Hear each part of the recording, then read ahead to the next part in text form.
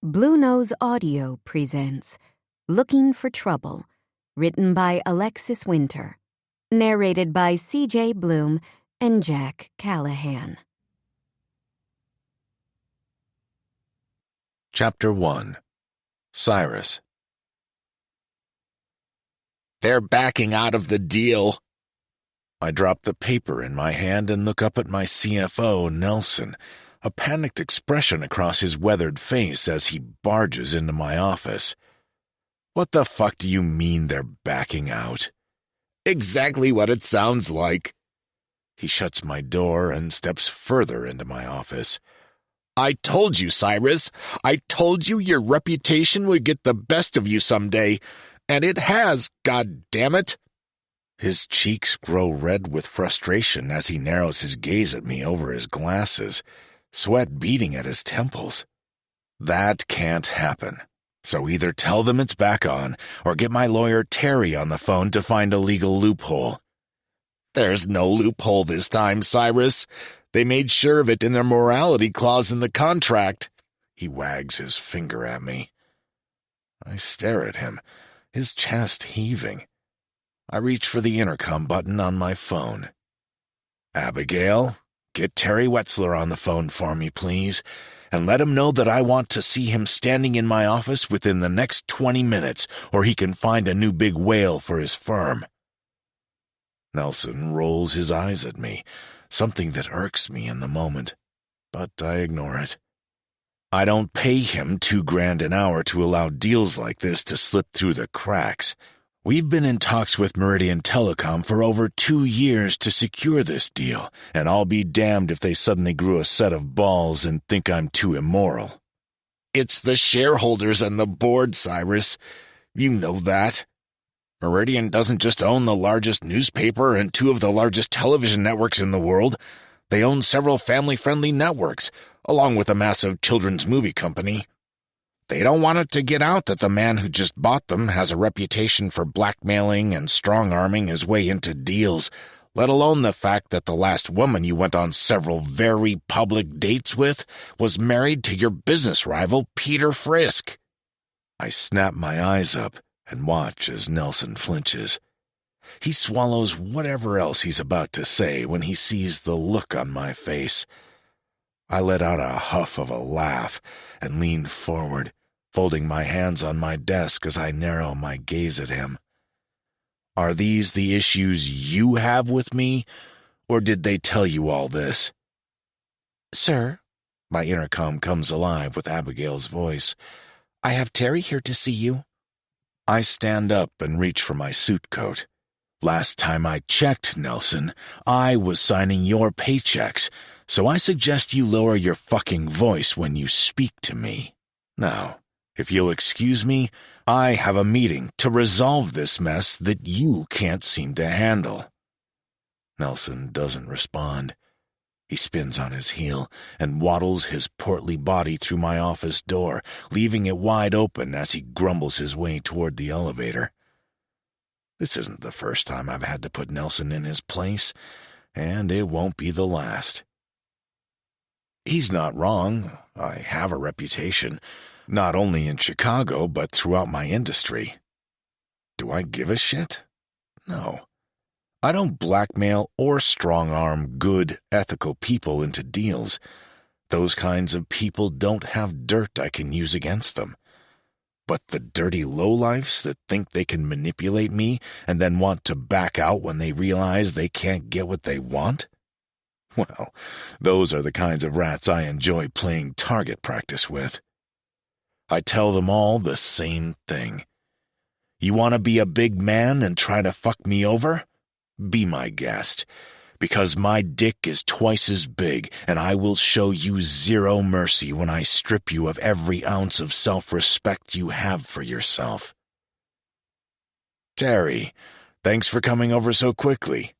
I smile and hold out my hand to my lawyer. Didn't really have a choice now, did I, Cyrus? He laughs, but the sarcasm is practically dripping from his lips. You know, you can't call me without summoning or threatening me, right? I'm well aware you're our biggest client, as are the other partners. Good to hear it.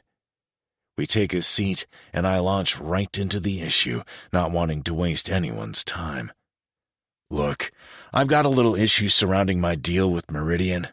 Nelson let me know they're threatening to back out based on a morality clause in the contract. Yes, I'm well aware of the morality contract, as are you. I'm also aware of their threats.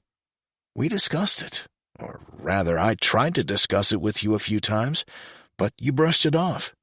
You told me it was some, he holds up his hands in air quotes, pious power play by them. Because it is, I double down. Doesn't mean it's not legit. All of us at Wetzler, Bergen, and Pierce have gone over the contract in detail, and there are no loopholes. There is no getting around this clause. Another thing I made abundantly clear to you before you even put pen to paper on this deal, but you didn't seem to be concerned about it. I stare at Terry, and I can tell by the expression on his face that he isn't bullshitting me. I don't exactly enjoy not getting my way, not because I'm a spoiled child, but because most of the time it's just because someone hasn't done the work to figure out a new way to get me what I want. How the fuck else do you think I became the most powerful billionaire in Chicago before the age of 40?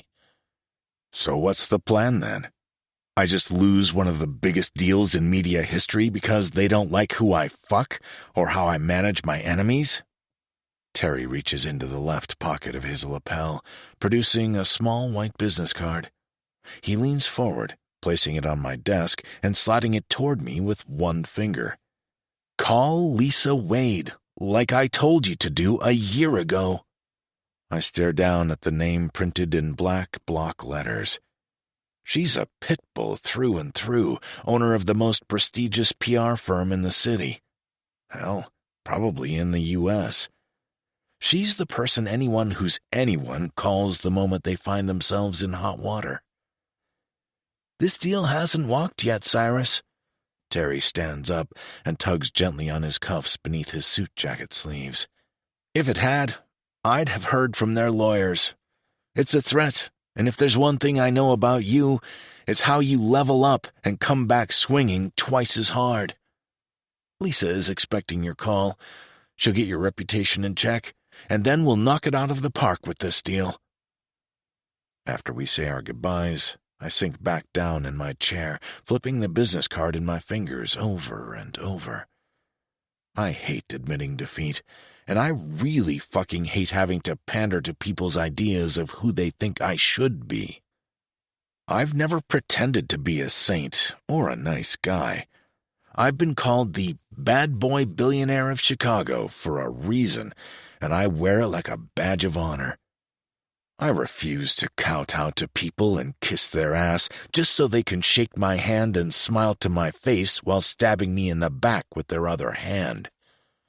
I toss the card on my desk and stand up, walking over to the window to look down at the people filling the streets far below. They look like ants from up here. I think about what my dad would have done in a situation like this. Actually, I know what my dad would have done. He'd have groveled, bent over backward, and sold his soul if it meant he'd be seen in a better light. That's the biggest lesson he taught me before he died of pancreatic cancer at 54 years old. My dad worked day and night, sacrificed his wife, his health, and his sanity, all so people would think he was a good guy, so he could appease everyone else. And still, he was destroyed by those who pretended to be his friends.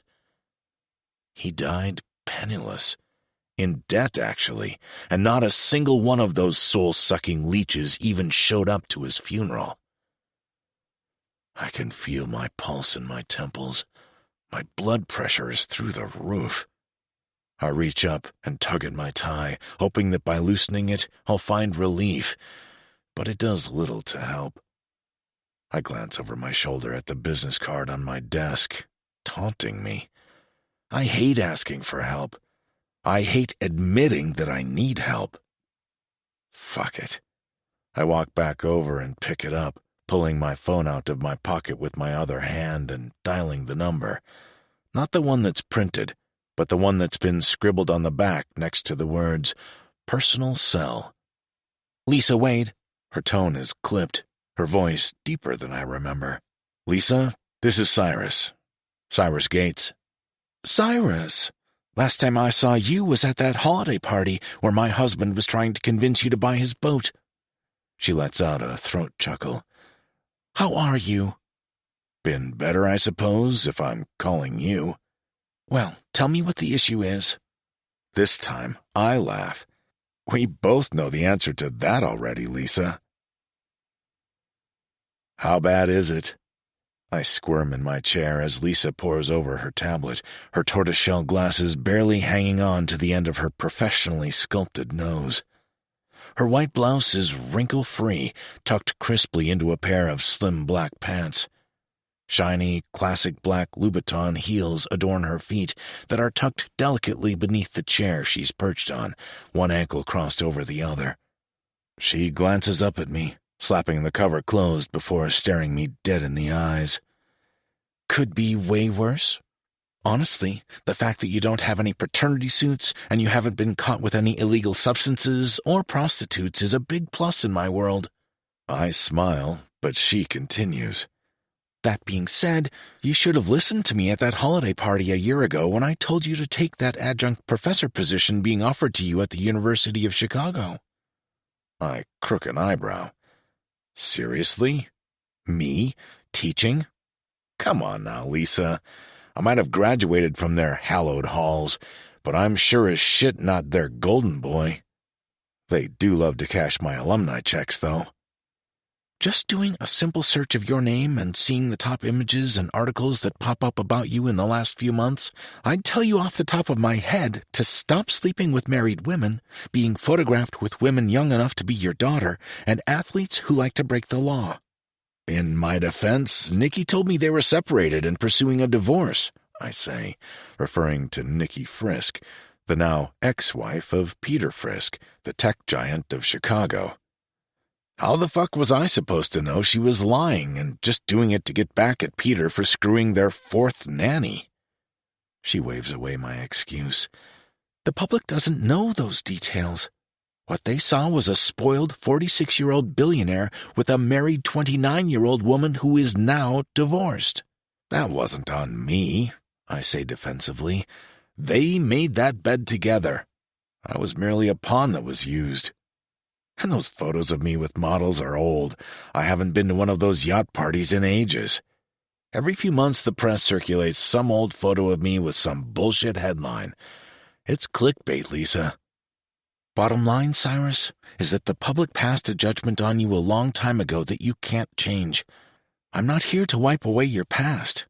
As my political clients like to say, I'm merely here to help you establish a clean slate. Make people forget the past so they're blinded by your future. I like the sound of that. I'm not sure you will once I tell you how we're going to do it. What? The smile fades from my lips as I sit up straighter. I called the university. They're still willing to extend you the offer to teach a grad-level class for a semester. The fact is, it makes them look good to prospective students when one of the powerful men in America not only graduated from their institution, but came back to teach a class there, free of charge. She reaches into her briefcase and pulls out a file, tossing it onto my desk. That's the coursework. It starts in 4 weeks. I'm doing this for free? Of course there's a fucking string attached. I reach for the folder and pick it up to read it. Ethics in business? I laugh and close it. You gotta be shitting me. Of all the people to teach that? She shrugs. Trust me, it seemed like a joke to me too, but they insisted they were willing to have you teach it. I'm not a teacher, Lisa. And I'm not a miracle worker, Cyrus. This is gold, handed to us on a silver platter. The bad boy billionaire stops behaving like a 25-year-old trust fund baby and starts teaching ethics at a prestigious institution. Meridian won't think twice if they know that a school that often outranks the Ivies in academics trusts you enough to teach such subject matter.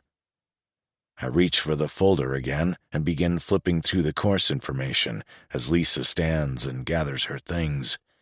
In the meantime, lay low. I mean it. no parties, no celebrity events, and no young women.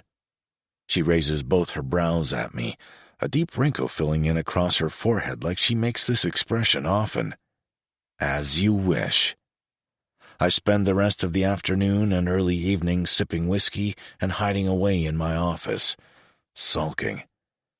By the time I leave and make my way downstairs to my driver, Wes, I'm tipsy. Professional? Not in the slightest. But all I can focus on is sinking my teeth into a porterhouse and washing it down with a damn fine glass of scotch. Evening, Wes. I toss my coat across the back seat, not bothering to put it on.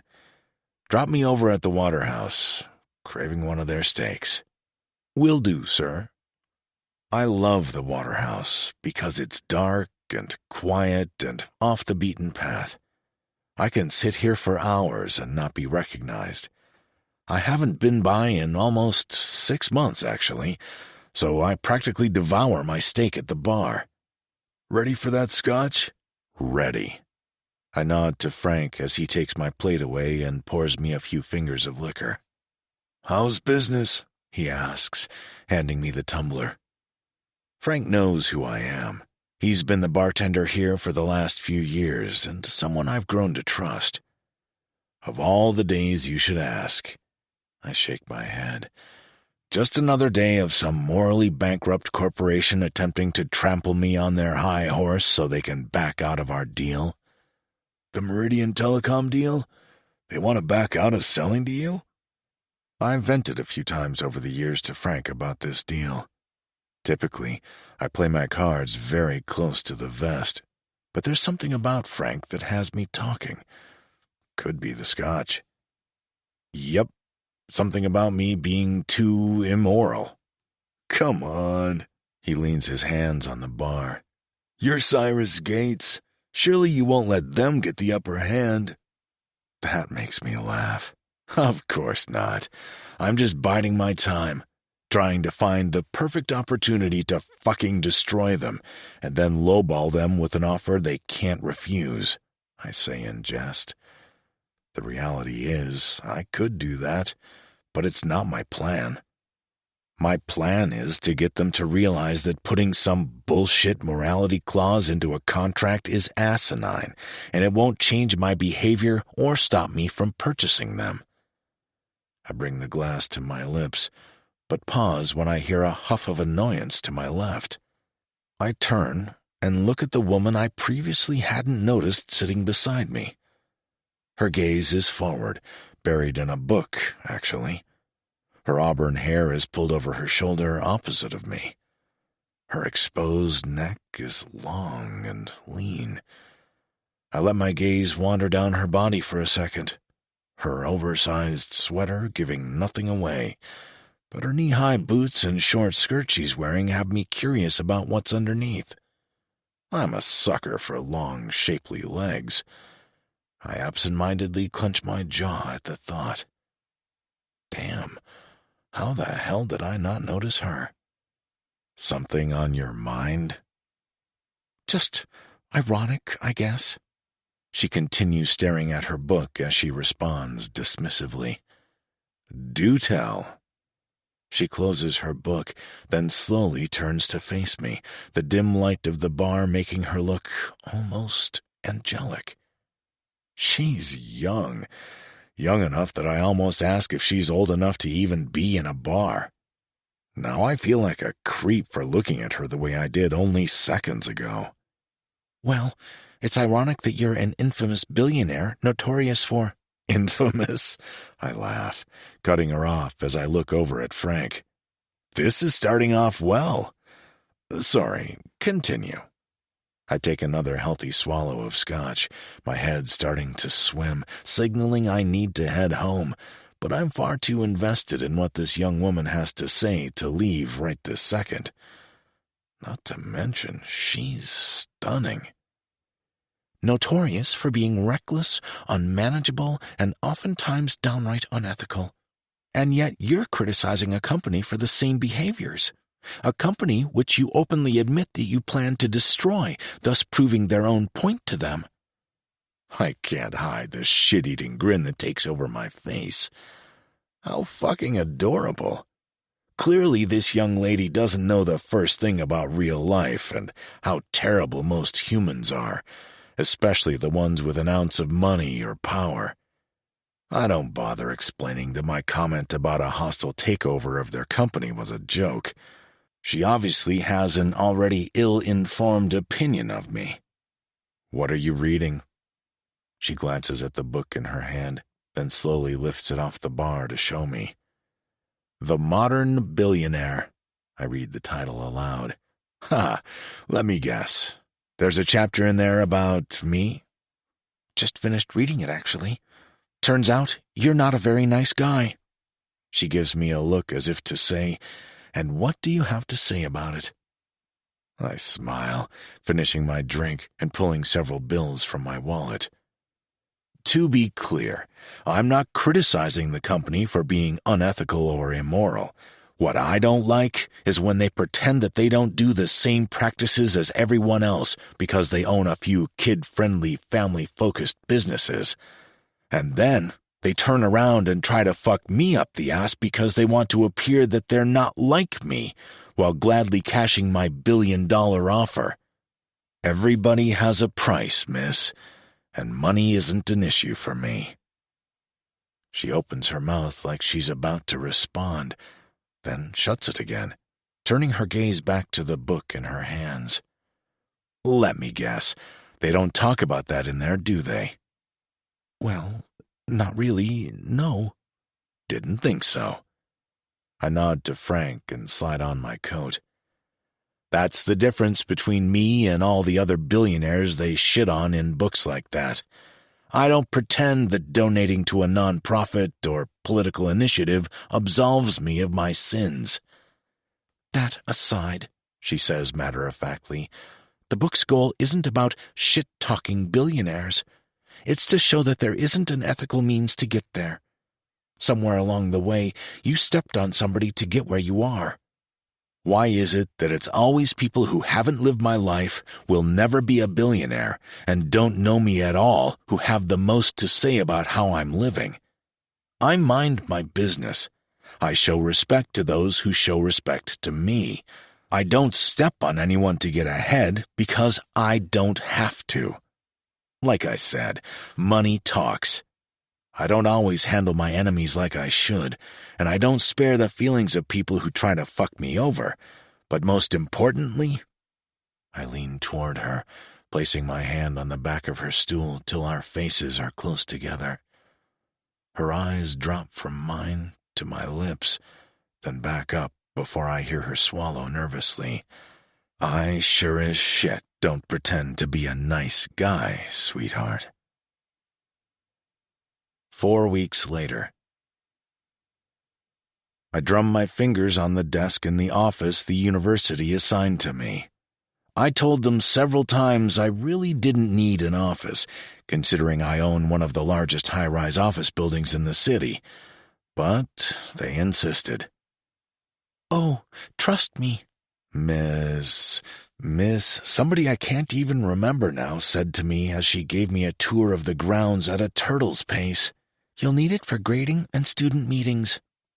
God, student meetings. The thought of being in an enclosed space with students has my jaw clenching tightly.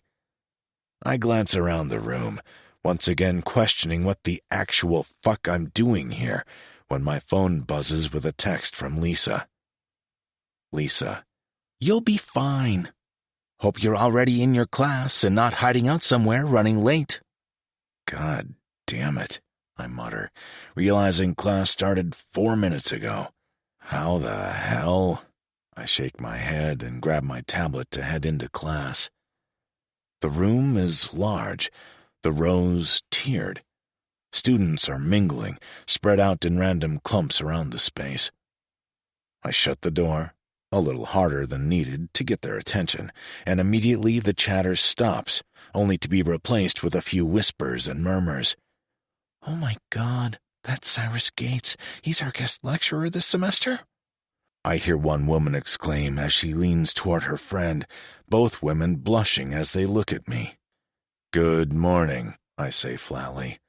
"I have no interest in shouting all semester, so everyone sit in the first 3 rows." They glance nervously at one another, a few obeying immediately, while the others question if I'm serious. "Now!" I shout loudly, and they scramble to their feet. As most of you probably already know, I'm Cyrus Gates. I will be your professor this semester for Ethics in Business. Since this is a grad-level course, I expect you all to behave like adults and be responsible for managing your own time. I have no interest in babysitting any of you. I also don't care to take roll. This isn't grade school. If you want to pass, show up. Otherwise, I point toward the door. I look down the row of students, most of them bright-eyed and eager, a few still shell-shocked, I assume by my lack of warmth. Several are still bundled up from the January cold of Chicago. A few have messy hair where they've removed their beanies. For the most part, they look young, mid to late 20s, a few 40-plus-year-olds, along with one white-haired man I'd guess to be in his early 60s. Then there's her. She looks so familiar to me, but I can't place her. Pale, freckled skin, long auburn hair that almost reaches her waist, and bright blue eyes. She's wearing a mint sweater that hangs loosely off one delicate shoulder, leaving it exposed.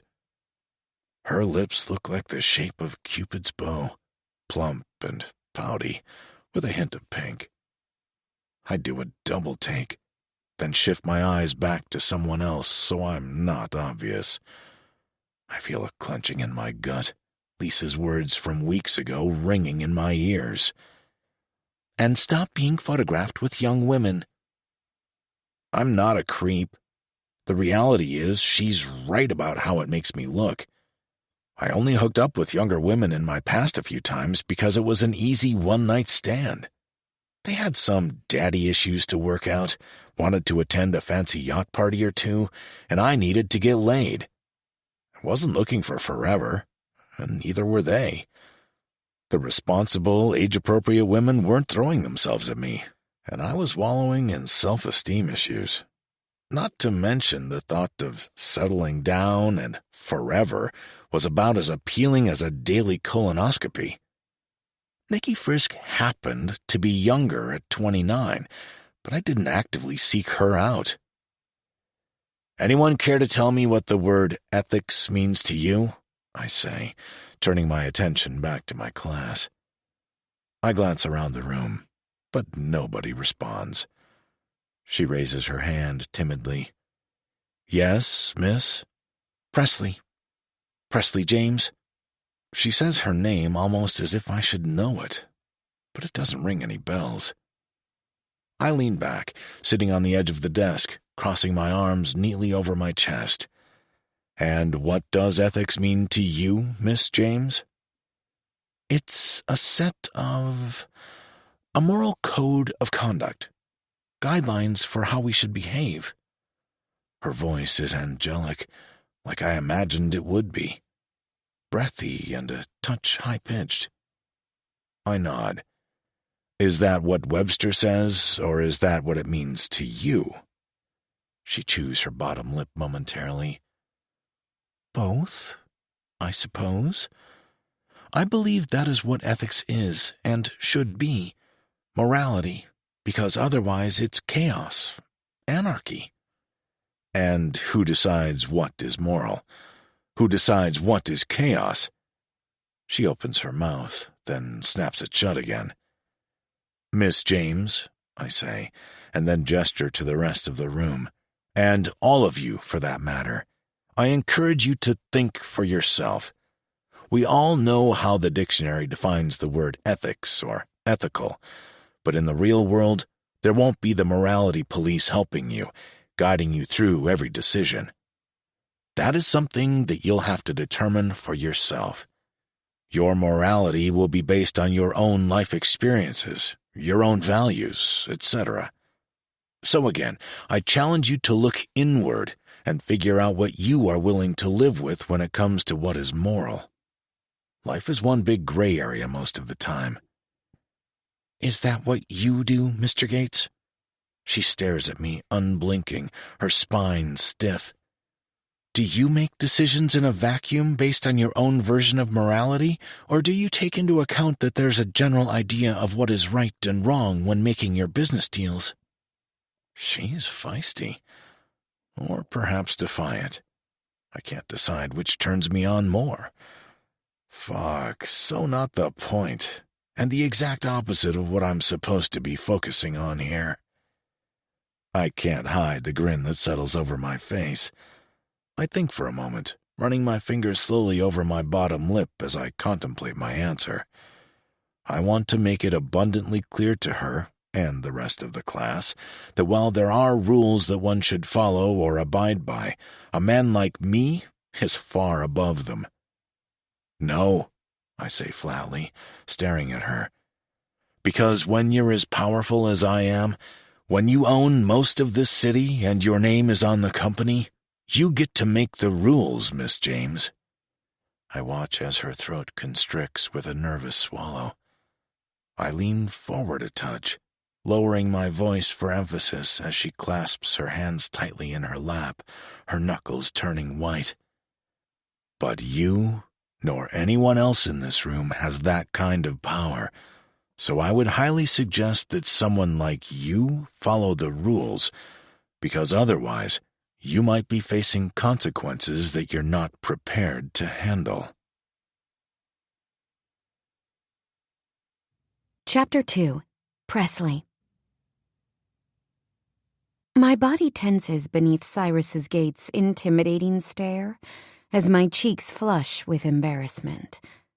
This man doesn't remember me at all. Then again, it was almost a month ago. He was drinking, and if rumors are true, he goes through women like some go through... What is the rest of the phrase again? Tissues? Underwear? Coffee filters. It's not like I'd stand out from his string of female encounters. What the hell, Press? My friend Serenity elbows me gently in the rib, but I keep my gaze forward as Professor Gates continues with the lecture. Regret churns in my stomach. Not that I answered his question in such an opinionated manner, but that, once again, I can't shake my uptight attitude that has plagued me my entire life. I don't want to see the world as black and white. I know there are a lot of gray areas, especially in business, and honestly, I'd give anything to not be so averse to risk for once in my life. I grew up in an area where right was right and wrong was wrong. There was no margin for interpretation, no differing opinions. When I graduated high school and moved from small-town central Illinois to Chicago for college, I wanted to experience life on my own terms, figure out what life meant to me and what I believed. I promised myself I would be spontaneous and fun, that I would finally throw caution to the wind and do all those wild and exciting things you're supposed to do when you're young. But here I am, in my last semester of grad school, and I'm still walking that line like a tightrope, wanting so bad to let loose, yet too scared of the possible consequences. I pop open my tablet, diving into my notes as the lecture carries on. I try to remain focused on what Cyrus is saying, but the way he casually reaches his hand up to run it through his hair, brushing it away from his forehead, has me mesmerized. He pushes off the edge of the desk where he's been perched, sliding his suit coat down his arms and placing it gently on the back of the chair behind the desk. I plan to discuss with you some of my own experiences in business, the flat-out unethical bullshit I've been privy to, as well as some of my own actions that people have deemed immoral or questionable. I also plan to share with you why I've made the decisions I have, and why I stand behind them. He casually unbuttons the cuffs of his shirt, slowly rolling up each sleeve to reveal his tan, muscular forearms. I've always struggled with attraction. I was jealous when my friends would fawn over some guy they thought was the hottest man alive, even celebrities and pop stars. I just never met a guy who made me have that kind of reaction. The weak in the knees, make your heart skip a beat and your mouth go dry type of drop-dead desire. Till right now. Well, technically, it happened that first night I saw him at the Waterhouse. The moment I heard the bartender mention the name, Cyrus Gates, my ears perked up. He really is notorious, and that book I was reading, among other articles I've seen over the years, has made it clear the man doesn't care what anyone thinks. Something about that I don't give an F attitude, and the way he carries himself is extremely attractive to me. A man that rich, that powerful, that nobody can buy off or sway his opinion, has me thinking all sorts of inappropriate thoughts. I feel my eyes glaze over and my head tilt as I wonder if he has that kind of dominance and power in bed. No. This is wrong. This is so wrong on so many levels. This is Cyrus Gates. The man has a reputation as one of the worst men in Chicago, who just so happens to be my professor and, I don't know, is old enough to be my dad. I feel my throat constrict, and I reach down for my water bottle as a coughing fit threatens to erupt. Just as I bring it to my lips and take in a full mouthful of water, I cough, spraying the water half on the floor and half on my tablet and lap. I hope that you'll feel Are you okay, Miss James? His brows furrow as he turns his attention to me, the rest of the class following suit as I attempt to wave away his concern. Yes, I manage to croak out after swallowing down the remaining water, nodding my head vigorously to reiterate my response. I wipe the water droplets from my tablet with the sleeve of my sweater while trying to nonchalantly dry my mouth and neck where the water ran down. This is one of those moments people talk about, wishing the floor would open up and swallow them whole. If I thought my cheeks were red earlier, they're almost on fire at this point. His eyes linger on me for a moment as he carries on with what he was saying. As I was saying, I want this class to feel open to discuss your thoughts on what I share with you, like Miss James did earlier. He gestures toward me, only deepening the burning sensation on my cheeks. This class is for you, not for you to spare my feelings. This class is for you to learn, ask questions, even the most uncomfortable ones. I sink a little lower into my chair, hoping that if I stay focused on the screen in front of me, I won't notice the way his eyes burn through me, like he can read every thought in my brain. The second the bell sounds to signal our class is dismissed, I gather my things and make a break for the door, Serenity following closely behind me. What was that all about? She catches up to me, grabbing my shoulder to spin me around so I face her. Nothing. I just answered Professor Gates's question. She gives me a coy smile. Yeah, we all saw that. I mean, what was with the tension between you two? Do you know him or something? Everyone knows him. He's Cyrus Gates. She gives me another look. No, I don't know him, Serenity. I just let it frustrate me that he's our adjunct professor. Come on, that man teaching ethics in business? That's like having a 6-year-old with an easy bake oven teach a culinary class at Le Cordon Bleu. Serenity giggles, rolling her eyes at me. I don't think that's quite the right analogy, but I get what you're saying. Let me guess. That Billionaire book you were reading made you hate him? I shrug. Yeah, maybe. Press. Maybe it's a good thing to learn from someone like him, someone who doesn't pretend to follow all the rules while we know they're full of shit.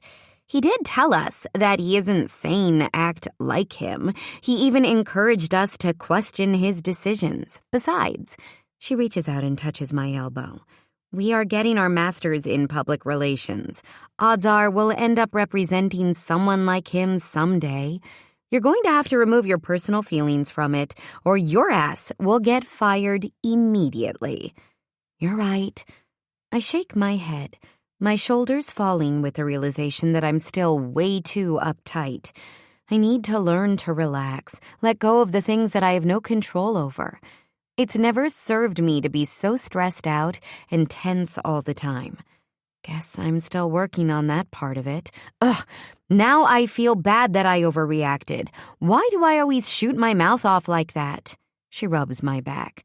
Because you're still that somewhat innocent young girl who moved to the city to experience life and let loose. You just haven't figured out how to do that yet.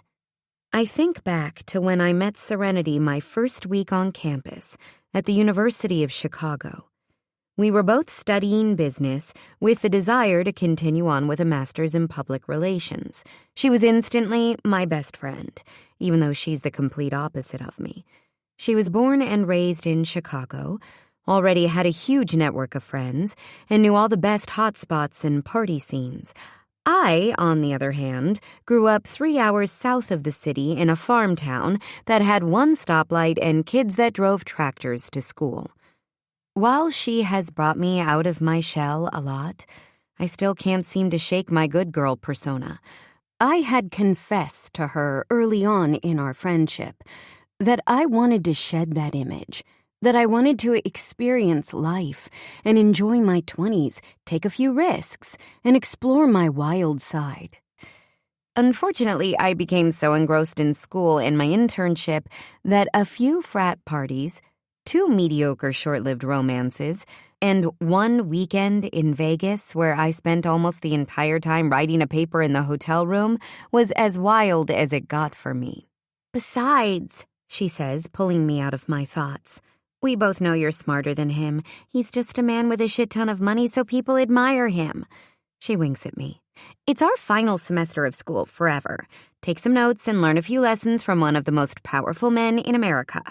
It could come in handy someday. Plus, having a connection like Cyrus Gates in the world can't be a bad thing, right?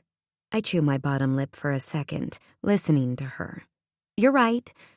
I glance over her shoulder just as Mr. Gates exits the building and starts walking away. Hey, I'll catch up with you later, I say as I step around her. Thanks again for the pep talk, as usual. I wave to her as I attempt to walk quickly down the sidewalk, dodging the icy patches. Professor! I half shout as I round the building toward the parking lot. Professor Gates! He stops and turns around, a look of confusion on his face as he squints against the sunshine that bounces off the snow. Hi, Professor. I attempt to hide that I'm half out of breath. He lets out a laugh and shakes his head. Please, don't call me that. Pardon? Professor, he says with that sexy grin on his lips. Makes me feel old. Call me Cyrus or Mr. Gates if you have to. Oh, okay, sorry, Mr. Gates. I smile nervously. What can I do for you, Miss James? He seems half annoyed as he pulls back the sleeve of his coat to check the time on his watch. It's only now I'm realizing how imposing his figure is. Fitting that a man this powerful also looks like he could rip off his suit and be a Marvel superhero at any second. His shoulders are broad, his chest thick and pronounced, even beneath a suit and winter coat. I wanted to apologize, actually, for earlier. He crooks an eyebrow at me as if he doesn't understand what I'm talking about. I could have been more respectful. I didn't mean to be argumentative or come across as holier-than-thou when you called on me in class. I guess what I'm saying is, I'm sorry for not thinking critically and getting defensive instead when you challenged me. I didn't perceive any disrespect, Miss James. Have a good afternoon. He turns back toward his car. You don't remember me, do you? Shit. I hadn't planned on reminding him about our little interaction, but once again, before I can think, the words come out of my mouth. His shoulders square and he turns back to look at me, his eyes studying me momentarily. The Waterhouse. I was the woman at the bar, reading the book. The one who said you weren't a very nice man. I pause, waiting for a reaction, but he continues to stare at me, which makes me even more nervous. I guess I should apologize for those comments as well, huh? I smile, hoping he laughs it off. Recognition smooths his previously perplexed face, and a grin tugs at the corner of his mouth. That's right. The woman at the bar. The way he says it has my stomach doing a little flip. His eyes change, growing darker as he runs them down, then slowly back up my body.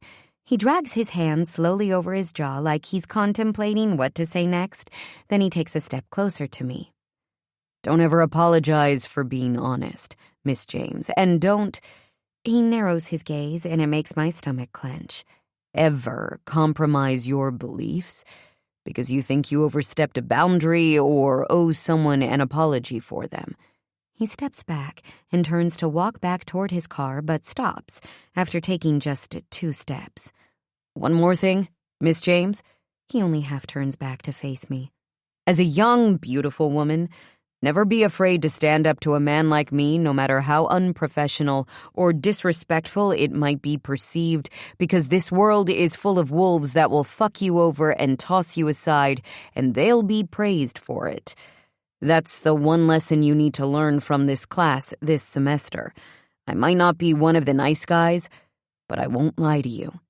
I watch as he slides into his sleek black sports car without another word and drives away, his advice hanging heavy in the air. I try to understand, but the only word he said that seems to echo in my ears is beautiful. Chapter 3. Cyrus. I drill my fingertips on my desk, the image of Presley in her oversized hoodie in class today, her hair piled high on her head as a few loose tendrils clung to her neck. The last 2 weeks have been harder than I expected. Fuck it, they've been excruciating. Seeing her tapping away on her tablet, her glasses making her already large doe eyes seem even bigger as I tried to stay focused on the lecture I'm giving, is driving me mad. When she apologized to me the other day, I wanted to bend her over the hood of my car and spank her bare ass pink. Teach her a lesson about apologizing for being bold and standing up for herself. Also teach her a lesson about talking back to me. Cyrus? Cyrus, are you even listening to me? I lift my chin from where it's resting on my other hand and look up at an annoyed Nelson and my lawyer Terry sitting beside him. I said, are you I heard you. I cut him off. I'm listening. He lets out an exasperated sigh. As I was saying, we have a meeting with Meridian in less than 2 weeks. They want to discuss moving forward with the contract and what that would look like. What that would look like? That phrase catches my attention. Yes, Terry responds, leaning forward in his chair a little. Meaning what, Terry? What exactly does that mean? If I'm buying a company for billions of dollars, what the fuck do they have to say about how things look moving forward? I guess I missed that part of business school, where the company gets to pocket billions, then still tell me what the fuck I get to do with my company. I reach up to loosen my tie. I've been a lot quicker to snap lately, and it's starting to piss me off. It's this deal. The fact that I have them not only breathing down my neck, but watching over my shoulder like I'm a damn teenager again, waiting for me to fuck up so they can pull it and walk away. Maybe I should be the one to walk. I don't need the money, and I don't need the added stress. Who the fuck am I kidding? I know it's not just that. Hell, it's not even the biggest part of it. It's her. Presley. Every time my brain isn't focused on work, and half the time it's supposed to be focused on something else, it's focused on her. On her thin neck, the way her delicate fingers wrap around the base of it when she's thinking. the tip of her pink tongue that darts out and drags slowly across her plump bottom lip as she types. Meaning that Meridian wants to keep their current board of directors in place once the acquisition goes through. They want to keep the integrity of the family-friendly empire they've built intact, even after Gates Enterprises takes over. Meaning they're scared I'm going to do what? Turn it into a den of iniquity? I chuckle at their attempt to control me. Terry, if they want to keep their board of directors, I don't give a fuck. Despite what their CEO thinks, I have no interest in buying them just to ruin their reputation and run it into the ground. That's not at all what this purchase is about. It's about diversifying my assets, plain and simple, but they want to turn it into something it's not. Then it seems like the meeting won't be an issue. They're very impressed with your position at the University of Chicago, and Lisa's other efforts most likely won't go unnoticed by them as well. I'll be in touch with you next week. Terry stands and extends his hand toward me. What do you mean, Lisa's other efforts? I shake his hand slowly as my assistant Abigail's voice breaks through the intercom. Sir, Lisa Wade is here for your meeting. I'm sure she'll explain. He smiles and exits, Nelson right behind him as Lisa enters my office. You look so happy to see me, she says in her usual dry delivery. You didn't forget about our meeting, did you? I shake my head. No, I didn't forget, but I expected to see your publicist, or should I say handler, since she's the one who is usually checking in with me these last few weeks. Lisa ignores my remark, her thin lips painted their trademark red to match her nails. I expected Becky to take this meeting as well, but unfortunately, she quit. Her husband got offered his dream job in San Francisco, so I am scrambling to do her work and run my firm. Shit, I mutter. I'm sorry. Seems we're both under some serious stress. Well, I'm afraid I'm probably going to be adding to it. She gives me a hollow smile. There's an upcoming charity event that has requested that you be the keynote speaker. Can't I just write a check? You can and will, but you also need to attend, mingle, and actually act like you care, she says flatly. That stings. I do care, Lisa. I sit up. Is that the image that's out there of me? That I don't care about people in need? I'd be lying if I said that isn't a common thread that runs through different groups. Look, she closes her tablet and leans her elbows on her knee that's crossed over the other. I know you care. Don't forget I knew you back before all this. I know that you put on this facade because it's easier to just pretend to be the person everyone already assumes you are, the person that they've already judged based usually on misinformation. But the reality is, Cyrus, you can easily show them you care. Show them that there's more to you than scandals and underhanded bullshit. You might have been that young man in the past, but you're not him anymore, so why not just let the world see who you really are? I think about her words, images of my father coming back to me, of him trying to make everyone happy while losing himself in the process.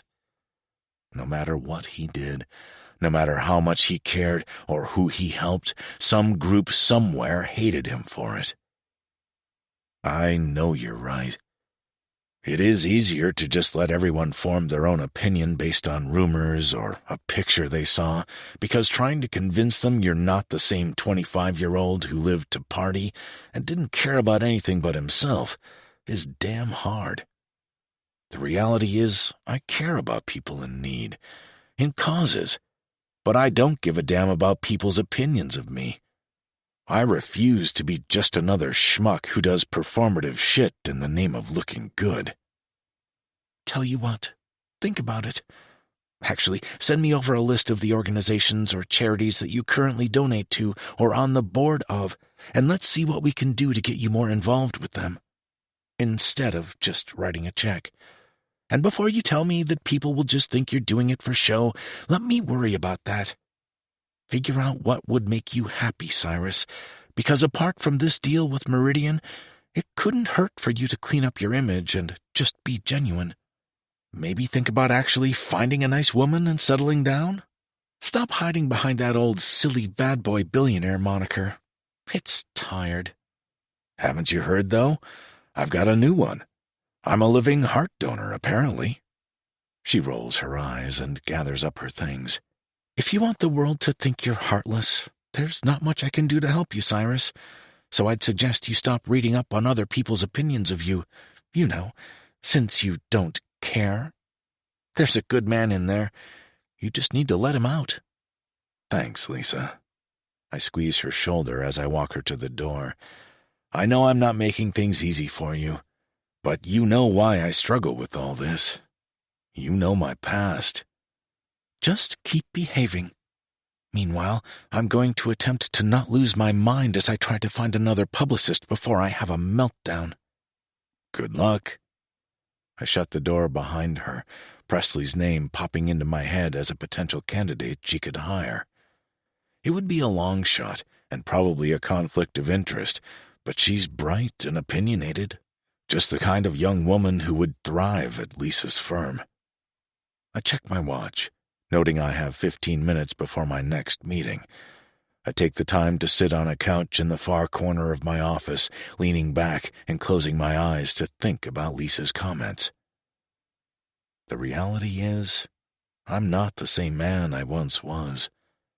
I do have regret for briefly dating Nikki Frisk. The fact was, she was engaging and smart, and I didn't pursue her. She reached out to me for advice about her assets and the divorce, and we hit it off. She had led me to believe that she and Peter had been separated and were in the middle of a divorce. The fact that those same rumors plagued the tabloids only solidified her claims. Had I known that wasn't the case, I never would have looked twice at her. I may be a lot of things, but I'm not a fucking homewrecker.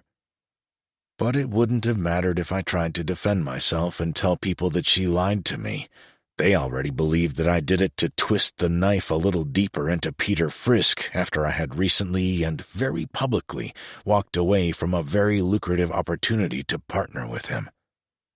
Like I said, there's a lot of shit out there about me that isn't too great. Some I'm not proud of, but I won't get into bed financially with a corrupt asshole who's been known to profit off wartime weapon agreements. The world likes to paint me as the Machiavellian villain, and yeah, I might play into it. But the reality is, I do have morals. Part of me thinks that Peter Frisk was in on the whole thing with Nikki in some elaborate scheme to smear my name even further and tank this deal with Meridian. My eyes pop open, my attempt to think through my own emotions only making me more stressed out, and now very clearly paranoid. I stand, straightening my tie, and walk over to my desk to prepare for my next meeting. I open my drawer and see Lisa's business card still sitting in it. I reach for it, then hesitate, only to reach for it again. This time, I pick it up and slide it into my wallet. Shit, are you serious? When? I stop suddenly when I round the corner of the long hallway where my classroom is located. Presley's friend, her name slipping my mind, has her hand on her shoulder as they slowly walk in front of me. Today, my boss called me into his office this morning and said that they are forced to downsize my position along with 5 others. I slow my pace to stay behind. I know I shouldn't listen in on their private conversation, but the moment Presley mentions being downsized, Lisa's current predicament of being short-staffed flashes through my mind. And of course it's right after the new year. That's really shitty of them. Not that there's really ever a good time to lose your job. The friend stretches her arms around Presley's narrow shoulders and gives her a squeeze. Yeah, I was barely getting by working there part-time as it was. But now, I don't know how I'm going to pay my bills. I'm going to have to get a roommate again, Serenity. Serenity? That's her name. Not a chance. Not after that weirdo that you caught rummaging through your underwear drawer. We'll figure something out. You can always crash on my and Jared's couch. My stomach clenches at the reference to the roommate. What the fuck kind of situation was she living in? The women stop, and I pull my phone out of my pocket, pretending to be focused on the screen as I walk past them and enter the classroom. For the next 90 minutes, I try to remain focused on what I'm teaching, but my eyes keep drifting over to Presley's face, her expression clearly troubled. Her eyes shift down toward the floor, her chin resting heavy on her hand that's propped up by her elbow on the desk. She's in another world, clearly distracted by the bomb dropped on her earlier by her employer. I reach into my lapel, pulling the business card from my wallet and slipping it into my pants pocket while one of the students attempts to answer a question I presented. When the bell finally alerts to the end of class, the students don't waste time rushing out into the hallway. Hey, I have to rush to meet Jared. I'll call you later tonight, okay? You sure you're okay? Serenity gives her a look of concern as Presley nods her head, assuring her that she'll be fine before shooing her to go meet up with her boyfriend. Miss James? Her head snaps up, her blue eyes meeting mine as she slides her tablet into her bag. Could I have a moment with you, please? She nods, her eyes now darting to the last two people who exit the room, leaving us completely alone. I run my finger nervously over the business card in my pocket as I step toward her. Her hair falls over one shoulder and down her back in long, silky waves.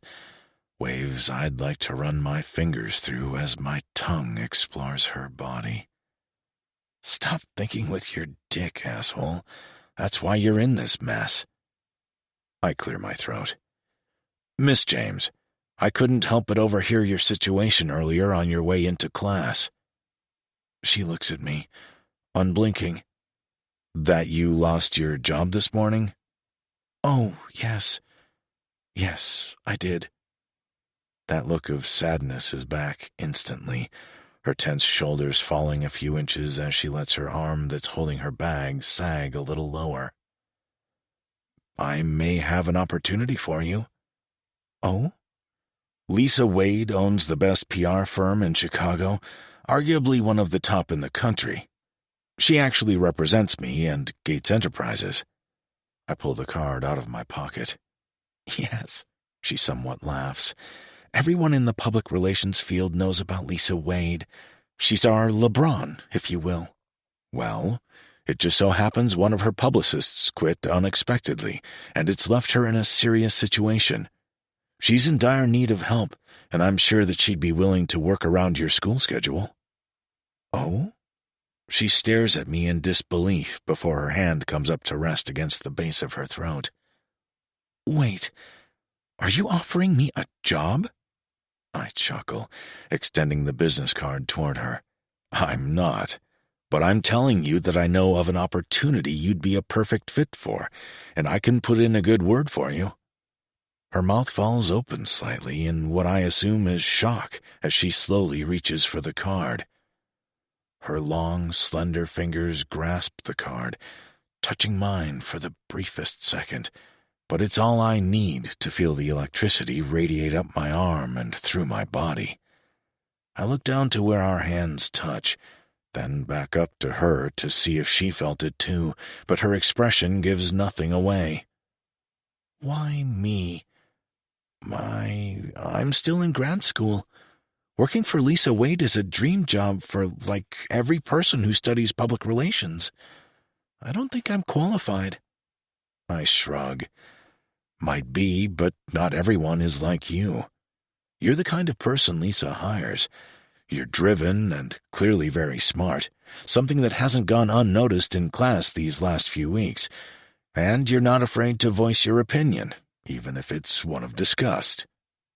I can't keep the smirk from my lips. Well, technically, I apologized for that, though, so I'm not sure I have the kind of backbone you think I do. Her cheeks flush. And I thought we agreed that you're not going to apologize. Did I? I can't tell if I'm imagining it or if it's wishful thinking, but I swear her expression goes from coy and innocent to flirty as she cocks her head to one side. I nod my head slowly, sliding my hands into my pockets. I'm biting my tongue to resist telling her that maybe she needs a little paddling to remind her that she should listen to me. You're right. I guess you didn't. I hear the octave of my voice lower as I say, but this little exchange right here proves my point, because most of the time, when I tell someone to do something, they obey me, Presley. Maybe you need a gentle reminder?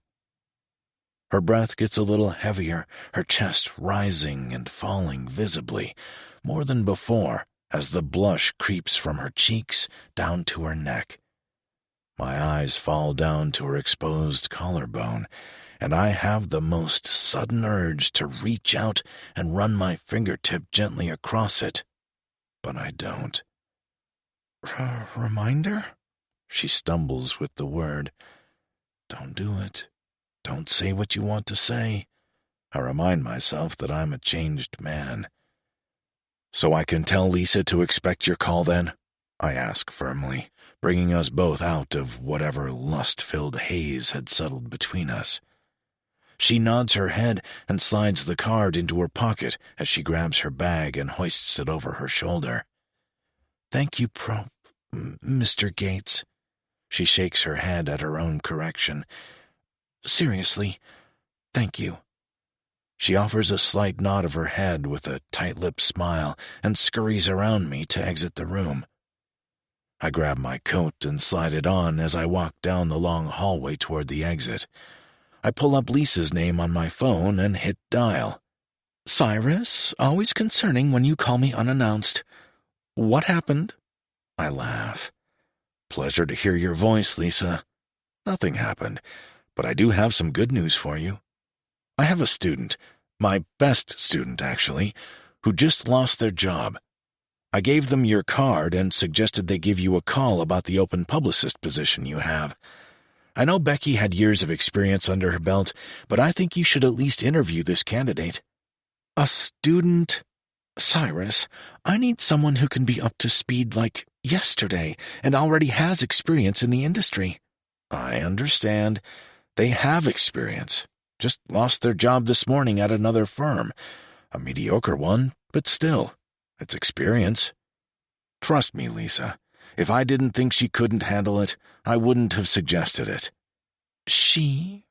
I hear the concern in her voice at my slip-up. I had hoped not to divulge that information because I knew it would elicit this kind of response from her. Trust me, she's worth it. She's extremely bright. She's got a backbone and a moral compass that would keep even the worst of us on the straight and narrow. The other end of the phone is silent for several seconds. Fine, I'll interview her.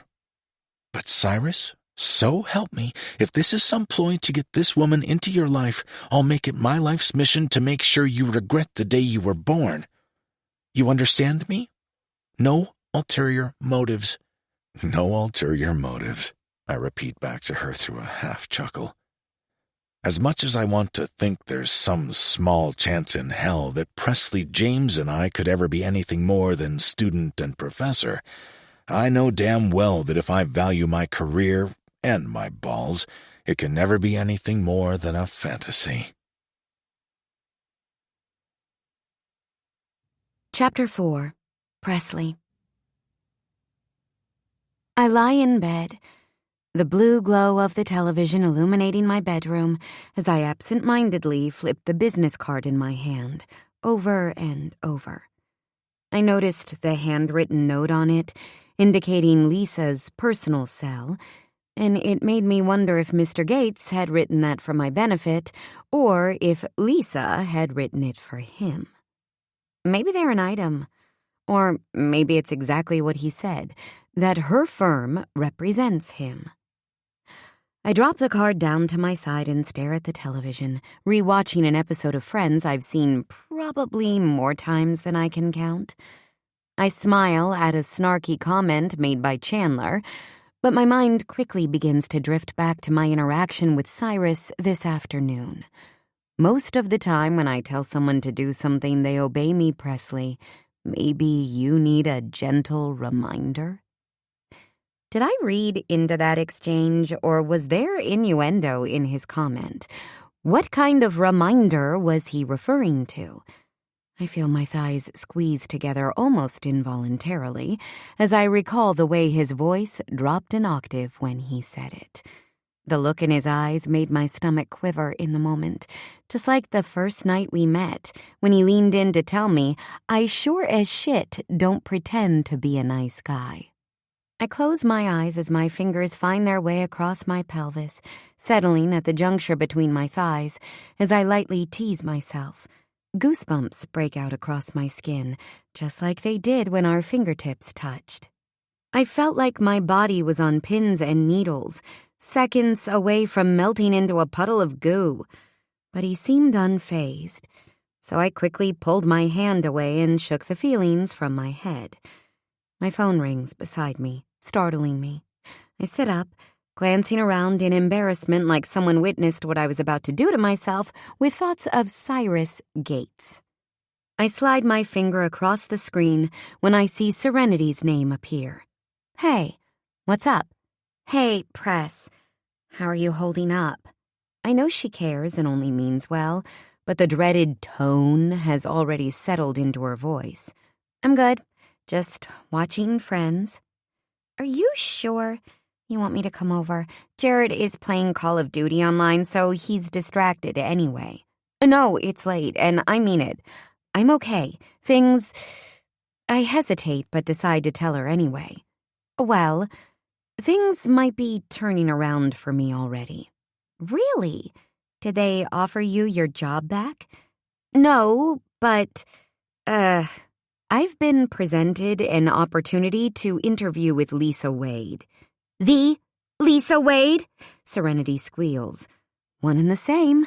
Holy fucking shit, Presley. How did you manage that? I mean, not that you don't deserve it. Sorry, I just mean, it's Lisa Wade. I know, I say, fully aware at the insanity of the situation. Actually, Professor Gates told me about the position and gave me her card. The phone is silent for a few seconds. Cyrus? How did he know that you needed a job? I shrug as if she can see me. I guess he overheard us talking and said that she is in dire need of a publicist because one of hers just quit unexpectedly and she's in a bind. He said she'd be willing to work around my schedule. He didn't what? I ask when she doesn't finish her statement. I don't mean to sound jealous or like an asshole, but he didn't try to, demand a tit-for-tat situation for the opportunity, did he? He did make me blow him, if that's what you mean. Oh my God, Presley, she says as we both burst into laughter. No, Serenity, and I would hope you would know me well enough to know that I wouldn't take the damn offer if those kind of strings were attached. I know you wouldn't, but we both know that man has a reputation as a womanizer. Then again, he is fine, so I wouldn't blame you if you did take an offer like that. She laughs again. It's not a guaranteed anything. It's just an interview. But I'd be crazy not to hope for it, right? I mean, this is a once-in-a-lifetime opportunity. You're doing that thing again. What thing? I scrunch my brow. That thing where you doubt yourself? You're always so modest, Presley. I don't say it just to say it. You are by far the smartest person I know, and you have the most insane potential. I guarantee you that someday you'll be Lisa Wade. You're going to be that PR powerhouse that 24-year-old you was interviewing with. I mean it. I feel my throat grow thick with emotion. She's right in that I do tend to doubt myself. I give everything I do absolutely 100% of my effort. But growing up in a house where all my parents wanted me to do was get married and have kids, those seeds of doubt still threaten to break through and take root. I love my parents, but they never understood when I said I wanted to leave my small town behind and move to the big city. They told me it was dangerous and frivolous. They felt like I thought I was too good for the life they'd chosen for themselves, but that's not it at all. I just want my own experiences, my own path. Thanks. I mean it.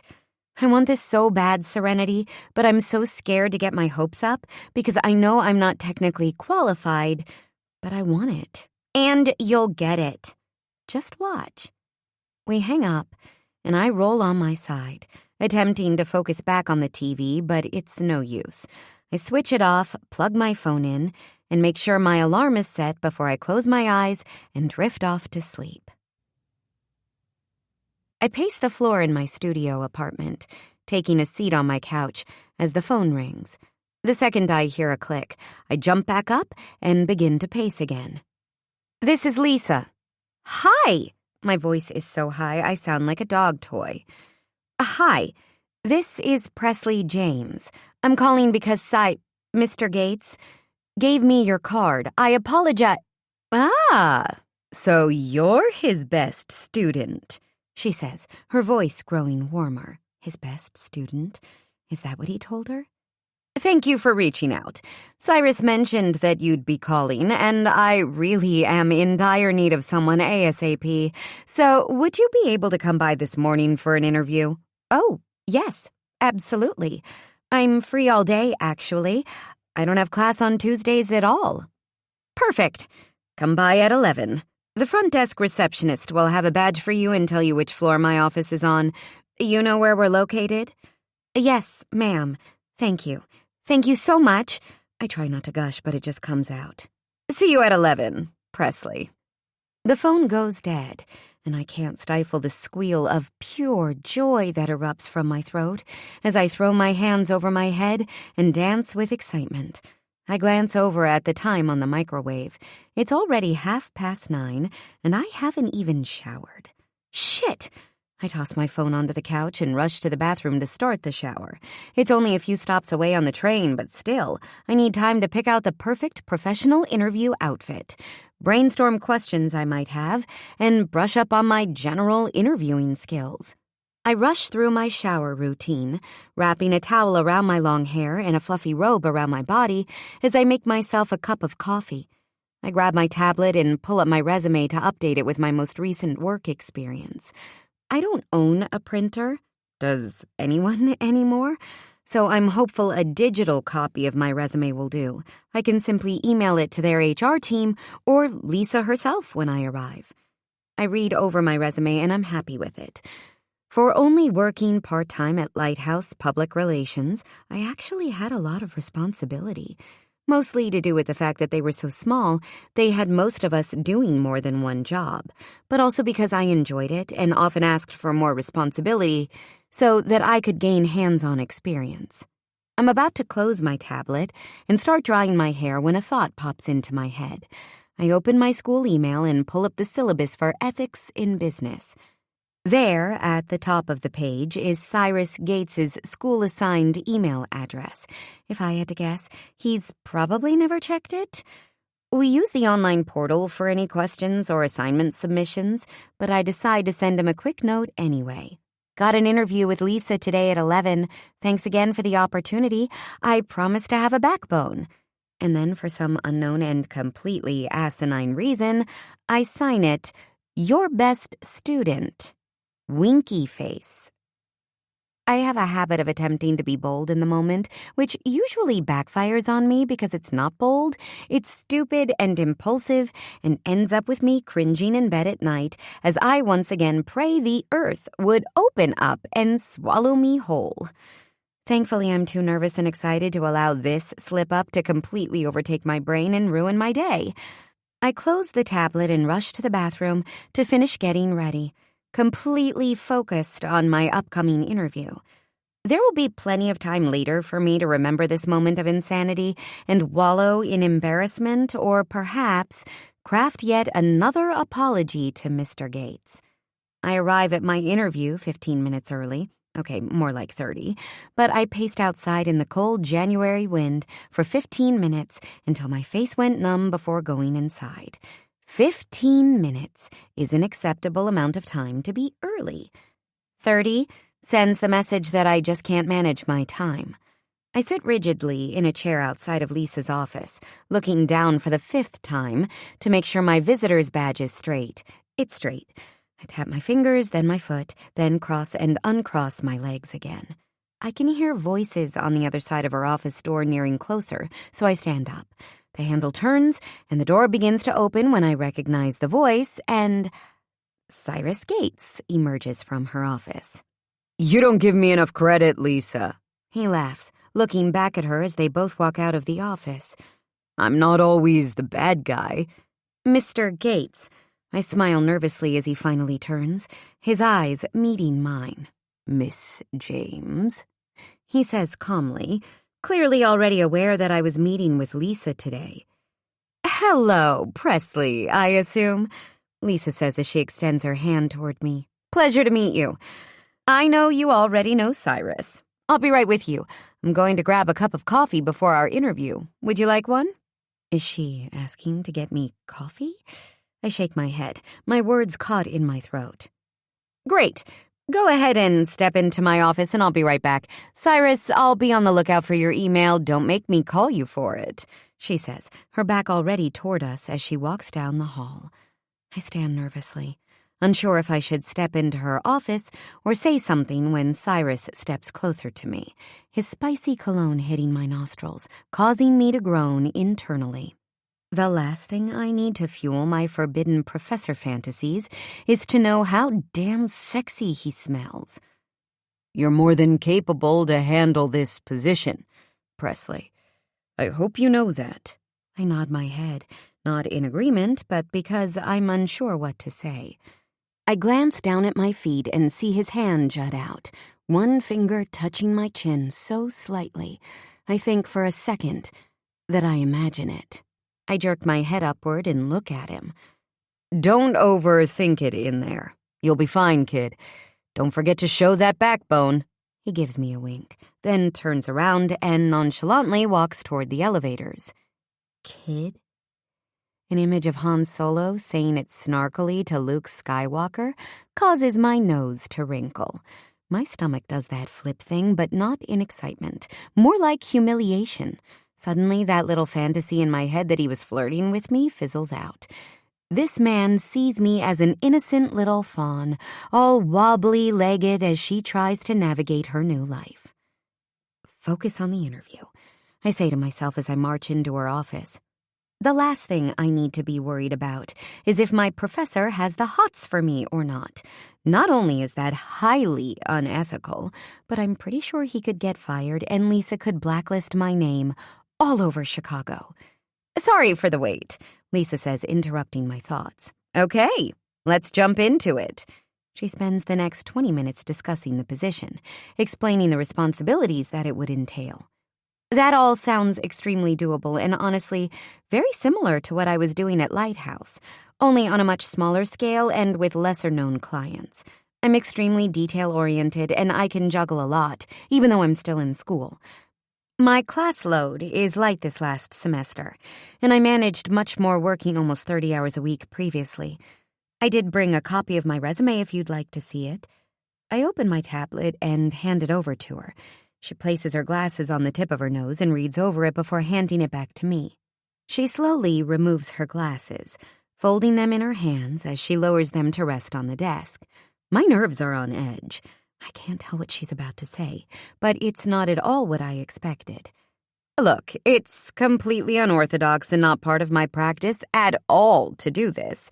But if I offered you the job right now, would you take it? My mouth feels like it's full of sand. I feel my eyes almost jump out of their sockets. "Yes," I say enthusiastically. "Great, then it's yours."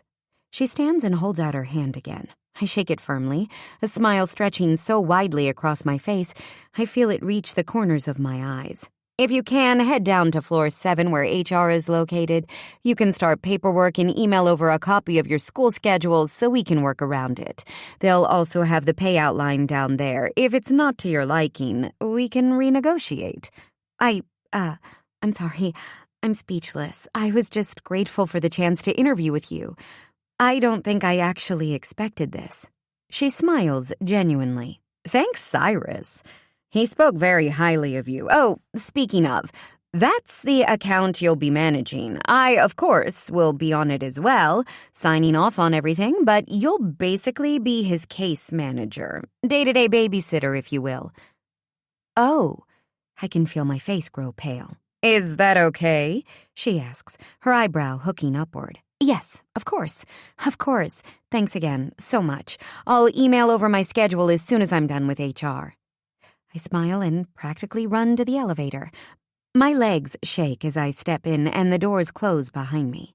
I can't tell if it's pure excitement for the job or nervous that I just signed up to work side by side with Cyrus Gates. Then the mortification sets in as I remember the childish email I sent him earlier, like a giddy schoolgirl. Maybe I'll get lucky and this elevator will plummet to the basement, saving me the embarrassment of having to see him face-to-face in class tomorrow. I pinch my eyes closed tightly, shaking my head as if it will loosen the thought and tumble from my brain. I want to focus on the pure elation that is radiating through my body right now. I spend the next hour with Marquis, the head of HR, as he gives me a brief tour of the building, shows me where my desk will be, and assists me in working with IT to set up my new work profile and get started on the paperwork. We offer full benefits to anyone who works over 20 hours a week, so you'll be receiving an email from me with the links to set that up if you want to sign up, as well as a monthly membership to any gym, yoga, or Pilates studio of your choosing. Seriously? I'm taken aback at the generosity of the company. Absolutely. Lisa always says that we should take care of our minds and bodies first. You're going to love it here, I can promise you that. Everyone is very approachable and willing to help out, even Lisa. She's a god among us, but she doesn't act like it. He smiles. On that note, I'm heading back to my office. Feel free to take off once you're done filling out the paperwork and emailed me your schedule. I'll work with Lisa to get your hours sorted and be in contact soon. Thank you so much. He gently pats the doorway to my office and spins on his heel to walk back to his. Over the next hour, I fill out insurance documents, my W-2, sign the NDA, and go over the new hire handbook, as well as send out my schedule. I email myself the company culture handout, as well as a few other new hire documents to read up on at home, then gather my things to head out. I can't keep the smile off my face as I walk to the elevator and then through the lobby. I feel like I'm bouncing with every step as I whisk through the revolving door and burst out into the January sun. I forgot my sunglasses, so I drop my eyes down to my feet as I take the few steps to the sidewalk. With a smile like that, I'm guessing you got the job? I stop so suddenly I almost take a spill. I look up to see Cyrus, casually leaning against his shiny black sports car. His long camel coat, most likely cashmere, is buttoned around his tall, imposing figure. His dark hair is tumbled over his forehead, and his hands are encased in black leather gloves. Come on. He nods with his head as he holds his arm to gesture. I'll give you a ride. Chapter 5. Cyrus. Did you wait here this entire time? She asks, confused. I had some other business in the building that occupied most of the time, but I did wait the last 15 minutes or so. Why? To see if you got the job. So, did you? I did. The smile returns to her face, and I can't help but reciprocate. Congrats. Let me buy you lunch. I motion toward the car again, but she stays frozen where she stopped. Did you have something to do with it? Why I got the job? Presley. I can't hide the frustration in my voice at this point. Get in the damn car. She jumps a little. I think I'll just... She motions with her thumb over her shoulder, but I don't let her finish whatever she's about to say. As my new publicist, I think it's only right we have lunch and discuss our strategy going forward for my image. She purses her lips, wanting to say something snarky back. I can see it all over her face, but she gives in and takes the few steps toward my car. Hey, I hook my hand around her elbow, pulling her toward me as we step around the back of the car. You didn't even look at oncoming traffic, I scold her. There's nobody coming. They have a red light.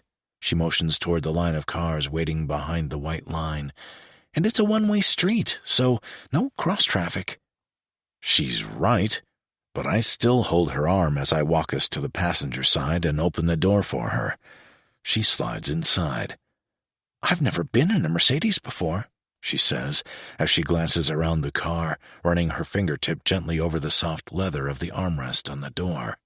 Never? She shakes her head, then turns toward me. You didn't answer my question about the job.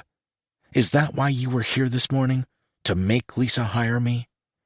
I can't hold back the laugh that erupts from my chest.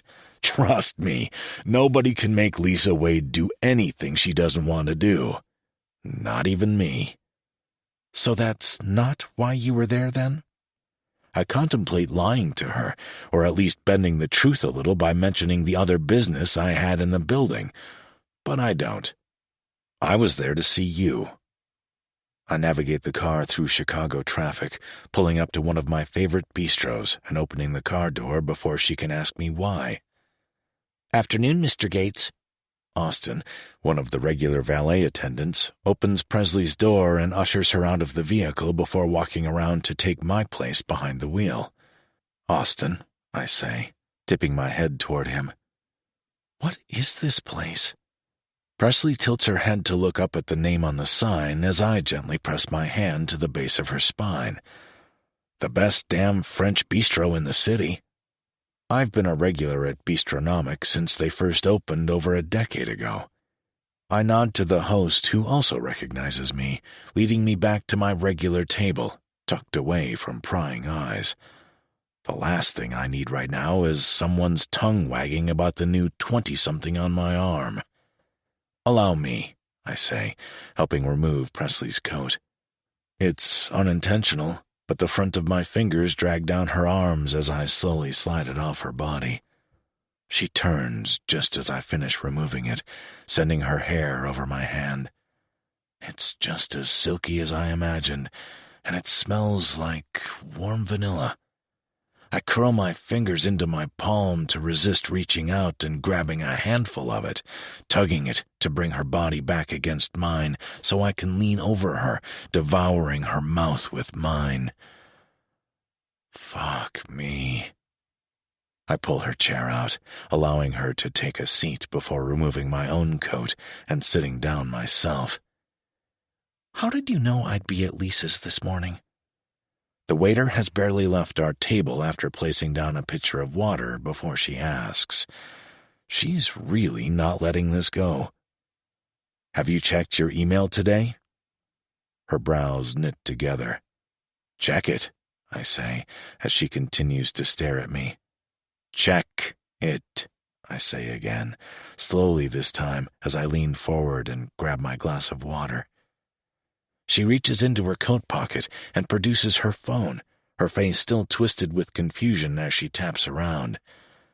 I see her eyes scanning, then a small smile slowly creeps across her face, along with a slight pink that darkens her cheeks. Did you forget you sent me an email? She nods her head, her delicate gold earrings bouncing with the movement. I must say, it was a pleasant surprise to see in my inbox this morning. I smile. Why don't you read my response out loud? Her lips part in that cute little nervous manner I've seen before. Her eyes drop from me to the phone, then back up to me. Go on. Miss James, she says softly before clearing her throat. Good luck at your interview. I'm sure you will get the job. She stops. Signed? I ask. Her tongue darts out, wetting her lips. She swallows. Your favorite professor. I like watching her fight the urge to sink beneath the table and hide. She straightens her shoulders, sliding the phone back into her coat pocket before reaching for her water. I never said that you were my favorite professor. I shrug. I think we both know it's true.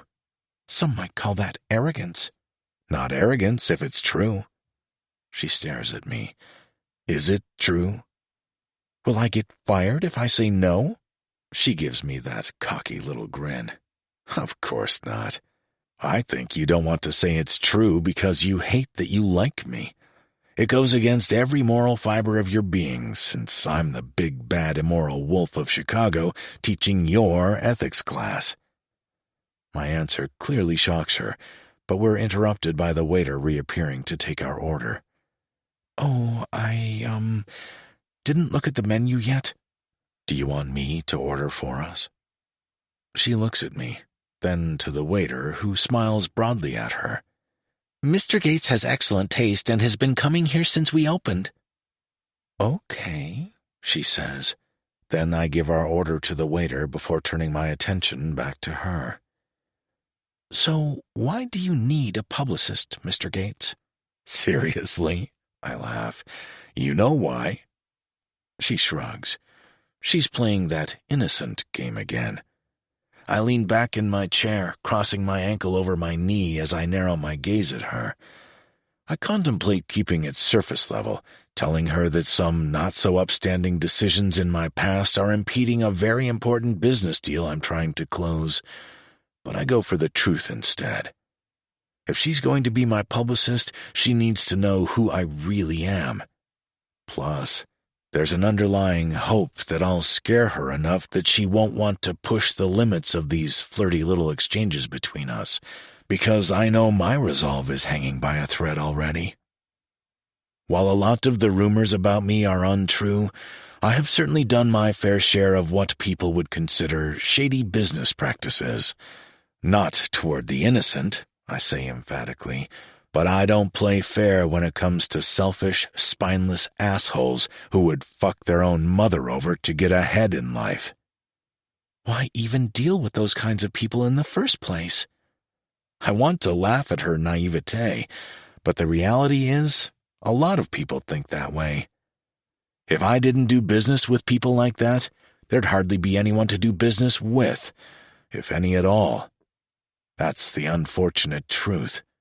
So while I might be unethical, the reason I get branded as the worst of these lowlifes is because I don't pretend to be someone I'm not. I don't pretend like I'm altruistic and innocent like they do. She nods. So you're like Dexter? Pardon? He was a serial killer on a TV show, but he only killed bad guys. I smirk. I guess you could think of it like that. But I can promise there are no bodies in my basement. So you don't want to pretend to be innocent. What do you want your publicist to do for you then? This is why I knew she'd be perfect for this job. She listens, and she's quick. To help showcase the good that I actually do, but not in some way that is saying, hey, look over here so that you don't see the bad shit I'm doing over there. Also, to show that I'm not my past. People can grow and evolve and change. Meaning? I chuckle, thinking how to choose my words wisely for the next part. Meaning, I had a penchant for women, fast cars, and a good time. And now, her face is stoic, her back stiff. And now I don't. Simple as that. I've done some research. I am aware of the most recent Nikki Frisk scandal. Yeah. I drag my hand over my jaw slowly. I was a fool. I won't lie. I should have seen that one coming, but I truly didn't. Blinded by love? I almost spit my water out of my mouth. God, no. I shake my head. Lust, darling. Pure lust. I toss her a wink. A man's gotta eat. I see her flinch, and I'm not sure if it's at the word lust or darling or the fact I basically just said I needed to get laid. I didn't mean to say the latter. It just slipped out, surprising even me. Seconds later, our waiter appears with the food, saving me from having to continue with that conversation. Or so I thought. So what's the game plan then? No more women, parties, and cars? Well, I'm not getting rid of any of my cars, but I promise to obey the rules of the road. I have no interest in parties anymore. I'm far too old to be bothered with that nonsense. And women? She takes a bite of her shrimp salad, her eyes shifting down to her plate. Women, I say, before taking a bite of my food. I chew slowly, choosing my words wisely before answering. I'm not going to be celibate, if that's the ask, but I promise to make wiser choices, more age-appropriate choices that are most definitely in no way married or engaged. That sounds like a wise decision. Have you only dated younger women? I shake my head. No, not at all. In fact, I've only seriously dated women closer to my age, but the tabloids don't like those stories because they don't sell.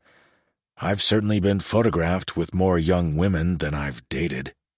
Some were literally just standing next to me. Others were merely on my arm to get into a club or a party, and I never talked to them again. How old are you? She asks. Old enough to be your father. I'm not sure why I answered like that. My father is 48. Not too far off then. 46. She chews her bottom lip like she's unsure if she should ask her next question. But then she gives me that smile, that mischievous one that hides something behind it. And what is age-appropriate for a 46-year-old man? How old are you? 24, soon to be 25. There's a palpable tension between us right now. She knows she's goading me. She knows I want to say she's old enough. Is this a game for her? Something she's done with other older men? This isn't what I expected from her the first time I saw her. She bounces between timid and innocent, staunch in her beliefs that the world is black and white. And then there's this. I can't decide if this is some sort of fantasy in her head, the older man, professor trope, or if she's trying to test me. But the thoughts I've had about her, the thoughts I'm having right now of reaching across this table to drag her into my lap so I can teach her a hard lesson about teasing me, aren't just a cute game for me. She's plagued my thoughts since the moment I met her, and I can't ruin her life for a quick fuck, no matter how many times I beat off in the shower imagining it. I know where this is leading, and I decide that as much as I've enjoyed these little intimate moments of innuendo, I have to shut it down before she gets it into her head that I would ever go for her, that I ever could go for her. I need to get back to the office. I stand up and toss my napkin onto the table as I reach for my coat. Apologies for the quick exit. I toss several bills on the table. The tab is paid, and here's extra for the cab home. She stares up at me, her fork frozen halfway to her lips. I know I'm not behaving like a gentleman, but it's time she realizes I'm not one. Not in the slightest. I'll see you in class, Miss James. Chapter 6. Presley. I watch as Cyrus walks briskly out of the restaurant, shrimp salad still halfway to my mouth that's hanging open in confusion. I shake my head as if that will help me understand what just happened, and shovel the forkful of food into my mouth with a shrug. There's no sense in a good lunch going to waste. I finish my meal, thanking the staff before heading out. Instead of calling a cab, I decide to walk the 3 blocks to my train station. I pull my phone out of my pocket and call Serenity, hoping she's still at lunch. Hey, girl, I was just heading back to the office from lunch. Been dying to hear how the interview went. I had sent her a text about it right before sending that ridiculous email to Cyrus. I was hoping I'd catch you at lunch. I just had 2 of the strangest interactions. Oh? Well, the first one was good strange. It was the interview itself. Lisa is exactly what you'd imagine, but nice. Like, genuinely nice. Seriously? she asks in disbelief. I thought for sure she'd be a Miranda Priestley-type woman, although I'm not sure why. I've never heard a bad thing about her. Probably because that's what society makes us think high-powered women are like. Ball-busting bitches. We both giggle. But yes, she was so kind, and the strangest thing about it is, she offered me the job. What? I immediately jerk my phone away from my ear at the high-pitched scream that echoes from Serenity's mouth. I knew you'd get it. I knew it. But why was it strange? I don't know. I guess I assumed it would be one of many interviews if it was going to go anywhere. She basically just talked to me about my experience for a bit, then bam, said the job was mine if I wanted it. Girl, we have to go out and celebrate. This is huge. Huge, she reiterates, and I know she's gesturing wildly on the other end of the phone. Thanks, I laugh. Seriously, you always believe in me. And I always will because you're amazing and deserve this, Press. So, what was the other weird interaction? Oh, I feel myself tense up. So, Mr. Gates was there for the interview? That's weird. No, before the interview. He said he had a meeting with Lisa before, but he waited for me after the interview and then insisted I go to lunch with him. And did you go? I did. And it seemed to be going okay, and then right after our food arrived, before he even ate anything, he got up suddenly and said he had to leave and just bailed on me. What? That's really rude. I know. There's more to this strange dynamic. A lot more, actually, but I'll explain it tonight over drinks. You want to meet at Matchbox at 7? Yes, but now I'm dying to know what else you're not telling me. Shit, I'm late for my meeting. See you tonight. She hangs up quickly, just as my train arrives to take me home. He's the client you'll be managing. Serenity's eyes bug out of her head when I reveal to her that I found out at the interview that the publicist who quit was working for Cyrus. Yeah, that's why he insisted I go to lunch with him. We talked about why he needs a publicist, and he started talking about how he needs to clean up his image. I could be wrong, I say as I take a sip of my dirty martini, but it felt like he was flirting with me. I wouldn't be surprised, Serenity says nonchalantly with a shrug. It's in his nature. A man like him can't help it. He probably doesn't even realize he's doing it. Then again, he called me kid. I look down at my glass, swirling the olive around with the toothpick, that same feeling of disappointment from earlier washing over me.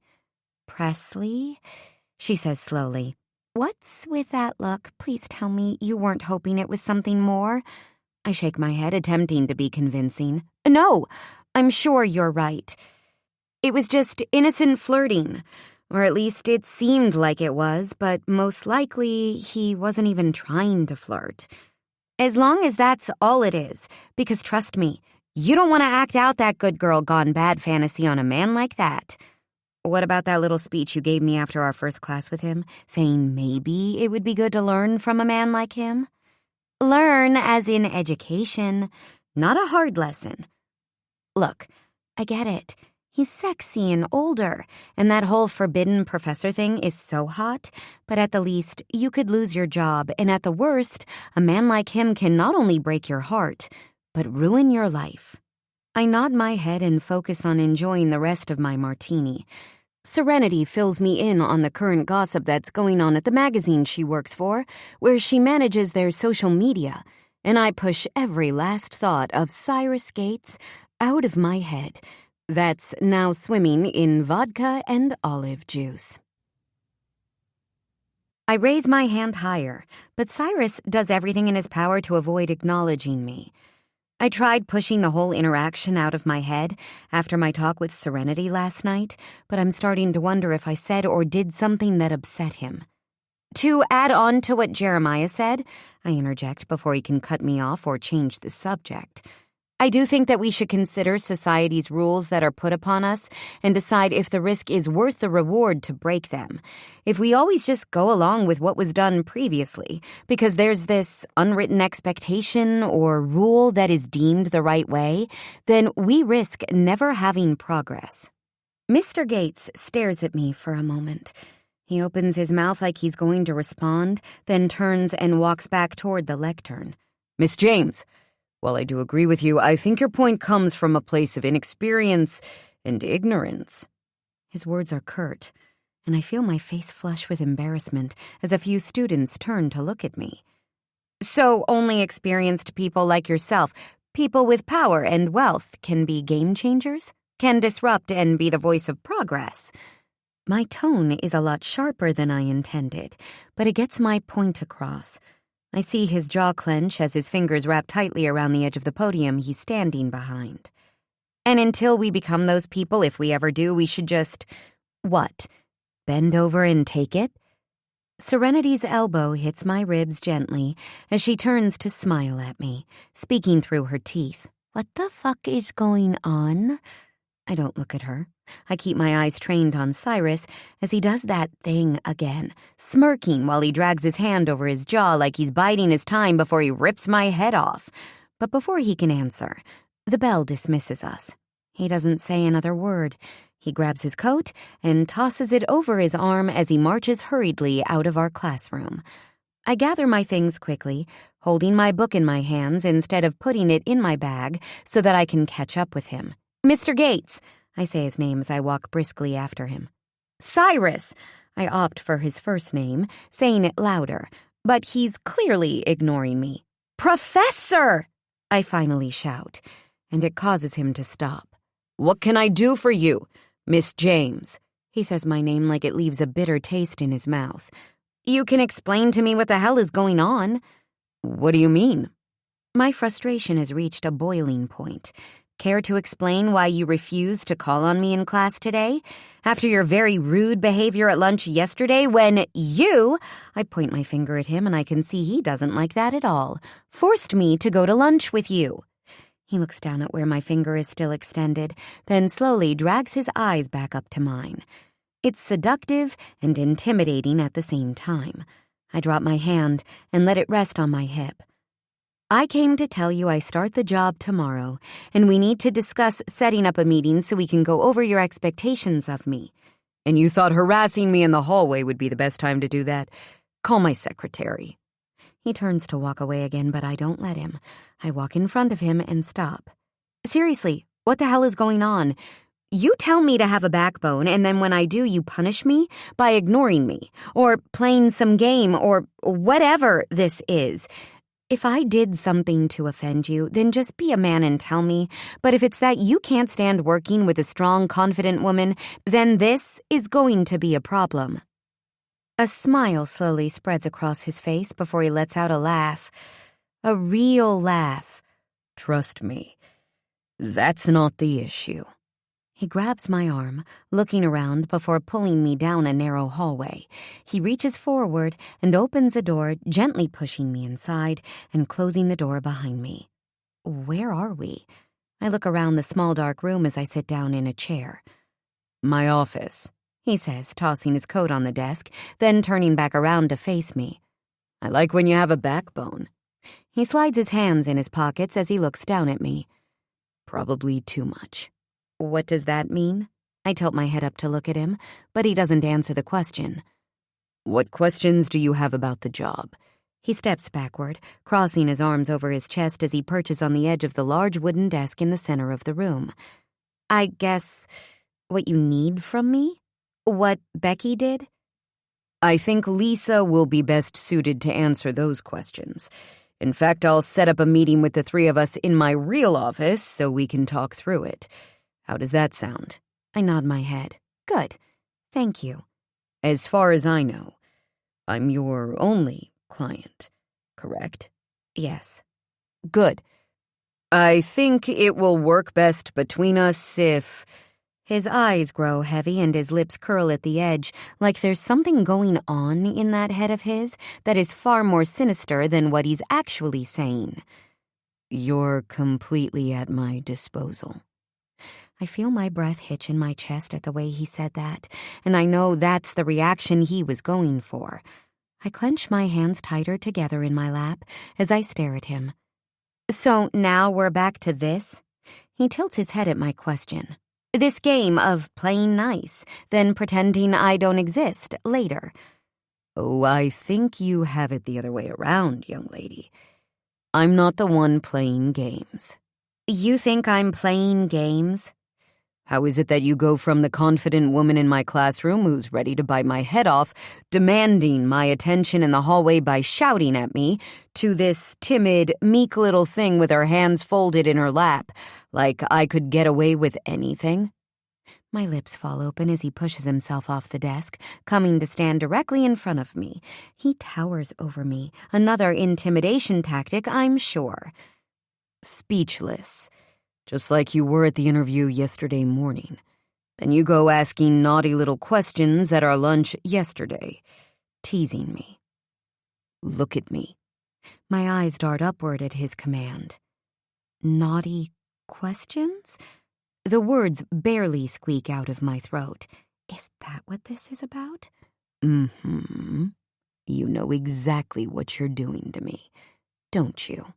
I slowly shake my head no. Do I intimidate you? Yes. Good. He smiles a wry grin. Now, run along, please. I both hate and like his dismissive attitude toward me. It makes me want to be defiant, to tell him to make me. Instead, I stand on wobbly legs and turn toward the door, reaching for the handle. But before I can, I feel him so close behind me, the warmth from his chest radiating against my back. Allow me, he says, his mouth near my ear as he extends one arm to grab the handle, the other coming to rest so gently against my hip bone. The contact startles me, and I drop the book that was in my lap earlier. Without thinking, I bend down to retrieve it, jutting my ass directly into his crotch that was barely 2 inches from me. I hear his sharp intake of breath as his fingers dig into my hip bone, and a slight groan falls from his lips. Fuck. His head lolls forward as his hand moves from the handle to rest flatly against the door. I stand still, turning my head slightly as I feel him harden against me. Sorry. The word is barely a whisper. Don't be. His words are strained. But if you know what's good for you, you'll stand up right now and walk through that door. After his playing games talk, I should know better. But instead of obeying him, I goad him. Or what? I ask sweetly. You'll give me a gentle reminder? I use his words from when he gave me a lecture about having a backbone. His hand moves swiftly from the door to my back. He slides it up my spine, grabbing a handful of my hair as he tugs it gently, pulling me back against him even harder. Or you'll find out what kind of man I actually am. Hearing his threat sends fire running through my veins. I feel myself grow slick with desire in an instant as he grabs the door handle. This time he doesn't hesitate and pulls the door open, shoves me into the hallway, then slams it loudly behind me. Chapter 7. Cyrus. Fuck! I pound my fist against the door after I slam it behind her. The last thing I fucking need is her thinking she has the upper hand. I could see the fear in her eyes as I stood over her, but the second I felt her perky little ass pressed against my cock, I knew I couldn't keep my composure. It's one thing to fantasize what it would feel like to hold her body against me. It's a whole other situation now, knowing what her taut body feels like in my hands. My cock throbs in my slacks, straining against my zipper, begging for release. I glance around the dark office, contemplating for a brief second if I could rub one out before heading back to the office, but decide against it. I grab my coat as I call my secretary and head out to my car. Abigail, give Lisa Wade's office a call and get a meeting set up at my office tomorrow with her and Miss James, please. I throw the car in gear, gunning it out of the parking lot. Clearly, me playing indifferent to Presley didn't scare her enough, and now she's well aware of the effect she has on me. I need to regain the power dynamic in this relationship. Time to up the ante and show her exactly the kind of man I am. Apart from the request to keep the current board, are there any other new requirements I can expect moving forward? I don't attempt to hide my frustration with Ken Pike, the CEO of Meridian. None that we foresee. He glances between his lawyer on his right side and his CFO on the left. Great. So, per our agreement, your current board will stay on, and it will be written into the contract. Are there any other concerns you gentlemen want to address with me at this time? I smile. It's not genuine in the slightest. What I want is to tell them to go fuck themselves, but Terry and Nelson are staring daggers at me right now. Cyrus, Ken says in that self-righteous, condescending tone of his, you have to understand, as men, we understand your way of life. There's no judgment from any of us. It's nothing personal. It's our consumer. Does this motherfucker think I give a rat's ass if he or his cronies judge me? Does he not realize what I know about him and his proclivities for stepping out on his wife with professionals? Of course not, Ken. I understand. Meridian has an image to uphold, and that's just as important as any part of this deal, if not more important. The last thing I want to do is damage your image in this deal.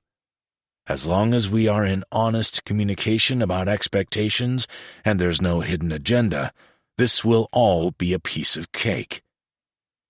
I can't tell if Ken is picking up on my not-so-subtle threats. It's my nice way of saying, if you even think about fucking me over on this deal again, I'll air all your dirty laundry and still walk away with your company. Excellent. Gentlemen, he says, standing up and shaking my hand. As always, thank you for your time, and I really am excited to get things moving forward again on this deal. The moment they leave the boardroom, Nelson turns to me. Would it kill you to not subtly threaten them every time we have a meeting? Yes, Nelson, it would, I say, making my way back toward my office with him hot on my heels. I'm just saying that maybe you could play night. I stop and turn around to face him, instant anger pulsing through my veins. Play nice?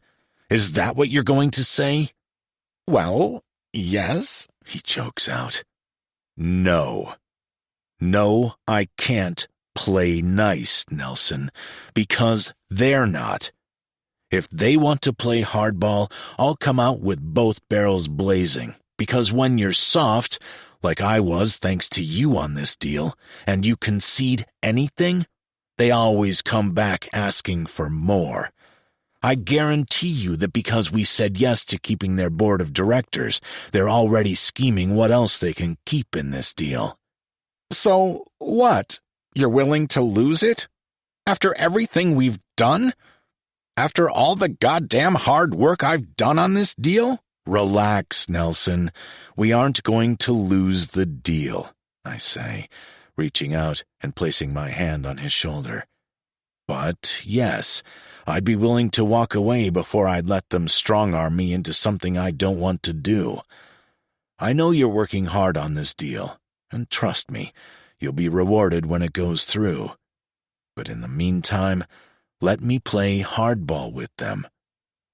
I give him a gentle slap on the back just as the elevator doors open, revealing Lisa and Presley. Cyrus, Lisa smiles at me, then Nelson. Nelson, how are you? She gives him an air kiss. Stressed, he says, shaking his head. Per usual. I gesture toward Presley, who stands timidly off to the side, her arms stiffly at her sides. Her dark plum coat is unbuttoned, revealing a pale pink blouse that's tucked into a fitted black skirt that hits just above her knee. Nelson, this is Miss James, my new publicist. She's going to do her absolute best to keep me in line and make sure this deal with Meridian goes through without any immoral impropriety. Her eyes don't leave mine, and I can't hide the smile that tugs at my lips. "Pleasure," Nelson says, reaching out to shake her hand. "Nice to meet you, sir," she says sweetly. "May I have a quick word before your meeting?" Nelson asks. "Lisa, why don't you and Miss James head into my office? I'll be right in." The moment they're out of earshot, Nelson's smile disappears, and his almost purple cheeks grow a shade darker. "I hope you're not doing anything stupid, Cyrus." "What do you mean?" I ask, knowing full well what he's implying. "We both know this is dangerous for you. Please don't fuck this up." "Don't be ridiculous, Nelson. I can control myself. I'm not an animal." I excuse myself and walk to my office for my meeting, knowing damn well he has every right to be worried, because if I don't nip this in the bud right now, I'm not too sure I will be able to control myself. "Ladies, apologies for the delay." I close my office door and take a seat behind my desk. "Not at all, Cyrus. I promise we won't take up much of your time. Presley and I have spent the morning going over the general tasks that Becky did while managing your relationship. She's currently working on some social media strategies that will center around your charity work and your upcoming deal with Meridian. We really want to focus on that since they are positioned as a family-friendly company and also on your newest position of adjunct professor." "Okay." I lean back in my chair. "Sounds easy enough. Not too complicated." "Also, we did secure you to be the keynote speaker at the annual Chicago Youth in Leadership Conference and Charity Gala. You have done a lot of work with them, and they were beyond excited to hear that you'd be willing to not only speak at and attend the gala, but to talk to the children at their conference." My chest tightens a little at the thought of spending time with these kids. In truth, I've wanted to do this for a long time. Hell, I've wanted to mentor them, but I never made the time. I'd also convinced myself that I wasn't exactly the kind of role model these kids needed to be listening to. "That sounds great, actually. Are you sure?" I clear my throat. "That I'm the kind of person who should be speaking to children?" "Yes," Lisa says with that look she's famous for. "We've been through this before, Cyrus. You're an inspiration, and you have a lot of wisdom to share with the younger generations. I'm not asking you to father these kids. Just share with them about your journey and how you founded your company. Think about what would have been inspiring to you when you were in your early teen years." "I can do that." I glance over at Presley, who is furiously writing notes. "How does that sound to you, Presley?" Her head snaps up. "Good, sir." She gives me a slight smile. That innocent girl is back. I can't tell if it's a show for Lisa or my threat yesterday really did scare her back into her shell. "As for the gala, Presley will be attending with you.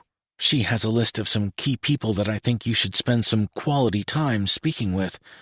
She will even have some talking points for you. There's going to be a few elected officials there." "As in babysitting me?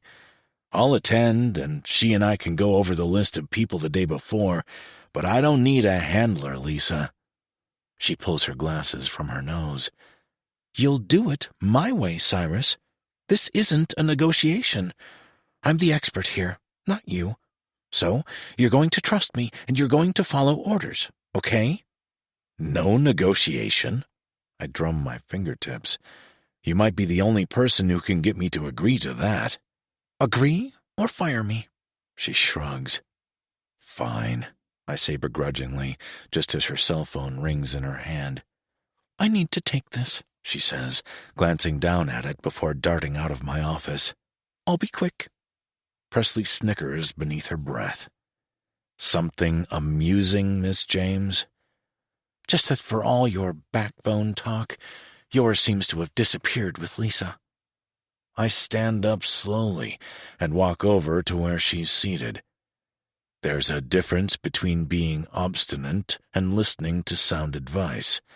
You'd do yourself a favor if you did the same. It's good to see that you can give up control, take commands, too. Especially from a woman. She flashes that sheepish grin. I chuckle, closing the distance between us as I reach down and grip her chin lightly. I tilt it upward, reaching my thumb out to drag it slowly over her bottom lip. It's cute you think that. But you need to remember one thing. I'm always in control. Even if I let someone else take the lead or make a decision, I'm in control. Is that so? She's being defiant, and it sends a signal straight to my cock. I grit my teeth, reminding myself that Lisa is just on the other side of that door. I'm the boss, Presley. Don't forget that. Lisa's my boss. You are the client. I grip her chin tighter as I lean down a little, leveling my eyes on hers. I lower my voice as I say, "You answer to me, little girl. I warned you yesterday. Whatever game you think you're playing, you'll run screaming if you knew how it ends if you don't learn to behave. If you don't accept that and get it through your pretty little head, I will spend the next however long reminding you every single fucking day who you work for. And trust me, I'll enjoy it a lot more than you will." I can see her thighs squeeze together as her hands grip the armrests so tightly her knuckles grow white. I release her chin.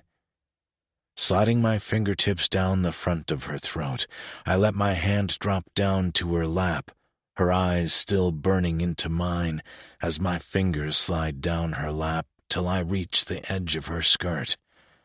I lift the hem, just enough to rest my hand gently on her inner thigh as I lean in closer, my lips an inch from hers. "Do you understand me?" She nods her head, yes, a whisper of a response tumbling from her lips. "Yes." Good girl. Then I remove my hand from her thigh, stand back up, and take my spot back behind my desk. Chapter 8. Presley. He likes this. He wants me to misbehave so that he can reprimand me. My eyes drop down to his tented pants, where he makes no effort to hide adjusting his erection before sitting back down. Something inside me ignites, knowing a man this powerful, this sexy, wants me. I know it's nothing more than a game of domination for him. Men like him get off on conquering anything and anyone. "Sorry about that," Lisa says, bursting back into the office. "Feels like the world is burning down everywhere at the moment. Where were we?" She looks over at me and I pray I'm not as red as I feel. The charity gala."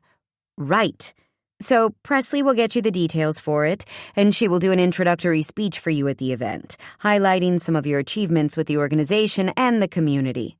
"Mr. Gates," I turn my attention toward him, "if you could also send me a copy of your keynote speech before the event so that I can go over it and make any necessary changes?" "Of course."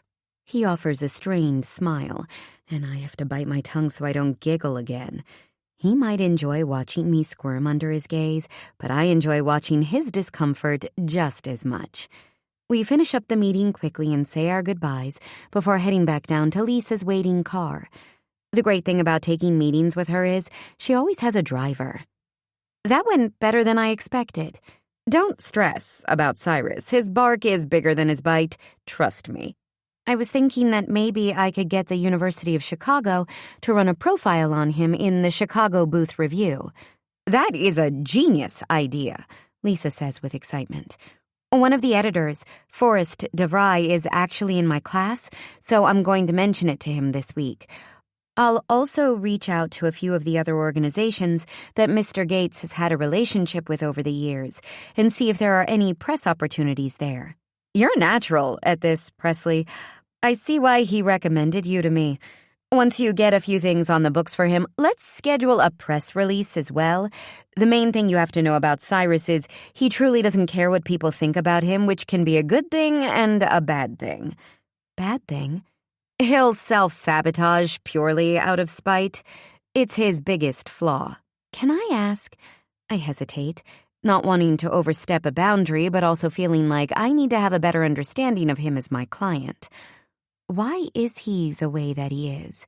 He's extremely guarded, but it's not without reason. He's a good man. I'm not saying he doesn't have his issues, and God knows he's done some stupid things. But he pretends to be bad more than he is. It's deflection. His father was fucked over royally, excuse my language. But there really isn't any other way to put it. Oh, I had no idea. Who's his father? Archie Gates. He started a grocery store here in Chicago back when Cyrus was just a boy. It was successful, very successful, actually, and within a decade he had 5 stores in Chicagoland and more downstate. He kept expanding, and while he was successful, a millionaire, he was nowhere near what Cyrus is today. That being said, he put everything he had into his business, and even more when his wife, Beth, passed away from cancer when Cyrus was only 13. I gasp. I had no idea he had lost his mother at such a young age. Is he an only child? Yes. Archie buried himself in his business after that, expanding all up and down the East Coast. Business was booming. He couldn't seem to open stores fast enough, but he also was incurring a lot of debt by expanding at such a rapid pace. He was kind of a hero in Chicago. Everyone admired him. He was a first-generation American who had established himself and built this family-owned empire. But then a bigger chain became interested in buying him out. His father was good at what he did. He knew grocery stores. But he wasn't too wise in negotiations. Didn't he have a team of lawyers, though? She shakes her head. He had one lawyer, the same lawyer he had used since he opened his first store. Cyrus tried telling him that he should hire a major firm, but his dad was old school and wanted to stick with his attorney. He also naively believed that this grocery chain wouldn't try to screw him over. How old was Mr. Gates at this point? Young, mid-20s. Anyway, his father started getting a lot of hate and backlash from the community and the employees. They were angry that their local family-owned business was now going to be taken over by this global conglomerate. Cyrus offered to take things over for his father, but he told him that's not what he wanted. He revealed to his son that he had been diagnosed with lung cancer. He wanted to be able to sell the business so that his debts would be covered and it would set Cyrus up for success. Oh my God. I rest my hand against my chest. I can't imagine the pain of losing both your parents so young in life. The grocery chain got wind that Archie was wavering, and he tried to negotiate with them to make sure that the employees would be protected. But instead of working with him, they pulled the deal. His dad felt helpless, and in the end, he basically went back and groveled to them. They ended up reaching a deal, but it was nothing close to the original amount. It barely covered the debts, and after all the medical bills that Archie incurred, he pretty much died penniless. The thing that really hardened Cyrus against people like that is the fact that all those rich people who once loved to rub elbows with his dad bailed on him in his time of need, and not a single one showed up to his father's funeral. He had to bury him alone. I feel tears prick my eyes and my chest burns, imagining the pain and loss he must have felt. That grocery chain threatened him, sued him, literally scared him into practically giving away everything he'd worked and sacrificed so hard to build. And Cyrus had to sit back and watch it happen. He tried to fight for his dad, but it was like throwing pebbles at a giant. He blamed himself for years, still does. But more than anything, it's made him so jaded and angry, which is why he always says, it doesn't matter what people think about him, because people turned on his father even though he tried everything to make sure that everyone around him was happy and taken care of. They didn't want to hear the truth. They wanted to hate him, so they did. Wow, how do you know all this? Cyrus and I go way back. I actually met him in college.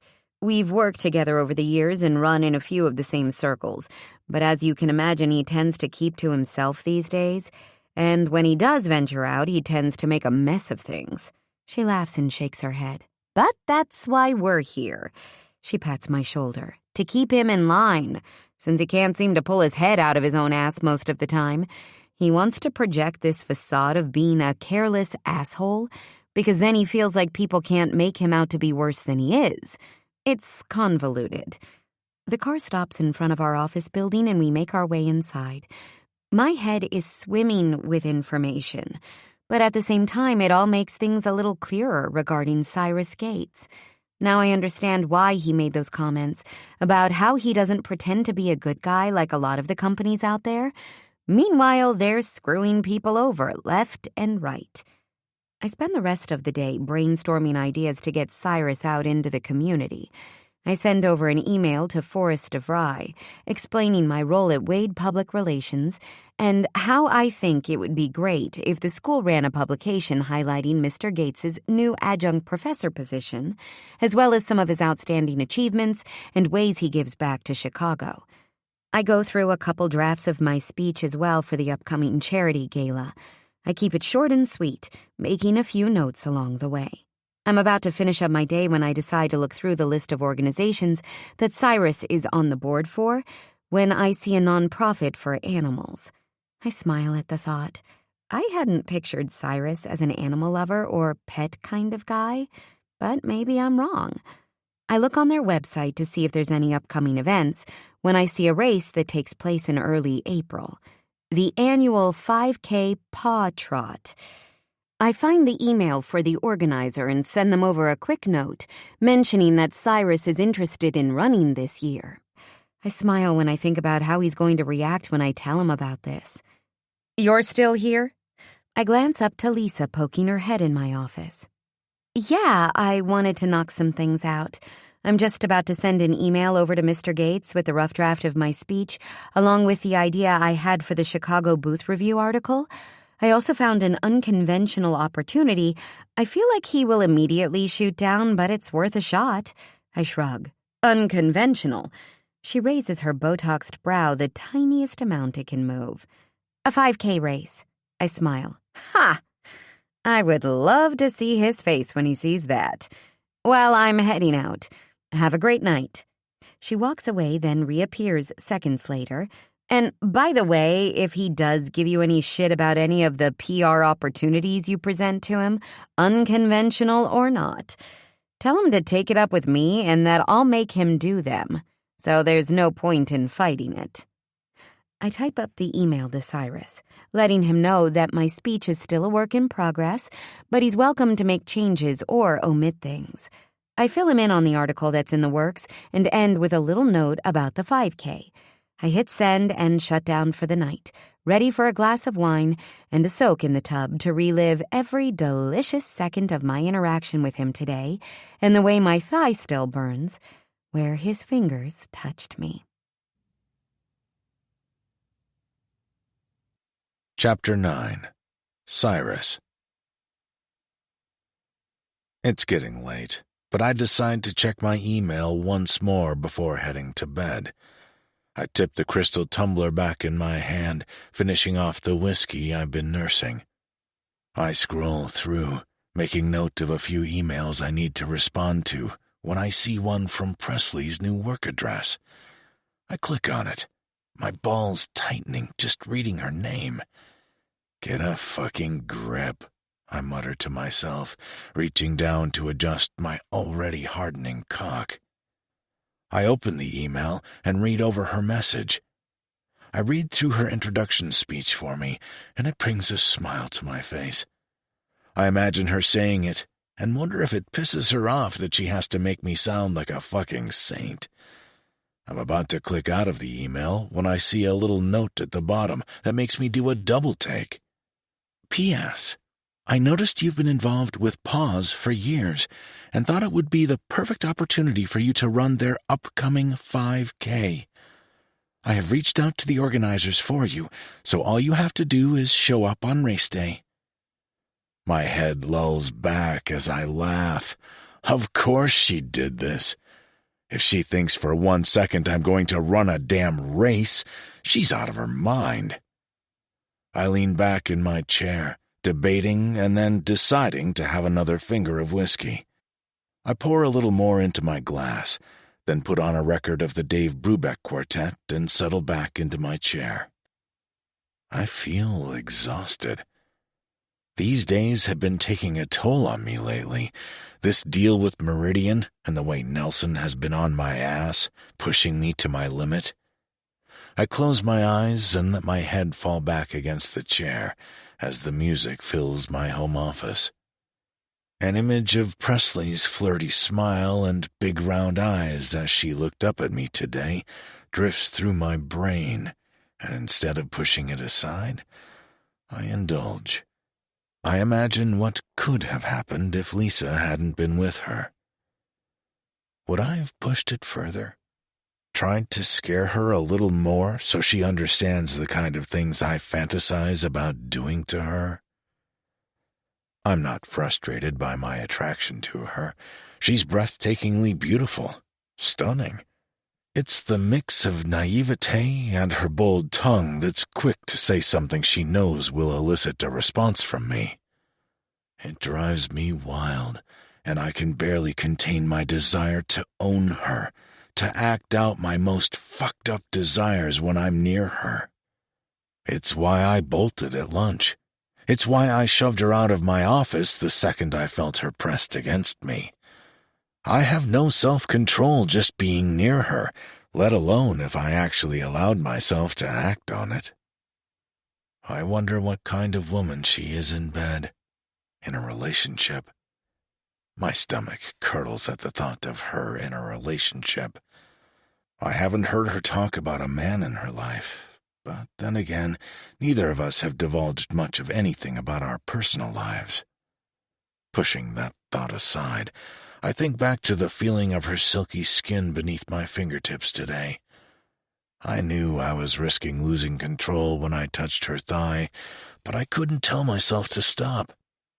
I justified it in my head, that maybe if I crossed a boundary so deliberately, she would see that I'm willing to risk everything to take what I want, and it would scare her. My mouth waters, imagining sliding my hand further up her thigh. My cock jumps to attention at the thought of feeling her heat radiating against my hand. Would her panties have been wet? I reach down, unlatching my belt and sliding my zipper down my pants as I reach inside and fish out my cock. I stroke myself slowly, gripping my shaft tightly as I begin to pump my hand up and down its length. I want her to watch me while I slide my fingers inside her. I want to hear my name tumble from her lips as I bring her to a climax with my fingers. My breath grows jagged as I quicken my pace. I'm close already. I imagine her gripping the armrests tightly as she trembles, coming on my fingers so I can taste every drop of her sweet release. Fuck, I groan, emptying myself onto the floor of my office. Shame instantly washes over me as I sink back in the chair. I stare at my phone, pretending to be focused on something important, but I watch Presley out of the corner of my eye. She laughs, reaching her hand out to touch Forrest DeVry's arm as they talk animatedly. I know who Forrest is. His dad is a federal judge, and his mom is on the board at Rush Copley Medical Center. He's a bright kid, tall, blonde, and known for having a different woman on his arm every other month. Not so different than me at that age. I'm not surprised he would take an interest in Presley, although I doubt she's his normal type. For as much as she makes me want to bend her over my knee half the time with her questions, I think she pretends to be a lot more bold than she is when it comes to men. He checks his phone, then motions toward the door as she waves goodbye to him and slings her bag over her shoulder. I stay behind a moment after she leaves, then follow her out into the hallway. I quicken my pace just before she passes the narrow hallway where my office is located and reach my hand out to hook her elbow. "Hey," she half shouts as I pull her down the hallway and back into my office again. Stupid, I know. "You know you can schedule a meeting with me, right? You don't have to keep accosting me in the hallway and dragging me in here." She rubs her arm where my hand was. "Did I hurt you?" I ask sincerely, reaching out for her, but she pulls away. "No, just startled me. What did you want to see me about? Oh, did you get my email last night?" "You and Forrest were rather chatty today." She looks at me questioningly, like she expects me to elaborate, or as if I should know why she was talking to him. "Yeah, he's one of the editors of the Chicago Booth Review. I emailed you about it last night, how I reached out to them regarding running a profile on you. They want to run it next month." Okay, she's right. I should have known. Now I feel stupid, but I double down on my jealous bullshit. "You were laughing a lot." Is that against the rules? That snarky attitude is back, but I don't respond. "Actually, I'm meeting with him tonight to discuss the interview. Are there any topics or questions that are off limits? Anything you want to focus on?" She reaches into her bag and pulls out her phone, opening the Notes app before staring back at me. "You are meeting with Forrest?" "Yes." "As in, a date?" "No." She shakes her head. "It's professional, as in it's my job as your publicist to get you opportunities like this. I was thinking we could focus on what it means for you to be back teaching at your alma mater, and maybe how that ties into your mentoring Chicago youth." I sit back on the desk, leaning my elbow on my knee. "And does he know that? That it's not a date?" "What? Of course he does. I'm the one who told him we should meet tonight, and I did not say anything about it being a date." "He thinks it's a date." "And what if he does? I don't, and that's what matters. I'm there for work, and that's it." "Why not just email each other whatever you plan to discuss?" I realize I'm on thin ice here, really making this into something when she's made it clear it's nothing. I hate the way I'm feeling. Territorial. "What are you really asking here, Mr. Gates?" She leans forward, narrowing her gaze. "I think I said exactly what I'm asking. As my publicist, I want to make sure you're not crossing lines you shouldn't be with your resources. I don't think Lisa would like you dating someone to get me an interview." "Seriously? I wouldn't ever date or sleep with a source or anyone to get you an interview, and I resent the implication." She lets out an annoyed sigh and reaches down for her bag that she let fall to the floor. "You know what? I think we're done here. My personal life really isn't any of your business." She turns and reaches for the door. "I'm sorry. You're right." Her hand drops, and she looks back over her shoulder at me. "I crossed the line, but I'm not running that damn 5K, I say matter-of-factly. "Why not?" "I don't want to." Now I grab my coat, ready to walk out of the office. I hate this feeling of jealousy, of wanting to know more about her, wanting to spend time with her, but knowing it won't work. It can't work. I know she would never compromise herself for a job.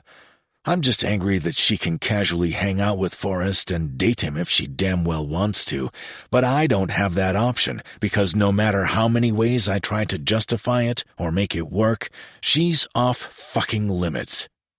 And because I said so. Lisa said you would say that. She also said that if you object to anything that I schedule for you, to take it up with her and she'll make you do it. So, you can either make my life easier and just trust me on these things, or you can go cry to Lisa and I'm sure she'll be more than happy to boss you around again. This right here. I see her eye twitch, and I know she loves waving the Lisa card right now. It's the only form of power she has. I like this side of her, but at the same time, my palm itches with the desire to spank the ever-loving shit out of her ass right now and remind her that I'm the boss, that she takes orders from me. So, that's how it's going to be? I toss my coat back onto the desk. It doesn't have to be, she shrugs casually. But if you insist on making things difficult, I'm more than happy to oblige. She flashes a petty smile and pulls the door open. Shut the door, I command. Make me. Her tone is playful, but her expression changes the instant I take one step toward her. She shuts the door and turns to face me. I shake my head. You really don't learn, do you? I walk closer to her. Fine, I'll run the 5K, but you're going to run it with me. What? No, absolutely not. I don't have anywhere to train, and it's freezing outside. And icy.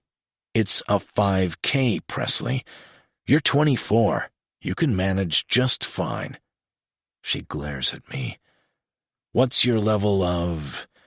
I'm aware of the way I'm saying it, and I can't hide the smirk that naturally finds its way to my lips. Physical activity lately? Non-existent. I work, and when I'm not working, I'm in school. You can train at my place. I have a personal gym. Your place? Her eyebrows shoot upward. I check the time. I'm going to be late for my next meeting if I don't leave. I open my phone and hand it to her before sliding my coat over my arms. Put your number in. Why? I roll my eyes. Jesus, are you always so difficult? Because you work for me and I need to be able to reach you. She frowns, turning her attention to the screen and entering her information before handing it back to me. I hit her name and type out a new text to her with my home address, hitting send. She looks down at her lap where her cell lights up with an alert. Now you have my number and my home address. Be there tomorrow night at 7 for your first training session. I step around her and swing my office door open. I don't run. Neither do I, but you didn't seem to consider that before committing me to it, so now we're both going to suffer. If you insist on making things difficult for me, sweetheart, I wink at her, throwing her words right back at her, then I'm happy to oblige. Chapter 10. Presley. I glance around the bar on Wabash, spotting Forrest immediately by the bar. He smiles, waving me over. Oh, I'm just meeting someone, I say to the hostess as I point toward him. I walk over to where he's standing, and he bends down to give me an unexpected hug. Hey, thanks again for meeting with me. I smile and shrug off my coat, placing it on the bar stool. Yeah, of course. Hope you don't mind. He lifts up his half-empty pint of beer. Got started without you. My brain immediately does that thing where it compares him to Cyrus. I think back to our lunch where he ordered for me, something I've seen dominant and powerful men do in movies, but never knew it was actually a thing. I'd always thought if a man ordered for me, I'd demand to pick my own food. But he actually asked me, and weirdly, it was kind of hot. That's one of the things that drives me wild about Cyrus, the fact that he's bossy and demands to be in control. It makes me want to toss every feminine urge to tell him that I'm strong and independent and don't need a man right out the window and fall to my knees. Earth to Presley. I inhale audibly, jerking my head back to Forrest, who's waving his hand in front of my face. Sorry. Yeah, totally fine, I say, waving away his apology. The bartender nods his head toward me as he approaches. I'll have a Stella. Good choice. So, I start to ask about the interview, but he interrupts me. Do you go out a lot? Not really. I'm kind of a homebody, and plus with work and school, I stay pretty busy. Do you? He nods, finishing off his beer. Yeah, I mean, this is our youth, you know? So I might as well enjoy it. At least, that's what my dad always says. My buddies and I like to party on the weekends. In the summer, we go out on my dad's boat a lot on Lake Michigan. He motions to the bartender for another beer. You should come out sometime. He nudges me and I laugh nervously. Yeah, maybe, if I get some free time. This new job is only part-time right now, and it already takes up a lot of my time. But I'm hopeful that once grad school is finished, it will go full-time. Speaking of this job, did you get approval for the interview with Mr. Gates? Yep, they signed off on it. So, did you do your undergrad at the University of Chicago? Because I feel like I would have noticed you around campus, or at least your hair. I did, actually. We had a few other classes together, but they were big, and I tend to sit in the back. I blush at his comment about my hair and about the fact that we very much crossed paths several times over the years. I don't have the heart to tell him that we actually sat close in one of our classes, but he was usually focused on Tina McGill. Or rather, her breasts. I'm not exactly Forrest DeVry's usual type. I like your hair. Redheads are usually pretty fun. He winks at me and it's pretty cringe, but it makes me giggle. So, I say again, attempting to steer the conversation back to the reason we're here. If Cyrus could hear him right now, he'd probably be giving me a big "I told you so" lecture. I was thinking we could focus the interview on Mr. Gates's role as the newest adjunct professor at school. Maybe what made him decide to take the opportunity, how he sees it as an asset for someone like him to teach there, and then highlight his work with the Chicago Youth in Leadership organization. He is very passionate about instilling confidence in young people, helping them reach their full potential. That's cool. I think that's a great approach. We both take a sip of our beer. What's he like? Cyrus? Mr. Gates? Forrest nods his head. Oh, he's... I pause, thinking about how I would describe him to someone. I haven't known him that long, and I don't think I have any special insight into his life or who he really is, but I do know what Lisa's told me about him. I let out a slight snort thinking about how I've seen him behave. What? Well, I guess he's exactly what you'd expect. He's demanding, moody, and really, really doesn't like being told no or what to do.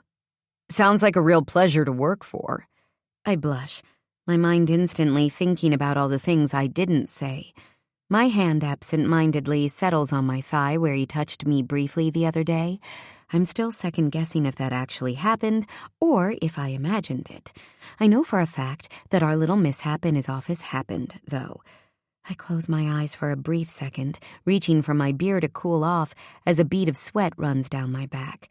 I can't decide if he hates the fact that his body responded that way toward me, or the fact that he regrets ever recommending me for this publicist job in the first place.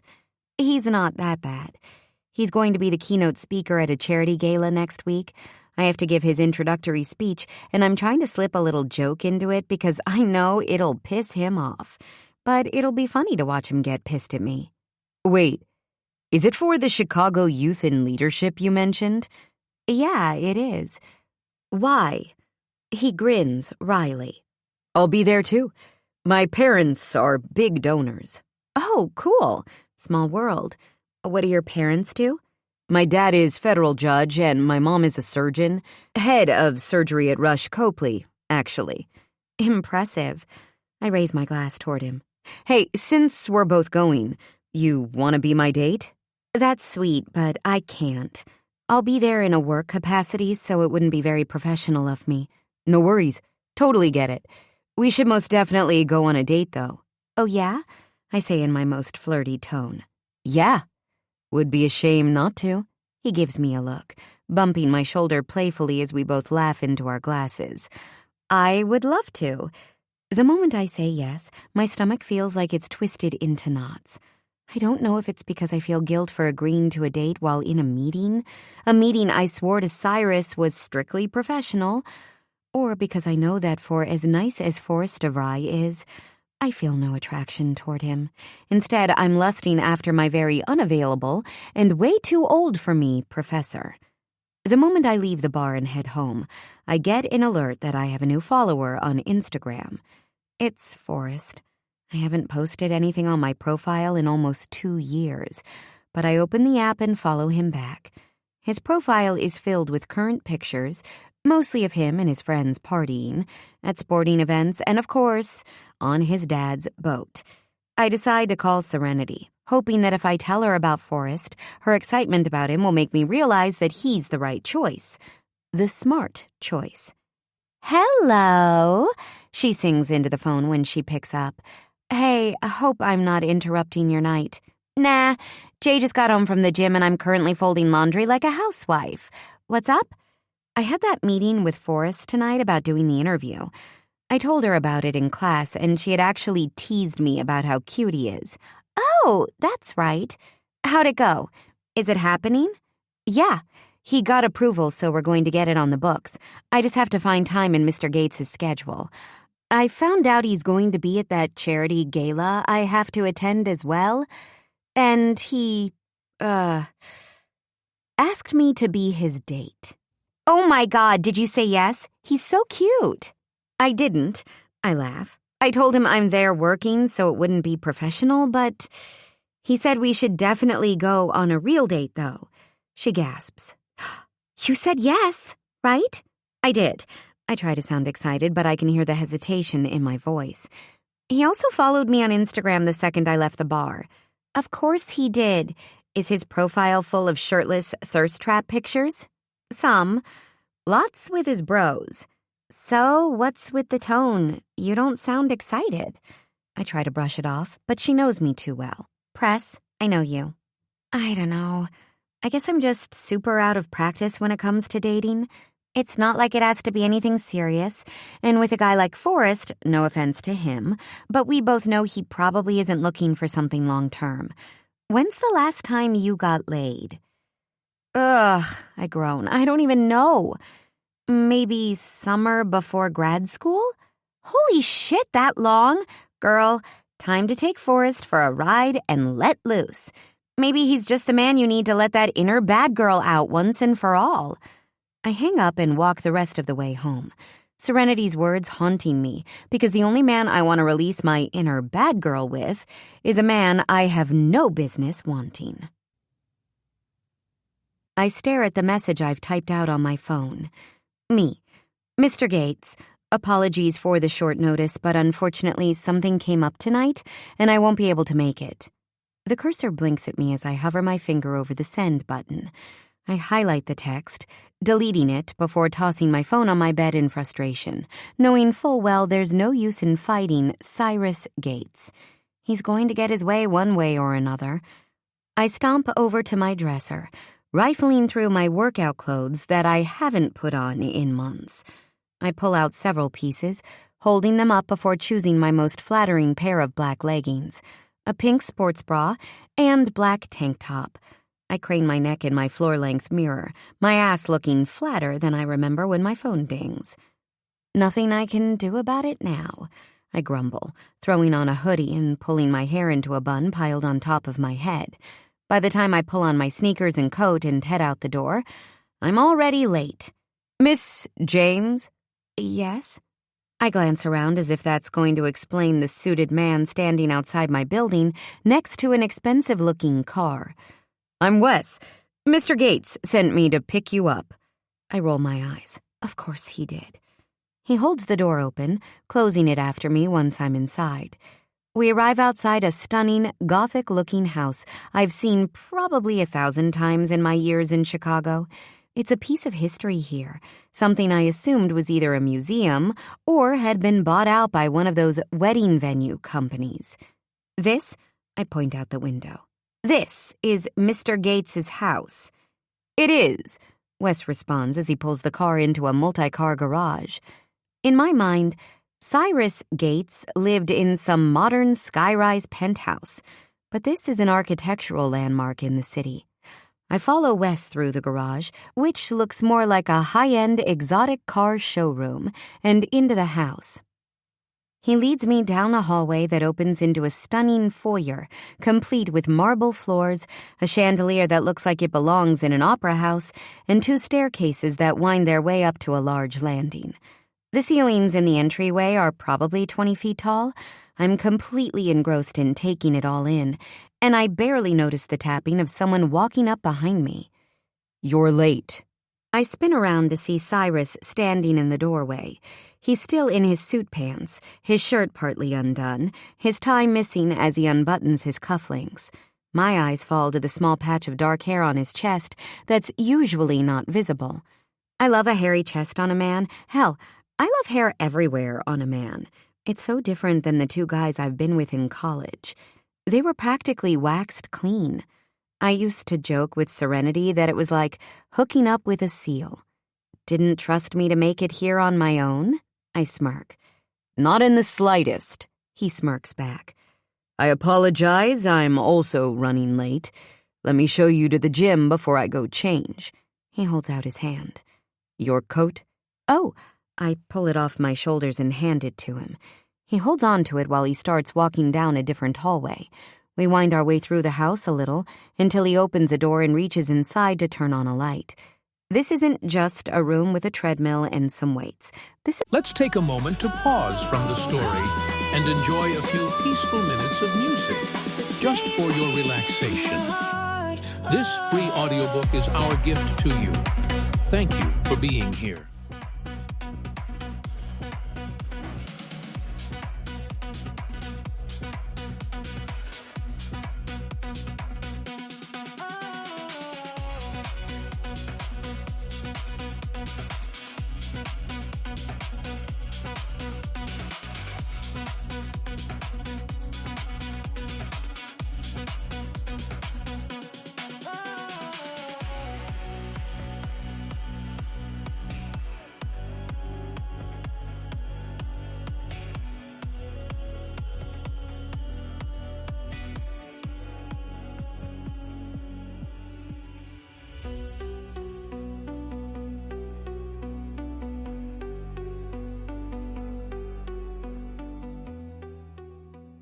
Looks like a full-on gym, complete with so many pieces of machinery I've never even seen. This is... I turn around, but he's already gone. Okay. I wander around the room, looking at some of the machines.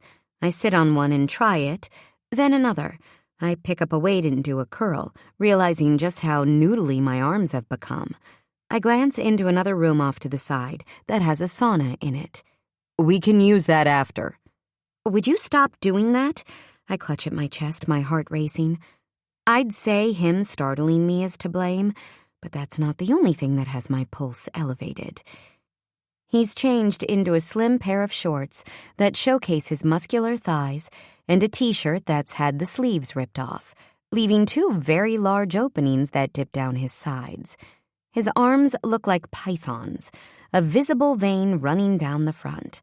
They're tan with dark hair covering them. "You're staring." Just never seen you in anything but a suit. Was beginning to think you slept in one. I turn my back toward him to hide the embarrassment I can feel staining my cheeks. "Time to show me your running skill, Miss James." He walks me toward a set of treadmills. I step onto it, pressing the start button. "Are you going to be too hot in that?" He motions toward my oversized hoodie that I've kept on. "No," I say, knowing full well I will be, but I'm way too self-conscious to be this close to him in spandex. I've seen some of the curvy women he's been photographed with. Nikki Frisk looks like Jessica Rabbit with blonde hair. I'm not about to embarrass my skinny ass. "Suit yourself. We can warm up with a 5-minute walk first." Are you a workout 7 days a week kind of guy? 5 or 6. He keeps his answer short, his gaze forward. What do you do for fun? I figure if I'm stuck awkwardly walking on a treadmill with him without music, I might as well make small talk so I'm not so focused on how nervous I am. Fun? I've had enough fun for 3 lifetimes. Now I only work. Work out and... And? I ask when he doesn't finish the sentence. He looks at me out of the corner of his eye. And nothing. Oh, Forrest got approval for the interview, so I reached out to your admin, Abigail, today to get it scheduled. I smile, hoping to see some excitement on his face, but he just looks annoyed. Okay.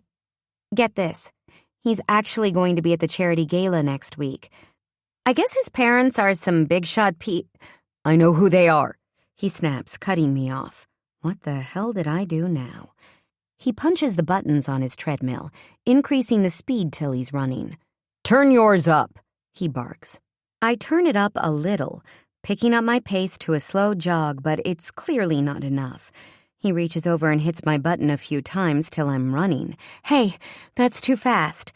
I turn it down a little, but he increases his till he's in an all-out sprint, making it look completely effortless. He reaches down, tugging his shirt over his head and tossing it to the floor. I try to keep my gaze forward, but it's so hard when sweat starts to glisten on his chiseled chest. He's way more ripped than I expected, and the way his torso flexes as his body twists causes my mouth to go dry. The small hint of dark hair that teased me earlier where his Oxford was unbuttoned makes my eyes grow heavy with lust.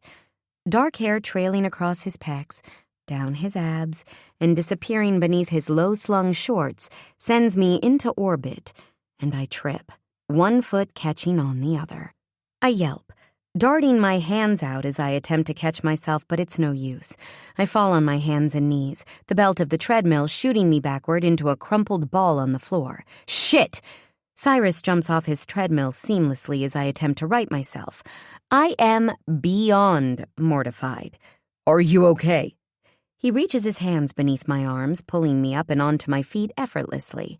His hands rest on my shoulders, his thumbs beneath my chin as he tilts my head up and examines me. Yep, just my pride is hurt.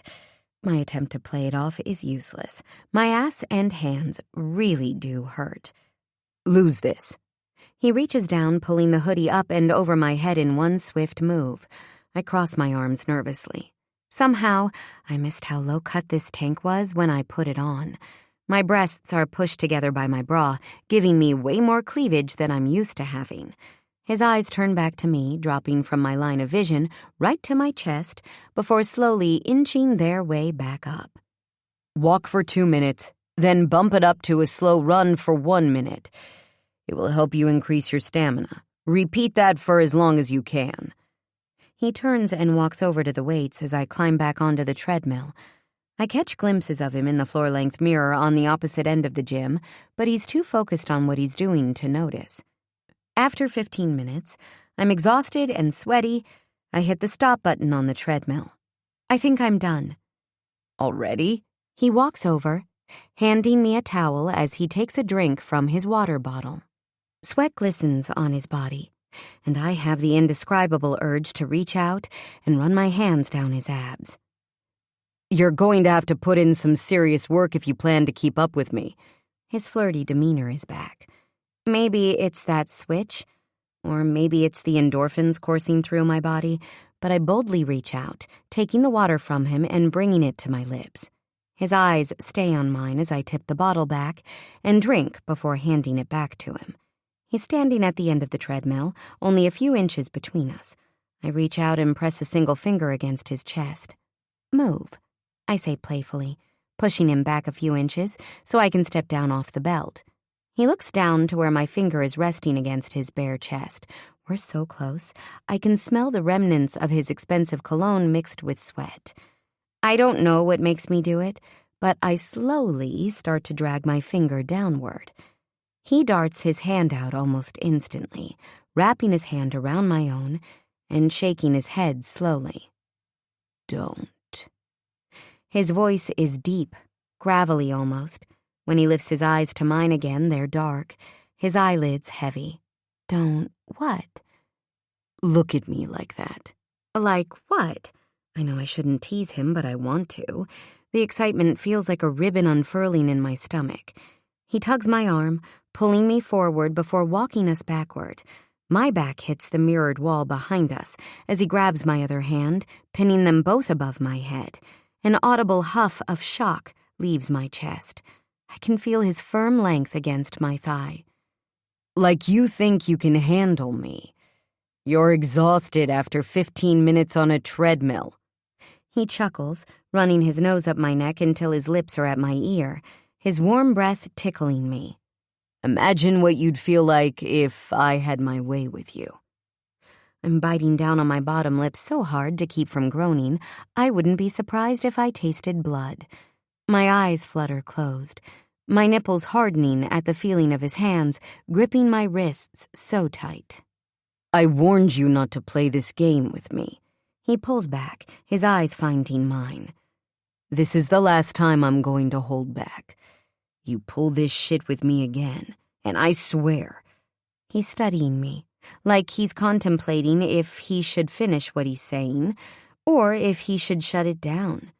But in an instant, his eyes go from hazy with lust to cold and dark.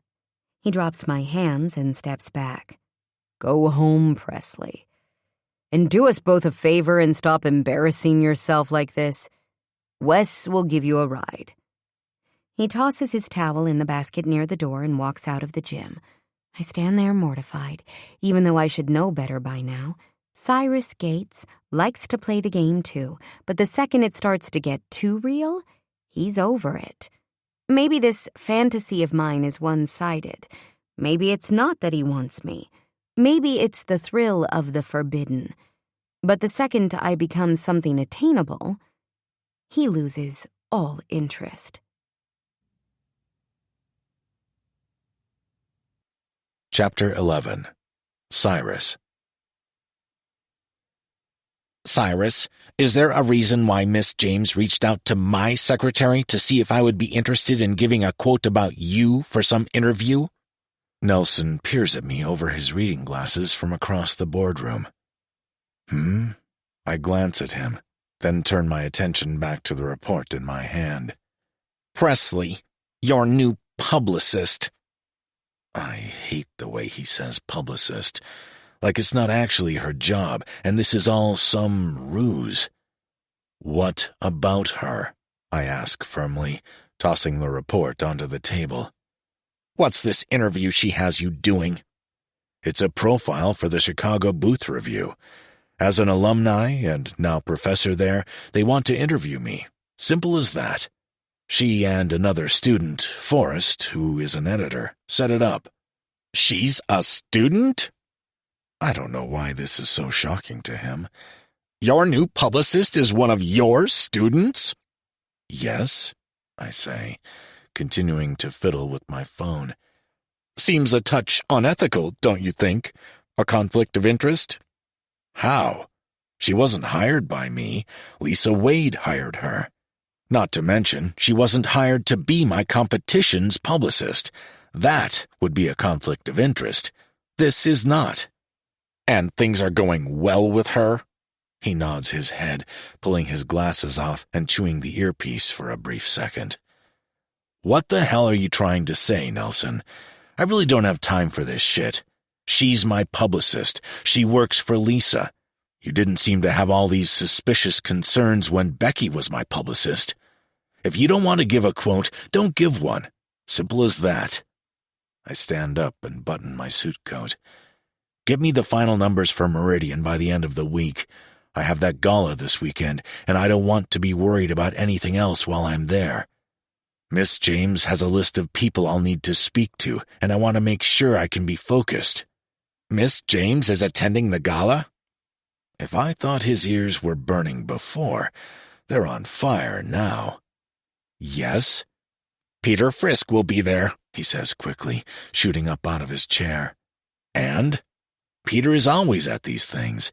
He's a professional ass-kissing snake, Nelson. We know that. I turn and walk toward the door. Don't forget the report. Just be careful is all. I stop and turn back around. Be careful? What do you mean? His face grows red, and his cheeks jiggle as he shakes his head rapidly. I just mean with her there and Peter is all. He might get the wrong idea. I stare at him for several seconds. I'm good at reading people. Fucking great at it, actually. and something in my gut tells me that there's more to what Nelson is saying. I nod. Noted. It hasn't gone unnoticed by me how up my ass Nelson has been lately, whether it's about this Meridian deal or now with Presley. I don't know what's going on, but I'm going to find out. I adjust my bow tie in the mirror, 2 frown lines already rooted between my brows. I haven't been to a public event like this in over a year, and I haven't missed them. If there's one thing I can't stand, more than denying myself the fantasy of Presley James in my bed, it's kissing ass and pretending to give a shit about other rich people's new yachts and summer homes on the French Riviera. The last few days have been agonizing. After our little moment in my gym, Presley has barely spoken to me outside of professional necessity. She sat quietly in class, taking her notes studiously, and disappearing before I could even put my coat on. I remind myself that this is exactly what I wanted to happen.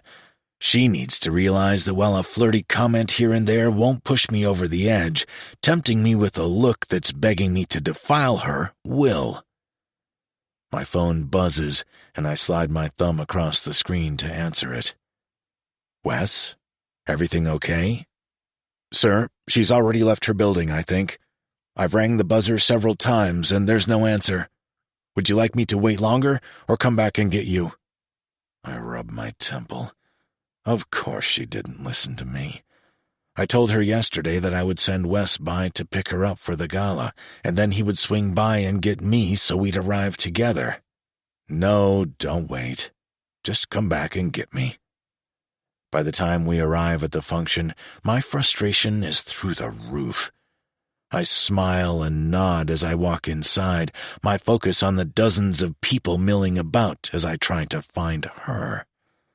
I hear her before I see her, that sweet, innocent-sounding laugh echoing through the room. Her back is to me. It's exposed. She's wearing a floor-length black velvet gown that hugs her body like a glove, flaring out slightly below her knees. If it dips that low in the back, all the way down to the top of her ass, I can only imagine the front. Her hair is pinned to her head in loose curls, a few hanging around her neck. I'm staring, and she must be able to sense it because she slowly turns her head to look at me, her eyes finding mine. And that's when I see she's talking to Forrest and his parents. Of course she is. My stomach burns. I want to march over to her, drag her to a private area, and ask her why she insists on being obstinate. But I play it cool. I tip my head toward her, then walk slowly over to the bar. Whiskey. Neat, I say to the bartender. A moment later, Presley wanders up to my side. Good evening, Mr. Gates. I take a long sip of the whiskey, savoring the burn that glides down and unfurls in my chest. Evening, Miss Presley. You look beautiful. Drink?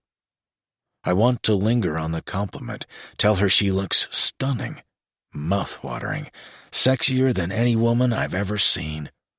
Then I want to drag her out of this building and take her home where I can slowly peel the dress from her body and devour her.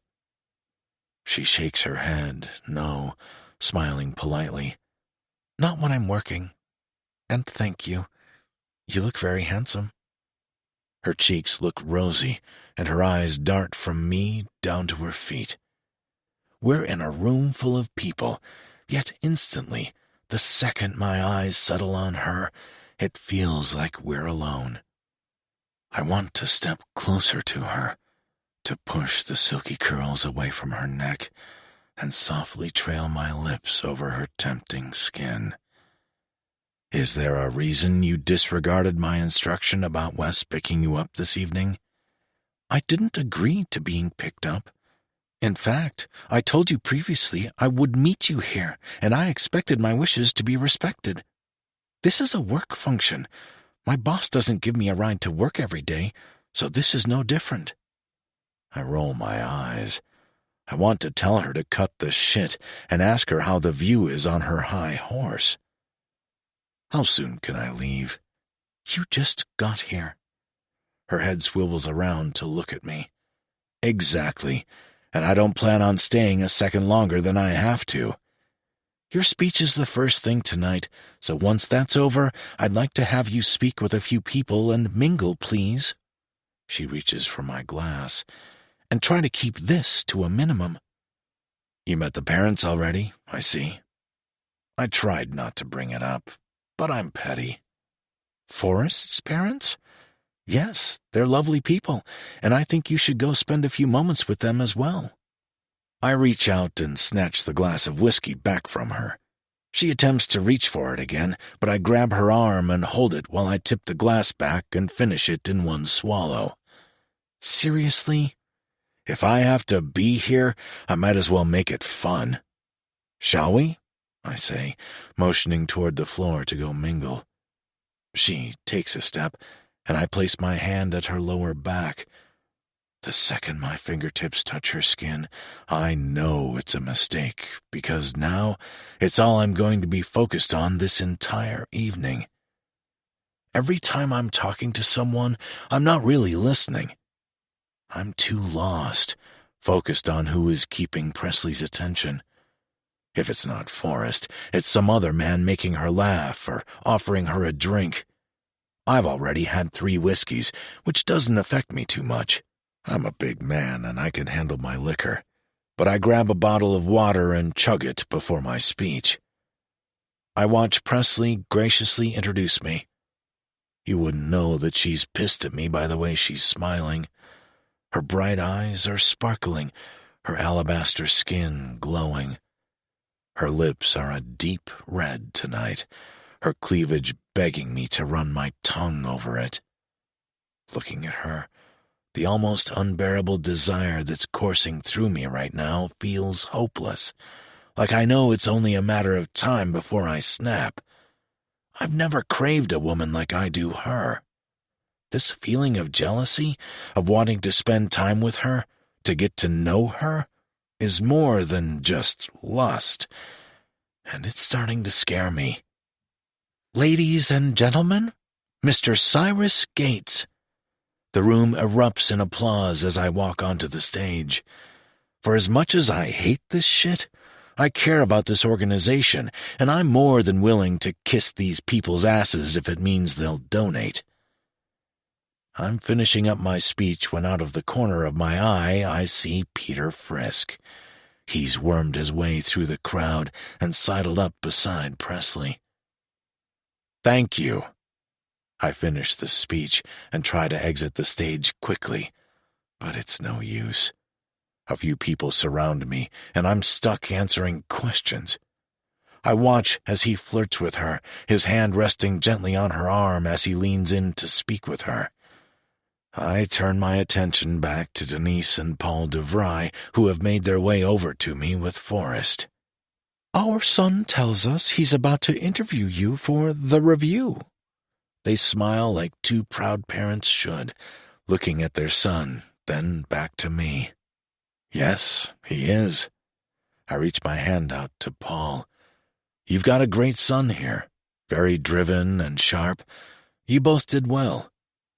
Denise smiles widely, her eyes almost tearful as she rubs her son's arm. We are so proud of him. He really looks up to you. He was so ecstatic when he found out you were going to be his professor this semester. I glance over Paul's shoulder and see Peter leading Presley onto the dance floor. You've got to be fucking kidding me. I apologize, I say. I need to go take care of something. Pleasure meeting you both, and I would love to talk more later. I excuse myself, my hands already balled into fists as I walk up behind Presley. Peter looks at me, that slimy look in his eyes. He stops dancing, bringing Presley's hand up to his lips and planting a kiss. Cyrus, he smiles, and it's soulless. I had the absolute pleasure of meeting your new publicist." He winks at her as I reach my arm out and pull her back toward me. "Watch yourself with him," he says to her. "Excuse us," I say to her as I step off the dance floor with Peter. I keep my smile in place until we're well out of her earshot before turning to face him. "What the fuck do you want?" He laughs. "Just had to see for myself is all." "See what?" His eyes drift over toward Presley, who's still looking at us. "A little birdie told me that you hired your newest plaything as your publicist. I thought, he can't be that stupid, but I guess I was wrong." "Don't ever fucking refer to her like that again. She is my publicist. End of story." "Better keep it that way, or you might be the first man to lose $1 billion deal over pussy." He's smiling so wide I feel like I can see all his teeth. I step closer, looking down on him. I've got at least half a foot on this dick weasel. "Are you threatening me?" He shrugs. "You might want to make sure your own house is in order, Cyrus. Or, rumor has it, Meridian will be looking for a new buyer." He walks away, and my gaze drifts back to the dance floor where Forrest has his arms wrapped around Presley, moving her to the music as a smile spreads across her face. I head to the bar. "Double whiskey." He barely hands it to me before I take it down in one gulp. "Another." By the time I've finished both glasses and mingled a little more, my head is starting to swim and pound. I send a text to Wes to bring the car around before finding Presley. "Time to go," I say, grabbing her arm and leading her toward the coat check. "Excuse me?" She attempts to pull away, but I hold her tightly. "We're leaving. Wes is waiting," I say, as I grab our coats and lead us out into the night. We slide into the back of the limo, her on one side, me on the other. I lean back, closing my eyes for a moment as I pinch the bridge of my nose. "What's wrong? Did something happen?" I don't respond.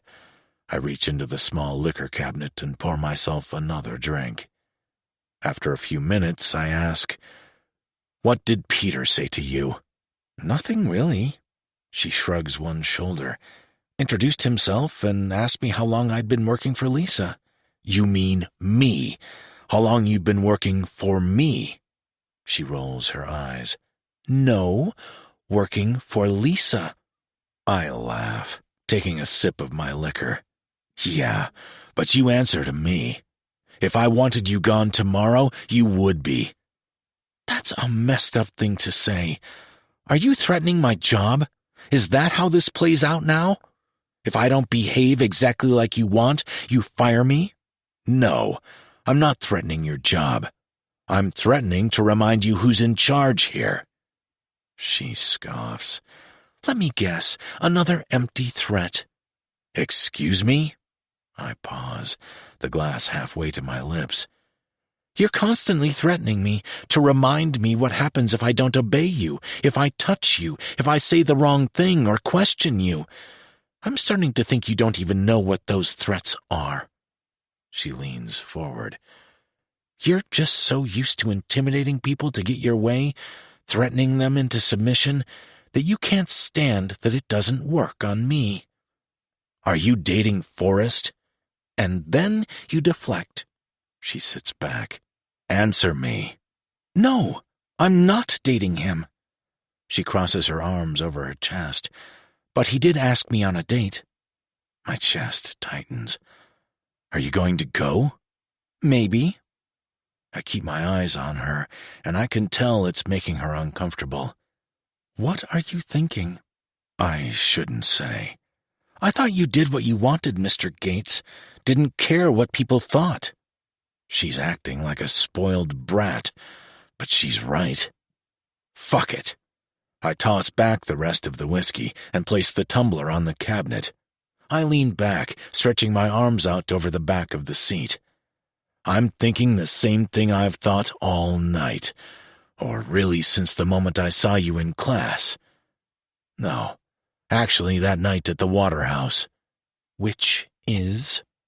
I smirk, knowing full well she's not expecting what I'm about to say.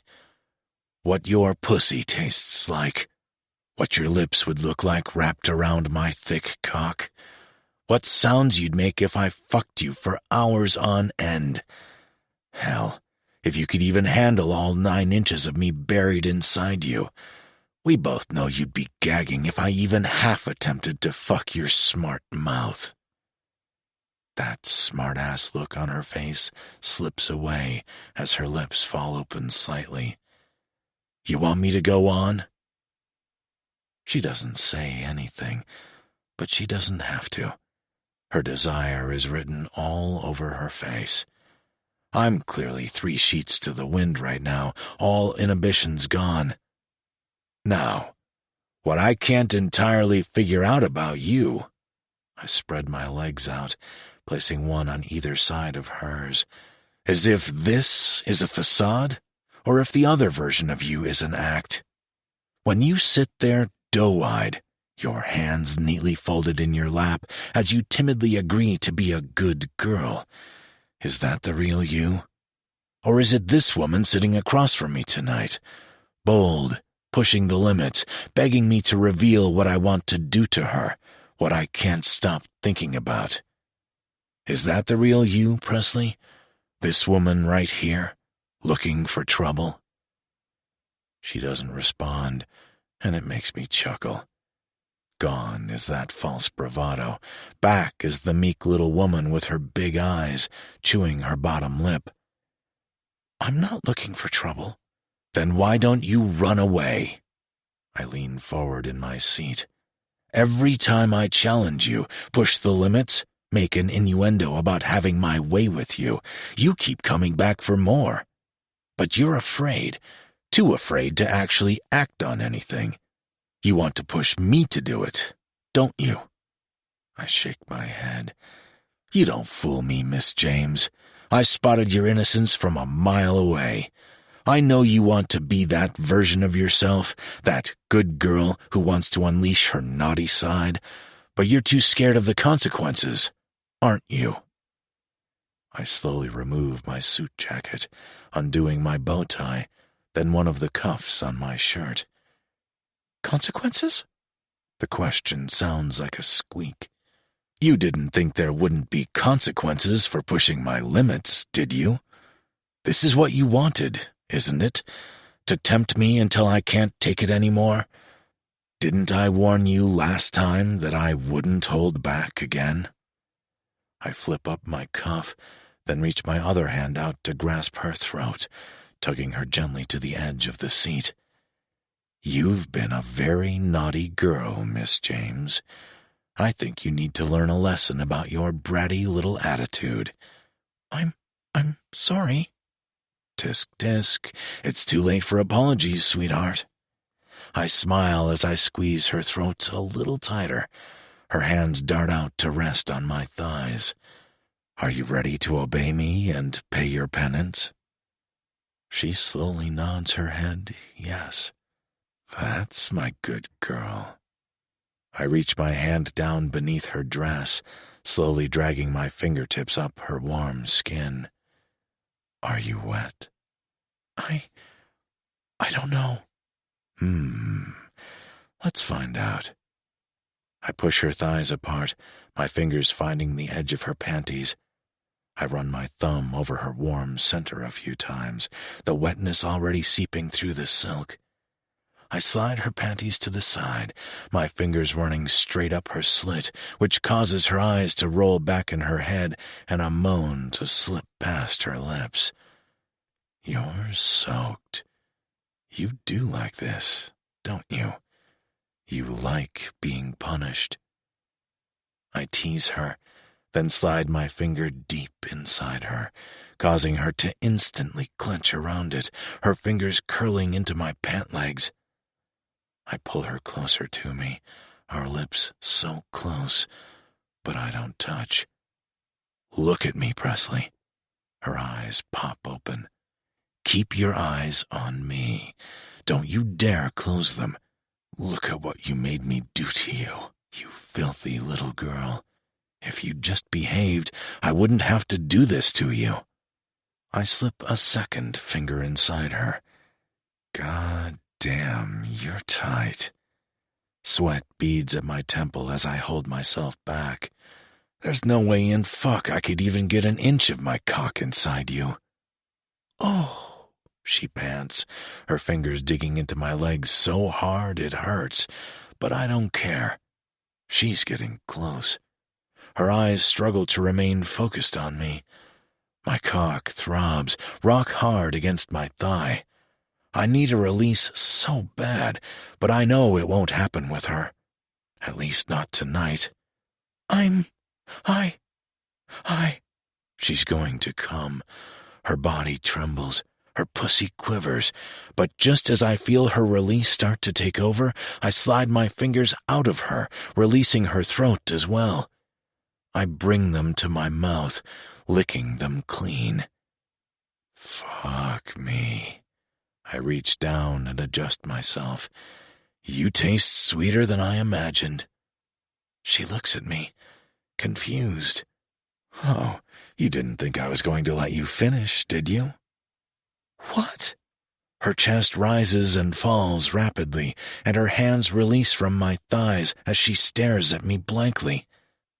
Now, Presley, you've been a very naughty girl.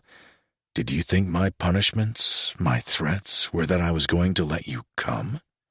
I readjust my cuff, buttoning it. Good girls get rewarded. Bad girls get punished. So, I got what I wanted tonight.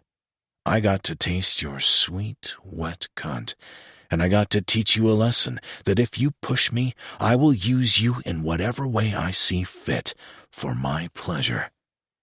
I reach out and run my thumb over her bottom lip. Not yours. Now, I say, looking out the window at her building as Wes slows the car down, go inside and clean yourself up, and think about if you want to be a good girl or not. Chapter 12. Presley. I exit the limo, looking back over my shoulder just once before I enter the building. I feel like I'm in a daze, my head floating far above my body as I take the 2 flights of stairs up to my apartment. Did that just happen? I close my door and lean against it. I can't stifle the giggle of disbelief that erupts from my chest, almost startling me. Butterflies dance through my belly as I feel warmth spread across my body. I know I should feel shame, but I don't. Just pure, unbridled lust and excitement. The kind of excitement I've never felt for a man. The kind of excitement that's mixed with very real danger. When he asked me if I wanted him to go on, I wanted to say yes. I wanted to hear in detail every thought he's had about me because nobody has ever said anything even half that dirty to me. I reach into my coat pocket to grab my phone, opening the text thread between Serenity and me. But then I hesitate. While I want to tell her, as my best friend, I know she won't approve.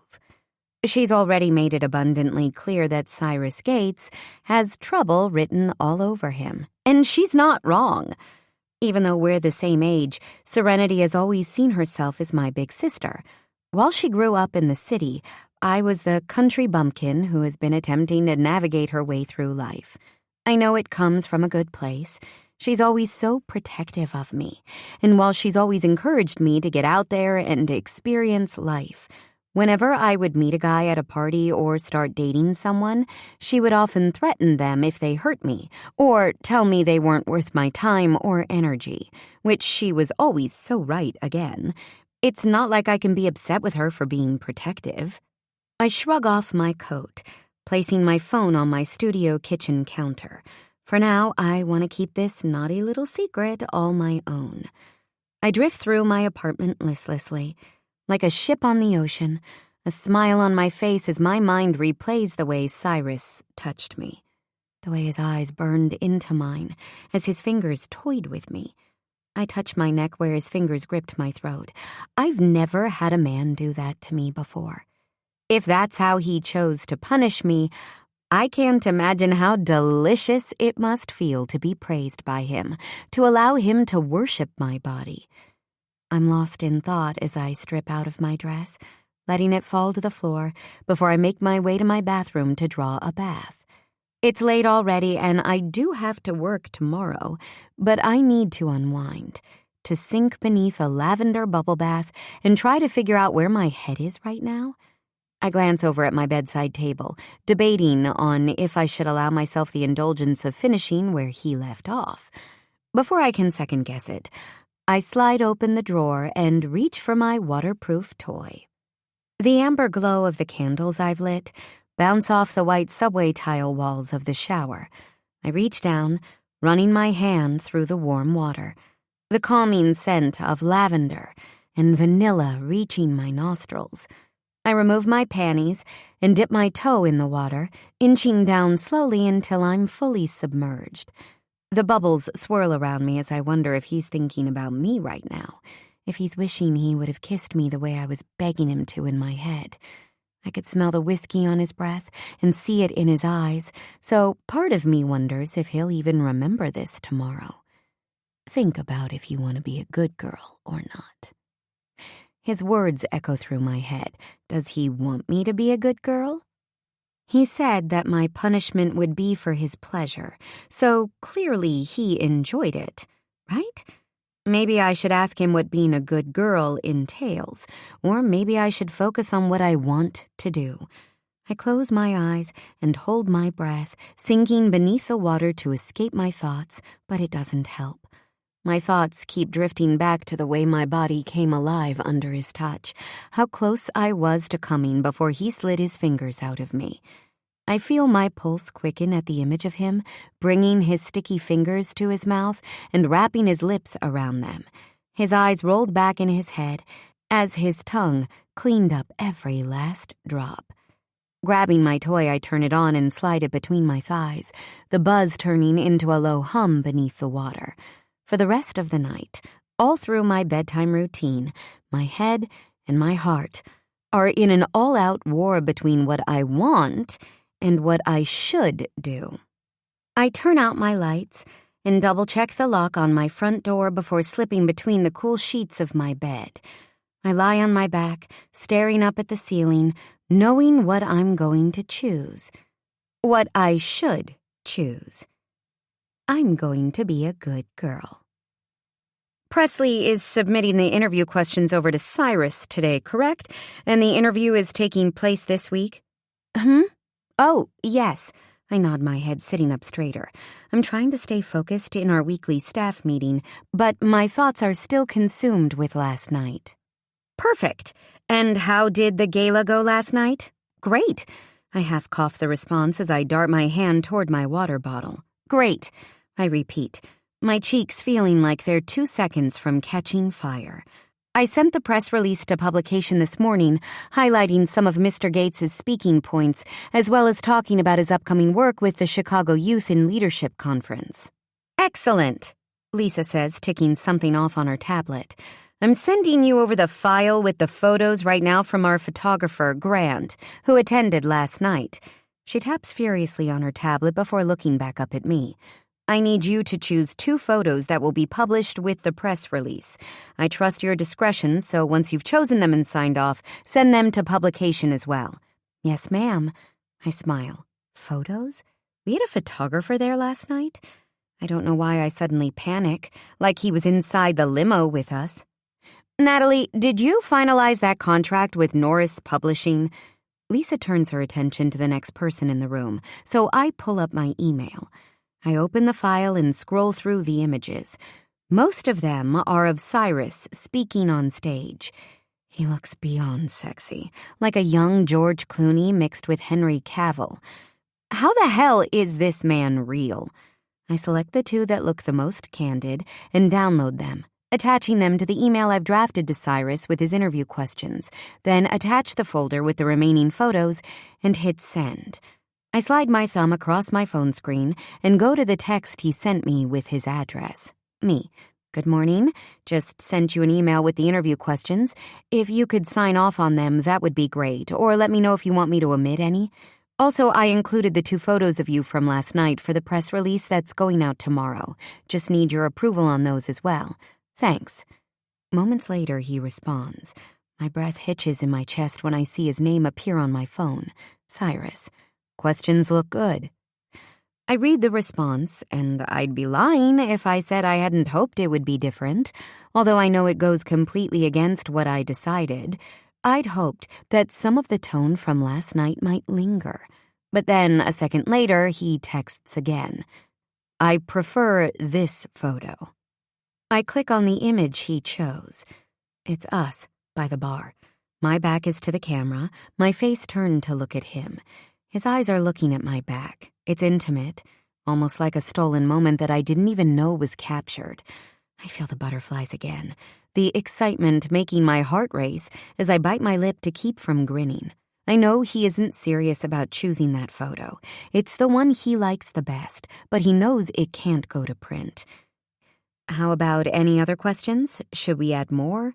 Any topics you want to discuss that I didn't mention? I turn my attention back to the meeting, or attempt to, anyway. I try to keep from staring at my phone, waiting for it to light up again, but a minute later, it does. How are you feeling today? He ignores my question, taking the conversation in a direction I know it has no business going. I know I shouldn't. I tell myself it's dangerous territory, but I tease him back. Frustrated? He responds with the devil emoji. Have you made a decision yet, young lady? Young lady? A completely innocent phrase that does all sorts of things to me. I can imagine him saying it in that deep tenor, his eyes dark, his lips so close to my ear.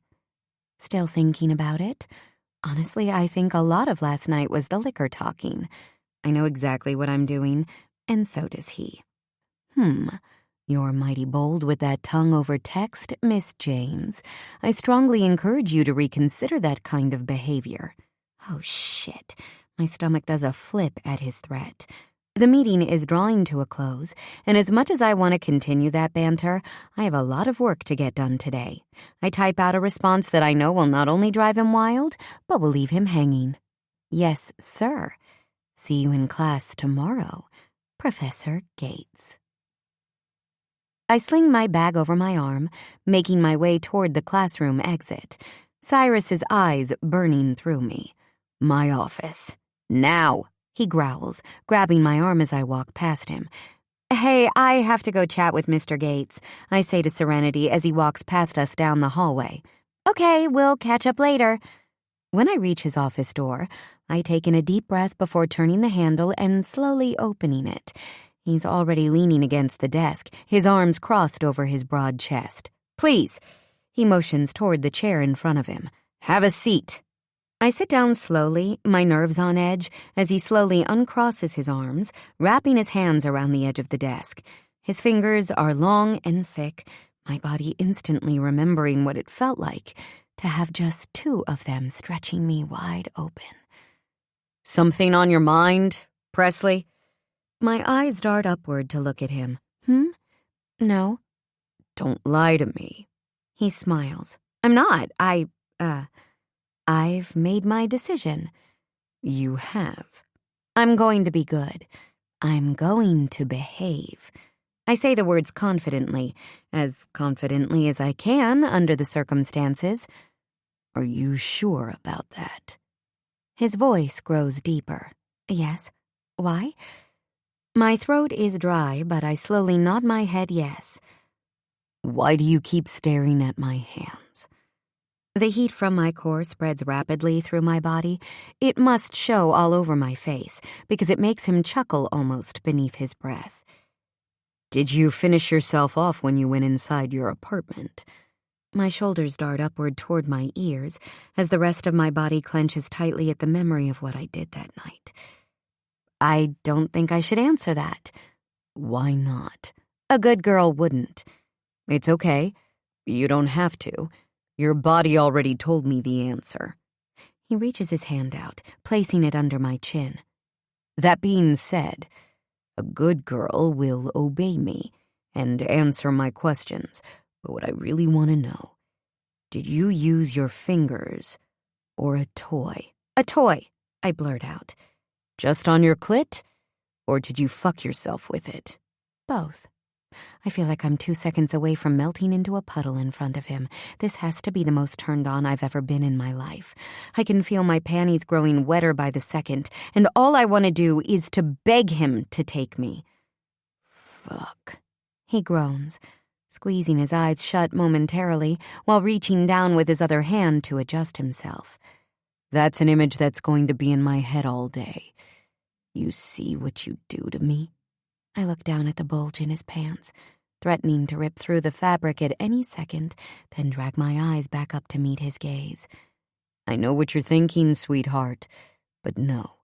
As much as I want you to offer me release, everyone in this fucking building would know what I was doing to you in here if I pull my cock out. God, the way this man talks, so crass, so bold, it only makes me want more. He stands up, taking a step closer to me while I stare up at him. So, you're ready to behave and stop being obstinate? Yes. You know that means you have to obey me, right? He reaches his hand out, brushing my hair behind my ear, his fingers sliding along my jaw. No matter what I say, you'll do it. Understand me. I'm going to try my hardest, but I'm still going to do my job the best way I see fit, even if you don't like it. He laughs, stepping back and sliding his hand into his pocket. I wouldn't expect anything less, Miss James. I should head to the office. Of course. He steps behind me as I walk to the door, his hand resting gently on my hip again. I look over my shoulder when he stays behind, expecting him to walk out with me. I need a moment. He laughs as we both look down at his crotch. Have a good afternoon, sir. I'll see you at the interview tomorrow. I'm practically bouncing on the balls of my feet as I walk down the long hallway and make my way outside. I opt for a taxi instead of the train to get over to my office. My body feels like it's still vibrating from my interaction with Cyrus as I approach the revolving door. Miss James. I stop, my hand outstretched. I look to my left as Peter Frisk approaches me. Miss James, apologies for ambushing you. Peter Frisk, he says, reintroducing himself. Yes, I remember you. Mr. Frisk from the gala. What can I do for you? I can't hide the confusion on my face. He's wearing a black fedora over his thinning gray hair, his short body almost engulfed in a long black coat. With his pinstripe suit pants and beady eyes, this man could be a Batman villain. I just wanted a moment of your time. Did you want to come up to my office? No. He shakes his head as he reaches into his pocket and pulls out a small business card. I'm actually in the market for someone with your services. He nods toward the building. Just wanted to give you my card. He stretches out his arm, the card dangling between his middle and forefinger. Oh. I take the card, looking at it for a second. No need for an answer, but if you get a few moments, give me a call so we can discuss. Well, I'm not really freelance, and I don't get to hire my own clients, so you'd have to discuss all this with Lisa. He chuckles, shaking his head. Apologies, I think I've confused you. I don't mean hire you through this firm. I mean hire you to come work for me. Exclusively. Triple, whatever you're making here. He eyes me for a moment. Think about it, he says before turning and walking back toward the street, where a car is waiting for him. Chapter 13. Cyrus. Thanks again for your time, sir. Honestly, this has been the highlight of my career as one of the editors of the Chicago Booth Review. Thank you. I smile, shaking Forrest's eager hand. I appreciate you taking the time, and if you ever need a letter of recommendation for a job, let me know. I'm happy to oblige. Seriously? His eyes bug out as he smiles from ear to ear. I'm speechless. Absolutely. My phone buzzes, and I look down at it to see that it's my lawyer's. Apologies, I have to take this, I say, holding it up before stepping away to answer. Terry, I say into the phone as I watch Forrest walk back over to Presley. I try to focus on what Terry is saying to me, but I'm distracted at the way they're interacting. Forrest touches her arm gently, and whatever the hell he says makes her smile, then laugh. A genuine laugh. Don't worry, I say to him as he fills me in on Nelson freaking out again. I'll talk him off a ledge. I hang up the phone and stand back, watching them from afar. She playfully smacks his arm as he does some sort of impression. Her eyes catch mine, and she does a double take, her smile slowly fading, morphing from laughter into something else. Her parted lips turn up at one corner, and her eyes grow heavy. If I had to guess, it's the look of desire. I mouth the words, "Come here," to her, and she turns back to Forrest, excusing herself before approaching me. I lean in a little closer to her, making sure my voice is low enough nobody else can hear us. Good girl, you're learning. What can I do for you, sir? She asks sweetly. Loaded question. Let's go to lunch. She looks over her shoulder at Forrest, then back to me. Should we invite him? Why? Are you fucking him? No. Annoyance flashes across her face. He did ask you out on a date, though. Have you gone? No. Are you interested in going? She shrugs. I should be, shouldn't I? She turns to stand next to me so we're both facing him where he's talking animatedly to someone else.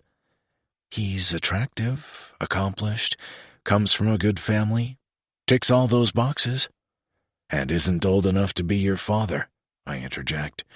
She looks over at me. And there's that.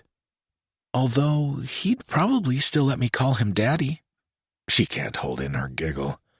I turn my head slowly to look down at her, her laugh disappearing the second she sees the look in my eyes. I glance behind us to make sure there's no one before letting my hand slowly slide down her back to rest against her ass.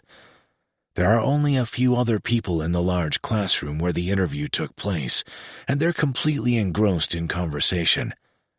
I take the opportunity to rear my hand back and bring it down hard against her backside, startling her. Ow! She yelps, her mouth falling open as she looks up at me. If you think that hurt, just wait till later. Now, go get in the fucking car. How did you feel the interview went? Good. I enjoyed the conversation. Forrest is a good interviewer. How did you think it went? I take a sip of my whiskey, not something I typically do at lunch, but my nerves around her are completely fried. I'm having to talk myself out of taking her back to my house and fucking her senseless every passing second. As much as I pretend to be in control with her, the reality is, I have no idea what I'm doing. I do know that this is beyond stupid, but I also know I don't want to stop. I want to lose myself in her body, but I haven't decided if I'm going to go all the way with her. I want to. It's all I think about. It consumes me, but that's why I've told myself I can't. I know that once I feel her tight pussy wrapped around my cock, I'll be done for. I think it went great. I'm really excited to see it in print. She takes a bite of her panini. You were right on the money with the idea. I know Lisa was very impressed with the idea. She has been impressed with all your ideas. She swallows, her eyes big and round. Seriously? Yes. How are you liking the job? I love it. Her eyes light up, and it makes me feel happy. I can't thank you enough for suggesting me to Lisa. She's such a powerhouse and a genius to learn from. I completely recognize that this is truly a once-in-a-lifetime opportunity. And this is when the guilt kicks in, because I know that if Lisa knew what I'd done to Presley, the things I planned on doing to her, she'd fire her and deliver on her promise to me to make me regret the day I was born. But something in me tells me that it's worth it, that it's more than just desire. I like hearing how happy she is in her job, how fulfilled she feels. I want to know more, and that scares me more than possibly ruining her career. I feel torn. Well, like I said before your interview, I knew you'd be great at it. Yes, she says slowly, when you called me kid. I chuckle. I did, didn't I? Did that bother you? She looks at me like she's calculating her response.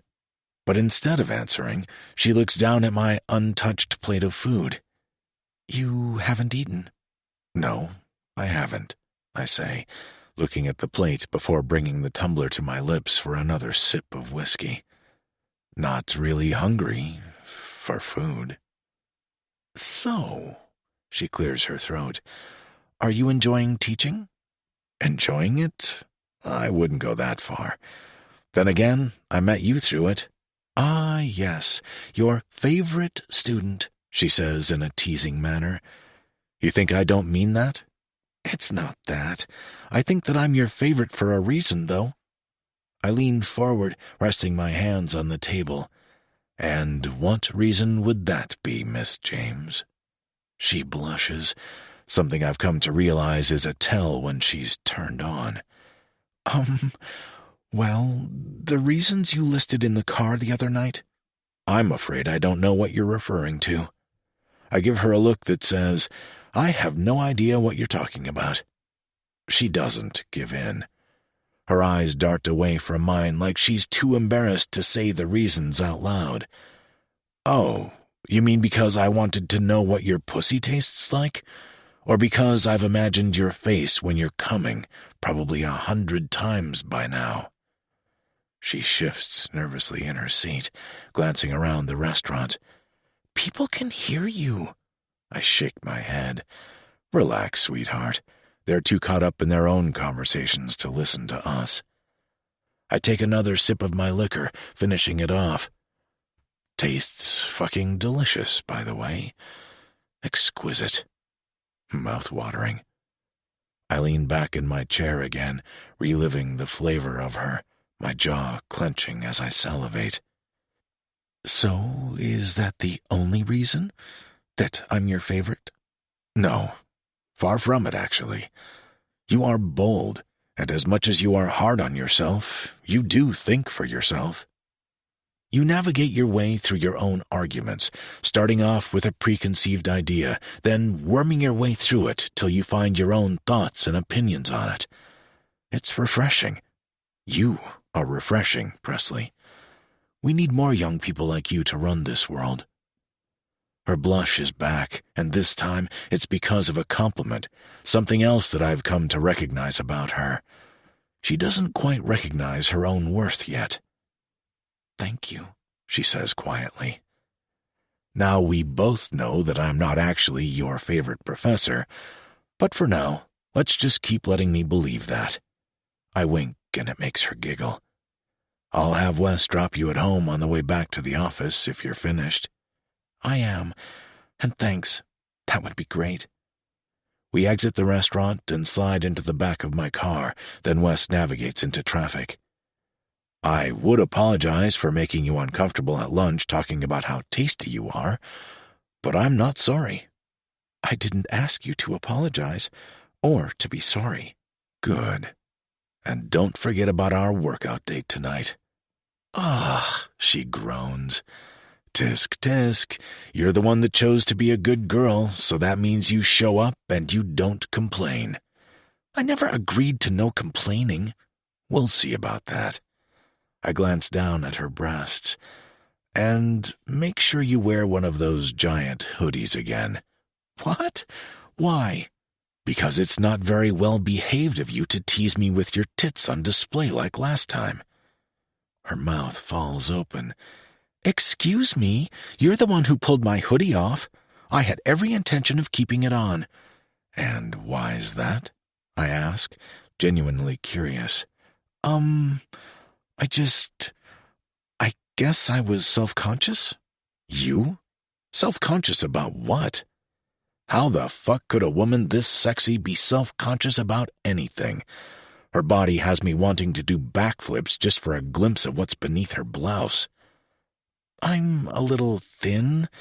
I haven't really worked out for, well, honestly, it's probably been the better part of a year, and I'm not exactly used to having my body wrapped in spandex in front of my boss with, as you put it, my breasts on display.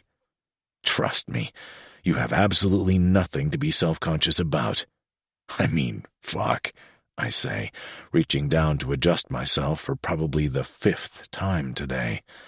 I reach over, taking her hand and placing it right on my hard cock. Does that feel like you should be self-conscious, baby? I fully expect her to roll her eyes or make some snarky comment about how it's smaller than she expected, although we both know that would never actually be the case. But instead, she looks down at where her hand is pressed against me, her fingers slowly tightening around my shaft that's running down my thigh. Her eyes look up at Wes in the rearview mirror, then to me. Fuck, I did not think this through. I thought she would pull her hand away. I didn't expect curiosity to get the best of her, and now me. I reach around her to where the divider button is and press it. I don't know what I'm expecting to happen in the 5 minutes we have left till we're at her building, but I don't tell her to stop. She grips me tighter. Then she slowly begins to move her hand up and down my shaft through my pants. I groan, my head falling back against the seat as she continues to explore me. I haven't been this wound tight for a hand job since I was 15. I hear the clank of my belt being undone, my zipper being dragged down, and I lift my head to tell her no, but she already has her hand inside my boxer briefs. Seconds later, the warmth of her skin is against my bare cock. Fuck.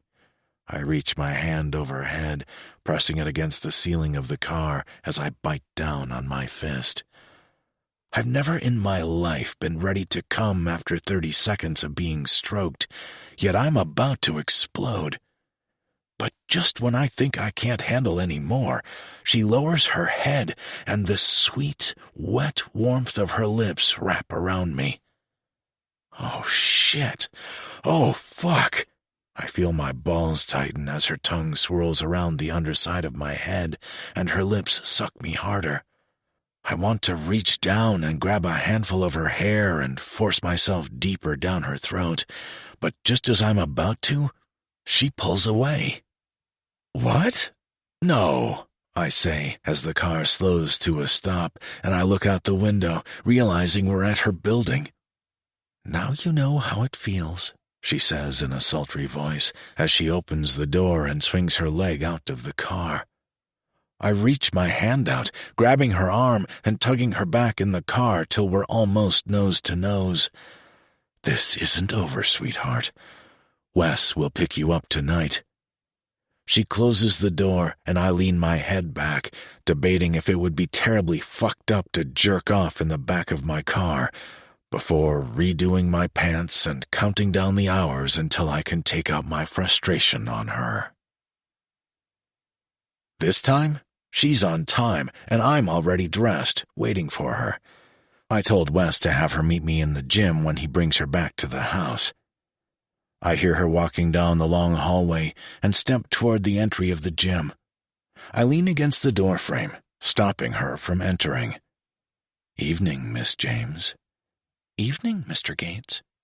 I see you can follow orders. I nod toward the hoodie that hangs to her mid-thigh. She looks down her body, then grabs the hem of it, pulling it over her head and tossing it past me into the gym in one swift move. Her tits look even better than last time, and now she's not even wearing a shirt, just a strappy little sports bra that's barely holding her in. I can only imagine what they're going to look like bouncing in that thing when she runs. Guess I spoke too soon. Oh no, I did follow your orders. You said to wear an oversized hoodie, and I did. But she gives me that flirty grin I've come to love and dread so much because I know there's always something coming after it that drives me up the wall. You didn't say anything about not taking it off. I shake my head at her attitude. There you go again, looking. Looking? She crooks her brow. Yes, for trouble. Doesn't seem like something a good girl would do. You know, some might say that you often find yourself in trouble. Are you looking, Mr. Gates? I slide my hands into the pockets of my shorts to keep from reaching out and grabbing her. I wouldn't say I go looking for it. No, I shrug. More often than not, it just so happens to find me, and I do a piss-poor job of running when it does. Seems like we're both not very good at behaving then. You know what they say about trouble, right? What do they say? She tilts her head. That if you go looking for it, you'll find it. She purses her lips like she's contemplating something. So, did I come to the right place then? I stare at her for a few seconds, seeing if her facade starts to crack. But this time, it doesn't. I push off the doorway, stepping aside so I'm no longer blocking the entryway. I motion with my hand, and she steps over the threshold. You know, I'd already planned on punishing you for the way you left me hanging this afternoon in the car. But now that you're here, you're just begging for it, aren't you? Chapter 14. Presley. I fully expect him to grab me or press me up against the wall when I walk past him, but he doesn't even touch me. Let's warm up on the treadmill again. Just a walk. Okay? I follow behind him and step up onto the treadmill. I know you said you don't run, but last time I was here, you sprinted on that thing and made it look so easy. Are you sure you want me to run this race with you? I feel like I'm going to slow you down. You're not getting out of it, Presley. Fine, I groan. Can I just walk the whole thing? He looks over at me, and I can see he's already growing annoyed, so I flash him a little smile and bounce my eyebrows. Please? Does that work with the younger men? With Forrest? I roll my eyes. We're back on this again. Although, in a messed up kind of way, I like that he's jealous. So maybe I should play into it like I did earlier today. Yeah, sometimes. Sexual favors go much further, though. The second I say it, his head whips sideways to look at me, and I'm already laughing as he reaches around to smack my ass again. This time, he grabs a handful, too. Just for that. The warm-up is cut in half. He hits the speed button on my machine, increasing it rapidly. Time to pick it up. I swing my arms with my strides, keeping my shoulders back and head up so that I don't go flying off the back again. It actually feels good to channel some of my pent-up frustrations and anxiety into physical activity. I pass the 1-minute mark and decide to push it another 30 seconds. Look at you, getting better already. Meanwhile, he's running twice as fast as me, but it's still a job for him. His hair flops with his movements that, once again, he makes look completely effortless. Mind if I turn on some music? I ask, reaching for my phone after slowing to a walk. Not at all. Once the music starts pumping and I get into a groove of my intervals, Cyrus hops off his treadmill and heads over to the weights. I attempt to zone out and think about work or what I'm going to eat after this workout, but I'm distracted by his movements.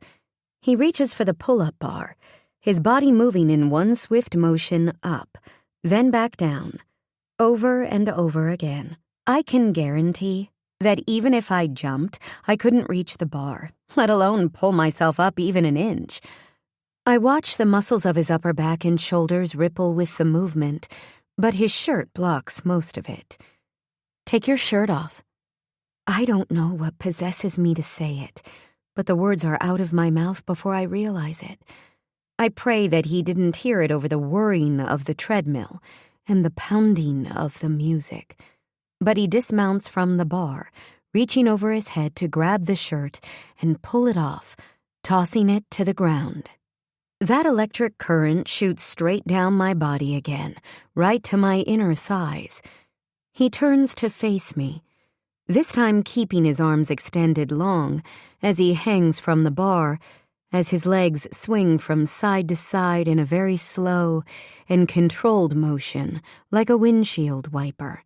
The muscles on his ribs flex, popping out.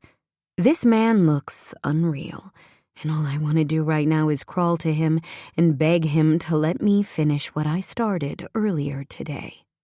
He moves through his workout as I continue to run and walk. I finish my last running effort, slowing the treadmill down to a leisurely pace as I daydream, imagining what it would be like to actually feel him on me, wondering if it will ever go that far between us. In the back of the car earlier, I had wanted him to kiss me. I thought he was going to, but he didn't. In fact, I've been wanting him to since the moment I met him. I thought he would the night of the gala as well. His lips felt like they were less than a centimeter from mine that night. I'm lost in thought when I realize he's staring at me, walking toward me like a lion stalking its prey.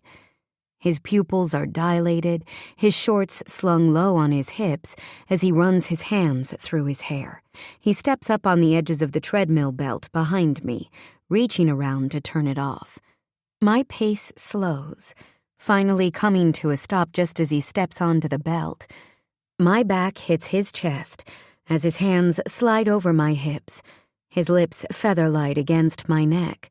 My eyes flutter closed, and my head lolls to the left to give him better access. He doesn't speak as he drags his tongue slowly up my neck, swirling the tip of his tongue around my earlobe. I can feel him hard against my ass as he grips my hips and pulls me back against him, a low growl emanating from his chest. "You've been a very naughty girl today, haven't you?" I'm already ready to come undone. If he asked me to beg him for release, I wouldn't think twice. "Haven't you?" he says again, this time spinning me around to look at him. "Yes."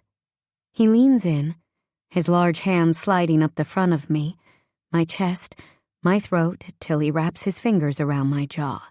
This is it. He's finally going to kiss me. He drags his nose up my neck again, then he reaches his free hand up to slowly drag my bra strap down my arm. He looks down, watching his movements. He pulls my bra down on one side, revealing my breast. He swipes his thumb over my already hardened nipple, causing me to gasp. His eyes darken, darting up to meet mine before grabbing me under my arms and lifting me to rest against the large display of the treadmill. He uses his hips to anchor me in place as he pulls my bra down, both breasts bouncing free before leaning in to wrap his lips around my nipple. "Oh," I groan as his tongue teases me, swirling around my nipples between bites and kisses. My entire body is alive, like every nerve ending is firing off at the same time. I squeeze my thighs against his hips, praying for any type of relief. He drags his tongue up my breast, to my throat, then back to my ear. "Time for your punishment, sweetheart." Just hearing that makes me tremble. How is it that in only a matter of days, this man has conditioned me to want to be punished by him, to be ready to fall to my knees and beg him to punish me just so I can get myself off to thoughts of it later. He pulls me down, spinning me back around and placing my hands on the bar in front of me. "Don't move your hands," he commands as he walks my hips back and presses against my back. "Bend over." I obey, my hands holding tight to the bar in front of me, my back flat as he grabs the waistband of my leggings and tugs them down my ass along with my panties in one swift motion. "Fuck me, you look good." He runs his hand down my spine and between my ass cheeks as he reaches into his shorts. I watch our reflection in the mirror on the opposite wall. His head falls back as he pulls out his cock and begins to stroke himself while he fondles me. It only lasts for a moment, though, before he's tucking himself back into his shorts. The disappointment that he isn't going to have sex with me lingers only briefly before I'm taken by surprise. Without warning, he cocks his arm back, his hand extended far behind him, before bringing it back down right on my ass with a loud smack. "Ow!" I yelp, my body thrusting forward, my mouth falling open in shock.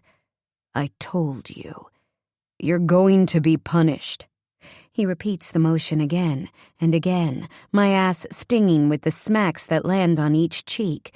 Tears prick my eyes at the pain, but I also enjoy it. It's a new sensation to me, pain mixing with pleasure, and it's delicious. "You like that, don't you?" He runs 2 fingers down my crack. "Oh, yes, you do." He dips them inside me where I'm drenched. "Maybe there is a naughty girl inside you, begging to come out and play." He teases my opening, sliding his fingers inside me again before rubbing my clit in a small circle. "Any man ever tell you your hair makes a great leash?" He grabs my ponytail, slowly wrapping it around his wrist before tugging it back. "Are you sorry you disobeyed me, Presley?" I want to say yes. I want to be rewarded, but I also want this to linger. I look at him in the mirror, slowly shaking my head. "No," I say confidently, which is instantly met with 2 more hard smacks, harder than before. He grabs my throat, pulling me against him. "I'm going to ask you again, and this time, I want to remind you." He slides his hand down the front of me, toying with my clit again, as he tightens his grip with his other hand. "How good I can make you feel if you let me." Yes, the word is practically inaudible as he continues to tease me. Good, because I'm hungry, baby. And the only thing I want to eat is your sweet little cunt, so bend over and let me feel you come on my tongue while it's buried deep inside you. I'm sweaty, I start to protest. He pushes me down again with a throaty chuckle. "That's the point." Then he drops to his knees behind me. As he pushes my legs further apart, he grips my ass, spreading me as he leans in and runs his tongue right up my slit. He repeats the process, this time not stopping when he reaches my asshole. Instead, he swirls his tongue around it before dragging it slowly all the way up my spine. This is a completely new sensation. I've never in my life felt comfortable being so exposed like this, let alone having a man's tongue exploring my most intimate parts from behind. It feels sexy and wild. He doesn't waste time. He devours me, his tongue deep inside me, causing my legs to begin to tremble. I've never had a man eat me so thoroughly, so explicitly with such confidence. I've only been with 2 men in the past, both of which were in college, both of which left me severely lacking. Not only did I not finish with either guy, but one thought he was being the dominant, sexy alpha in the bedroom. But really he was just a selfish asshole who only wanted to be serviced. The other guy seemed lost, quite honestly. and couldn't go more than 10 seconds without asking, "Does it feel good?" I can feel my release building as Cyrus takes his time with me. He turns me around to face him, still on his knees. He reaches up, pulling my leggings all the way down my legs. He pulls off my shoes, tossing them aside. My leggings follow. "Sit on my face," he commands, as he adjusts himself to lie back on the belt. I open my mouth to ask if he's sure, but he grabs my hand and yanks me down, helping me to a kneeling position. His hands are on my hips, gripping me tightly as he pulls me down to his mouth. I'm worried I'm going to crush his face, but he can't seem to get enough. His fingers dig into my flesh as my orgasm finally finds me.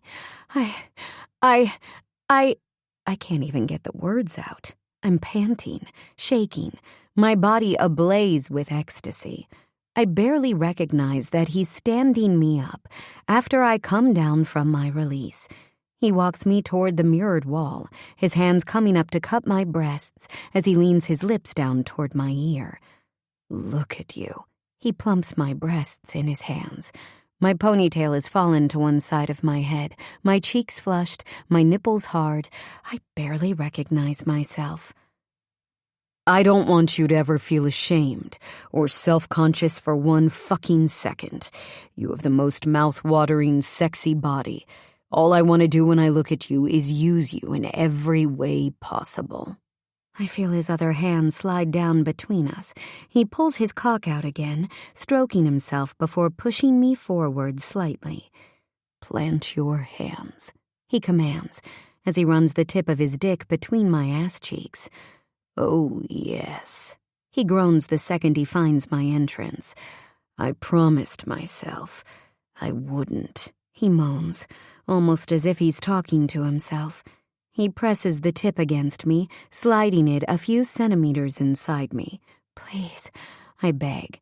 His eyelids are so heavy, his lips parted slightly as he looks down between us. I can feel him teasing himself and me, sliding his cock against me but not entering me. So warm, so fucking wet. I'm on edge. I curl my fingers against the glass, but there's nothing to grip onto.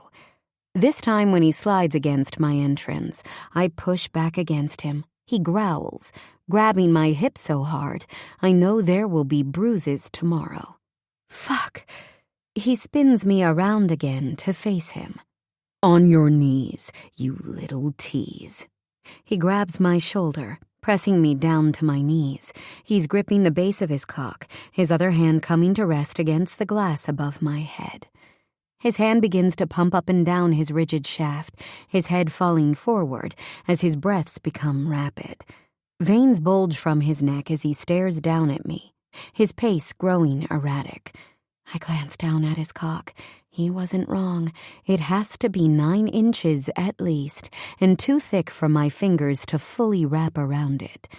"Open your mouth," he barks, stepping closer just as his eyes roll back in his head, a strangled groan erupting from his chest before he spills his release partly on my lips, partly dribbling down to my breasts. He stares down at me, his chest heaving. I'm sorry. Shit. Sorry. I want to tell him not to be, that it was exciting and hotter than anything I've ever experienced, but the regret on his face has already killed the mood.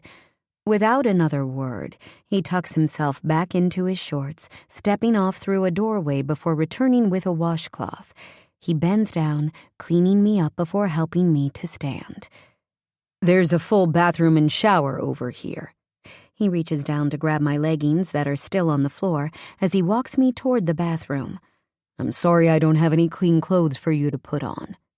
He reaches in to turn on the lights as I pull the tangled sports bra over my head and toss it next to my leggings. I expect him to follow me into the room, but he stays in the doorway. "Are you not—" I thumb over my shoulder toward the shower. "No," he says, shaking his head. "I'll shower upstairs and meet you by the garage entrance to drive you home." I take my time in the large marble shower, allowing the steam to billow around me beneath the rainfall shower head. I want to see the rest of this immaculate house, but tonight doesn't feel like the right time. Disappointment tightens my chest when the image of his face after he finished flashes through my brain. Before he even apologized, I could see the regret in his eyes. I wanted to ask him what he meant when he said he promised himself he wouldn't. Wouldn't what? Have sex with me? Allow himself to finish? Allow me to finish? Maybe in his head, he justified teasing me but not allowing either of us to go all the way. I close my eyes and push the thoughts from my mind, choosing to focus on how he made my body feel instead. I used to think sex was boring. I never understood people's obsession with it. But now I do. And this wasn't even sex. Hell, the foreplay between us has been 100 times hotter than even the hottest sex I've ever had. I let myself stand under the water for a few more minutes before reaching up to shut it off. The glass completely fogged up. I opened the glass door, reaching for a fresh, plush towel to wrap around my body. Even the towels are fancy. I mutter at how large and luxurious it feels against my body.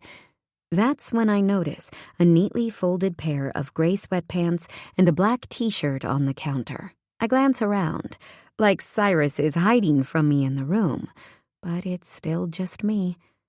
I know those weren't there when I walked in here. I smile, reaching out and grabbing them as I bring them to my nose to inhale. They smell freshly laundered, but with a hint of his cologne, probably from being in his closet. I drop the towel and quickly slide them on my body, that giddy butterfly feeling taking over my belly. It's something so small, but it shows me that maybe he does care about me in some small capacity, or maybe he doesn't actually regret what happened between us tonight. I quickly redo my bun that I'd fastened before my shower to keep my hair from getting wet, gather my dirty workout clothes, and slide on my tennis shoes that he must have also placed in here covertly while I showered. I practically skip down the long hallway to the foyer, making the right turn toward the garage when I stop. The smile falling from my face when I see Wes standing by the back door with my coat in hand. Mr. Gates apologizes, but something came up, and he won't be able to drive you home. Oh, okay. No problem, I smile, hoping it hides the disappointment I'm feeling. Chapter 15. Cyrus. "Great write-up, Cyrus," Ken says to me from across the boardroom. "I have to say, none of us actually, thought we'd ever see you teaching, let alone talking about it so fondly." He laughs, looking over at his lawyer and the rest of his board that join in. I look over at Nelson also joining in, laughing a little too hard. His expression quickly changes, though, when he makes eye contact with me. "And why is that, Ken? You can't imagine that I have something of value to impart to the younger generations?" "Oh, come on now, Cyrus. I'm just teasing you. Of course I think you have some value to add. I truly am impressed. This is the kind of stuff that people want to see. I had no idea you were so active in the Chicago Youth in Leadership Organization. And honestly, I think I speak for all of us when we say, well done." I smile, a sense of relief weirdly washing over me. When the hell did I start caring what these schmucks think about me? Then I realize it's not that I care what they think about me. It's that I feel a sense of pride that Presley's efforts are paying off. She was right on the money. Well, as much as I'd like to take the credit here, it's my publicist who encouraged me to do the interview. She thought it would not only benefit my image, but showcase my long-standing relationship with the University of Chicago. I know a few of you are alumni. I gesture toward the people in the room. And for as much as I know most of you don't respect me, I think we are all fond of the university, what they represent, and our time there. Let knowledge grow from more to more, and so be human life enriched. one of the members says the school motto. Agreed, Ken replies. And tell your publicist that it was a great move, and if it's just the beginning of your relationship with them, I'm sure they'll do wonders for your career and reputation. My expression is a tight-lipped smile, guilt causing a burning sensation to bubble in my stomach, traveling up through my chest. I've felt it since the moment I jerked off and finished in Presley's mouth and on her tits. It was one of the most erotic scenes I've ever experienced, and it wasn't even anything crazy, not compared to some of my past sexual escapades anyway. But seeing her sitting there, hands in her lap, those big eyes staring up at me like she was at my mercy, pushed me over the edge. There was no way I could stop myself. I don't want to feel guilt. I think it's probably the first time I ever have, apart from Nikki Frisk. That was guilt that stemmed from facts I wasn't aware of, the after effect of the fling. But this is guilt over what I want, guilt because I know she deserves far better than me. If it ever came out that she and I were fooling around, it would end her career with Wade Public Relations for sure. The meeting carries on around me, and while I appear to be engaged, my mind is completely preoccupied with thoughts of her. The images from the other night are burned in my brain. The desires I have feel so all-consuming, like no matter the risk, I know I'm going to take it. The reality is, this situation won't have to be forever, just until this deal goes through. I have no doubt we could keep things secret until then, and then, once it's out in the open, I'm sure I could convince Lisa that Presley still deserves her job at Wade, that it started after she was hired on there, so technically, I truly didn't have any ulterior motives when I suggested her for the job. And hell, even if it all came out before this deal is through, I'm Cyrus fucking Gates. I'll handle it. Thanks for your time, gentlemen. I think we can all confidently agree that things are moving quickly and in the right direction, and if I had to be optimistic, I'd say this deal will be wrapped up by the end of next quarter. Gentlemen, I stand and shake their hands as they exit the room. I guess I was wrong about the interview and Miss James, Nelson says, hot on my heels as I walk back to my office. It would seem that way, I say, as I unbutton my coat and walk around my desk. I don't mean to overstep boundaries, Cyrus, honestly. I just know how much work I put into this deal, and it could be the legacy of my career. You mean we? How much work we've put into this deal, all of us on the board at Gates Enterprises, and our team of lawyers. I don't attempt to hide my annoyance. Nelson has worked for me for almost 15 years, and he's more than likely going to retire at Gates. I have no issue with that. He deserves it. He's been my right hand for over a decade. But something about him has changed in the last 2 years, and it's driving me up the damn wall. He's like a lost puppy, following me around and always up my ass about every little thing I do. I want to remind him that not so long ago, he was the one trying to convince me to invite those party girls onto my yacht with him so that he could let loose. Maybe it's just something that has come with age, but I'll be damn glad when this deal is over and I can go back to not having him trying to pry his way into every detail of my life. Yes, of course. I just mean that, well, you know I'll be retiring in the next few years, and I'd like to have something like this to hang my career on when I'm done.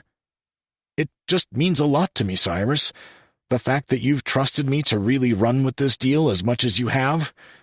So, thank you. Yeah, no problem, I say, distracted by the physical copy of the Chicago Booth Review on my desk, open to my interview with a handwritten note next to it. Thought you should have a copy.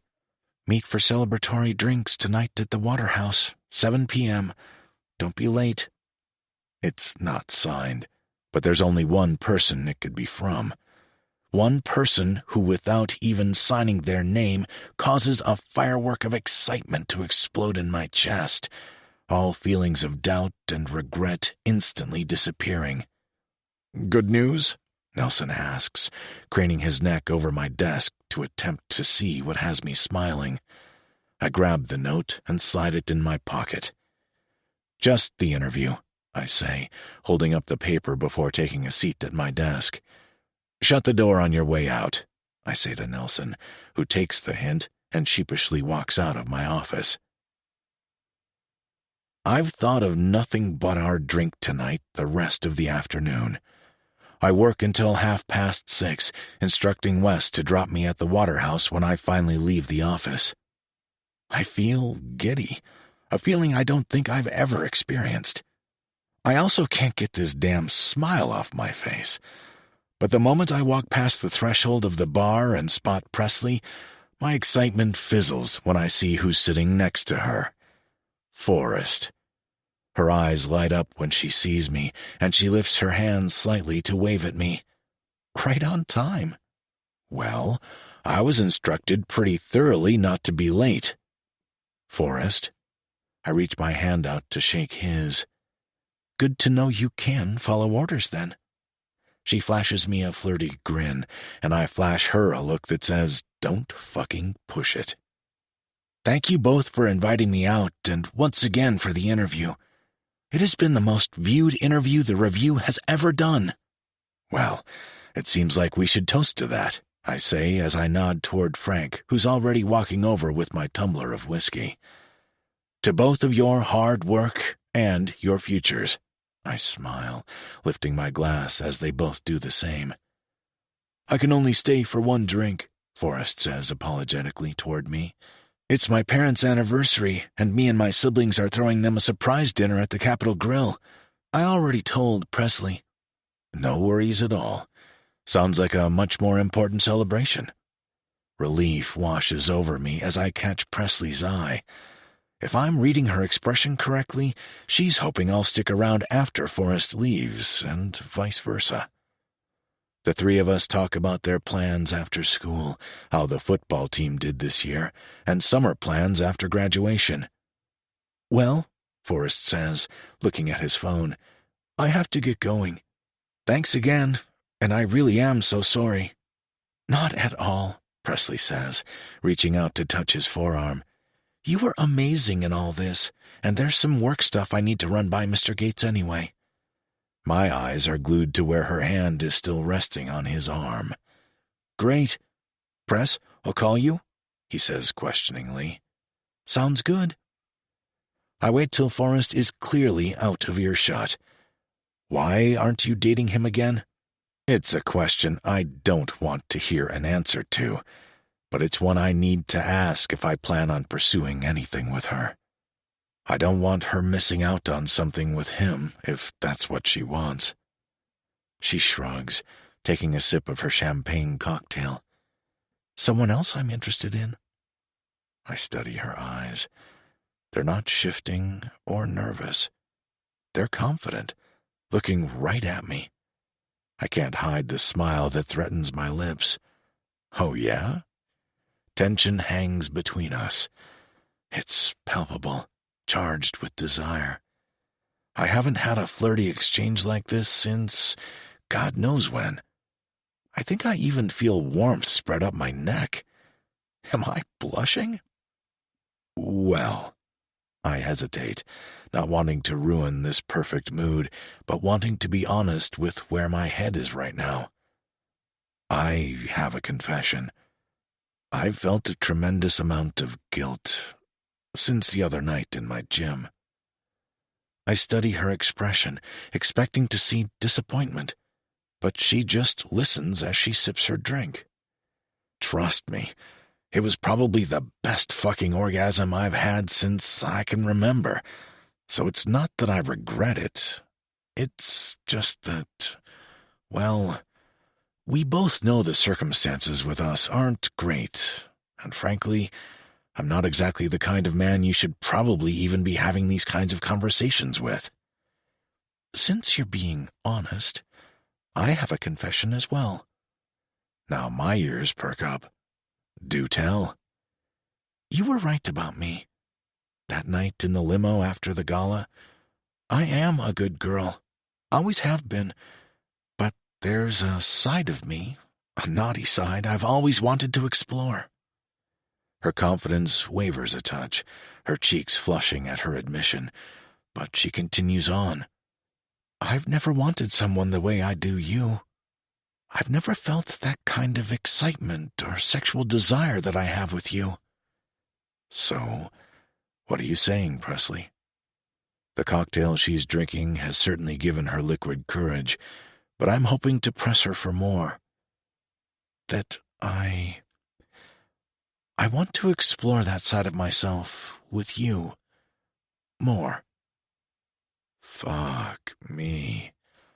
My dick twitches, my balls already begging for release. An innocent young thing begging to let me show her how to unleash her naughty side? My fucking kryptonite. So, just a sexual relationship.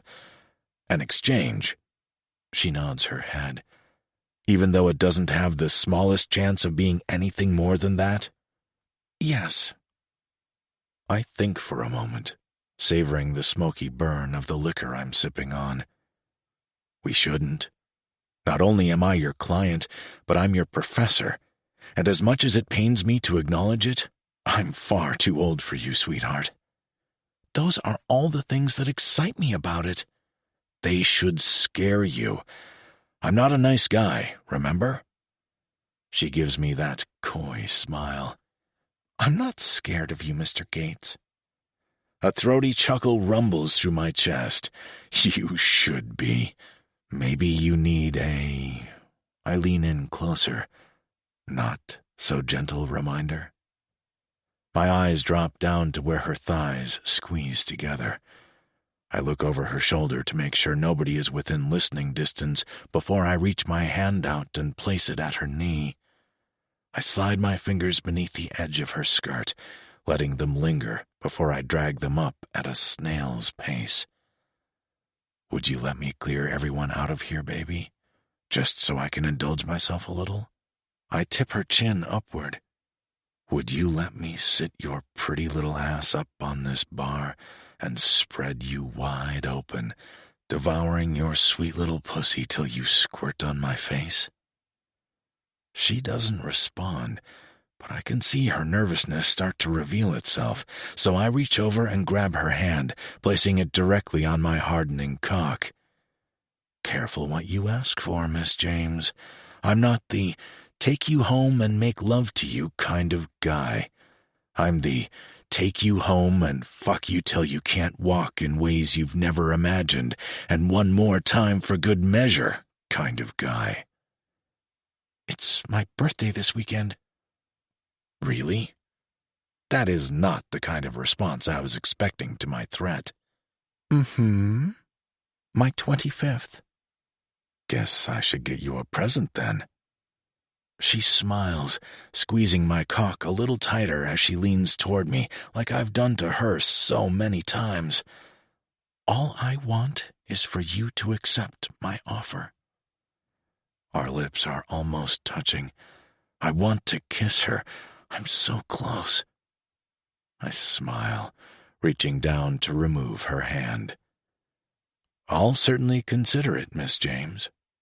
I give her a wink as I reach for her coat and nod to Frank to let him know we're leaving and to put the drinks on my revolving tab. But trust me, I'm not the kind of trouble you want to go looking for. Chapter 16. Presley. What's up with you? Serenity squints one eye at me as we wait in line to place our coffee order. What do you mean? You seem different. Vanilla almond milk latte, please. Small. I hand my card to the barista and shrug at her comment. Nothing's changed. At least, not that I can think of. I feel bad. I'm not exactly lying to her, but I'm certainly omitting the fact that there's been some major developments between Cyrus and me. Oh, and the little fact that I propositioned him last night. My cheeks flush with embarrassment as I recall the way I was so shamelessly flirting with him. The cocktail I had with Forrest before Cyrus arrived went straight to my head, as did the celebratory shot of tequila Forrest insisted we take. By the time the second cocktail was in me, I was feeling pretty damn confident to offer up such a bold idea.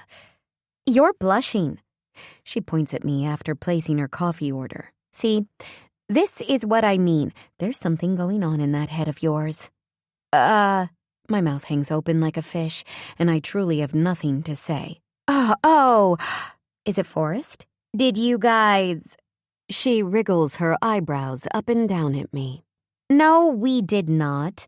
We did have a celebratory cocktail and shot the other night, though, after the piece he did on Mr. Gates went live. A shot? Oh, she elbows me teasingly. Someone's getting wild. You guys hanging out again? I shrug again. I'm not sure. No plans yet. He was pretty flirty with me at the bar, and he told me to call him before he left. He left you there? Her excitement morphs into annoyance. Oh, yeah. He had to go to his parents' surprise anniversary party that he was throwing with his siblings. I knew before we met up that he couldn't stay long. It was still a good time. There's nothing I want to do more right now than pull Serenity into a quiet corner and share all the dirty little secrets between Cyrus and me like we're little schoolgirls again. But I know that he would be upset if I shared those intimate details, and truthfully, a big part of me wants to keep them for myself for as long as I can. Maybe forever. I've never been the girl who's had secrets. Fun little stories that I could think about when I'm all alone. Something about it feels so thrilling. What about you? How are things going with Jared? Aren't you guys about to celebrate 2 years soon? The barista calls our names, and we grab our coffees before heading over to a table by the windows. We are. Things are going great. We've both been so busy, though. It just feels like we haven't been spending as much time together. Kind of bums me out. Well, the good thing is you're in your final semester of grad school and he's about to be matched for his residency, right? She nods, taking a sip of her coffee. That's been weighing on me too, actually. What do you mean? Well, odds are he won't be matched here in Chicago. I mean, he could be, but you're rarely matched to the one you want. I'm happy to go wherever he goes. My job can be fully remote, but I'll miss you. Her mouth droops into a frown. Oh, Serenity. I reach out and grab her hand. I'd miss you too, so much. But we don't know where he'll end up just yet. Besides, I can fly to you, you fly to me. Nothing is going to change between us. I know, it just sucks. You and I have been together at least every other day for the last 6 years. It's the end of an era. She sighs dramatically and it makes us both giggle. Seems like we should live it up then, huh? What'd you have in mind, Miss Birthday Girl? You ready to have some fun this weekend? So ready. I'm thinking we actually go out to a club for once. I think the last time we did that was like 3 years ago, maybe. You were still single, remember? Because that weird guy in the banana costume wouldn't leave you alone all night. We burst into another fit of giggles as we try to piece together that night. I'm so down. Let's get ready at your place since Jared will be on call. Any ideas on where you want to eat? Sushi-san, we both say in unison, referring to our favorite go-to sushi restaurant. Oh shit, we better leave now or we're going to be late to class.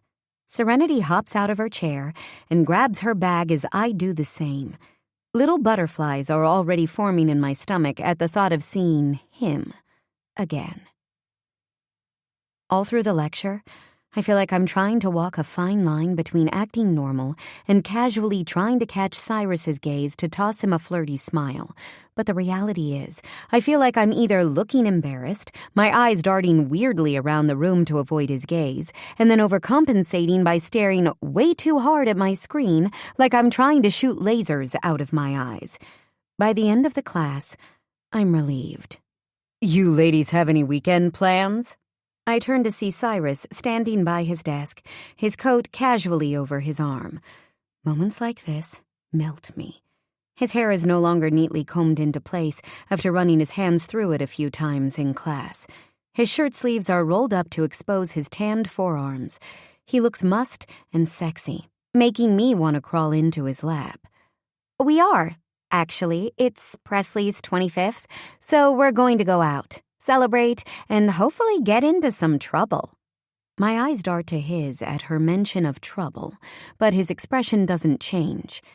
Happy birthday, Miss James. He nods at me and I smile back. Thank you. And because I forget for 1 second that Serenity is standing there with us, I ask, what about you? I can see it takes him a little by surprise as well. No plans? Unless you count working late. Really? Serenity frowns. I thought when you were rich and owned the company, you could take more time off. He laughs. Yeah, that's what I thought too. You ladies have a safe and fun weekend. Enjoy your birthday. He exits the classroom and Serenity turns back toward me. What? Does he beat you at work or something? You act like you're still scared of him. He's intimidating, I say confidently because that's the damn truth. Enough about him. Let's go shopping for this weekend. I am in desperate need of something cute to wear. I feel my pocket buzz on the way out of the building. It's a text from Cyrus. Cyrus, I do hope you have fun tonight. Don't forget to behave. I have a sudden urge to tease him, maybe incentivize him to punish me later or accept my offer. Me. I'll think about it. He responds intently with the devil emoji again, only this time it's accompanied by a hand. I slide the phone back into my pocket, a smile glued to my face. We spend the afternoon going from store to store until I finally find the dress. It's way sexier than anything I've ever even considered wearing. It's stunning. You have to. Serenity encourages me as I spin around in the dressing room to look at the back. It's cherry red with a deep V front. The straps grow thinner as they cross over the shoulders and crisscross over my exposed back. It's also short and tight. Is it too much? Yes, and that's exactly the point. You will be breaking necks in that thing. Jaws will be on the floor. Men will be selling their right arm at the chance to even speak to you. You're ridiculous. I laugh as I do another little spin in the dress. I kind of want to feel sexy and uninhibited tonight. Not because I want to attract other men, but because I want to own my sexuality, especially when so much is on the line with Cyrus. I'm tired of being afraid and scared of the things I want, of the fantasies I crave. I'm going to do it. I let out a confident sigh, change back into my clothes, and march up to the sales counter to buy it. By the time we make it back to my apartment, it's already time to start getting ready. The lack of response to Cyrus's last text has clearly left him bothered. He sends me another. You shower first, I tell Serenity, my phone alerting me to his message. What are you wearing tonight? I slide the bag off the dress and hang it on my closet to take a photo to send him. Send another. Wearing it. I take my time getting ready, curling my hair and doing a full face of makeup, something I rarely do. Damn, Serenity whistles as I do a little dance in place once I have on my dress with sky-high heels. I'd take you home. Please. You look just as hot and you have the boobs to make it look even sexier. I nod toward her cleavage that's already spilling out of the top of her dress. She leans over, pushing her breasts up a little more. You gotta give the people what they want. She smiles. I'm just finishing up my lips. Give me 2 minutes, then we can head out. I wait for her to head back into the bathroom before snapping another photo in the floor-length mirror in my bedroom. I jut one hip slightly forward, my leg extended so it looks a mile long while I give my best pouty face. I feel ridiculous. Before I can talk myself out of it, I send it to Cyrus. Fuck. How do you even wear panties under that thing? Gotta run. I giggle as I toss my phone into my clutch, just as Serenity exits the bathroom. Let's go party. We head downstairs to our waiting Uber and off to dinner.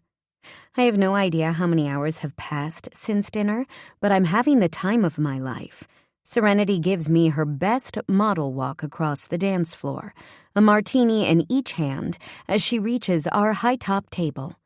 I thought my feet would be killing me by now, but I don't feel anything, I shout in her ear over the music. Thanks to all these drinks, she laughs, handing me another as we clink our glasses together. We dance. We laugh so hard I'm afraid I might pee, then drink and dance some more. This is exactly the kind of night I needed. What time is it even? I ask Serenity as I reach into my clutch for my phone. Who cares? She laughs, dancing in her seat. I notice there are 2 messages from Cyrus. I completely forgot that I had left him hanging again earlier. You've got to be fucking kidding me. I look at the previous text to remember what he's referring to, the question about how I even fit panties under my dress. If you think that last spanking hurt, it will feel like a massage compared to what's coming next. My stomach coils with excitement. I have to go to the restroom. Serenity looks over her shoulder to where they are, then back at our fresh drinks. You go, I'll stay here to watch our drinks. I slide off the stool and walk back to where there's surprisingly no line. I step into the restroom and look under the 2 stalls. I'm all alone. I reach over quickly and lock the door. Then I stand in front of the mirror, backing up so that you can almost see my full body. I hold the camera up higher, sliding my dress up over my hips to reveal my sheer red thong and snap a picture, sending it back to him. He responds immediately. I bet you taste like a fucking dream right now. Matching bra? No bra. Prove it. I slide the straps of my dress to the sides of my shoulders, my bare breasts pressed together as I snap another picture and send it. Perfect. All they're missing is my cum on them. Tingles shoot through me at the thought. Thanks for the pictures. Be safe and get home soon. Hope you've had fun. I'm not ready to end the conversation. What are you doing for the rest of the night? I'm going to use your pictures, then take my tired ass to bed. Use my pictures? I'm pretty damn sure I know what he means, even after several drinks, but I want him to say it. A few seconds later, a picture comes through. His pants are undone, his massive cock at full mast, with his hand wrapped around it. Holy shit! I clamp my hand over my mouth and glance around, forgetting that I'm all alone. Why? When you could have the real thing. Because the way I'm feeling tonight, I'd break you in half. Good night. Behave and get home. Now. I straighten out my dress and walk back to the table, my legs wobbly with adrenaline. I'm exhausted, Serenity yawns. Me too, I agree, sitting back down. Ready to head home? Very. We pay our tab and take an Uber back to my place, where all I want to do is crawl into bed and dream about Cyrus saying yes. Chapter 17. Cyrus. I pace the floor of my office, my mind spinning. I can't decide if it's a healthy dose of fear or paranoia at this point. In the moment, sending that picture to Presley was hot and exciting. Believe it or not, it's the first and most likely last time in my life I've ever sent a dick pic to anyone. There have been too many threats, too many uneasy feelings lately for me to ignore them. Between the Nikki Frisk situation, which I stupidly fell for, then Peter threatening me about keeping my own house in order, to randomly meeting Presley at the Waterhouse right before this deal goes through. "Sir, Miss James is here for your 10 o'clock. Abigail's voice interrupts my thoughts before they can spiral too much out of control. I take in a deep breath, exhaling it slowly as I try to rationalize what I'm feeling. The last thing I want to be true is for Presley to be some sort of corporate spy or another setup by Peter. Send her in. "Afternoon, sir," she says with a pleasant tone to her voice as she steps into my office, closing the door behind her. You wanted to see me? Yes. Thanks for making the trip to my office. I don't take a seat. Neither does she. Why were you at the Waterhouse? I launch right into it. What? Her brow furrows. The night we first met. Why were you there? I've never seen you there in all my years of going. I was just grabbing a drink. Why? What's this about? Did you purposely go there? To meet me? Did you know that I went there often? Her confusion deepens. What? No. I just said I went there to grab a drink. I think I ordered French fries, too. It had started to rain, and I forgot my umbrella, so I just ducked in to stay dry. Seriously, what's this about? I stare at her, and I believe her.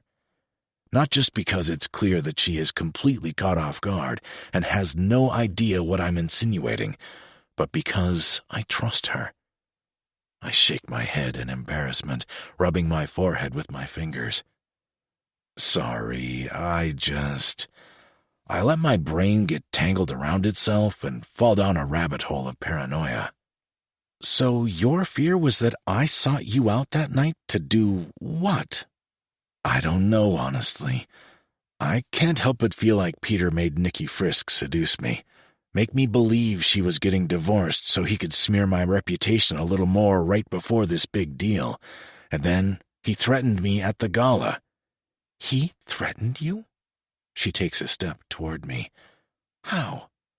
Well, maybe it wasn't a threat, but it seemed like one. Made mention of my house being in disorder and that it might cause Meridian to look for a new buyer. It's bullshit, but it just made my mind spin on all kinds of ridiculous what-if scenarios. I know how these people operate, Presley. I mean it when I say they're fucking snakes.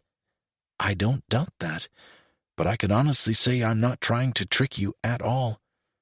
Did what we talked about at drinks the other night bring this on? She looks down at her feet sheepishly.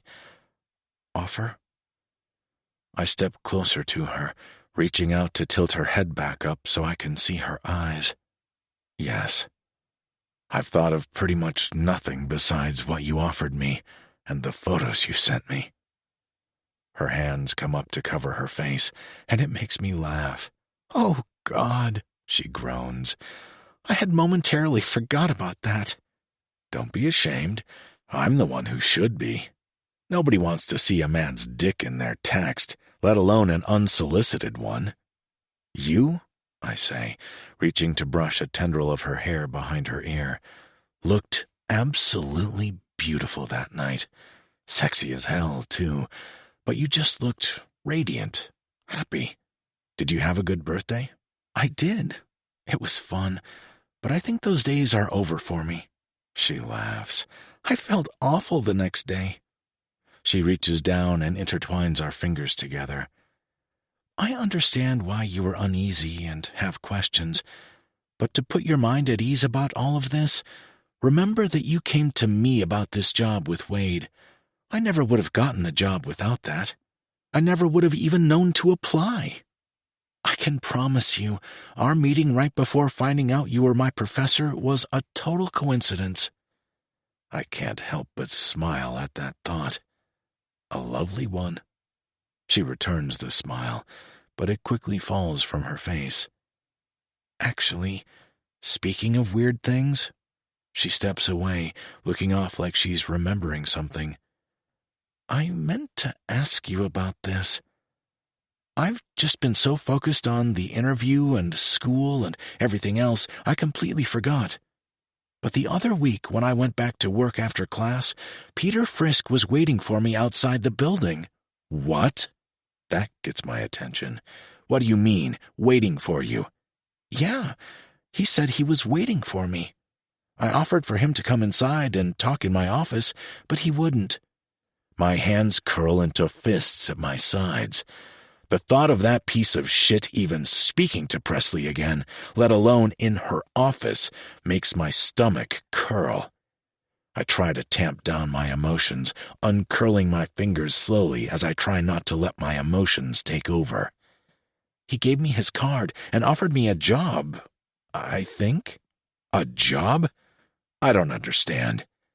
I mentioned that if he needed a publicist, because he said he could use my services or skills or something like that, he'd need to set up a meeting with Lisa because I don't hire on new clients. He said that I was confused, that he was extending an offer for me to work exclusively for him. I don't know if I want to know the answer to the question I'm about to ask, but I know I have to ask it. I try to remain as calm as possible. And are you considering it? God, no, she gasps, her hand coming up to her chest.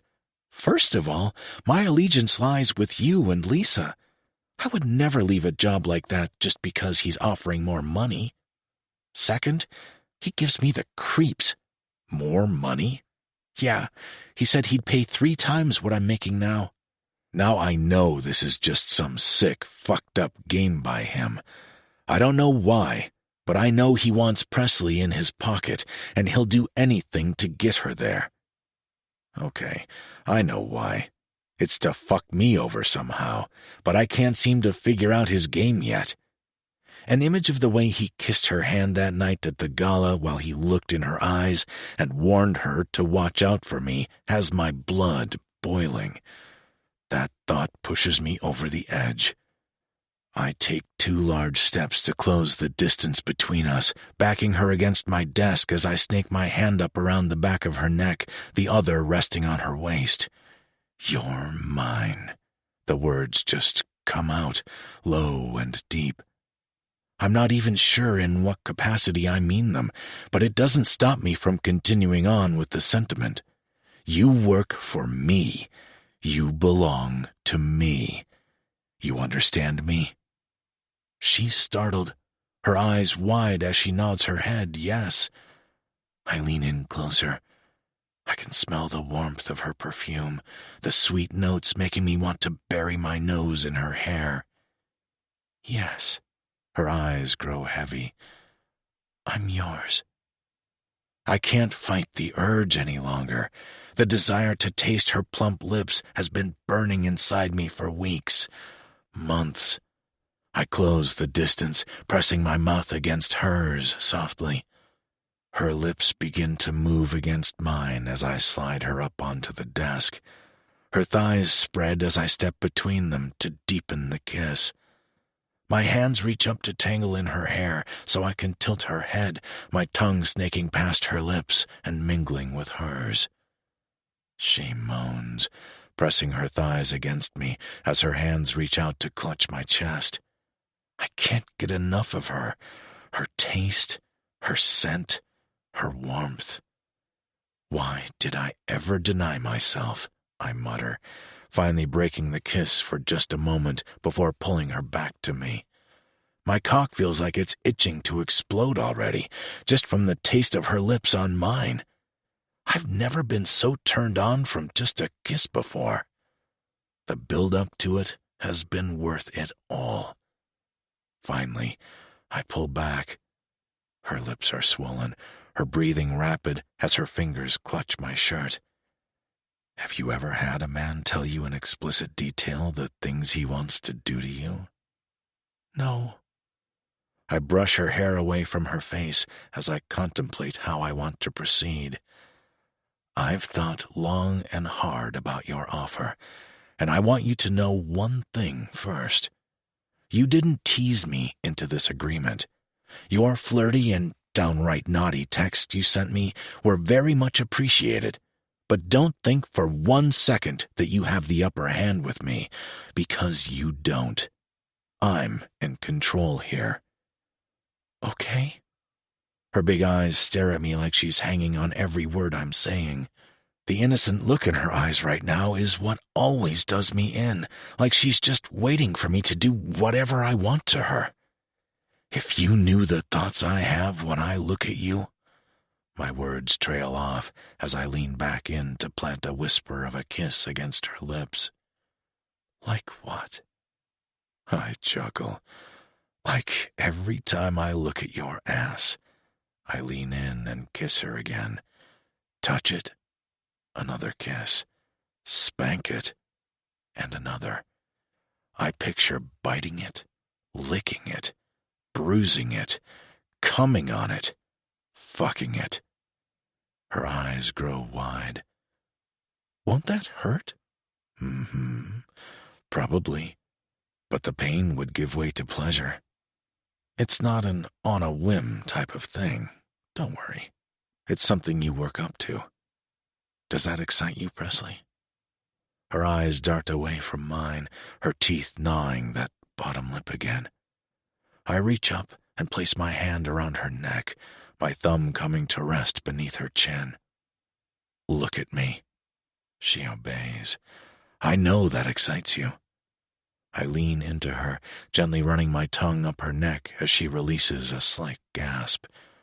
I know that if I slipped my fingers into your panties right now, you'd be soaked. All I have to do is... I bring my lips to her ear, whisper something naughty in your ear, flick your earlobe with my tongue. I bite down on her earlobe softly, and your pussy will throb for me. Her hands grip my biceps, her nails digging into my flesh through my shirt. I pull back to watch her. Her eyes are closed, her cheeks flushed. Look at me, sweetheart. Her eyes flutter open. I will gladly give you every single fantasy you have, and some you don't even realize yet. I'll indulge every kinky idea you want to explore, but there are some rules we need to follow. I'm the only person you derive pleasure from. I'm in complete control of your pleasure, too, so that means no toys, no fingers, unless I give you permission. Also, this stays between us and only us, not even Serenity. Do you understand? Yes, she says quickly. One other request. I slide my hand up her thigh, beneath her skirt. I don't want you to hold back with me. I want you to be the filthiest. I pull her panties to the side as I begin to tease her. Little slut, you want to be with me. There's zero judgment. Her lips part, her thighs falling open a little wider as I begin to leisurely pump a finger in and out of her. Can you do that for Daddy? Yeah. Her voice hitches, unable to even finish the words. Good girl. I continue to pleasure her, crooking my finger inside her. You look like you want to come. Please. She's panting, begging. Are you sure you want to be a bad girl, Presley? Are you sure you can handle being my little toy, fulfilling all my fantasies? I continue my pace, slow enough that I know she needs more, fast enough I'm keeping her just on edge. I won't go easy on you, baby. If I want to fuck you 10 times a day, I'm going to. Do you understand me? If I want you crawling around my office on your hands and knees with a collar on, you will. I will use you for my pleasure. Yes, she groans. Please? She begs again for release. Kiss me. I place my thumb against her clit as she throws her arms around my neck. Her kiss is heated, hungry. I feel her tighten around me, and her thighs begin to shake as she breaks the kiss, coming on my fingers. Kissing you? I pull my finger from her, bringing it to my mouth to lick. Makes me want to fuck you. My cock strains so hard against my pants as I savor her. I know I'm fully operating on lust right now, but I can't wait. I reach down, unzipping my pants and pulling my cock free. I reach beneath her skirt, pushing her panties to the side and lining the head of my cock up at her entrance. Lean back on your hands. I'm right there, the tip slowly starting to disappear into her wet, hot heat, when there's a loud knock on my office door. You gotta be fucking kidding me, I groan. Cyrus, I need a minute, please. Of course it's Nelson. I squeeze my eyes shut for a second before looking up to see a startled Presley. She sits up, attempting to slide off my desk, but I grab her hips to still her. Don't, I say, before turning to look over my shoulder toward the door, then back at her. I contemplate just ignoring him and taking her on my desk, but the reality is, I want to savor her the first time. I want to take my time getting her ready. I reach beneath her skirt, grabbing her panties and sliding them down her thighs before balling them up and shoving them in my pocket. I help her down, and we both silently right ourselves. "Do I look okay?" she whispers, and it makes me smile. "You look fucking delicious."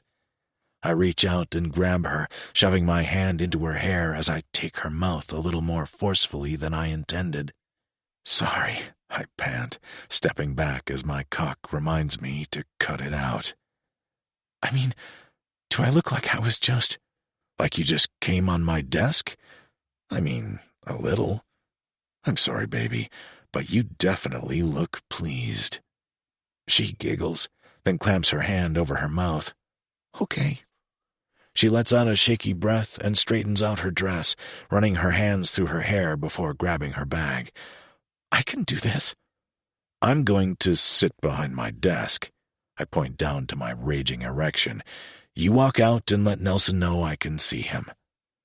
I want to reach out and kiss her again, but I know that is not the right move now. She walks to the door, her hand on the knob. "Presley?" "Hmm?" She turns back around to look at me. "I'll see you tonight." I don't give her specifics, but she smiles, then opens the door as I take a seat behind my desk. "What can I do for you, Nelson?" I type on my laptop, hoping to appear busy and annoyed. He glances over his shoulder, then shuts the door. "I'm sorry to interrupt unexpectedly, but..." He wrings his hands, and it actually does annoy me. When did this man become so weaselly? "What, Nelson?" "Well, you two are in here for some time, and I asked Abigail how much longer your meeting would be, and she said that it wasn't even on your calendar." "And what business is it of yours?" Before he can even answer, I cut him off. "You know, Nelson, I'm getting a little tired of your snooping and overstepping. You've done a damn good job of letting me know that you don't approve of Miss James as my publicist, and you've also made it abundantly clear that you don't trust me with her. You seem to be confident that I'm going to screw the pooch on this Meridian deal, even though the last meeting we had, hell, the last few meetings we've had with them, have proven otherwise. Ken even mentioned that the deal should be wrapped up by next end of quarter. So, all that to say, what the fuck is going on with you, and what are you really worried about here?" Nelson squares his shoulders. His full cheeks are puffed out along with his chest. "Cyrus, is there something going on between you and that young girl or not?" He looks at me over the rim of his glasses, his signature move when he's trying to be serious, or maybe it's intimidating. "Tell you what, Nelson." I toss the pen I was fiddling with in my hand and stand up. "Why don't you focus on this deal and not on Miss James? She doesn't concern you." "So you won't just come out and say it then, huh?" He shakes his head at me, lifting his finger to point it toward me. "Is she even a publicist, Cyrus, or just another one of your Enough!" I shout as I slam my fists down onto the top of my desk, pain radiating up both of my arms, but I'm too angry to notice. Rage burns in my chest at the way he was about to refer to her. His face goes from red with anger to white with shock in a flash. "I'm only going to say this one more motherfucking time to you," I say through gritted teeth. "Turn around and walk out of my office before you regret it. Don't ever fucking mention Miss James' name again, and for God's sake, trust me to handle this deal, this company, and my own goddamn personal affairs." He doesn't make another peep, He just spins on his heel and waddles out of my office just as Abigail peeks her head around the door. "Everything okay, sir?" "Fine, Abigail." I give her a tight-lipped smile before sitting back down in my chair. "Just Nelson," I groan as I drag my hands over my face in frustration as she reaches inside and closes the door for me. That feeling is back in my stomach, the one that's telling me there's something going on right under my nose, but I can't quite put my finger on it. I reach my hand into my pocket, pulling out Presley's thong and bringing it to my nose. I inhale, knowing I full well look like a creep. My jaw clenches, my mouth watering. For the rest of the day, all I can think about is seeing her. The second I finish with my meetings, I head downstairs, instructing Wes to head to her apartment. I don't even call or text her to make sure she's home. The car is barely stopped before I'm opening the door and stepping out onto the sidewalk. "I'll text you later," I say to Wes. I'm about to hit her buzzer when an older lady steps out of the building and holds the door for me to enter. I take the stairs 2 at a time. I knock on her door rapidly, holding my breath till I hear the click of the lock being undone and the turn of the handle. Chapter 18. Presley. Hi. I can't keep the ridiculous smile off my face when I open the door and see him standing there. Hi. He smiles back. "You want a cup?" I don't even get to finish the statement before he's stepping over the threshold, his arms snaking around my back as he pulls me toward him. His lips are on mine in seconds, his tongue already demanding entrance to my mouth. "No talking," he says breathlessly as he kicks the door closed behind him. I pull at his coat, sliding it down his arms as he shrugs it onto the floor. His hands are in my hair. Then they're dropping down to my blouse where he grabs the lapels and pulls it apart, buttons scattering over the hardwood floor. "I'll buy you 10 more. His tongue is back in my mouth, massaging mine as he walks us backward. He hikes my skirt up, picking me up beneath my ass to wrap my legs around his hips. He presses me against the wall, his erection grinding against my still bare center. "Did you..." He reaches down to feel for my panties, a devious grin taking over his lips when he feels me. "Good girl, keeping it ready for me." He toys with me, teasing my clit with his thumb while he fucks my mouth with his tongue. Long, slow kisses that grow deeper, harder. I unbutton his shirt, pulling my mouth away to pepper his neck and chest. "Oh." He groans at the contact, his hands reaching up to grab my wrists. He yanks them over my head, pinning me to the wall. "I want to take my time with you. I've been so tense since our meeting that I'm afraid if I don't slow down, I'll fuck you straight through this wall. I want to lick, kiss, and bite every fucking square inch of your tight little body, and then I want to spend the night fucking you into a coma." He releases my hands, walking us down the hallway with me still in his arms. "Bedroom, straight ahead." He slides me gently down the front of his body once we're in the room. Then he reaches into his pocket and pulls out several condoms, tossing them onto the nightstand. "Came prepared." He winks, reaching up to loosen his tie before tossing it onto the bed. That's a lot of preparedness. I look at the pile of gold foil packets. "Well, I was a Boy Scout when I was young." He steps toward me, slowly removing my blouse the rest of the way. It glides down my arms, fluttering to the floor. "I promise, I won't give you more than you can handle. The first time." My head lolls back as he runs his lips over my collarbones, dragging them to my breasts as he reaches around to remove my bra. He spins me so my back is facing the bed, then proceeds to undress the rest of me. "Lie back on the bed." He nods while he removes his shirt, then reaches down to remove his shoes and socks. It's now while he undoes his belt and starts to slide his pants down his thighs, that I'm realizing he's seen me naked, but this is the first time I get to enjoy him. I'm propped up on my elbows. "You're staring," he smirks, his hand wrapped around the shaft of his cock as he slowly slides it up and down. "You're sexy," I shrug, almost embarrassed at giving him the compliment. "I'm glad you think so." My eyes drop down to where a bead of pre-cum lingers on his tip. "Do you want to taste, baby?" I nod, maneuvering up to my hands and knees as I crawl to the edge of the bed. He positions himself at my mouth. I wrap my lips around him. "Fuck.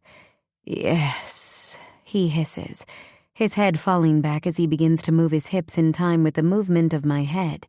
We work together, in sync. I look up at him.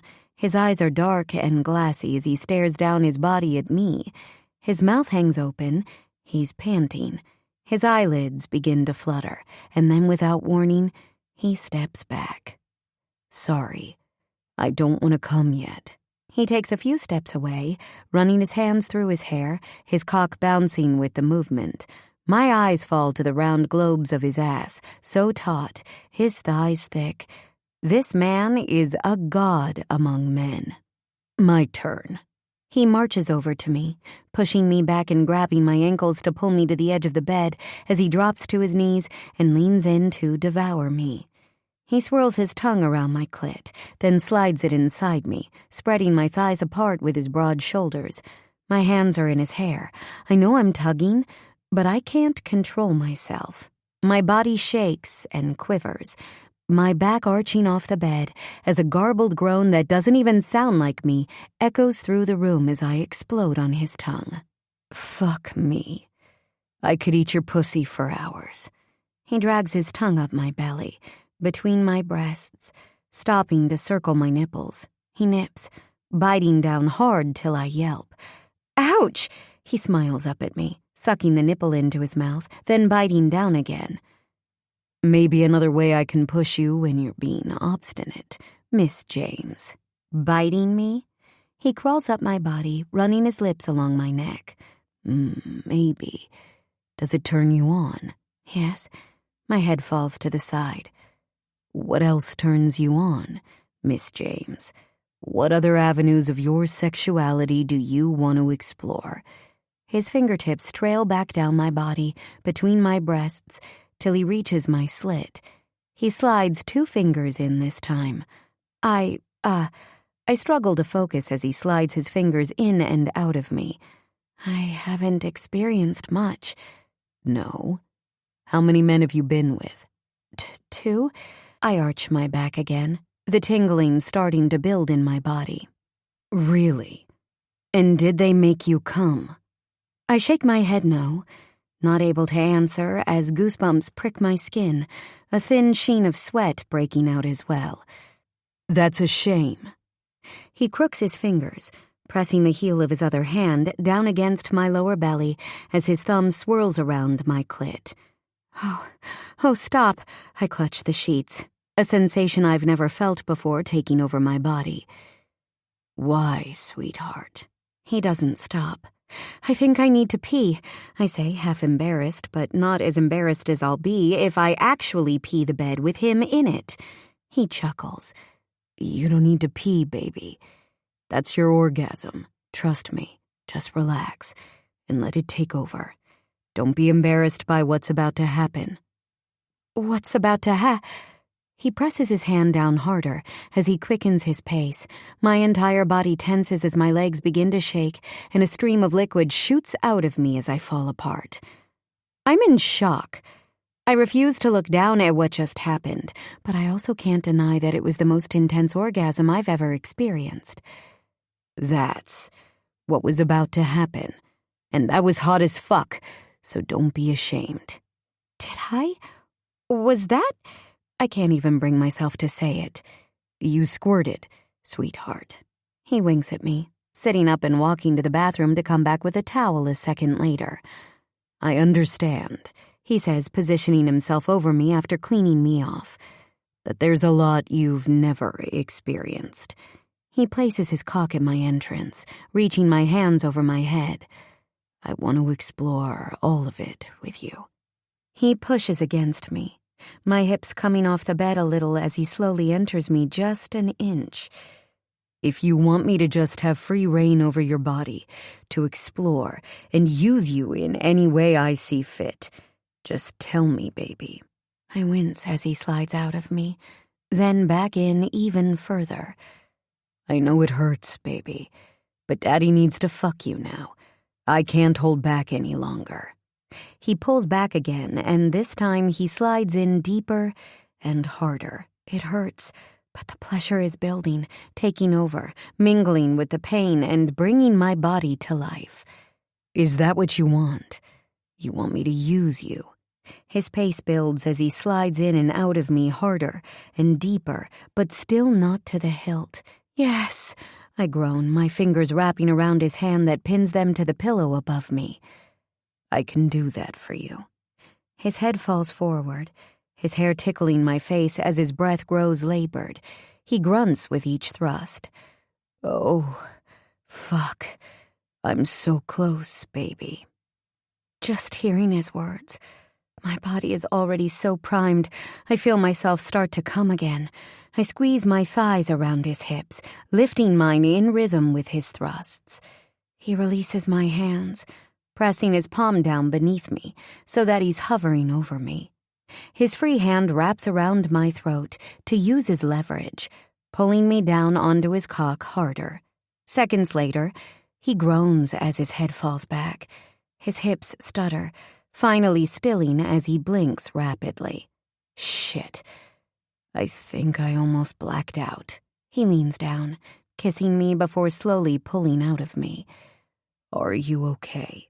His breath comes out in warm puffs against my neck as he wraps his arm and leg around me. Yes, so good. The moment I come down from my fourth orgasm? I've lost count today. My eyes grow heavy, my body begging for sleep already, even though it can barely be past 7. Are you hungry? I turn my face to his. Very. Let's get you fed. His hand rests on my belly. You're going to need your strength for round 2. Round 2? My eyebrows shoot upward. You didn't think that was it, did you?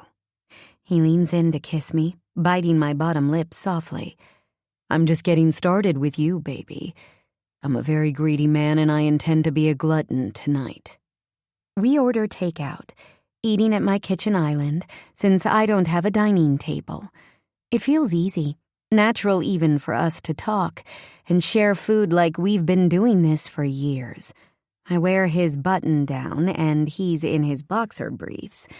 We talk about inane things, school, what he was like in school, even touching on his football career in college. I want to bring up the topic of his father, but it doesn't feel like the right time. I can see his eyes growing hungry, not for food, and soon he has me spread out on the kitchen counter as he pleasures me with his tongue for a few more orgasms. We don't make it to the bedroom for round 2. I ride him on the couch, and then he bends me over the back of it. By the time we're finished, it's nearing midnight. I need to text Wes, he says, standing up to find his phone in his coat pocket. You can sleep here. I try not to sound hopeful, but it's no use. His eyes drift from his phone to me. He tosses it back onto the coat and pulls me to stand up. It's not like that, baby girl. You know that. He tucks my hair behind both ears and plants a kiss on my forehead. A moment so intimate and endearing, it feels out of place for this conversation. I don't press the issue. Instead, I follow him back to the bedroom where he gets dressed, and I wrap myself in my fuzzy robe. I walk him to the door, and he pulls me in for one last kiss that has my toes curling. I try to lose myself in the feeling, pushing aside the ache in my chest that I know is the first warning sign. Chapter 19. Cyrus.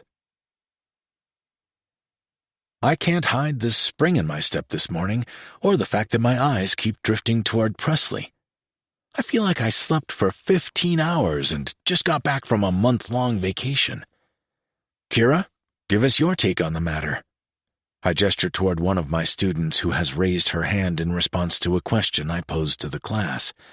I sit back, crossing my arms and nodding my head, hoping it conveys that I'm listening, because I'm distracted by the way Forrest keeps leaning into Presley's shoulder to whisper something to her.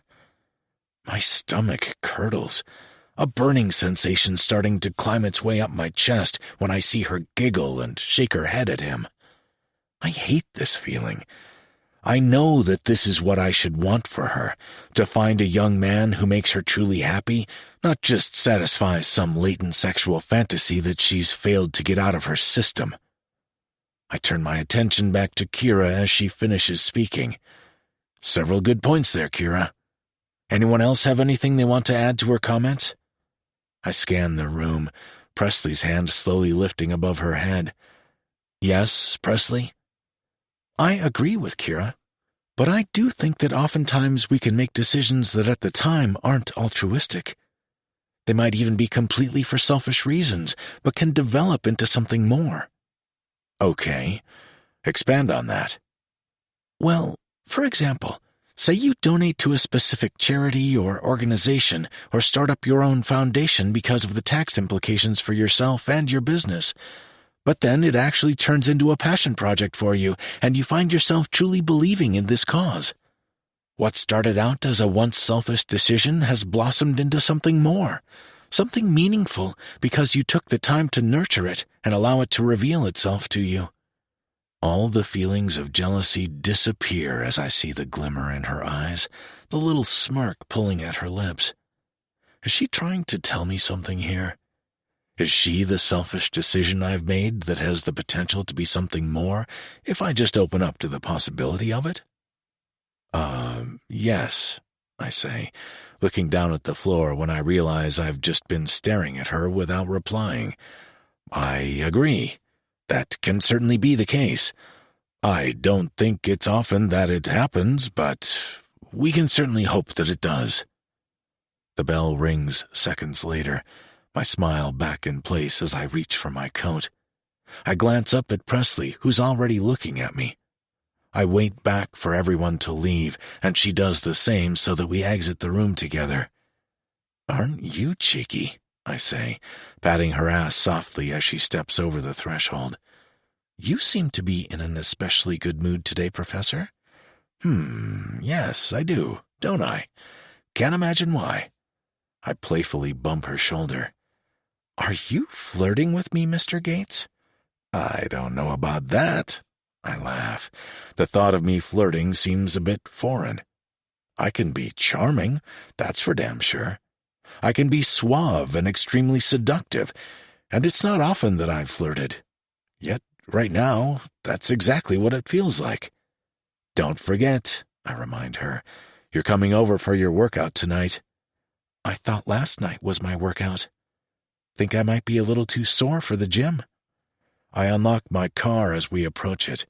Don't forget, Miss James, I say in my usual stern manner. I can and will still punish you if you even think twice about being disobedient with me. Is that a threat? She tilts her head, slowly pulling on her bottom lip with her teeth. Because it sounds like a pretty fun one to me. Get in the damn car so I can give you a ride home. I shake my head in exasperation. This woman is going to be the death of me. Make me, she says in her most seductive manner. I glance around casually, then push her back against the door of the car so quick she doesn't even realize what's happening till her back hits it. You really want to play that game right now, right here? I press my hand firmly against her belly, pinning her to the car. I will make you come back to my office and hide under my desk all day with my cock in your mouth. There are worse things. She doubles down on her cocky attitude. You like this, don't you? Pushing my limits, stretching the boundaries. She just stares at me. You're a kinky little thing. I'll keep that in mind next time I dole out a punishment. I step back, releasing her from the car. I place my hand at her elbow, walking her around to the passenger side. The drive to her place is back to being normal. There's a flirtatious undertone while we talk, but it just feels natural. I find myself feeling sad the moment her building comes into sight. I want to blow off work, ask her to hang out, and just bum around the city or lie in her bed all day. Again, all new feelings for me, at least in the last decade or two. Usually my arrangements are just that, a text arranging a time for a hookup or social event, and no in-between banter or talking. For years I've closed myself off, and slowly, it feels like those walls are starting to crumble without me even having to try to tear them down myself. Bring a change of clothes tonight. She looks over at me as I help her out of the car and onto her sidewalk. For dinner, after the workout. Anything I should tell my chef to avoid? Oh, she seems genuinely surprised. No, I'm not picky at all. Great. See you at 6, Presley. Don't be late. I walk around to the driver's side door as she makes her way to the door of her building. You make sure of that by sending Wes anyway, so I don't know why you bother with the threatening tone. She gives me a cute little wave, blowing me a kiss and ducking inside, leaving a huge grin back on my face. I'm getting faster. Presley hits the stop button on the treadmill, standing a leg on either side of the belt as it slows to a stop. She towels at the sweat on her forehead. Allow me, I say, reaching for it before dabbing it on her breasts that are glistening with sweat. I pull the towel away, leaning in to run my tongue over her cleavage. Gross, she giggles. Gross? I lean in, pressing her tits together as I bite and lick them both. Trust me, any man alive would kill to do that to you. A sweaty woman is a fucking tease. Seriously? Pheromones and your natural essence? Absolutely. I bet your panties smell fucking amazing, and your pussy tastes incredible right now. She gasps, her mouth hanging open. Speaking of panties, what did you do with the ones of mine that you kept? They went in my private collection, I tease, as we both stretch. Great! How many is in this collection? Wait! She holds up her hand. I don't need to know that. Only one, I laugh, reaching over to pinch her ass as she bends over to touch her toes. Hey, can you teach me a few other exercises? Sure. What do you want to try? Well, I have noodle arms. I'd like to be able to do some push-ups or, one of those overhand grippy pull-up things you do. A pull-up? On that bar? I point to the overhead bar. Yeah. Can you do a push-up? She scrunches up her face, bending down to get on all fours. She gets into a plank position, her body shaking as she slowly lowers her chest to the floor before collapsing completely. Shit, she groans, switching to her knees where she's able to pump out a few in a row. Damn, that's so much harder than I realized. She's panting when she stands up, dusting off her hands. Come here. Stand in front of me, under the bar. I pull her toward me, placing my hands at her waist. I'll help you as you jump to reach the bar, then I'll let go and see if you can hang on it for a few seconds. Okay. She reaches her hands up, bending at the knees, then shoots upward. I grip her waist, lifting her so that her hands wrap around the bar. Oh, God! Immediately, she's struggling, then begins to laugh. Don't laugh. That makes it worse. I'm slipping, she squeals, just as her fingers lose grip. I've got you, I say, slowly lowering her back down to her feet. Ow! That hurts. She flaps her hand, then looks at her palm where it's red. Let me see. I place her hand in mine, inspecting it before bringing it to my lips. I kiss it softly, then pick up the other hand and do the same. When I look back at her, her face is soft. I lean in, kissing her once, then twice. The third time, my tongue slips past her lips, sweeping through her mouth. She moans against my tongue, both of us already lost in each other. We should shower, I say, resting my forehead against hers for a second as I try to calm down. Chef will have dinner ready soon. I take my time stripping her out of her sweaty sports bra and leggings, dragging them down her thighs as I lean in to inhale her scent. Her fingers tangle in my hair as I plant a soft kiss at the apex of her thighs. Are you sore? Mm-hmm. A little, she nods. Guess I should be gentle then. I look up at her as I remove her shoes and socks, sliding the leggings off to the side. I'm not used to having rougher sex like that. Or maybe with a penis as large as yours? Actually, she shakes her head, not used to having sex, period. I stand up, running my thumb over her lips. She seems nervous. That wasn't rough last night, sweetheart. No? She seems genuinely surprised. No.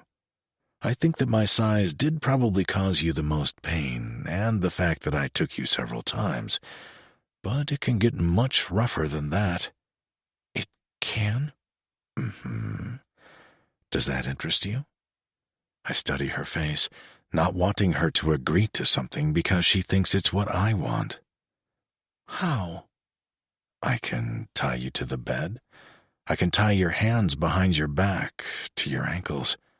I can go much deeper inside you, harder, faster. I can choke you, pull your hair, bite you, fuck you over and over without a break. She swallows nervously.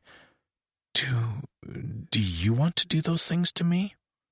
Only if you want me to, sweetheart. I kiss her again, then reach around her to open the glass shower door. Let's get cleaned up. I promise I'll go easy on you in here. I take my time lathering her body, washing her hair, and looking after her. I run my hands over her breasts, noticing the small bruises from last night. Do these hurt? A little, when you touch them. My cock pulses. I like seeing you marked by me. Me too. I slide my hands behind her neck, pulling her to me so I can take her mouth. This kiss is needy. I want more of her. I want to consume her.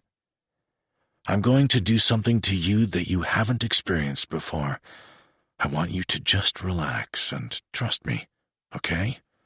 I promise it's going to feel good. I spin her around, planting her hands on the shower wall in front of her. Keep your hands there, I command, as I walk her hips out a little further back so she's partly bent over. Spread your legs apart, baby. I walk behind her, moving her into position as I crouch down to my knees. Do you trust me? Yes. I run my hands over her ass cheeks, leaning in to kiss each one before biting it. Then I spread her cheeks, leaning in to run my tongue over her asshole. I feel her tense for a moment, but I don't stop, and soon I feel her relaxing, even pressing further back against me as I eat her ass. I slide 2 fingers inside her pussy as I continue to lap at her, making her come just moments later. When she's still riding her orgasm, I slide my fingers from her, bringing one back to her asshole where I press gently. Just relax. Let me in, I say as I wrap my arm around her waist. I press harder, breaching her entrance slowly before sliding it back out and in again. How does that feel, Presley? Good? New? Imagine if I had my cock in you right now. Think you could handle being stuffed that full? Being doubly penetrated at the same time? Oh, yes, she pants, the mention of my cock in her pussy and my finger in her ass clearly turning her on. I slow my movements, about ready to lose my shit and bend her over and act on the suggestion, but I know she's already sore. I stand her back up, then reached to turn off the water. Let's dry off and head upstairs for dinner, okay? She looks over her shoulder at me, disappointment on her face, and it makes me chuckle. Don't worry, baby. We'll act out that fantasy another time. I don't want you too sore. I head up to my bedroom to change, giving her some privacy down here, even though privacy seems like such a non-necessity between us already. I wait in the foyer for her, showing her to the kitchen. This is stunning. She glances around the large kitchen, running her hand over the marble countertops. This island is bigger than your car. I had the marble brought in from Italy when I redid the kitchen. Sorry, I say almost immediately. That sounded really gauche. Not at all. I just didn't expect such an elegant yet cozy space. Fits the house perfectly. I pull out her chair at the island. I hope it's okay we're eating here instead of the dining room. Rather large and cold in there. I usually eat on my couch, so this is a major step up. She smiles, then reaches for the cloche over her plate, removing it to reveal a beautifully cooked filet mignon. Oh my God! Her eyes roll back in her head as she inhales. Did you hear my stomach? Steak is a good choice, then? Yes. I only had steak on very rare and fancy occasions growing up, so it feels pretty special to be eating it on a random Thursday night. We dig into the food. It's always top tier when Ricardo is cooking. I have him on staff, although it's not a nightly occurrence that he cooks for me, usually a few nights a week. I can manage to feed myself the other nights, or I'm at work dinners. Her comment makes me wonder about her life before now. You're not originally from Chicago, correct? Illinois, though? Mm-hmm. She nods, chewing her food. I grew up about 3 hours directly south of the city. Really small town, middle of nowhere. And the rest of your family is still there? Yeah, my mom and dad. I'm an only child. They had me a bit later in life. Are you close to them? She shrugs. I am, but they're not happy I'm living in Chicago. It's hard to explain. They want me to be happy, I truly believe that, but they're worried. They've lived their entire life in a small town, believing that the city is crazy dangerous, and I get it. Being that I'm their only child and they tried for a decade before they got pregnant with me, they're terrified to lose me. I can understand that, I say between bites of food. Do you go home often? Not as much as I should. I spend the holidays with them, always do. When I do go home, they kind of scold me and tell me to save my money instead of renting a car and driving down to see them. She laughs and rolls her eyes, reaching for her wine. What about you? Do you have family in the Chicago area? Unease grips my stomach. I don't like talking about my family. I don't, actually. Only child, both parents are deceased. I leave it at that, hoping she gets the hint that I don't want to discuss it. Oh my God. She reaches her hand over, placing it on mine. Her eyes are full of pity, a look I hate, to be honest. I'm so sorry. Nothing for you to be sorry about. I turn my attention back to my food, shrugging her hand off mine. I see her studying me out of the corner of my eye, and I'm guessing she picked up on my discomfort. Well, I'm pretty full. I have a question, though. Any chance you would want to give me a tour of your house? I've seen this place for years, never knew anyone actually lived here. I swallow down my last bite, tossing my napkin onto the countertop. I'd be happy to. I stand, extending my hand out toward her. I walk her from room to room, explaining the purpose, followed most of the time with, "But I don't even use this room. You know, you kind of remind me of Bruce Wayne, all hidden away in your mansion with just Wes at your side, surrounded by your solitude. Are you a caped crusader at night as well, Mr. Gates? Rescuing the city and damsels in distress?" If I was, I say, placing my hands on her shoulders to turn her, I wouldn't be able to tell you now, would I? I'd like to think I get special dispensation, you know, as your current flavor of the month. She reaches her hand out, pressing it against my chest and slowly dragging it downward. Flavor of the month! I reach around to pinch her ass. Watch what you say, Miss James. I grab her hand from where it rests on my belly and pull her along toward the main staircase. We wind our way upstairs, looking into guest rooms and bathrooms. I can feel excitement curling in my stomach as we inch closer to my bedroom.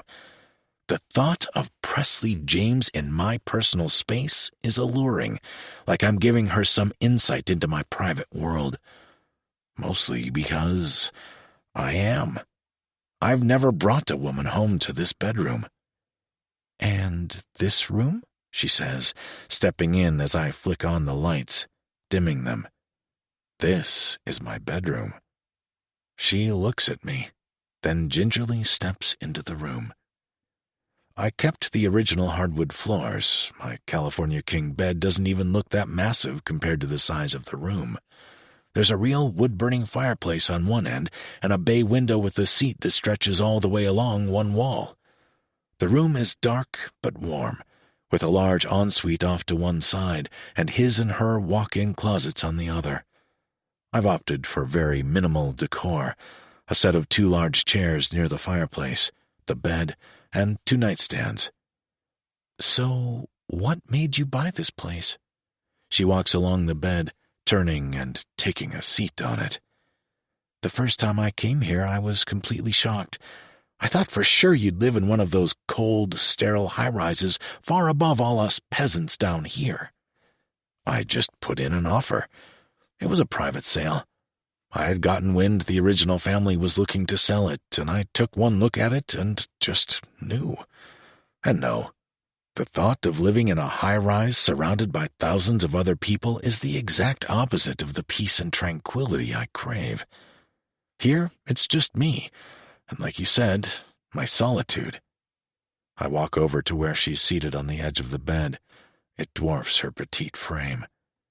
Something about this house called to me, just like something in you called to me. I reach down and run the back of my fingers along her cheek. Does it ever get lonely? You are so incredibly beautiful. I almost whisper the words, ignoring her question. The reality is, it does get lonely here, incredibly so. But the real loneliness I feel is constant, no matter where I'm living. It's a loneliness that's begun to gnaw at me since she has come into my life, her presence highlighting just what I'm missing, making it appear that much more intense whenever she isn't around. The soft glow of the lights make her eyes sparkle. There's something happening between us. Something is changing. I want to tell her that. I want to ask her if she feels it too, but the second I part my lips to make mention of it, her eyes dart away and she stands up to walk away from me. Should we continue the tour? I stand frozen for a moment, my heart sinking at the realization that she doesn't feel it, that this is exactly what she said it was, a sexual arrangement. I swallow down my emotions and plaster on a smile before turning around to face her. Of course, I have to show you the billiards room and the library yet. Billiards room? You're living in a game of Clue. It was Professor Plum with the wrench in the billiards room.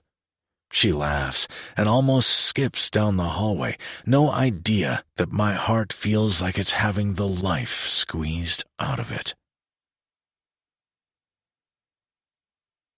Chapter 20. Presley. Cyrus's lips caress mine passionately, his hands holding my head still as he presses his hips against me.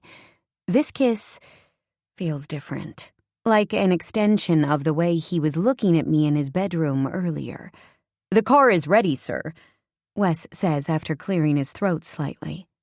Cyrus breaks the kiss, releasing my face and stepping back. "I'm sorry I can't take you home this evening," he says, leaning in to kiss the tip of my nose. "I can't miss this call with Tokyo." "It's okay," I smile. "Thanks again for the dinner and the tour of the house. Of course.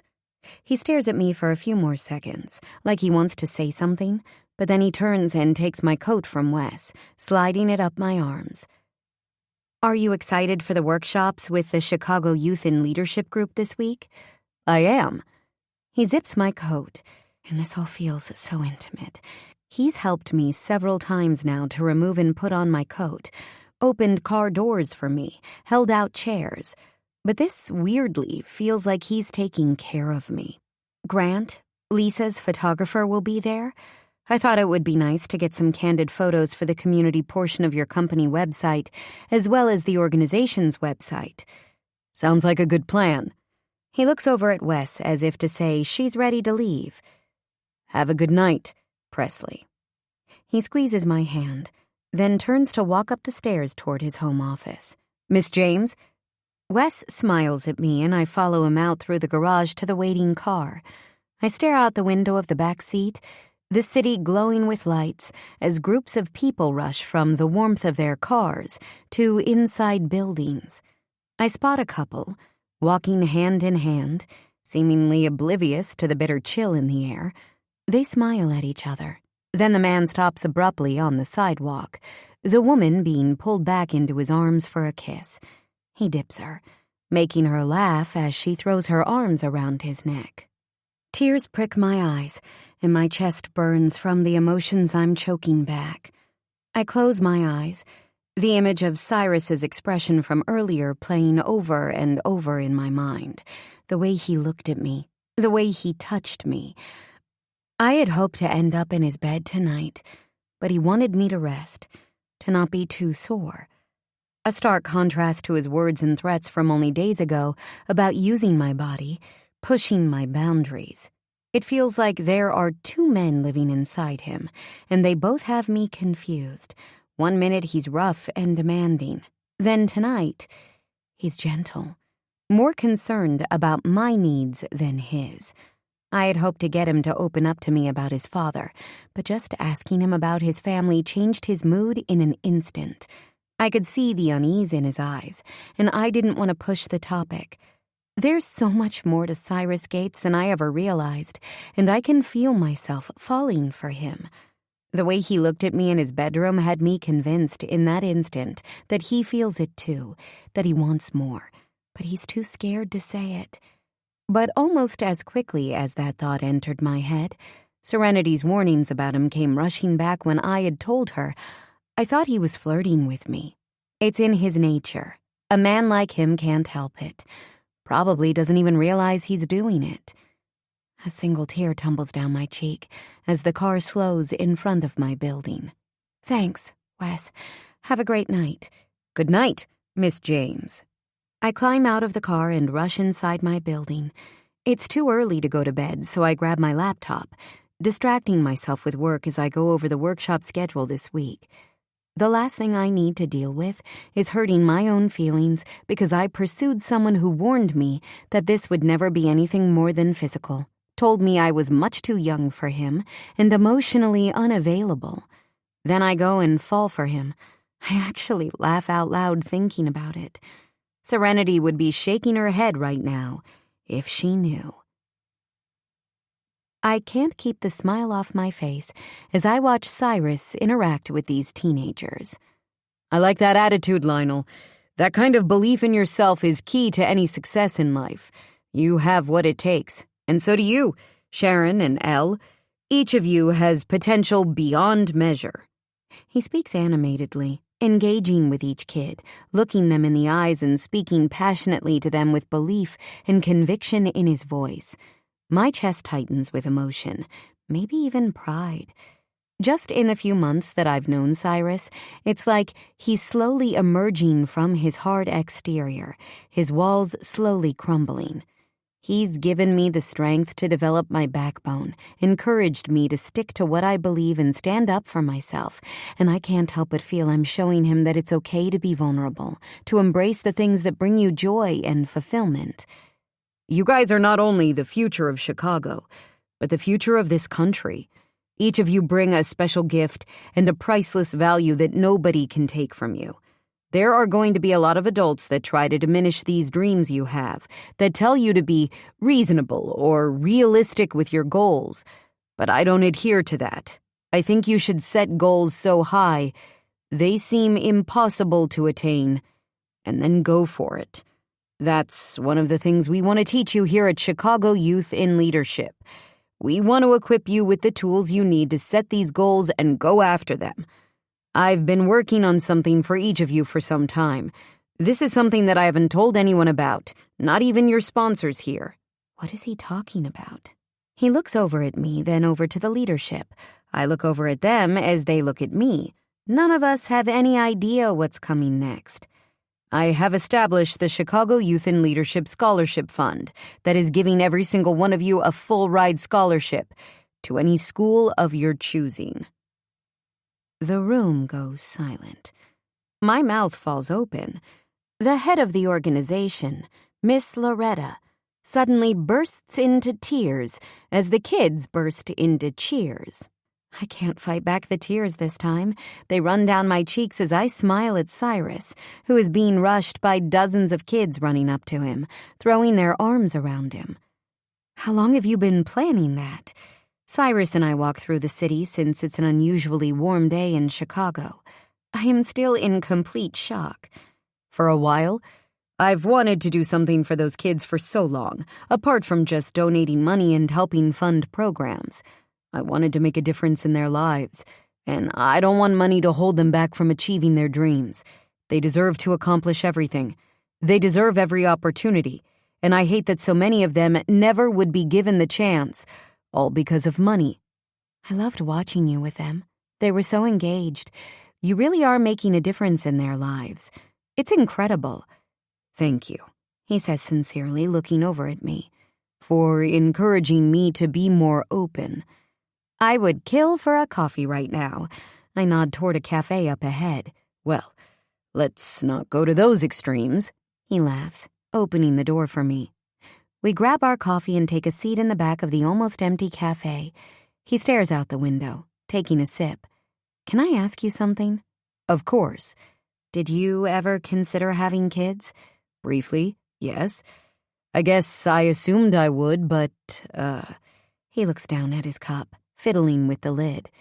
I don't think I ever felt it with someone, and that was the deal I made myself. I wasn't going to have kids just to have them. I wanted to feel like the person I was with made me desire that. If that makes sense? It does, I nod. Very much so. That's my thoughts on it, actually.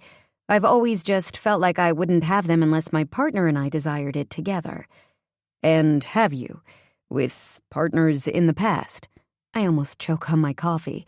I shake my head and grab a napkin to dab my mouth. No, not at all. It was never serious between me and the two guys I dated. I mean, I guess it was a little serious.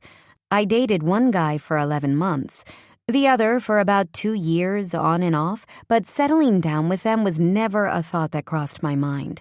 And I don't think it was with them either. We were so young. Still are. Very young. You have plenty of time to meet that person and have those same desires. His eyes look sad. And I want to joke that maybe I have met that person. But I remind myself not to even think like that for a second, unless I want to set myself up for serious heartbreak. What about you? Any of your exes tick all the boxes and make you want to settle down? I've had a few serious relationships. None lately. There was only one that I considered settling down with, Julia Owens. We were both in our early 30s, but it just didn't seem to be in the cards for us. Life took a different turn for both of us.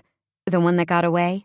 I tease, and it makes him laugh. No, nothing like that. She wanted it all right then, and I was more focused on building my company, so I made a decision, and so did she. She's married now. I know her husband. He's actually a great guy. They have a couple kids and live in the suburbs. I'm happy for her. He looks out the window again, then leans back in his chair, settling his gaze on me. What? I say nervously. What about you, Miss James? What do you want? I sigh. That's a loaded question. In life? In love? In general? All of it. He smiles. Well, after graduation in May, I would love to stay working at Wade. I still can't believe I work there. I'd like to go full-time and just immerse myself in Lisa Wade's world, learning every possible thing I can from her. That sounds like an incredibly wise decision. Who knows? Maybe you'll be the top PR firm in Chicago someday. I can see that. I laugh. That's what Serenity says. He glances at his watch. Ready to head back to the office? We can go over whatever details remain for today. We step outside, grabbing a cab to head back to the office. As we walk up the stairs to the front of his office, Cyrus rests his arm over my shoulders, dragging his hand down my back and pulling me into him by my waist. I nervously squirm out of his embrace. We're in public, I say through a smile as we approach the large doors of his high-rise. Maybe I don't care. I roll my eyes as he holds the door open for me. Yes, you do. Don't be careless just because you had a good day. He ushers me toward an elevator I haven't taken before. What's this? My private elevator. He winks, pulling out a fob that he waves over a sensor, and the doors open. His hands are back against my waist as he ushers me inside, reaching around to hit the floor for his office. He turns me around, his hands sliding up my body to my hair as his lips come down on mine. He walks me backward, kissing me as he pins me against the wall. Cameras, I say through the kisses. I really don't give a fuck. His tongue is in my mouth, sweeping in and out, his hard length pressing into my thigh as he grinds against me. But what? Nobody has access to this elevator or cameras but me, baby. Now, please. He reaches over and hits the stop button, causing the car to come to a lurching halt. Shut the fuck up and kiss me. My hands glide beneath his coat, up his chest as I tip my head to the side. He devours my mouth, sending flutters down my belly and between my thighs. I'm drowning in desire, completely oblivious to where we are as my hands drift down to his belt. I begin to release it, reaching for his zipper, when his hand darts down to stop my movements. What are you doing, sweetheart? I wanted more last night, I admit. I didn't want to hurt you, Presley. I'm fine, I insist. What do you need? He tips my chin, looking down at me. You? Inside me? Oh, trust me. I'd love to right now, but I can't fuck you in this elevator. The alarm is about to go off if I don't start it up again. And besides, he leans in and flicks my earlobe with his tongue. I'm a big fan of delayed gratification. Ugh! I groan as he steps back and readjusts his belt and zipper. I thought that by agreeing to this arrangement it meant there would be more sex. I goad him, knowing full well I'm only going to make it worse on myself. Now he'll probably make me wait twice as long for my next orgasm. His eyes flash to mine, and his smile fades. He darts his hands out, placing them on either side of my head on the wall behind me. Is that all I am to you? A human dildo that you think you can command to fuck you whenever you want? At first I think he's teasing, but the look in his eyes is different this time. He almost looks hurt. No, you're not, I say, reaching out to clutch his coat. You're so much more to me than that. I almost regret saying it, thinking I've exposed myself too much when his expression softens. He leans in, kissing me one more time just as the alarm goes off. Shit. He reaches around, hitting the button to resume the elevator ride up to his office. When the doors open and we head to his office to finish up for the day, his stoic expression is back in place, and the moment has passed before I can ask him if I mean more to him than a physical release. Chapter 21. Cyrus.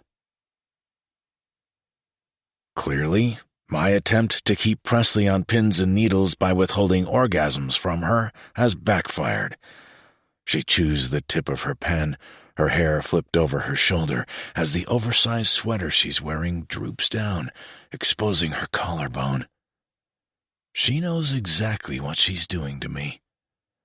She uncrosses, then recrosses her bare legs, her skirt sliding up slightly to reveal a small sliver of her thigh.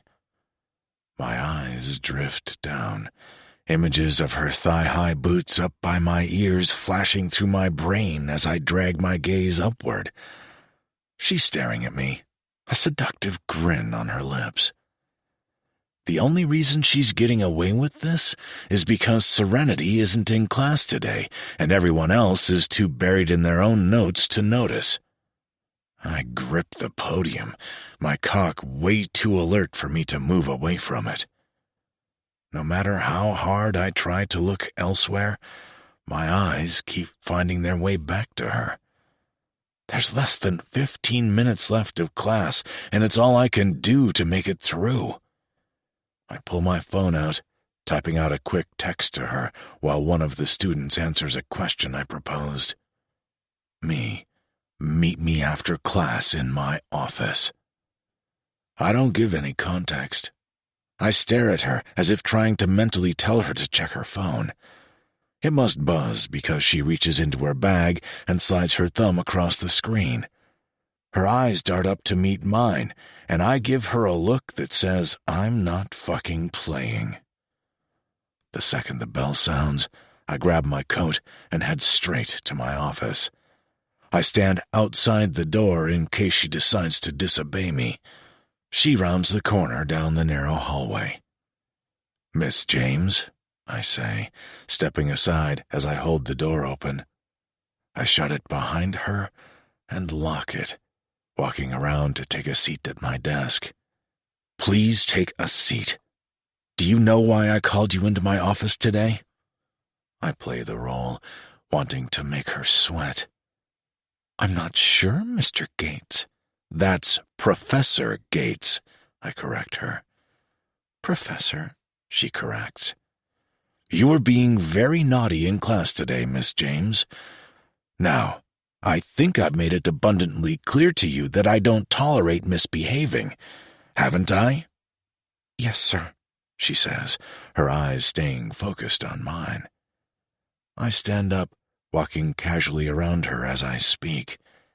"Yes, I think you need a reminder about how I handle that kind of behavior."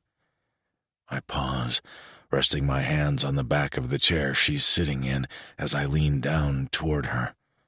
Her back stiffens, and she turns her head slightly as I lean in. "Do you want to find out how rough it can get, Presley?" "Rough?" The word squeaks out of her throat. Gone is that confident little flirt from moments ago. Her hands are folded nervously in her lap as I place a soft kiss on her exposed neck. Very. But first, I reach my hand out and take one of her hands, helping her to stand up. "I want you naked." "Naked?" Her eyes bulge. "In here?" "Don't make me say it again, young lady." I walk behind the desk and sit down. "Go on. Take your clothes off." I lean back in the chair, folding my hands in my lap as she reaches for the hem of her sweater. She pulls it over her head slowly, leaving it on the chair. She looks back at me as she unzips her skirt, dropping it down her thighs. "Leave the boots on." Her eyes dart back to me nervously as she reaches around to remove her bra, followed by her panties. She stands there, fully nude, her pink nipples pert with the coolness of the office. "Come here," I command, crooking my finger. I pat my lap as she walks over to me. I guide her down onto my thigh. "Seems like you can be an obedient girl, can't you?" "Sometimes." "So you admit that you chose to be naughty today?" She nods her head, yes. "Why?" I reach up and turn her chin so she's looking at me. "Is it because you wanted me to punish you?" "Yes," she answers softly. Knowing she wants me to punish her, to use her, makes my cock twitch. She must feel it because she looks down at my lap. You're making me hard, sweetheart. I think you need to take care of that, don't you? She licks her lips, nodding yes again. Me too. But first, I want you on this desk, on all fours. I grip her waist, helping her crawl up onto the desk. Just like that, I say, dragging my hand down her smooth back. Let's see what we have at our disposal. I open an empty desk drawer, then another. Finally, the very bottom one has a ruler. Would you look at that? I say, reaching for it. I brush her hair over her shoulders, dragging the ruler slowly down her back as I walk around her. I rest one hand gently on her back as I snap my wrist back, then bring the ruler down on her bare ass with a smack. Ow! She looks over at me. Did that hurt? No. Maybe a little. It stings. I do it again, only harder. How about now? Yes, she says, as I do it 2 more times. Her ass is growing pink. I lean in and kiss it, the smell of her arousal hitting my nostrils. I spank her again, this time dragging the ruler between her cheeks, down to her glistening pussy. Someone is wet, I say, looking down at the evidence on the ruler. My cock is throbbing for release at the image of her before me. Her lips parted, her ass pink, her pussy ready for me. I drop the ruler, sliding my fingers down to dip inside her. Oh, she moans, as I slide 2 fingers in and out of her a few times. Have you tasted yourself, Presley? I ask, walking around to face her. No. Taste, I say, bringing my fingers to her lips. She reaches out timidly, bringing my fingers to her lips before gently sucking them clean. God damn that mouth, I groan, reaching down to unzip my pants. I pull my cock through the zipper, stepping forward to feed it into her mouth. I groan as she greedily begins to suck me. Look at me, I command, her eyes lifting up to mine. I want you to look at me as I fuck your mouth. I grit my teeth, forcing myself not to lose control as my hips begin to move. My hands are tangled in her hair, her fingers wrapped around the edge of the desk as she looks up at me, her pink lips stretching wide to accommodate my girth. You were made for this, baby. Fuck, you look so good with my cock in your pretty mouth. I don't even know what the hell I'm saying. I'm completely overtaken by lust. My head is swimming, and my vision begins to blur as my balls tighten. Swallow me. I barely get the words out before I shoot my load down her throat. Her eyes water, my cum seeping out the corners of her mouth as she swallows. I stumble back, my cock falling from her mouth as she sits up, wiping away the dribble. Fuck me. I fall back into my chair, blinking rapidly to regain some composure. Sweat beads at my temples as I reach up to loosen my tie. The way she's looking at me right now, I don't need any downtime. My cock is already twitching, ready for round 2. She slips down from the desk, and I reach out to grab her. I spin her around, looping my tie around her wrists and tying her hands behind her back. I'm not done with you yet. You'll get your release. Don't worry. She looks over her shoulder at me as I unbuckle my belt, pushing my pants down my thighs as I guide her back over my lap. Spread your thighs, baby. Straddle my lap. Like this? She asks, her ass at eye level with me. Just like that. I run my hand over her ass, holding my cock in place. Now squat down over my cock. She slowly lowers herself, my tip at her entrance. Inch by inch, I guide her tight pussy over me until I'm fully sheathed inside her. Oh, yes, I hiss as she begins to move her hips. Lean forward. I press her down till her cheek rests against the top of the desk. I reach out, wrapping her hair around my wrists a few times. I've fantasized so many times about using your hair to pull you back onto my cock. Oh, Professor, she moans, the rhythm slow and deep. Hearing her say that makes me want to fuck her hard, but I hold back, wanting this to last, wanting her to build into an explosive release. My phone begins to vibrate in my pocket against my knee. Don't stop. Don't you fucking stop, I say as I reach for it, sliding my thumb across the screen to answer it. Nelson, what? I say, attempting to keep my voice steady as Presley continues to ride me. I'll be back in the office soon, I say through a ragged breath.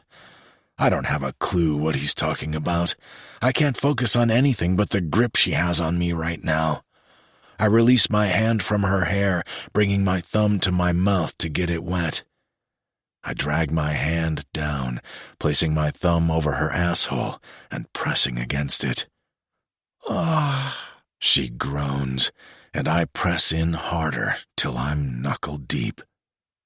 No, I haven't heard from Ken. Why? I answer him. I slide my thumb in and out of her ass in time with her hips. Her moans grow louder, her hands grabbing a fistful of my shirt as I feel her walls begin to clench around me. I'll let you know if I talk to him. Gotta go. I toss the phone onto the ground, not caring if it's shattered. You coming, baby? I grab her bound wrists, tugging her back harder and faster onto me as I slide my thumb deeper inside her. Yes, she groans, quivering, shaking, coming on my cock. I'm about 2 seconds behind her. I groan, tugging her back hard onto me one more time before I explode inside her. I release her hands and look down, my cum dripping from her pussy as I slide out of her. Fuck.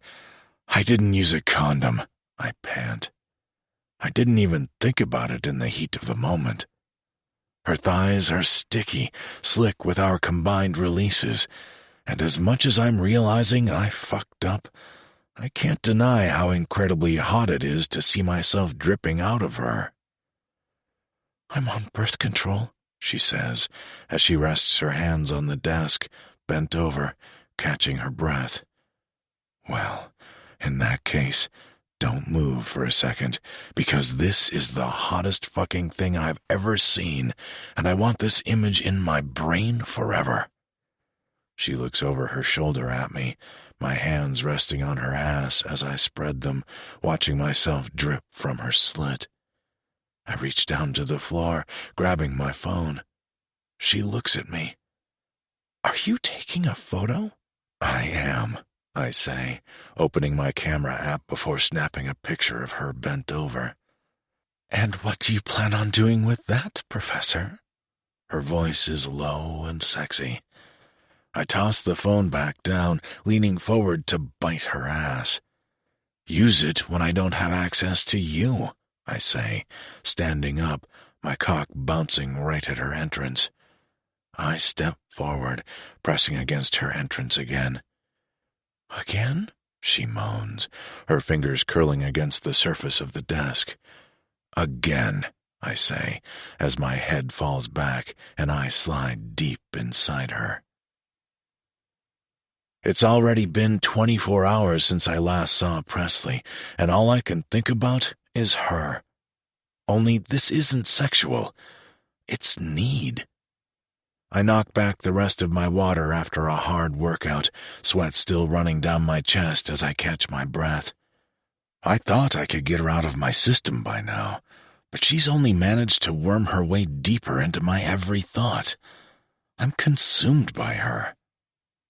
I feel bad. I don't want her to think that's all she is. is a toy to me. I know I made those comments to her when we agreed to this arrangement, and I'd be lying if I said those thoughts didn't still turn me on, but I want her to know it's deeper than that I see her as more than that. I pull my shirt off and kick my shoes to the side of my closet.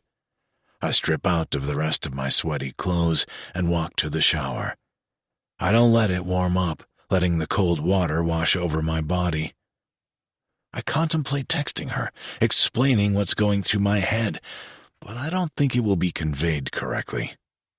Hell, I'm not even sure what I want to say to her, but I feel like if I see her, I'll know. I finish my shower, toweling off quickly and throwing on a pair of jeans and a wool sweater. I brush my fingers through my mostly towel-dried hair and grab a pair of socks and casual loafers. "Going somewhere, sir? I can bring the car around." "No, I'll drive." I pat Wes on the back, who's eating dinner at the kitchen island. "Take it easy. Maybe go on a date or watch some football, old man," I tease him as I grab a bottle of wine from the wine cooler in the pantry. I don't even bother with my coat. I grab my keys and head out to the garage, calling in an order to Bistronomic to be ready for pickup in 20. I tap the wheel nervously, adjusting the heat, then the radio, as I wait for my order to be brought out to the car once I arrive. I didn't even text Presley to see if she's home. Maybe this is a terrible idea. What if I show up and she has a guy there? Panic churns my stomach, but a gentle tap on my window snaps me back to the present. "Your order, sir." "Thanks, Austin." I hand him a 20 and push the doubts out of my head as I speed off to Presley's apartment. Chapter 22. Presley. I step into my pajama shorts, looking over my shoulder at my butt in the mirror on my closet door before pulling them all the way up. I reach back and slide my finger over the few welts across my cheeks, a smile tugging at my lips as I think about this afternoon. I reach for my shirt when I hear what sounds like the buzzer to my building. I crane my head around the corner of my bedroom, down the hall toward the front door, listening for it again, unsure if it came from the TV that's playing. Who would be stopping by at 7 on a Friday night? The buzzer sounds again. I pull my shirt down as I walk toward the speaker box by my door. I press the button. "Hello?" "Hi." He doesn't have to say his name. Excitement coils in my belly at just the sound of his voice. "Oh, hi," I say, this time with more enthusiasm. I hold the button down to unlock the door. "It's open." I bounce nervously on the balls of my feet as I wait the 30 seconds for him to enter the building and climb the stairs. I look down at my PJs. It's too late to try and change. I reach for the door, pulling it open just as he lifts his hand to knock. "Hi," I say again with a huge grin on my face. This is a pleasant surprise. "Yeah," he says slowly, still standing in the doorway, a bag of what I assume is takeout in his hands. I'm realizing how rude it is to just show up at someone's house unannounced. Maybe I should go. "What? No." I reach for his arm, pulling him inside as I shut the door behind him. I wasn't doing anything. I look down at my pajamas that I'm already wearing this early in the evening. Clearly. "You look cute," he says as he drags his eyes down my body. I blush. I don't think he's ever said I looked cute before. "Is that food?" I point to the bag that smells delicious, making my stomach rumble. "It is. I just ordered a random assortment of things. I hope that's okay." "Absolutely. I was about to eat popcorn for dinner." "After earlier," he says in a low tenor as he places the bag on the counter and removes his coat. "You need a substantial meal, Miss James." Before I can respond, he reaches out and grasps my wrist, pulling me toward him gently as his lips come down on mine. It's a gentle kiss, sweet yet deliberate. "Are you feeling okay?" His arms snake around me, resting on my waist as I place my hands against his chest. "Mm-hmm," I nod, looking up at him. I felt guilty again. My brows knit together. Why?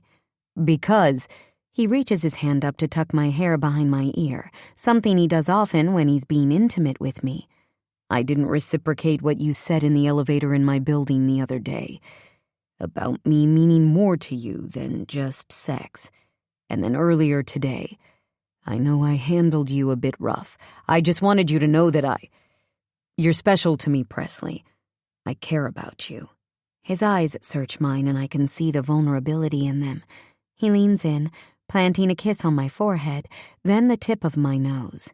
Thank you. I smile, unsure how to respond. I want to tell him how much I like him, care for him, that I'm falling for him. But I freeze. I think I heard your stomach growl a moment ago, so let's get you fed. He releases me, stepping into my kitchen and pointing toward the cabinets. Plates? I'll get them. You unpack the food. I grab 2 plates and silverware as he removes his shoes, then proceeds to pull out several containers of pasta, shrimp salad, regular salad, a panini, and even a dessert or 2. Are more people coming over? I laugh as I reach for 2 wine glasses and the corkscrew. Or are you eating for 2? He steps up behind me, grabbing the glasses from the shelf I'm attempting to reach, and places them on the counter. His body is pressed slightly against me. He reaches up, pulling my hair back to expose my neck as he leans in to kiss it gently. You might be, after I forgot protection earlier. My eyes flutter at the contact of his warm breath against my skin, his hand coming around to rest against my lower belly. Heat unfurls in my body, but it's not just because of his proximity. It's because of what he just said. Instead of sounding scared, he almost sounds hopeful. Let's hope not, I say playfully, attempting to dissipate the tension. He turns me to face him, his hips pressing me into the counter as his hands slide up my body to rest on either side of my face. He stares at me. His eyes look as though they're trying to convey something. Would you tell me if you were? My mouth falls open, shocked at the question, but I quickly nod my head. Yes, of course. Good. He leans in, kissing me, this time his tongue sweeping into my mouth several times. When he pulls back, his expression has completely changed. Now let's eat. He dishes up a plate of food for each of us while I pour us a glass of wine. Sorry again, I don't really have space for a dinner table in here. I apologize as we sit on the couch to eat. No apology necessary. We sit and eat in silence for a few moments before he asks, So, why are you home alone on a Friday night?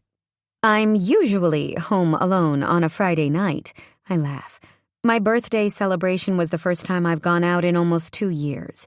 He raises his eyebrows in surprise as he takes a sip of his wine. What about you, Mr. Gates? Why aren't you out with models at some hot new club on a Friday night? Oh, wait, I forgot. That's why you hired me to keep you in line. He looks over at me with an unamused expression on his face.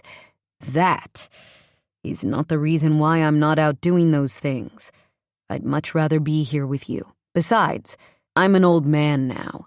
You'd rather be in a tiny apartment with a woman who's already in her pajamas before 8 p.m. than hanging out with hot models? I roll my eyes. We both know that's not true. He slowly places his plate on the coffee table, then reaches for me after doing the same with my plate.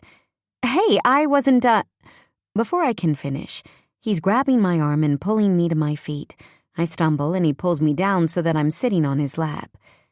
Do we need to have a little talk again, Miss James, about that tongue of yours? His hand is planted firmly at the base of my neck, keeping my gaze focused on him. I recognize that you are probably sore from your punishment earlier today, but don't think I can't come up with plenty of other creative ways to send a message. I am here tonight because I want to be. I don't care if we don't fuck, if we watch a movie, or talk about nonsense all night. I'm here because I want to be with you. He reaches up with his other hand and gently taps the underside of my chin. Do you understand me? Yes. Good girl. He helps me up and turns me to sit back on the couch. Now, Finish your dinner. What were you like in school? I ask as I recline on the couch, my feet casually in Cyrus's lap as he rubs them. We finished dinner, had a little dessert, and have been sipping on our wine for the last hour as we talk about anything and everything. High school or college? Both. The wine has made me warm, relaxed, all insecurities about earlier gone. During high school and college, I was outgoing, quarterback on the football team, class president. Grad school? Not as much. I still played football and was active in some groups, editor of the Booth Review, but kept more to myself. Any particular reason why? I have a pretty good idea why, considering everything Lisa told me about his father, but I don't want to offer up that information. Part of me feels guilty that I know so much about it already. He finishes his wine, reaching for the bottle. He offers it to me first, topping mine off before finishing the rest himself. Life had started to get complicated for me by then. My father's business took a turn and there was some bad press.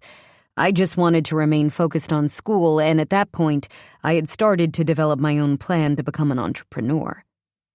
I'm tempted to ask him more about his father, but decide against it. Did you know back then what you wanted to do, or you just knew you wanted to work for yourself? Both. I had taken a big interest in mergers and acquisitions at that point. I had realized that if you were able to buy one company, you could essentially sell some of it off to fund buying another company, and so on. Did business come easy to you? I guess you could say that. I knew how to negotiate, how to read people.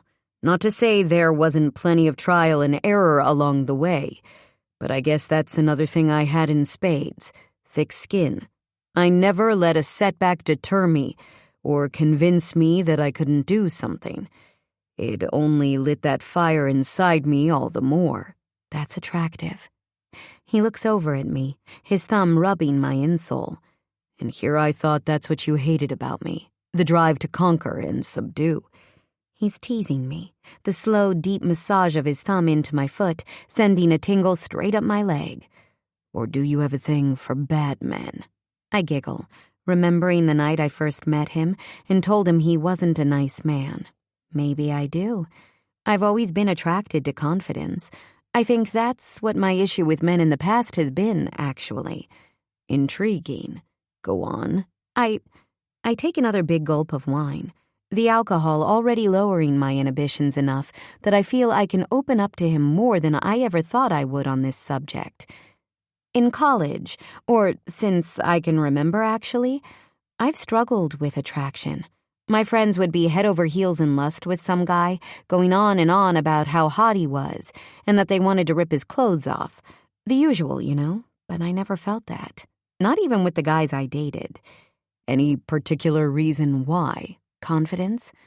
They were cocky, but when it came to me, to getting me, to pleasing me in the bedroom, there was no confidence. Even when they kissed me, it was very bland. Vanilla. This is probably one of those moments where tomorrow I'll think back on it and wish the couch had swallowed me whole, but right now it feels good to express it to him. I want to tell him. I can understand those desires. Do you feel they're met with me? I stare at him. Just the way he's sitting right now makes me want to climb on top of him. His legs are spread wide. They're long, taking up space. He's the one who grabbed my legs and put them in his lap. He's the one earlier who pulled me to him. Yes, very much so, I say emphatically. Just the fact that you showed up here tonight, unprompted. You say the most bold and sometimes crass things unapologetically. You take what you want, apart from your status in life, your money and power. I feel like even if you didn't have those things, you'd be the same man. You just seem to know exactly what you want. I'm sure age does have something to do with that, he says slowly. Also life experiences, but I appreciate the compliments. Maybe that's what I need then, I say, finishing my wine and leaning over to place my glass on the table. What's that? An older man, he laughs. Is that right?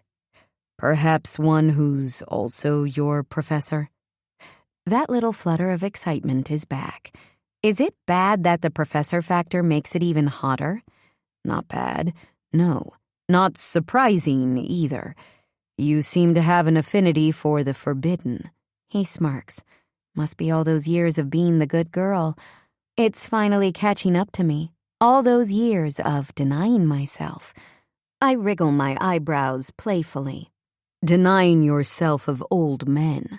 He laughs, and I playfully kick at him, but he grabs my foot, pressing it against his thigh. Am I your first? I nod my head. The other guys were my age when I was in college? Ah, yes. And I was, he squints an eye like he's calculating, already 40 by the time you started college. Does that bother you? I flex my other foot that's resting in his lap, my toes running along his cock. He looks down at what I'm doing, his length already hardening against my foot. Sometimes. I feel like a creep if I think about it too hard. I sit up, pulling my feet back and crawling toward him. I reach down, sliding my hand along him as I kiss him. I reach for the button of his pants, undoing it along with his zipper. Then don't think about it, I say as I reach into his pants, my fingers wrapping around him as I deepen our kiss. His eyes stay focused on mine as I toy with him. I reach up with my left hand, attempting to unbutton his shirt, but I struggle. What do you want? Undo your shirt. He unbuttons it as I stand up, moving to situate myself between his legs. He looks so sexy, so relaxed as he leans back on my couch, his shirt hanging open, his pants undone. I lean forward, running my tongue up his chest to his neck, till my lips are at his ear. Can I please you? Only if I get my turn with you after, he says, settling back against the couch further as I sink to my knees. I free his cock, wrapping my hand around it as I bring my lips down to wrap around the tip for a brief second. This right here is something I've wanted. He looks down at me. You've had me in your mouth before. I shake my head no. You asked me before what I wanted to explore, what turned me on. This does. Having Cyrus Gates, powerful billionaire, at my mercy. I take him in my mouth again, bobbing up and down his shaft a few times, letting me be in control of you. You keep doing that, baby, and I'll sign my entire fucking life away to you. His words are strained as he lifts my hair, watching my every move. I tease him, swirling my tongue around him, taking him deeper down my throat than I ever have while stroking him. He moans my name, his breathing growing heavy as he stares down his body at what I'm doing to him. You want me to finish, he pants, and I nod my head yes. His eyes flutter closed, and his head lolls back as his hips lift off the couch slightly. I can taste his release, and I swallow it down as his body finally relaxes. I walk to the bathroom to brush my teeth, and a moment later he's in the doorway, his shirt and pants still undone. He leans against the doorway as I lean against the counter, brushing. It feels natural, like we're just a typical couple. That warm feeling settles into my belly again, followed by panic. I'm not sure if it's the wine that's making me suddenly allow myself to get lost in these little, momentary fantasies where I think he actually wants a future with me, or all the sex. But I remind myself that this is exactly what it is, a physical thing. What's going through that pretty head of yours? I smile, not giving anything away as I reach for the hand towel. Nothing. He reaches out and pulls me toward him. Are you lying to me, Presley? Wouldn't dream of it, sir. I smile. I finish brushing, then turn back to him. Teach me. Teach you? He cocks his head. How to be like you? How to not care what people think about you? How to not be afraid to take what you want? He smiles, his hand coming up to rub against his jaw. You don't want that. You're far too good. He steps up next to me, placing a hand on my waist. Far too kind. To be heartless like me. He looks at me in the reflection of the mirror. Keep that good heart of yours. It'll come in handy someday. I place my hands over his that have come to wrap around me. I look at us in the mirror. His eyes drop down to our hands resting against my belly. He looks sad. I'm about to ask him what's on his mind, but I don't get the chance. Can I take you to bed? Yes. We walk to my bedroom, his lips on my neck, his hands on my waist as he lifts my pajama shirt over my head. I love when you don't wear a bra. His hands drift down to cup my breasts. I lean against his chest, the scratch of the hair on his chest against my back tickling me slightly. And I like when you don't wear a shirt. Maybe I can arrange that more often. Topless Tuesdays? He teases as he releases me to spin me around. I reach up, sliding his shirt off his broad shoulders, all the way down his arms, and he removes his pants and underwear right after. Come here. He puts his thumbs in the waistband of my shorts and panties, gliding them down my thighs as he drops to his knees in front of me. Turn, he says, guiding me so that my ass is eye level to him. He runs his hands softly over my skin. Does it hurt? I look back and down at him over my shoulder as his gaze stays fixed on my ass. A little. He looks at me, then leans in to plant a few kisses. I'll be gentle with you tonight. I promise. Is that what you want to do? Be gentle? He continues to kiss and lick me, dragging his tongue up my body while he stands up. Yes, I want to show you how good I can make you feel. I want to spend all night worshiping your body, Presley. He kisses me, walking me back to the bed where he spends an hour buried between my thighs, devouring me. His tongue knows just how to flick, tease, lick, his fingers finding every perfect angle inside me to bring me to orgasm. When he does finally enter me, my body is on edge already, so primed, so ready to feel his body move over me. Everything about the way he moves and touches me is erotic. The way he kisses me is like he's fucking my mouth with his tongue. Are you ready for me, sweetheart? He pins my hands over my head, his cock already pressing into me. Yes, I moan as my back arches, my thighs falling open to finally welcome him inside me. He inches his way inside me, his head falling forward as his lips wrap around one nipple and then the other. God, you feel so good, so fucking good.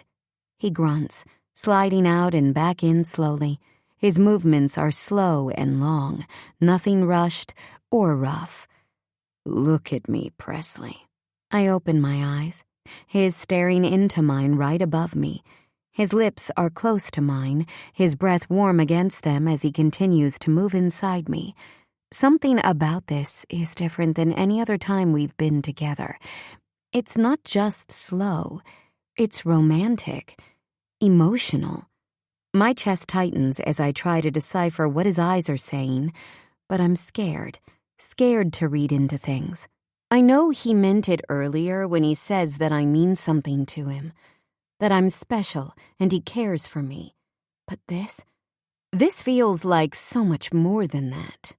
An hour later, I'm lying on top of him, my chin resting on my hands that are folded across his chest while he's on his back. His hand is behind his head, resting against a pillow as the other plays with my hair. What's on your mind? I finally ask, unsure about if I really want to hear the answer. The weight of the world. He smiles, silence settling between us before he speaks again. I think there's something going on right under my nose, and I can't figure it out. What do you mean? This Meridian deal. Nelson seems off.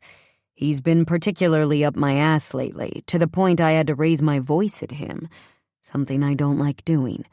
He isn't leaving well enough alone. Oh, that was not the answer I was expecting. Did something specific happen? He looks away from me toward the window, where the glow of the moon peeks through the curtains. No, just a gut feeling, and my gut is never wrong. I hate that I can't put a finger on it, though. Anything I can do to help? I know there's nothing, but I hate seeing him this way. I sit up, placing my hand next to his waist as I prop myself up on it, my other resting on his chest. He looks back toward me, a slight smile on his lips as he stares at me. "You are so beautiful." His words are quiet, his hand coming up to brush against my cheek. "I'll be okay, baby. Just being here with you helps." I lean into his hand, turning my face to plant a kiss on the inside of his palm. "Will you stay?" I take the chance, my breath catching in my throat. "It'll never work, Presley." Sadness is back in his eyes. He answers a question I didn't even ask. At least, not one that I verbalized. But I didn't have to. I can only imagine that it's been written on my face most of the night. "Why not?" I whisper back. I feel the threat of tears, but I refuse to let them fall. "Because you are sweet and good. You have a heart of glass, and I don't have one at all." I want to tell him that he can try, that he doesn't have to be this person the world thinks he is. But I know there's no point. He's already resigned himself to the fate that the poor choices of his past have paved the way for his future. "Just stay tonight, please. Just tonight," he repeats, pulling me into his arms. Chapter 23. Cyrus. I've barely slept since spending the night with Presley in my arms a week ago. I toss and turn, flipping my pillow to the cold side, only to flip it back over a moment later. Finally, I give up, tossing the sheets to the side and flinging my legs over the edge of my bed. The image of her sitting on my bed that night I gave her a tour of my house rushes back. Part of me is glad that she didn't let anything happen between us in this room, because it would be 1,000,000 times harder trying to sleep in it after. But part of me regrets it, wishing I had the memory of her in my bed just once. I stand up, reaching for my phone to see that it's just after 4 a.m. I stretch, then walk over to my closet to change into my gym clothes. I flick on the light, standing there, staring, deciding a second later that I don't have the energy after a week of restless sleep. The thought of coffee makes me trudge downstairs. I brew a double espresso and take it back upstairs to my office.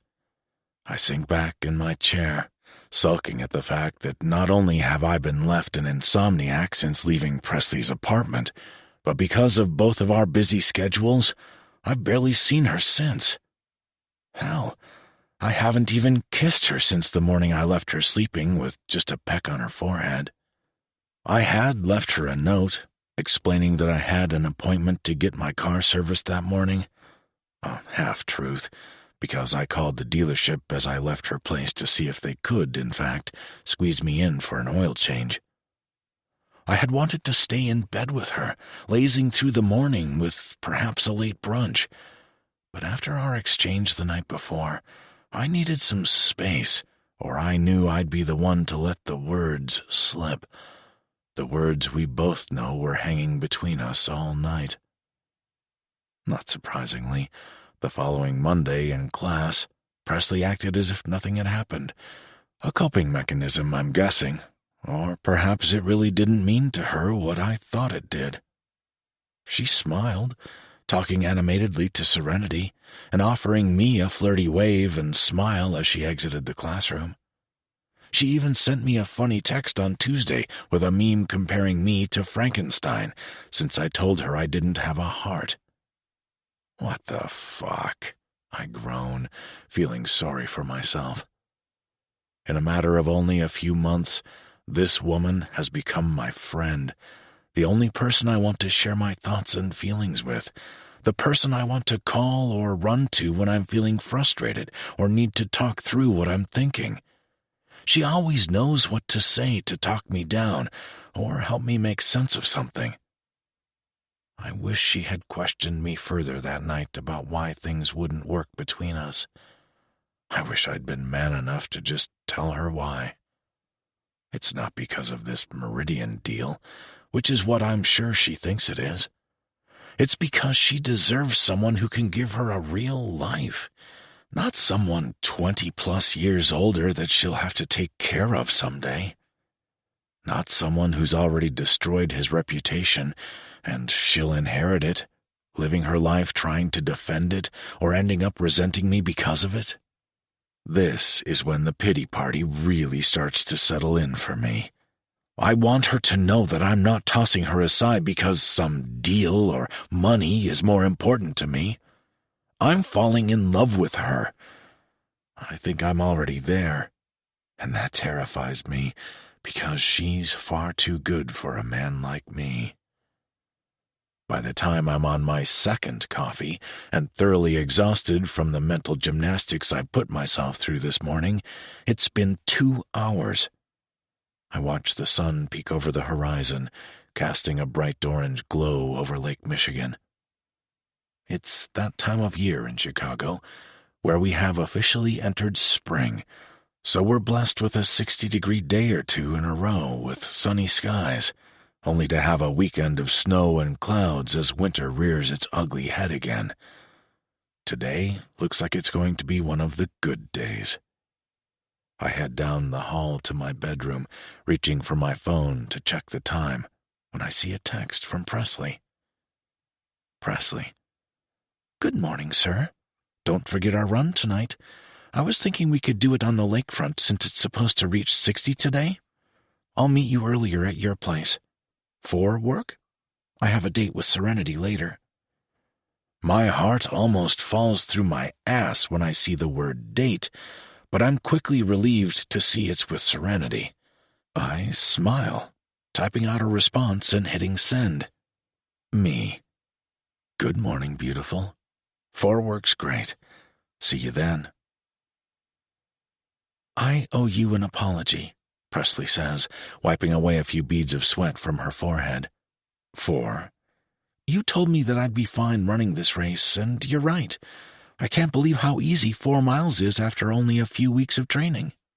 We stroll along the lakefront after finishing our run. I look over at her and shake my head. And yet you sure did throw a temper tantrum when I told you you were running this damn thing with me. I did not. She playfully smacks my arm. I simply wasn't expecting to have to do it, is all. Is that all? I ask hopefully. Well, that and... She twists the end of her ponytail. I was really nervous about the idea of being in forced proximity to you. Forced proximity? I scoff. Damn, you know how to make a man feel special. No, I mean, I was really attracted to you and intimidated by you, so the thought of being around you like this made me really nervous. And now, I'm still very attracted to you, and intimidated by you, and nervous around you. She laughs. I loop my arm around her neck, pulling her against me, the sound of her laugh making me feel all warm and fuzzy. Do you have time for a shower and a bite to eat before meeting Serenity? She looks down at her watch. Yeah, I think so. We're not meeting until 7:30 for drinks. I guess it depends on what kind of shower you're talking about. She looks up at me with that impish little grin. Well, when you look at me like that, I think we both know what kind of shower it's going to be. I smack her on the ass as we cross the street to head back over to my house. We barely make it through the door before I'm peeling her sweaty clothes off her, leaving a trail up the stairs to my bathroom, where I place her on the counter so I can eat her pussy. I pull her up to a sitting position, stepping between her thighs to kiss her deeply. What kind of shower do you want this to be, Presley? Her eyes are glassy, her lips puffy. I want to hear you say what you want me to do to you. I know you like when I take charge. I see it in your eyes. But I know there's something in that brain of yours right now, something on the tip of your tongue. I want to know what you're too scared to say. Her eyes drift away from mine as her cheeks redden. Look at me, baby. Right here, I say. When you tell me things, like when you were kneeling between my legs at your house and you told me how you liked having me at your mercy, that was a big turn-on for me. It was? Why do you think I came so fast? I like hearing filthy little things come out of your sweet, innocent mouth, baby. That's one of my kinks, knowing that to everyone else you're a good girl. But with me, you're free to be as naughty as you want to be. I lean in, my tongue licking a drop of sweat from her neck.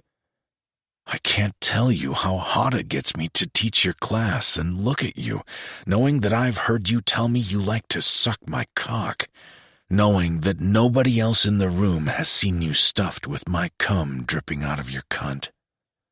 Her fingers gripping the edge of the counter, I can hear her breathing pick up. I lean back, and she licks her lips. I want you to fuck me. That's better. Fuck you how, baby? Fuck me hard. From behind. That sounds lovely. But how do good girls ask? Please, fuck me hard from behind, Daddy. Oh, fuck, I groan, hearing her call me that. I was just looking for please, but hearing you call me that... I grab her by the back of the neck and pull her off the counter roughly as I pull my shirt off and step out of my pants. That's going to get you wrecked, sweetheart. I don't even get her in the shower before I'm bending her over the counter and sinking my cock deep inside her in one long stroke. My hands grip her hips as I watch her face in the mirror, her tits bouncing with every thrust. After taking her from behind, I place her ass on the counter, her legs around my hips. The mirror is fogged up with the steam that billows out of the shower that's been running. We're both panting, so this time I slow my pace, pumping in and out of her as I stare down at her body covered in sweat. I'll never get this image out of my head, I say, holding her hips as she leans back against the mirror, watching myself slide in and out of her. I love watching your pussy swallow my cock like this. I grip my teeth, my balls tightening. Her little mewls, moans, and the way her eyes roll back in her head send me over the edge. Come here, baby. I pull her up, her limp arms hanging around my neck as I pull her off the counter and carry her to the shower, both of us spent after multiple orgasms. I take my time, lathering her body with soap, massaging her scalp. When we're finished showering, I dry her off, wrapping her body in a large towel. I feel like I ran 10 miles.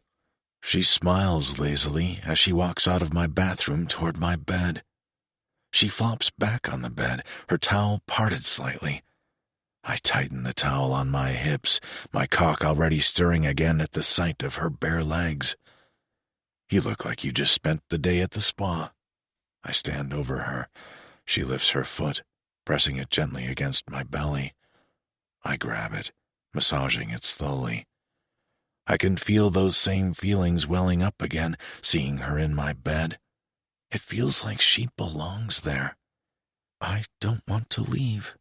No. Why not? I want to stay here with you. She pouts her lips. I'm flattered, but I'm sure Serenity would be disappointed. She shrugs. Maybe, but I'm the one who asked her out to drinks, so I'm sure she wouldn't care too much if I canceled. And what would you want to do if you stayed here? She gives me that look, her teeth biting down on her bottom lip as the corners curl into a smile. Someone is insatiable.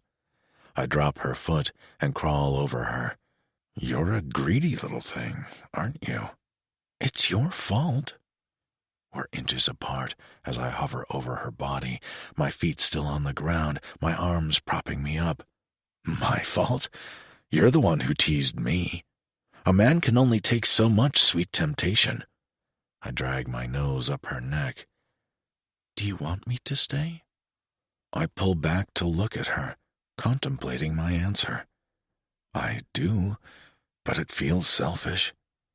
I don't want you canceling plans with your friends to be with me." I can see a touch of disappointment in her eyes. I know what she wants me to say. She wants me to say yes, no matter what, and while I feel that way, I really don't want her to alter her life or her plans for me. Can we just be honest? What do we have to lose? Why can't we both just say what we feel instead of holding back? Her eyes search mine as I let her words sink in. "Tell me," she whispers. Fuck it. Fine. Yes, I want you to stay with me. I haven't been able to sleep since the night I slept with you. I've thought of you in my bed every night since I gave you the tour of my house and you sat on it. I've regretted not having you in my bed, of not holding you in it. I reach down and undo her towel fully, running my hands up her thigh to her waist. No other woman has ever been in this bed, and I don't want to see another woman in it besides you. I lean down and kiss both of her nipples softly, her hands coming to tangle in my hair. More. Say more. I don't know what I'm feeling, but it scares me.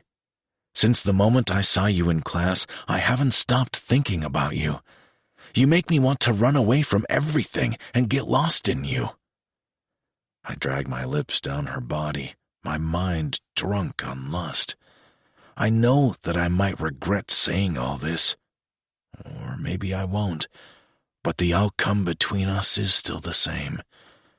Maybe she's right. Maybe I should just throw caution to the wind and fully lose myself in her tonight, because I know that when this is all over, once she's done with school, the race is over, the Meridian deal is done, and I no longer need her services as my publicist. The fantasy is over, and I have to let her go. I stand up, walking over to her bag where she left her cell phone, and reach for it, bringing it back over to her and tossing it on the bed. Text Serenity, "You're not going out tonight." I hold Presley in my arms. She's fast asleep after hours spent lost in each other. I stare up at the ceiling, sleep eluding me. I turn to look at the clock. It's only just after midnight. I know that I love this woman, but I also know that I need to start putting some space between us. The race is in 2 weeks. After that, she has graduation in a month, and based on the last 2 meetings with Meridian, this deal will close somewhere in the middle of it all. If I were 20 years younger, hell, even a decade, I'd pursue her wholeheartedly. I would have told her that night I stayed at her apartment that I loved her. But I can't rob her of finding someone her own age, someone like Forrest. My stomach clenches at the thought, but I saw the way he looked at her. I know that he has everything going for him. Maybe I can even sell her on the idea that he's just a younger version of me. I'm a bastard. I know it. A selfish asshole who was perfectly willing to indulge in every physical escape with this woman, all while selling her a lie that it was just sex, letting her think that we could keep it like that between us and no one would get hurt. Then it hits me. Maybe she is capable of that. Maybe I'm the only one who is going to end up getting hurt when this is all said and done. I tilt my chin down and kiss the top of her head, a tear threatening to fall from the corner of my eye. My chest burns. It feels like I'm falling in love and walking away from it in the same breath. Because I am. Chapter 24. Presley. 2 weeks later. I flip through the different streaming services I'm subscribed to, giving up after finding nothing that sounds interesting on yet another Friday night alone. I lean back further into the couch, shoving a handful of popcorn into my mouth as I reach for my phone, checking it for probably the 10th time in as many minutes. I haven't talked to Cyrus outside of work since the last night we spent together at his house. I can't help but think he's avoiding me. After class, he darts out before I can even grab my bag. I've sent him a few texts, only one of which he's responded to, and it was just a smiley face. I toss my phone back on the couch, sulking. Serenity has also been busy. Between our end of semester rapidly approaching, work, and her boyfriend's sister's wedding that she's part of, we've also barely hung out in the last few weeks. The race is tomorrow. I've been so excited about it that I'm trying not to let the last 2 weeks ruin that for me. I stretch out on my couch, closing my eyes and replaying the things that Cyrus said to me. I hadn't actually expected him to reveal so much, to tell me that he was feeling something for me. Butterflies dance through my lower belly as I picture the look he gave me. I know he's falling for me, but he's scared, just like I am. I didn't tell him how I felt, mainly because I know I'm in love with him, and I know I would have said it, but I also didn't express my feelings because he didn't ask. Maybe that's petty, but I don't think he wanted to hear it because I think he regretted expressing his feelings to me. Maybe because he wasn't ready yet, or maybe because he doesn't want to feel that way about me. I groan, tossing my arm over my face. Just have fun tomorrow. Be your normal, happy self and see how it goes. Maybe this is all in my head, I tell myself. Are you ready to do this? I look up at Cyrus as we wait at the start line of the race. I am. Thanks, by the way. He bumps my shoulder, flashing me that playful smirk I haven't seen in a few weeks, for getting me into this mess. Oh, you know you've loved leading up to all this, all your unorthodox training methods you put me through. I bounce my eyebrows and it makes him laugh. Are you blushing, Mr. Gates? I tease him, and it feels like things are back to normal between us. I let out a sigh of relief, realizing that I had built up this scenario in my head that he was pulling away from me after revealing his feelings. You're not going to take off and leave me in the dust, are you? I guess we never discussed our race day strategy. Actually, I was planning on pushing you down and taking off so that I can win this thing. I can't have my picture taken crossing the finish line behind everyone else. He winks at me. I play to win, baby. Giddy excitement rushes through me when he calls me baby again, like I've been holding my breath, waiting on his every word just to confirm that he still likes me. Welcome, runners, to the annual Pause 5K at Montrose Beach. The announcer's voice booms over the speakers as the thousands of runners let out a chorus of cheers. Get ready, runners. On your mark. Go! The buzzer sounds and we take off at a leisurely pace. I appreciate that Cyrus practically cuts his stride in half to stay with me. Are you ready for graduation? Yeah, I think so, I say as we navigate our way around some walkers. It will be weird not being a student anymore. Have you discussed with Lisa about transitioning full-time after? Not yet, but she's mentioned it a few times, and we have a meeting set up after graduation to discuss it. Good. We focus on our running for a bit, something still feeling a little off between us. Has she discussed who you'll be working with? What do you mean? After the contract with me is up. Oh, I trip on my foot, his hand darting out to catch me. Are you okay? Yeah, I play it off. No, we haven't discussed that. I guess I didn't realize that your contract was ending soon. Well, we don't have a specific date set in stone. But it was kind of an understanding between she and I that she was helping me get through this Meridian deal. Is there a final meeting or acquisition date set? I didn't think there was yet. No, he shakes his head. Not yet, but soon. The expectation is within the next few weeks. We round the corner and the finish line comes into view. I'm a little taken aback. Obviously, I knew that my time with him as my professor was limited, but I hadn't realized that he was only going to use a PR firm until this deal was closed. Panic starts to bubble up at the realization that I'll have zero reason to see him anymore, to be a part of his life. So, you're no longer going to be my professor, and soon you'll no longer be my client. I try to put a positive spin on the situation. He looks over at me. Yes? Meaning that there's no reason to hide anything anymore. He chuckles and it feels a little forced. I thought that was the appeal. You and your forbidden bad girl fantasy. I mean, yeah, I guess My words trail off. Is that why he's been so distant? He knew things were coming to an end, and he thought that this was still just about me and my little wild oats? And crossing the finish line is our very own sponsor and biggest supporter, Mr. Cyrus Gates. The announcer interrupts our conversation as we cross the finish line.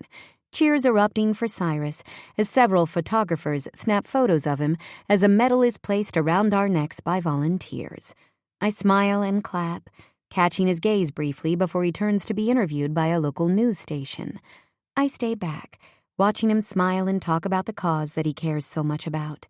A crowd of people gather around him and slowly edge me out.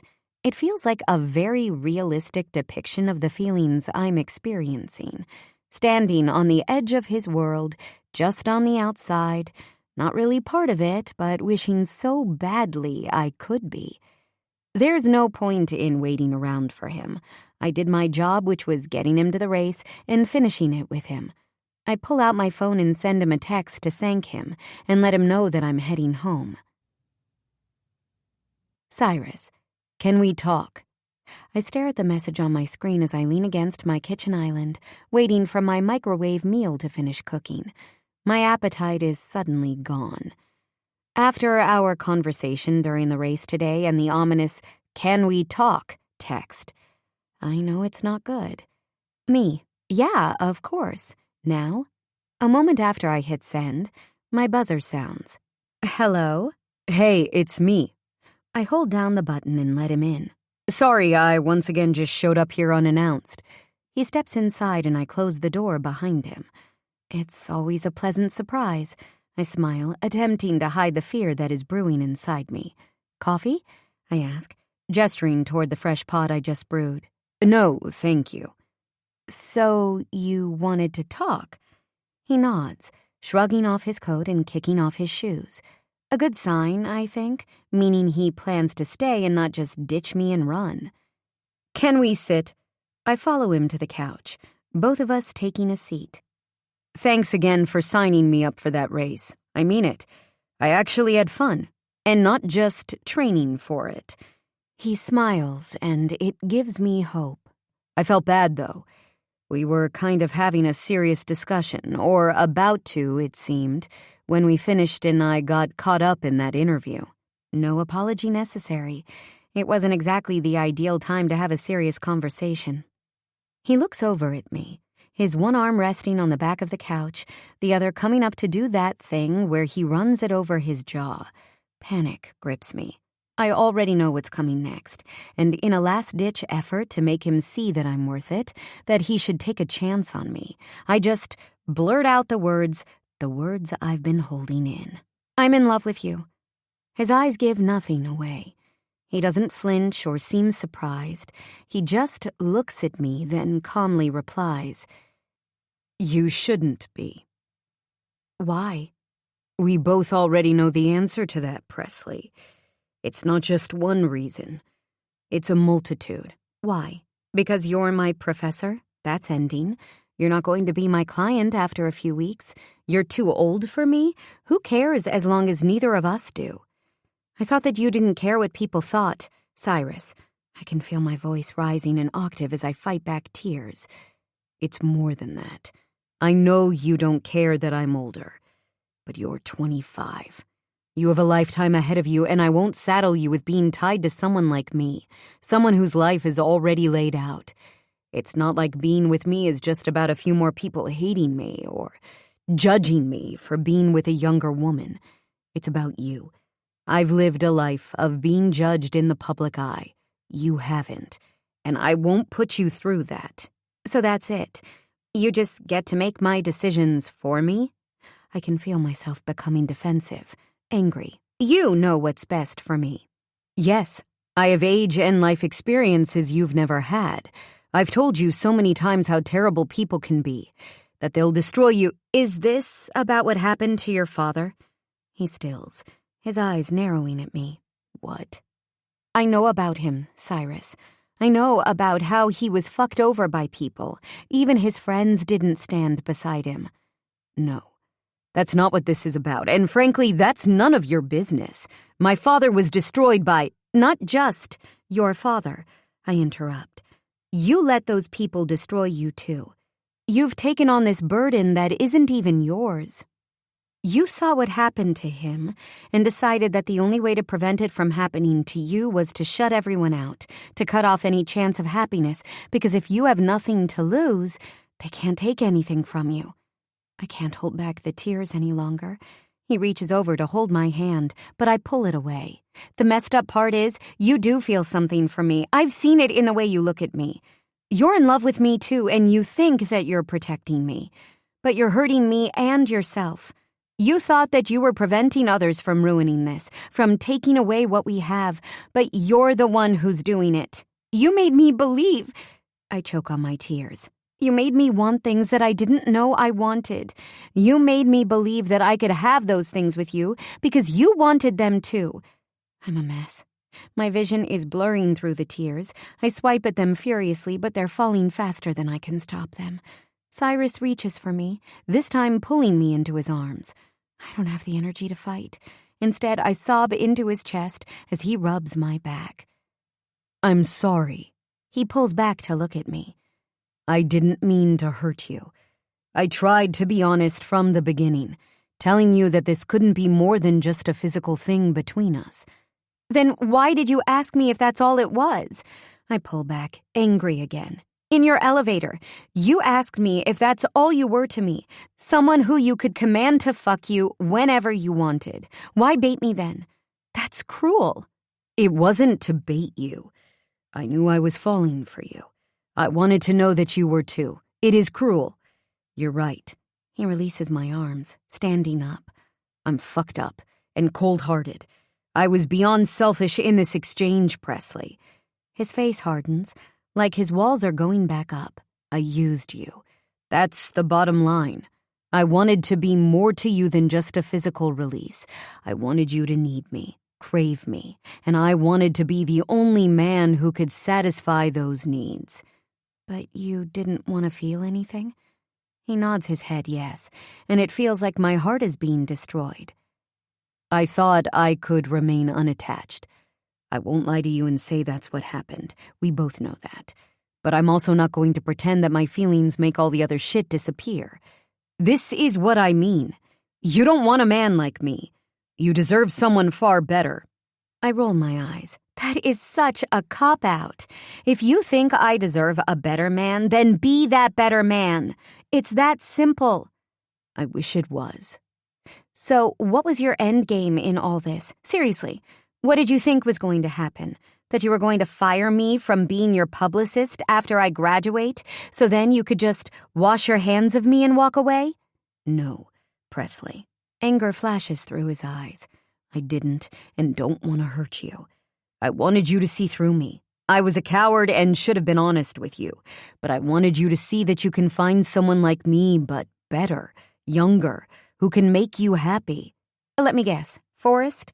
The guy you constantly teased me about, then would get jealous at the mere mention of him? I laugh, dropping my head in my hands. I was such a fool. This is so messed up.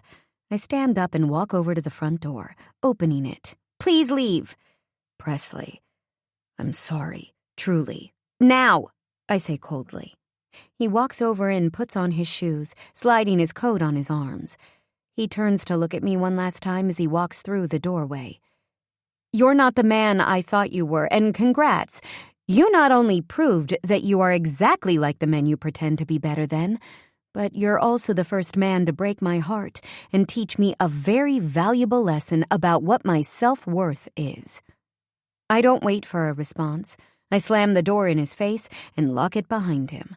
I press my back to it, a flood of tears ready to burst through at any second as I slowly sink down to the floor.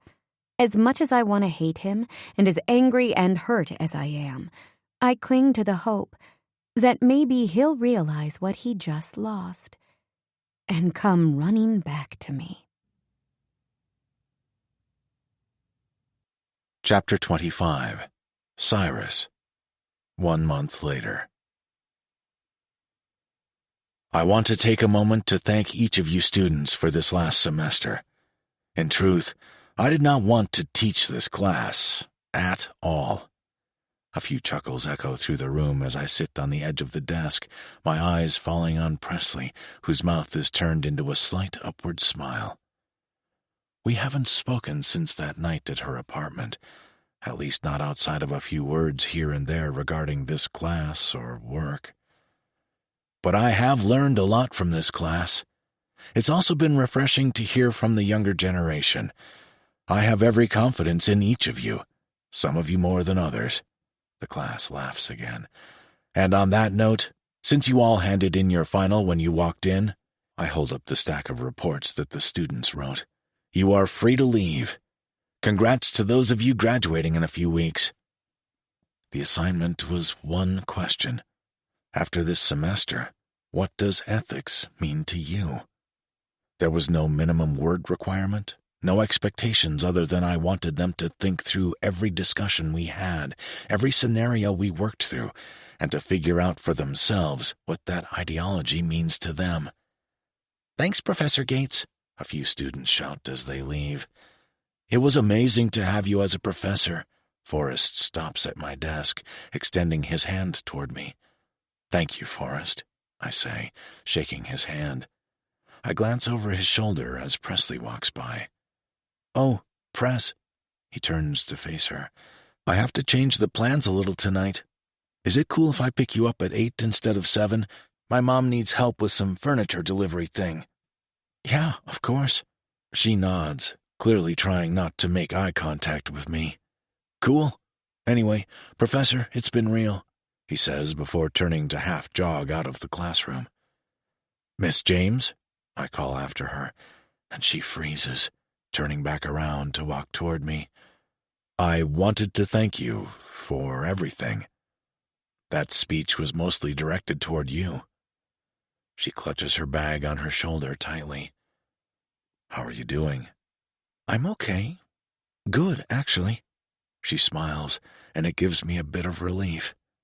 I glance around the room. The 2 remaining students file out silently. Is there anything else? I want to tell her yes, that I take it all back, that I'm a fool, and then pull her into my arms. So, you and Forrest, huh? She shrugs. Yeah, I guess. I nod. He's a good guy. He is. Do you hate me? I ask nervously. No, she says genuinely. No, I don't hate you. Are you happy? She sighs, looking away for a moment. I think so. Are you? My heart feels like it's being choked, but I smile. Good. That's all I want for you, Presley. I just want you to be happy. I feel guilty saying it, knowing that she wanted me in order to be happy, but it seems like she's moving on from that idea. A thought that makes me both sad and relieved at the same time. Sad that it's not with me. Sad that she's moving on from me when I'm so clearly not, and relieved that hopefully she can find peace. I should probably get to work. Right. Sorry. I wanted to also wish you good luck with graduation and going full-time at Wade.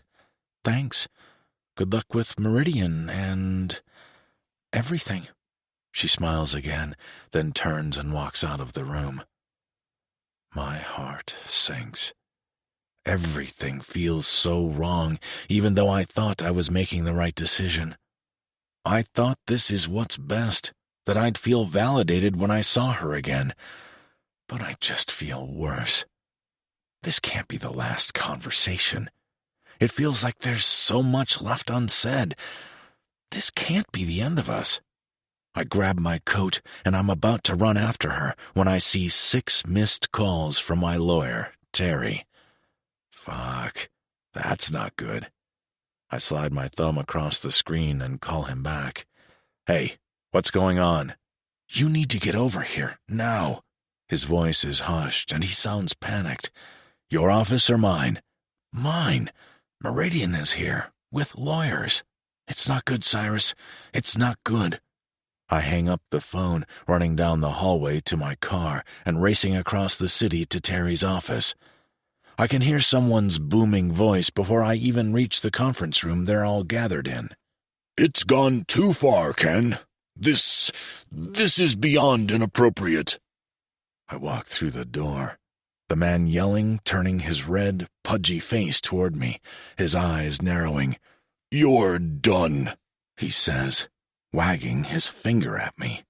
Calm down, Rick, Ken says as he stands up and walks over to me. There's an explanation, I'm sure. He turns to face me. Seems like there's been a bit of a misunderstanding of sorts regarding you, Cyrus. It's no misunderstanding. It's an affair. Rick plops down into a chair across the table from me. Would someone who isn't yelling please explain to me what the hell is going on here? Don't play stupid. We can't have you running around having an affair with a woman half your age. Your publicist, no less. That gets my attention.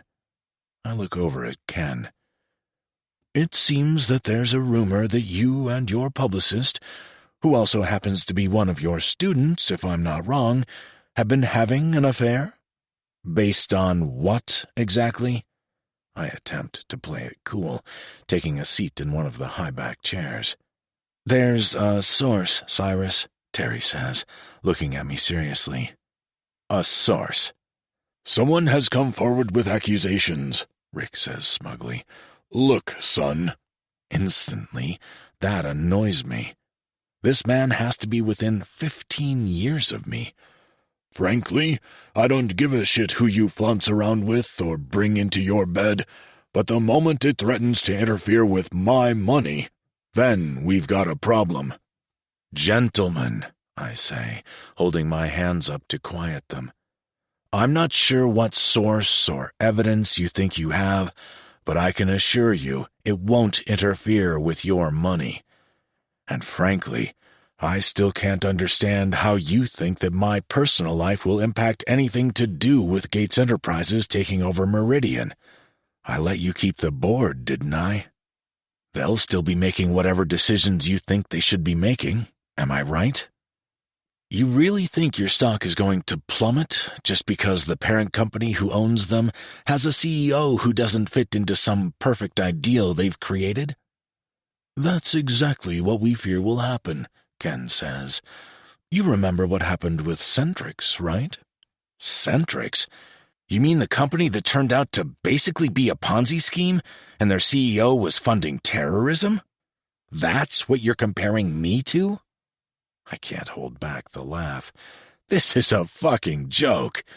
If you'll excuse me, I need to get back to work.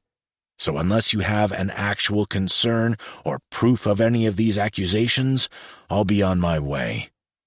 I stand, readjusting my coat just as Ken reaches into a folder, placing an enlarged black and white photo on the table and sliding it toward me.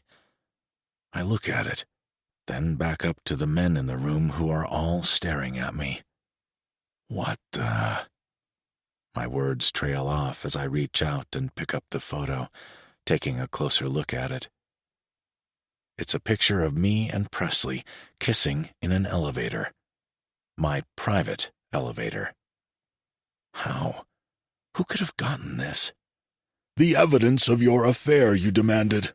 Rick spits at me. Stop calling it a fucking affair. I grit the words out as I stare at the photo. Nobody besides my security has access to the cameras in this elevator. Nobody would even think to look at them. Then again, money does talk, and one thing I've learned is everyone has a price. Who is the source? I say, turning to look at Ken. I can't say. Can't or won't. He looks at me, his palms raised upward as he shrugs. Pathetic, I mutter, tossing the photo back onto the table and spinning on my heel to march out of the office. I don't need a room full of overpriced assholes to tell me what I already know.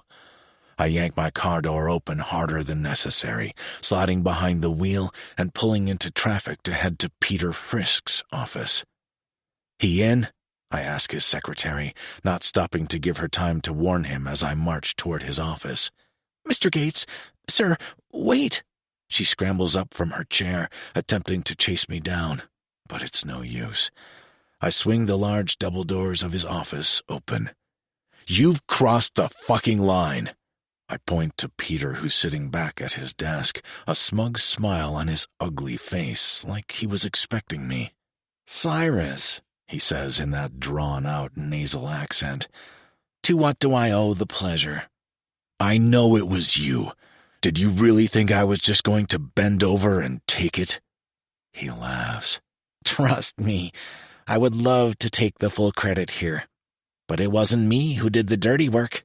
I'm merely the messenger." I ball my hands into fists.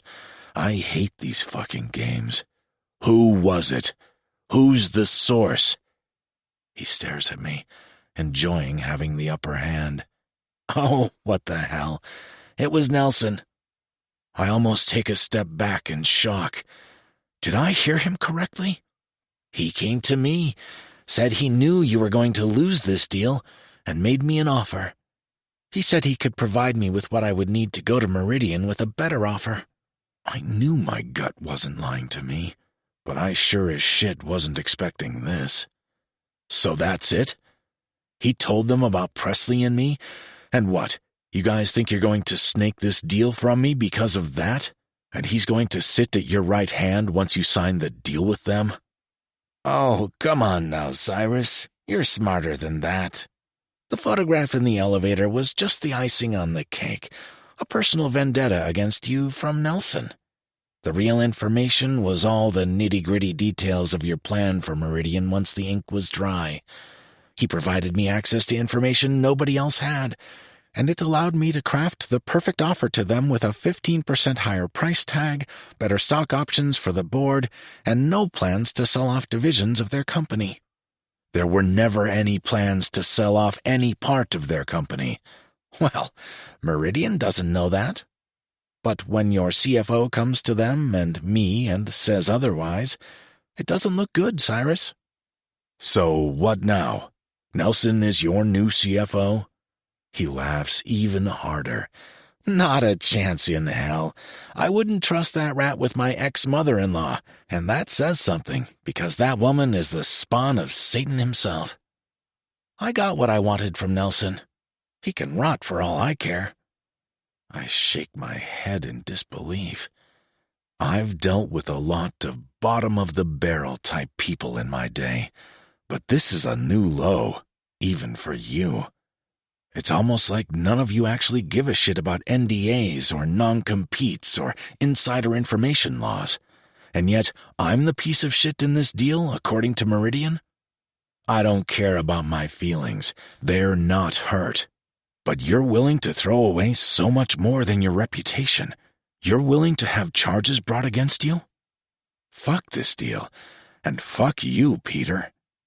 I turned to walk away, wanting nothing more than to run to Presley and tell her everything.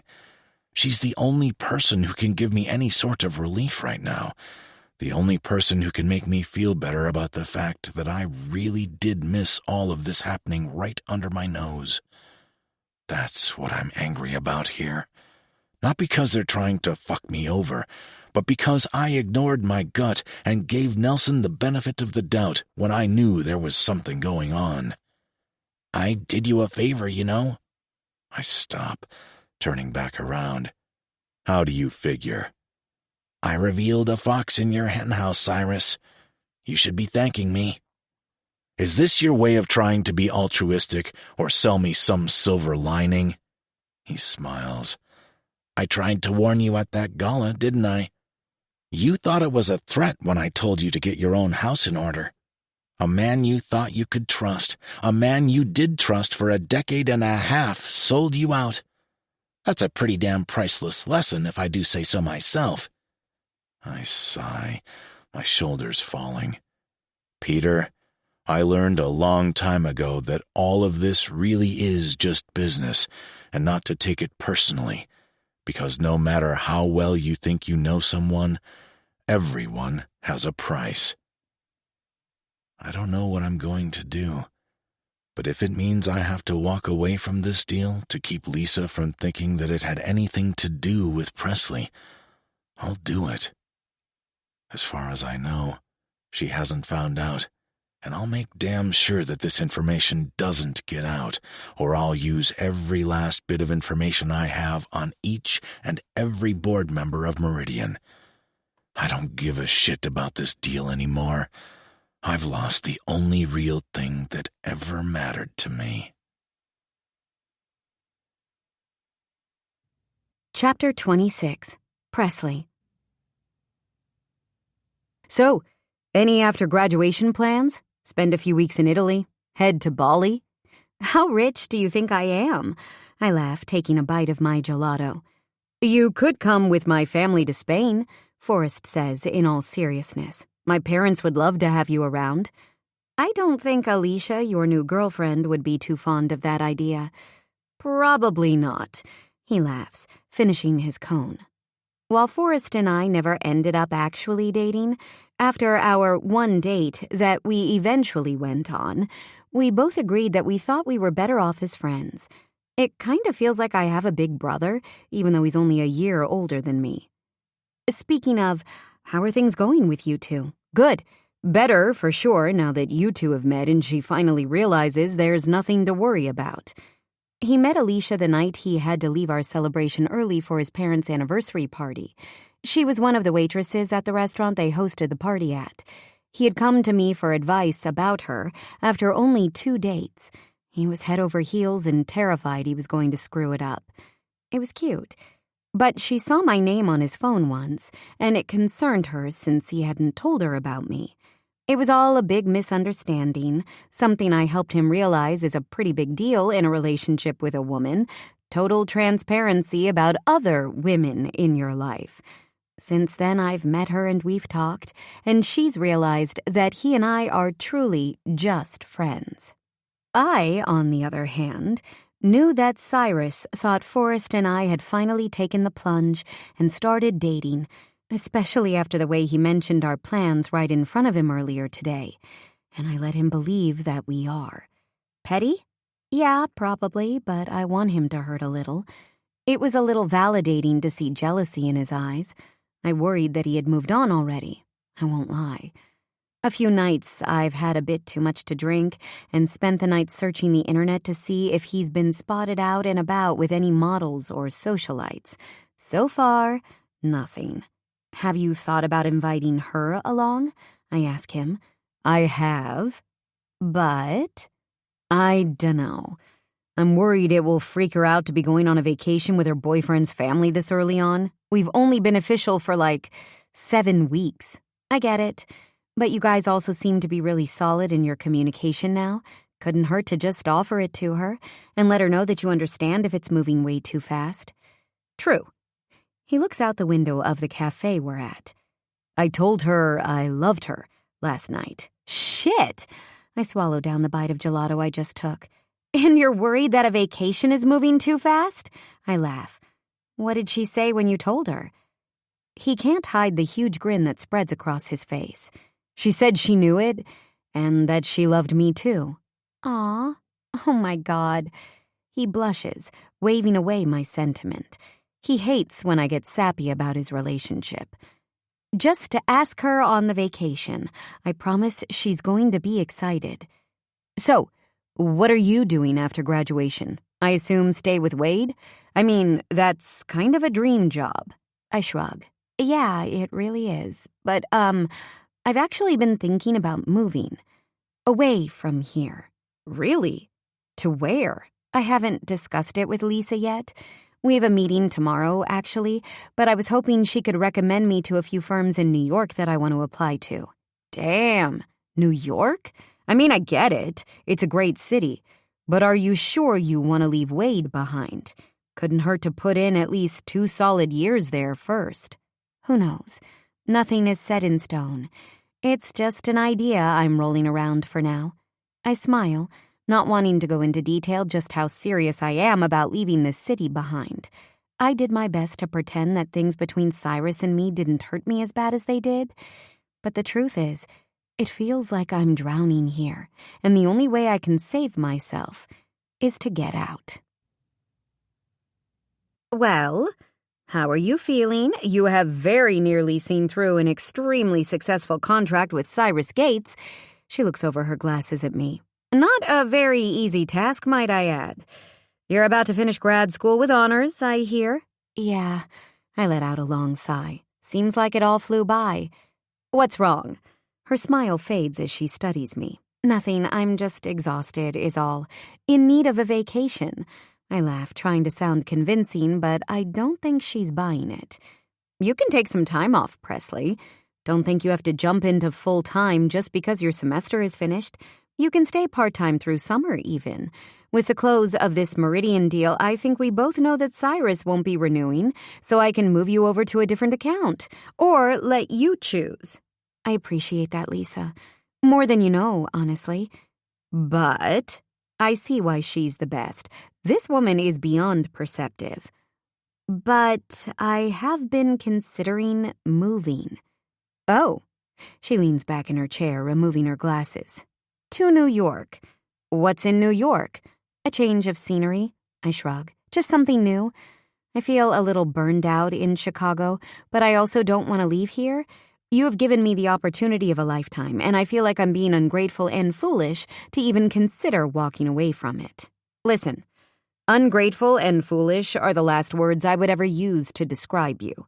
You are extremely bright, Presley. You have the world at your fingertips with a fantastic education, incredible experience at such a young age, and ambition. You'd be foolish not to explore other avenues. There are some fantastic firms in New York. I know 2 that would hire you if I picked up this phone right now. Name a firm.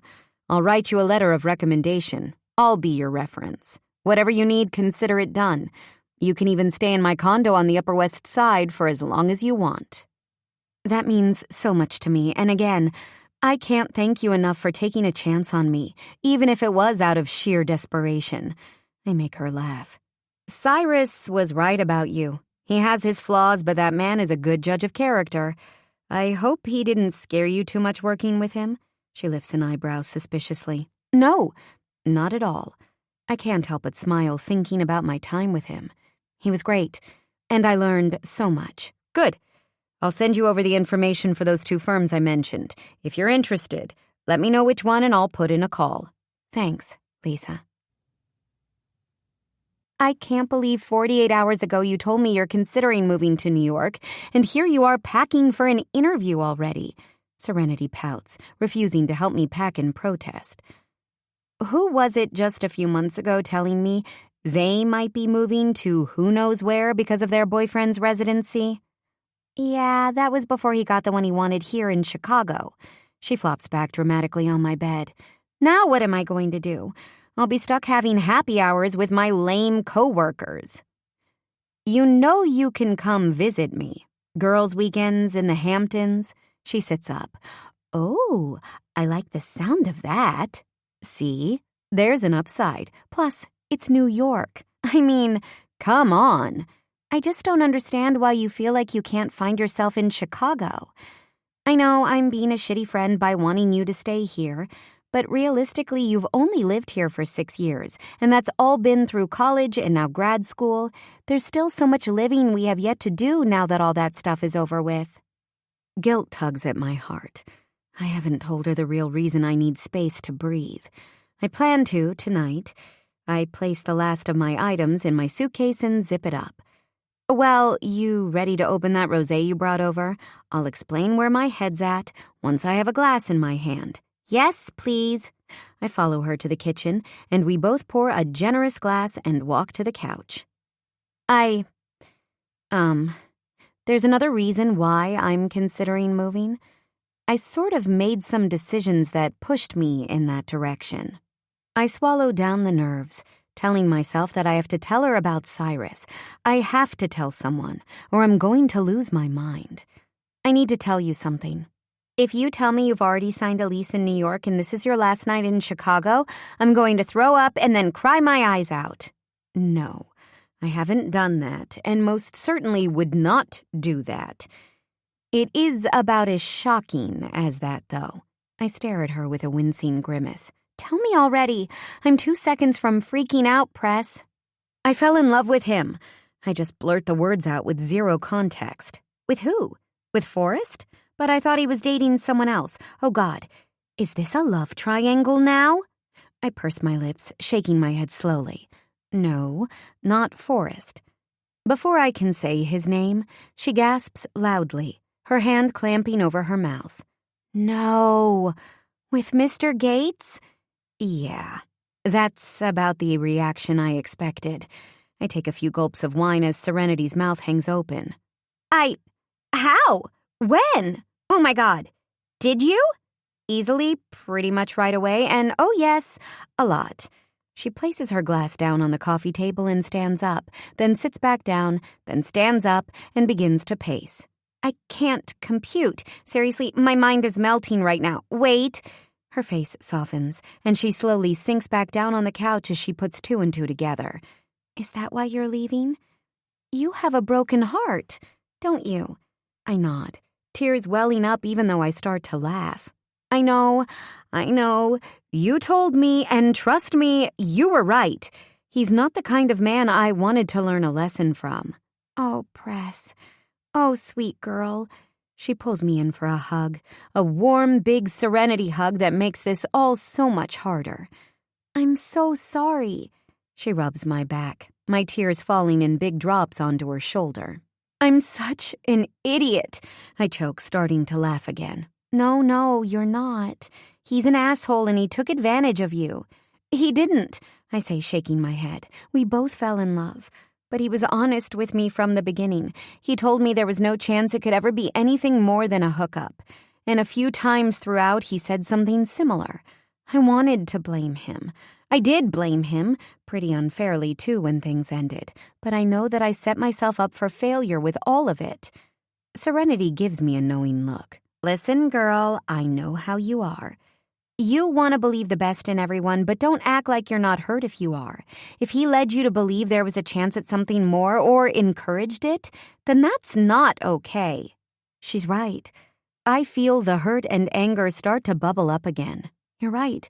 He is an asshole. I agree. What pisses me off the most about it all is that he hides behind this fear that he doesn't want to end up like his father. I mean, I get it. His dad basically got screwed over by people and life, and no matter how hard he tried to make everyone else happy, he couldn't. So Cyrus has this mental block that he's destined to be alone and heartless forever, that if he just pretends to be that person, then nobody can hurt him. But it's insane. He's far too smart for that nonsense, and he knows it. Bottom line is, he's a coward, and I do deserve better.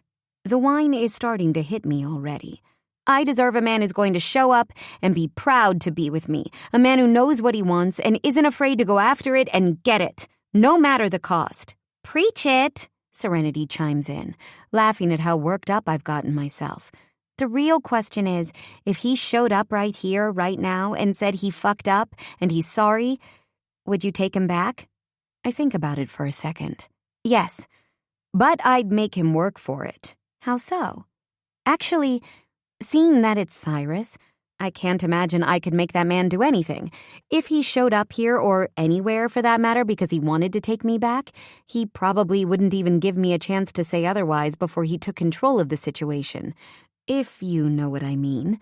I feel the warmth of the wine reach my cheeks as I slump back against the couch cushion, memories of some of the things he said and did to me rushing back. Have you spoken to him since things ended? When did they end?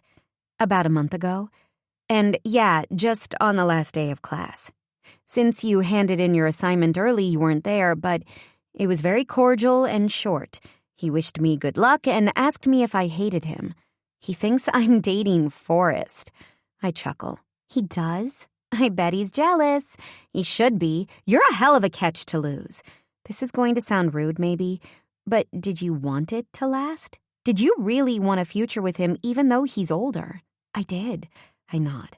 I suppose it's not practical, but I've never had my life planned out like so many other people. All I wanted was that kind of connection, and it was wonderful while it lasted. And there's no second chances? I shake my head no. I don't think so. I had hoped. I thought that he'd come running back, but I don't think Cyrus Gates is that kind of man. We both sip our wine, leaning back against the couch as we let it all sink in. Well, shit. This isn't the good luck at your interview send-off party I was expecting. We both laugh. Damn, I can't believe you kept it a secret that entire time. Good for you. She lifts her glass to mine and we toast. Want to hear something even crazier? Can it get crazier? Mm-hmm. I was the one who propositioned him with all of this. I mean, he was kind of the one who started blatantly flirting with me and making these little comments. But yeah, that's why I said I couldn't blame him. Yep, it got crazier, she laughs, drinking her wine, then looks over at me. Is it too soon to ask how it was? Oh, God, I cover my face with my hand. That conversation is going to require tequila or anything a lot stronger than wine. Serenity jumps off the couch, running over to my liquor cabinet to grab a bottle of tequila and 2 shot glasses, returning to the couch in a flash. Tell me everything. Chapter 27. Cyrus. Is this the meeting? Are they signing the deal? Nelson falls in step beside me, his short legs working twice as hard to keep up with my stride as we make our way to the conference room where everyone is waiting. I called a meeting with the entire board of Meridian, Ken Phelps, their CEO, and their lawyers, with 0 context. Nelson doesn't know that they came to me a few days ago with the photo he so generously supplied to Peter, who in turn gave it to them. Truthfully, I wish I knew what the hell was going on in Nelson's head.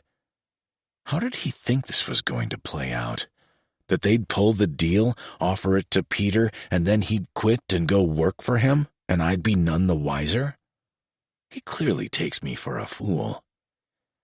Just need to say a few final things to everyone, make sure we're all on the same page about this deal and the direction it's going.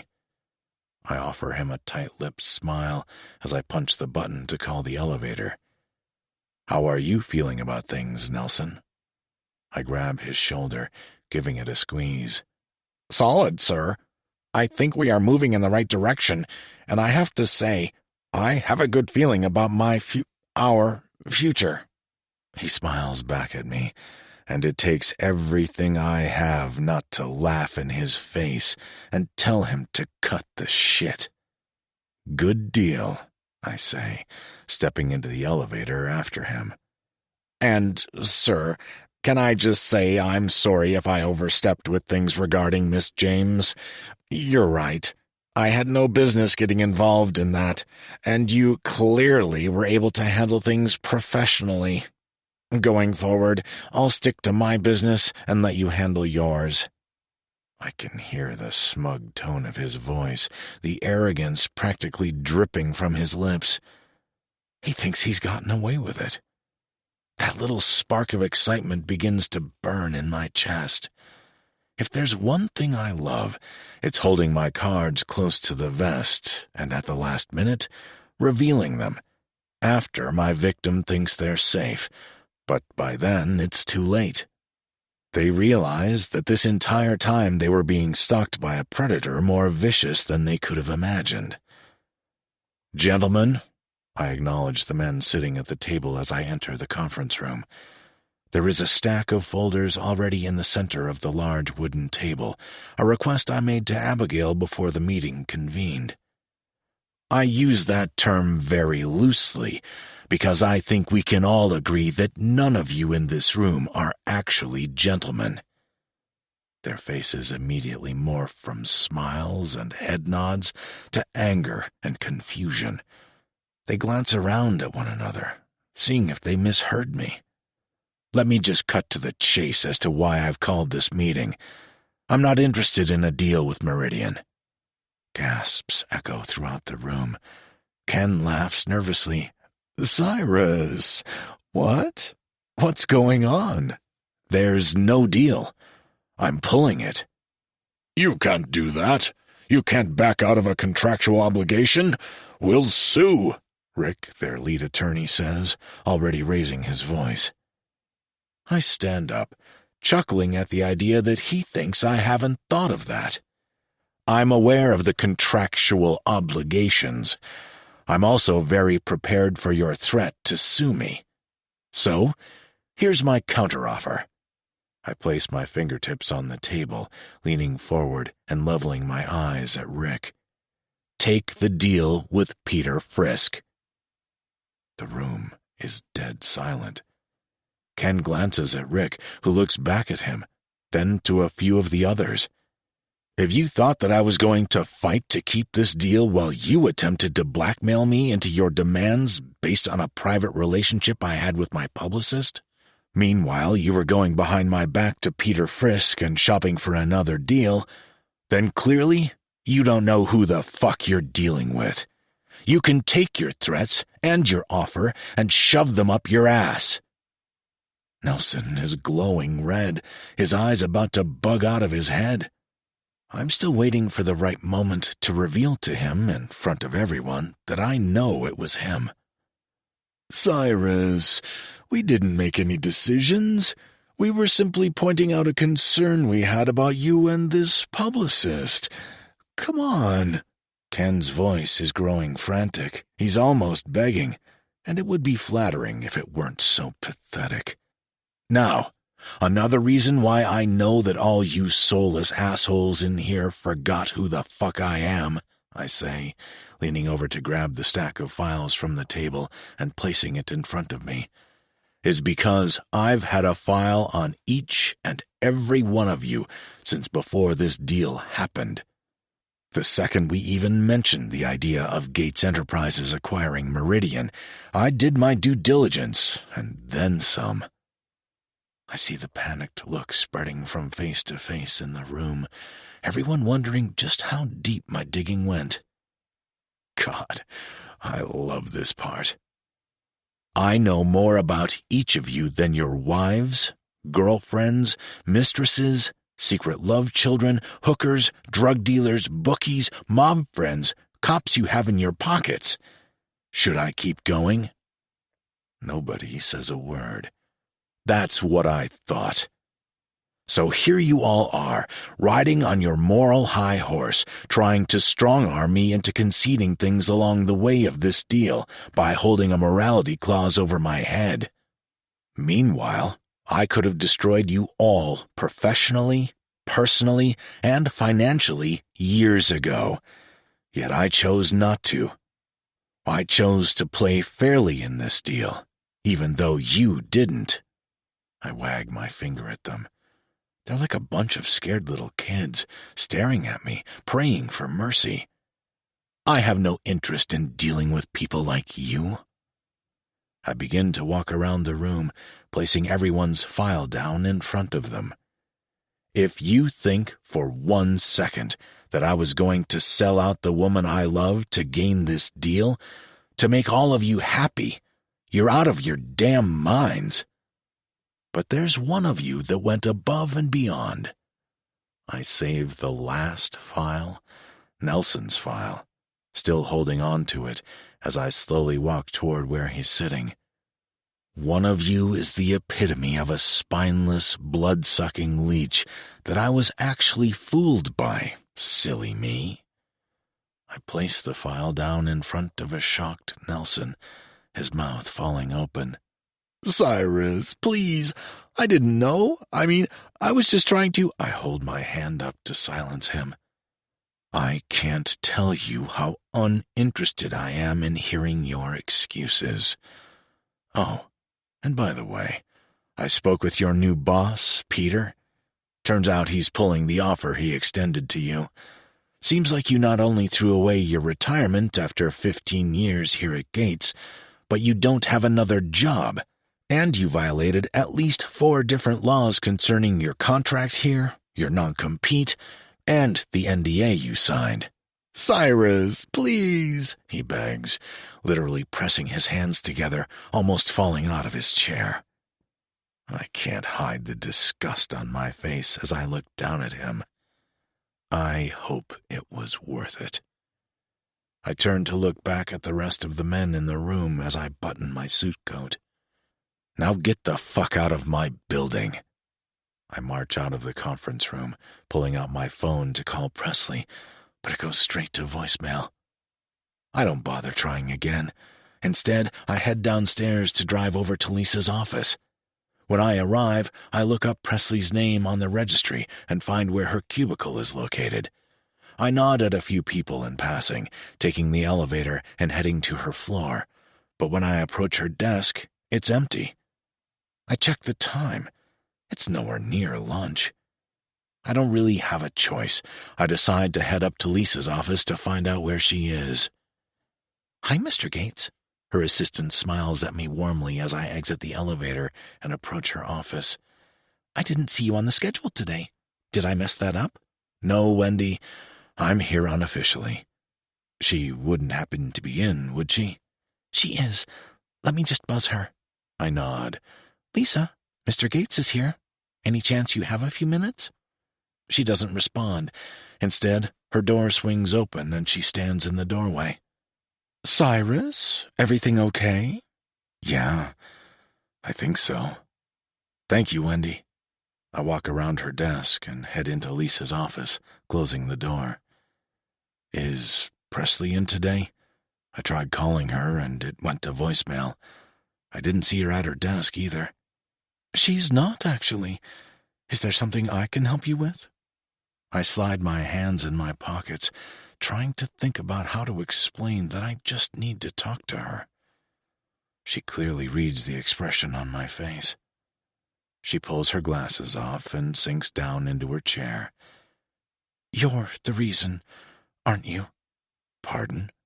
"The reason she's on a flight to New York City today to interview at Pemberley & Associates PR?" "She's what?" I don't even attempt to hide the shock in my voice. "Why?" "You tell me, Cyrus. What did you do to that girl?" I drag my hands over my face. "Fuck," I mutter. "I warned you, didn't I? What did I tell you?" Lisa has the ability to remain so stoically calm while she's threatening someone. "I know, and you have every right. But it's not like that, Lisa," I say, sitting down on the chair across from her. I look up at her, leaning forward as I rest my elbows on my knees. I'm in love with her. Chapter 28. Presley. I look out the window as the captain makes our final descent into New York. I want to be excited. I'm trying to be, but all I can think about is Cyrus and this deal with Meridian. I don't know when his final meeting with him is, but I know it's soon. As hurt as I was by his decision to walk away from me, I want the best for him. I want him to be happy. He looked defeated that last day of class. I know he's hurting too. As much as I want to hate him, I can't. When I land, I turn airplane mode off on my phone, and a text pops up from Serenity. "Serenity, good luck at the interview. As much as I'll be sad and miserable if you leave me here all alone, I really just want you to be happy more than anything. You deserve it all, babe. Knock them dead. Winky face." I smile as I read the message. The captain welcoming us to New York as our plane reaches the gate. I grab my bags and exit the plane, making my way out to my driver to take me to my hotel. I have a few hours before the interview, enough time to settle in, go over my notes, and freshen up before heading over to the offices of Pemberley and Associates PR. This firm is absolutely the best in New York. The founder, Kira, is a good friend of Lisa's. "Good morning, ma'am." The doorman of the hotel greets me as I make my way inside and check in. Lisa made the arrangements for me, insisting I stay at this boutique hotel that's near the offices and also offers great accommodations. I told her that I can pay for the flight and hotel, but she insisted, also making sure that I had a driver so I didn't have to rely on public transportation. I flop back on the large king-sized bed, letting out a sigh I feel like I've been holding in since I woke up this morning. My mind starts to wander, imagining starting over in a brand new city where I know nobody, a city that already feels overwhelming at best. A tear threatens to fall and I sit up frantically. Something I've realized over the last several weeks is that if I keep my mind preoccupied and don't let it start sliding down rabbit holes of what-ifs and maybes, that I can manage to not have a panic attack. I spend the next few hours prepping for my interview, ordering room service, and freshening up before I head downstairs to my waiting car. It was an absolute pleasure, Presley, truly. I can see why Lisa hired you and why she's so sad to see you go. Kira looks over at the two other women I interviewed with. I think I can speak for all three of us when I say that we can see you fitting in here perfectly, and we would be honored to have you represent Pemberley.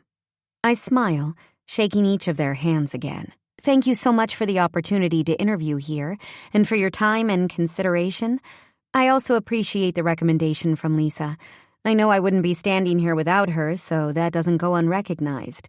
Maybe not this early in your career, but you would have ended up here or working for her, even without her input. Trust us. I thank them all again and make my way toward the elevator to exit the building. My shoulders finally drop from up by my ears, where I feel like they've settled over the last 2 hours. When I reach the lobby, my phone rings.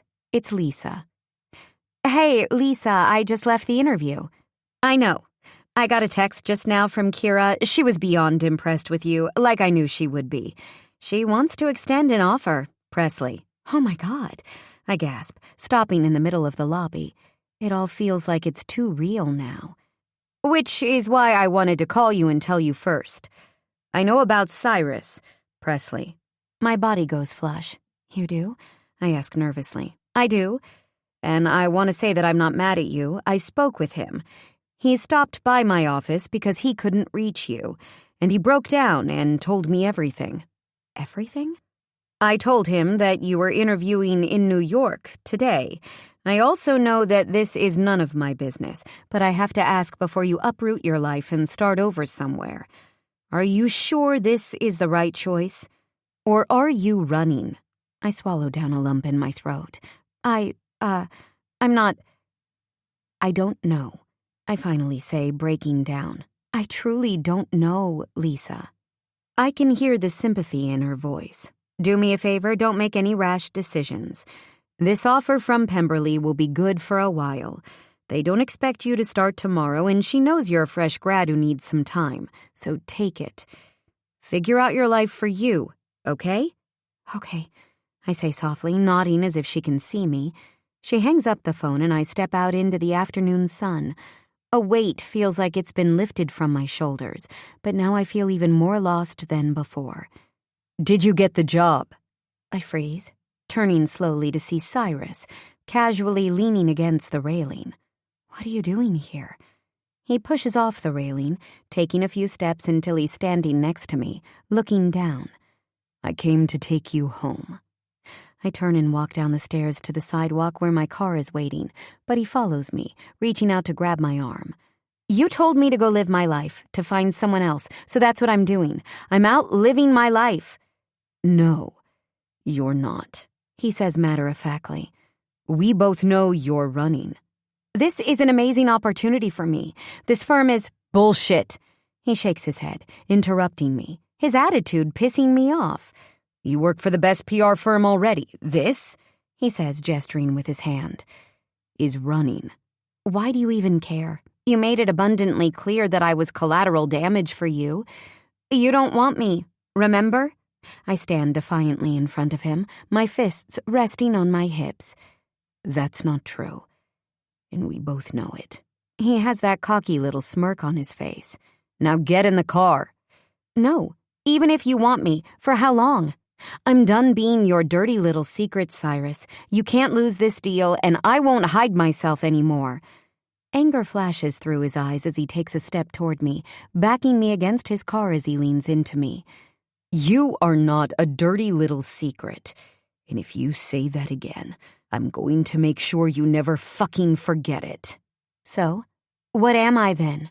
He reaches up, his hand brushing my hair out of my face.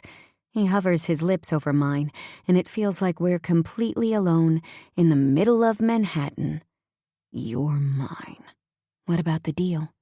Fuck the deal, he says, bringing his other hand up to cup my face. I walked away from it. I told him I wasn't going to sacrifice the woman I love for a fucking deal. The woman you love? My lips part, a warmth spreading through my body as my pulse quickens. You love me? Of course, I love you. You know I love you. He's so close to kissing me, but then he steps back, holding his hand out.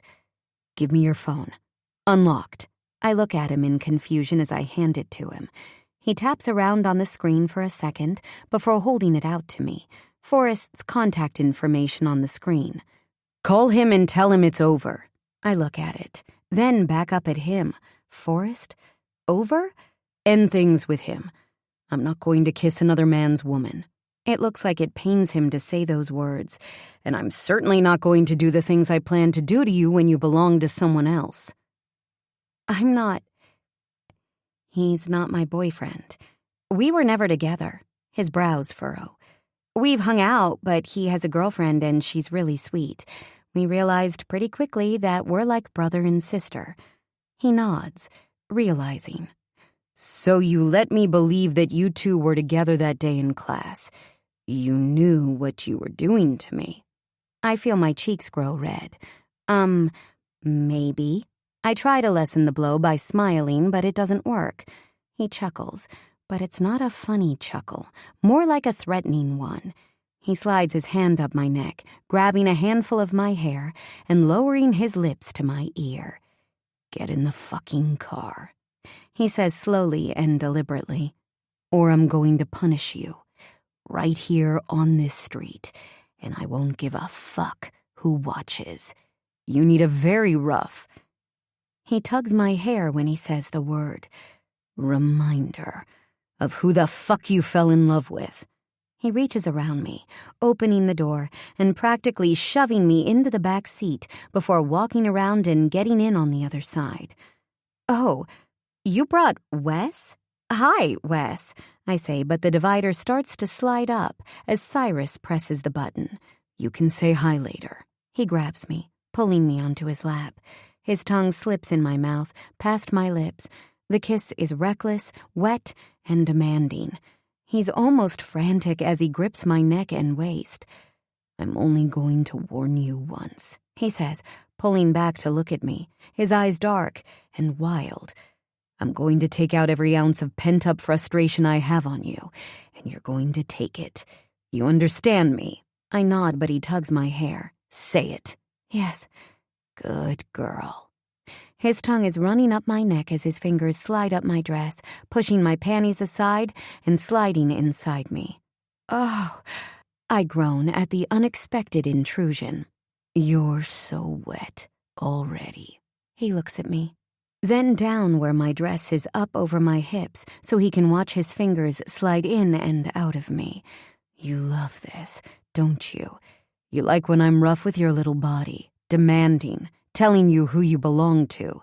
You like being used. You like pissing me off so that I punish you, don't you? I can't speak.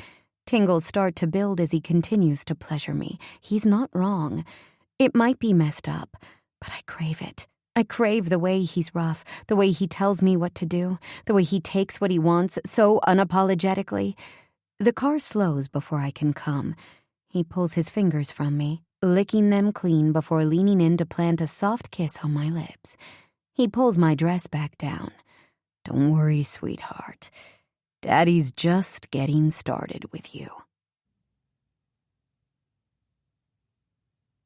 Chapter 29. Cyrus. This isn't where I'm staying. Presley looks up at the hotel as she exits the car. It is now. I place my hand at her back and usher her toward the door, a gentleman greeting us as he holds it open. Mr. Gates? Miss James? He smiles and nods.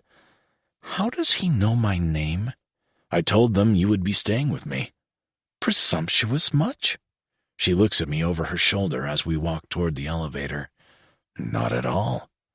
I reach around her to scan the key card that takes us to the penthouse. You think you have a choice? You do what I tell you. The second the doors close, she reaches for me, pulling me toward her as she stretches up on her tippy toes. I wrap my hand around her throat, stilling her movements, her lips a centimeter from mine. Tisk, tisk. I'm in charge here, Miss James, not you. I want her on edge, needy, practically begging for me to touch her. The doors open into the large, multi-room suite, the city surrounding us in the floor-to-ceiling windows. This is incredible. She walks over to the window, looking out as I help slide her coat down her arms. Would you like something to drink? Perhaps champagne to celebrate your job offer? She spins around to look at me. She's trying to determine if I'm joking. You did get an offer, didn't you? Not officially, no. Lisa called to tell me that they were going to extend an offer. I see. Folding her coat, I gently lay it over the back of the couch. And? And what? Are you going to accept it when they do extend the offer? Would you let me accept it? I smile. She's catching on. We both know the answer to that. The important question is, do you want to take it, Presley? Do you want to move here? She looks back out the window, then slowly walks over to where I'm standing. She places her hands on my chest, looking up at me with those big blue eyes. No. What do you want? I run my fingers through her hair. You? How? Her eyes search mine. In every way. All of you. I'll like that answer. Later, after I've used you in every way possible and spent several more hours getting reacquainted with every inch of your lovely body, we're going to discuss what that looks like. Okay. Did you get your period? She nods. Yes. Is that a good thing? She asks timidly. We'll discuss that too.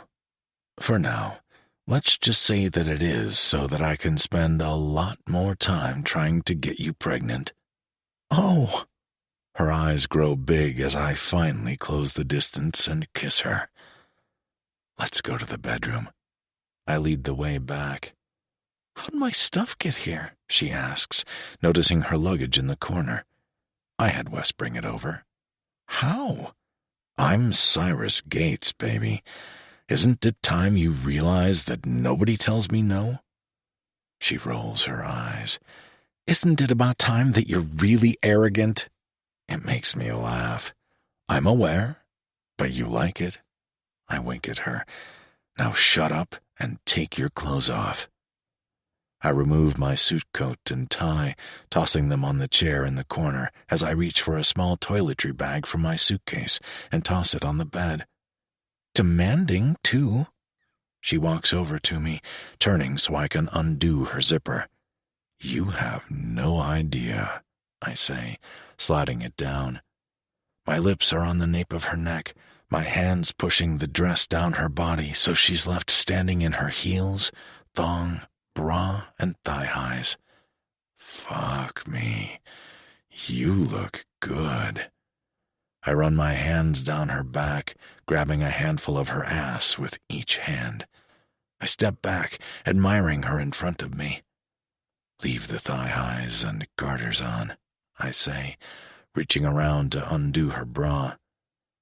I hook my thumbs into her panties, sliding them down slowly as I kneel in front of her.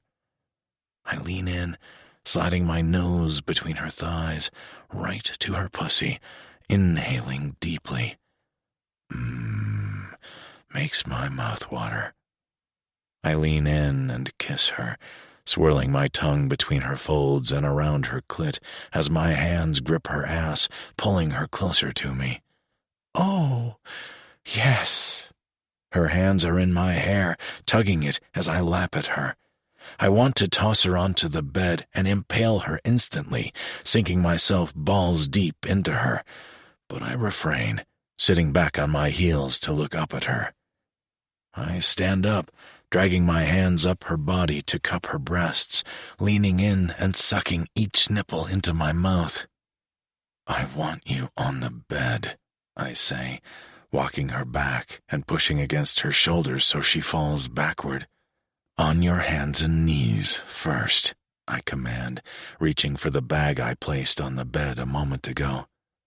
She obeys, looking over as she hears me unzip it. She watches as I pull out a set of handcuffs, a vibrator, and a butt plug. I came prepared, I say, as her eyes fall to the butt plug I pick up. You, I say, hauling my hand back and bringing it down with a loud smack right on her ass cheek, have been a very naughty girl, haven't you? Making me think you were dating Forrest. I pull back and spank her again. Running away to New York without telling me? Again, the sound of her flesh being smacked echoed through the room, followed by a moan. I walk to the side of the bed, bringing the toy to her mouth. Get it wet for me. She looks at me, then slowly opens her mouth so I can slide it inside. I pull it out, stepping back around her and toying her pussy with it for a moment before placing it at her tight bud. Relax for me, baby. I press it into her, and she moves forward an inch. I said, relax. Breathe. I grip her hip and pull her back so the toy slides in deeper. Oh, that's... I promise it's going to feel good. I lean over and reach for the handcuffs. Crawl toward the headboard. I help her, maneuvering her to lie back so that I can cuff her hands to the bar that runs across the top of the headboard. She tugs on the cuffs, the chain jangling against the metal pole. Spread your thighs for me. She obeys, and I crawl onto the bed with the vibrator in my hand. I turn it on, and it begins to buzz. Now, I think it's time you get punished for all those naughty things you did. I drag the vibrator over her pussy lightly, her legs flinching. I drag it upward, around her nipples, then back down to her clit. I tease her, edging her a few times. Please, she begs. Oh, sweetheart, this isn't even the real torture. I lean down and spit on her pussy, sliding the toy deep inside her and turning up the vibration. She's panting, her thighs spread open, her arms pinned overhead while the toy vibrates deep inside her. How do you feel? Full. She barely gets the word out. I stand up, walking over to one of the chairs. I drag it to the end of the bed, taking a seat. What are you? Please. She tugs on the cuffs, her thighs shaking. Don't you dare close your legs. You do, and it lasts longer. I sit back, extending my legs out in front of me as I watch her, trembling. I undo my belt, then my zipper, pulling my cock free as I stroke myself. Keep your eyes on me. Her eyes flutter closed, but she stays focused on me as I pump my hand slowly up and down my shaft. I'm a big fan of delayed gratification, and this is going to be so good. I groan, my head falling back for a second as my pleasure builds. Are you sorry, Presley? I ask. Yes. That's right. Are you ready to be a good girl? Yes. I reach up with my free hand, unbuttoning my shirt. I shrug it off, standing and making my way over to where she's splayed on the bed. Your pussy is throbbing, baby. I push her thighs open a little further, watching as she milks the vibrator, her juices coating it. You know what you need? I climb onto the bed, straddling her waist and placing my cock right at her lips. You need Daddy's cock in your mouth. She opens, and I slide it past her lips. Suck me.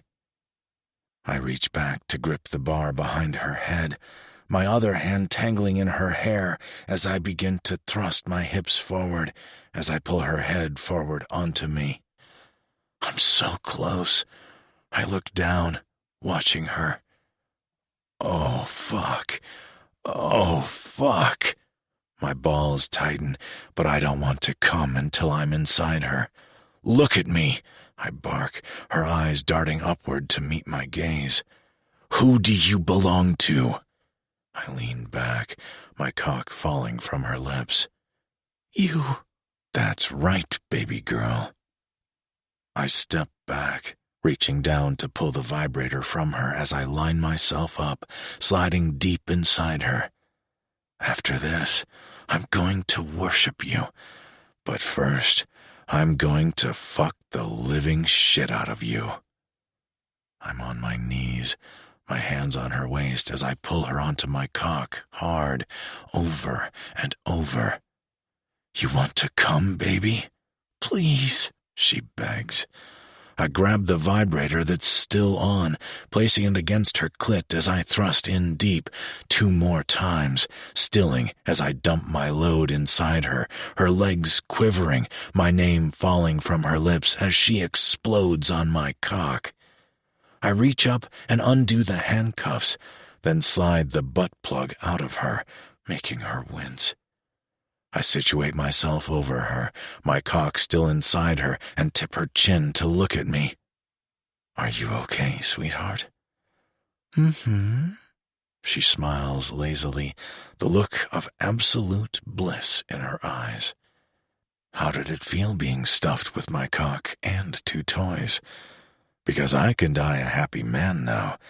That was the hottest fucking fantasy of my life.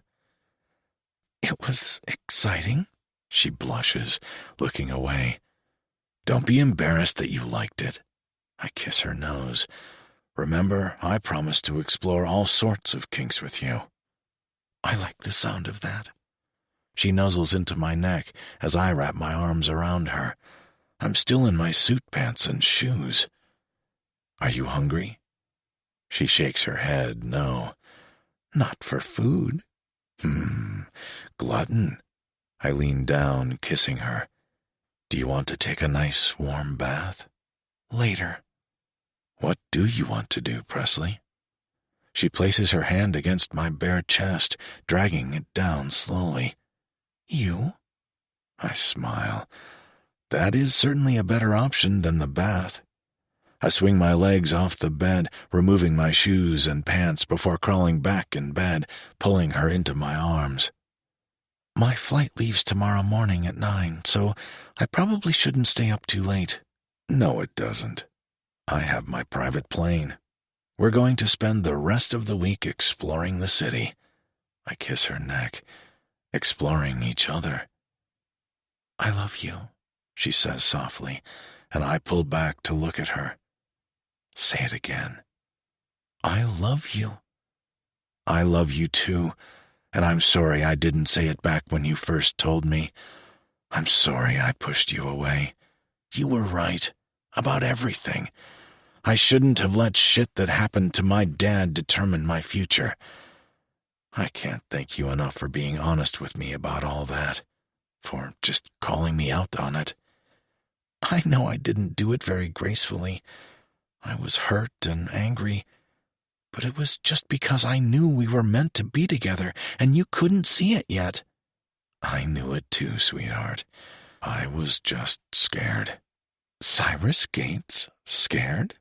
Let's keep that between us. Wait, so what happened with the deal? You said you walked away? I slide my hand between her thighs, swirling my tongue around her nipple.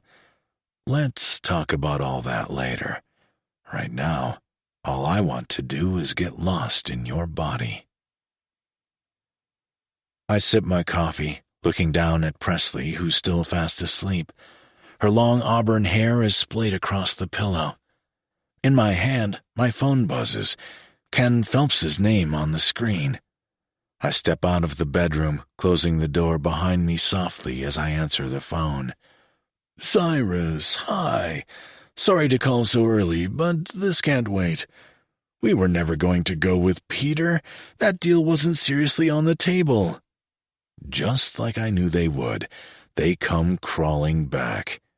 "We only wanted, to do business with you. What can we do here, Cyrus?" I let him linger for a second. "Take out all the contingencies. No morality clause. I get to fire the board. And stay the fuck out of my business. I know how to run my company." "Done. I'll get you a new contract by close of business tomorrow. Do we have a deal?" "We have a deal," I say, hanging up the phone. "Everything okay?" I turn to see Presley dressed in my t-shirt, her hair mussed as she wipes her eyes. "Perfect. I made you a coffee," I say, motioning toward the machine with her espresso. "Thank you." She grabs the coffee, coming over to stand beside me as we look out the windows. "What was that about?" Ken at Meridian, groveling, begging me to take the deal. "Really? Are you going to?" I nod, sipping my coffee. "I am. I told them to remove all contingencies and I'd sign it. That simple. That's all they had to do from the jump." "So, how did everything go down?" I take in a deep breath. "You sure you want to hear about all this bullshit?" "Absolutely." We sit on the couch, and she tucks her feet up beneath her as I tell her every gritty detail, including the photo of us in the elevator. "What?" She leans forward, her eyes huge. "Don't worry, I took care of Nelson." "So wait, you had those files on all those people from day one of negotiations? You could have just laid it all out then, told them that you had all their skeletons, and this is how the deal was going to play out?" "Yup." "Why didn't you then?" "One thing I learned, among others, over the years in business is that if you give your enemies enough rope, they'll hang themselves. Every time. If I had come into those negotiations like that, I'd have been the bad guy once again. The reality is, that's how I always play it. I never come in making demands and blackmailing people. I let them make their moves, paint themselves into a corner, and then I offer them a way out by means of agreeing to my terms or a simple threat of what information I have on them."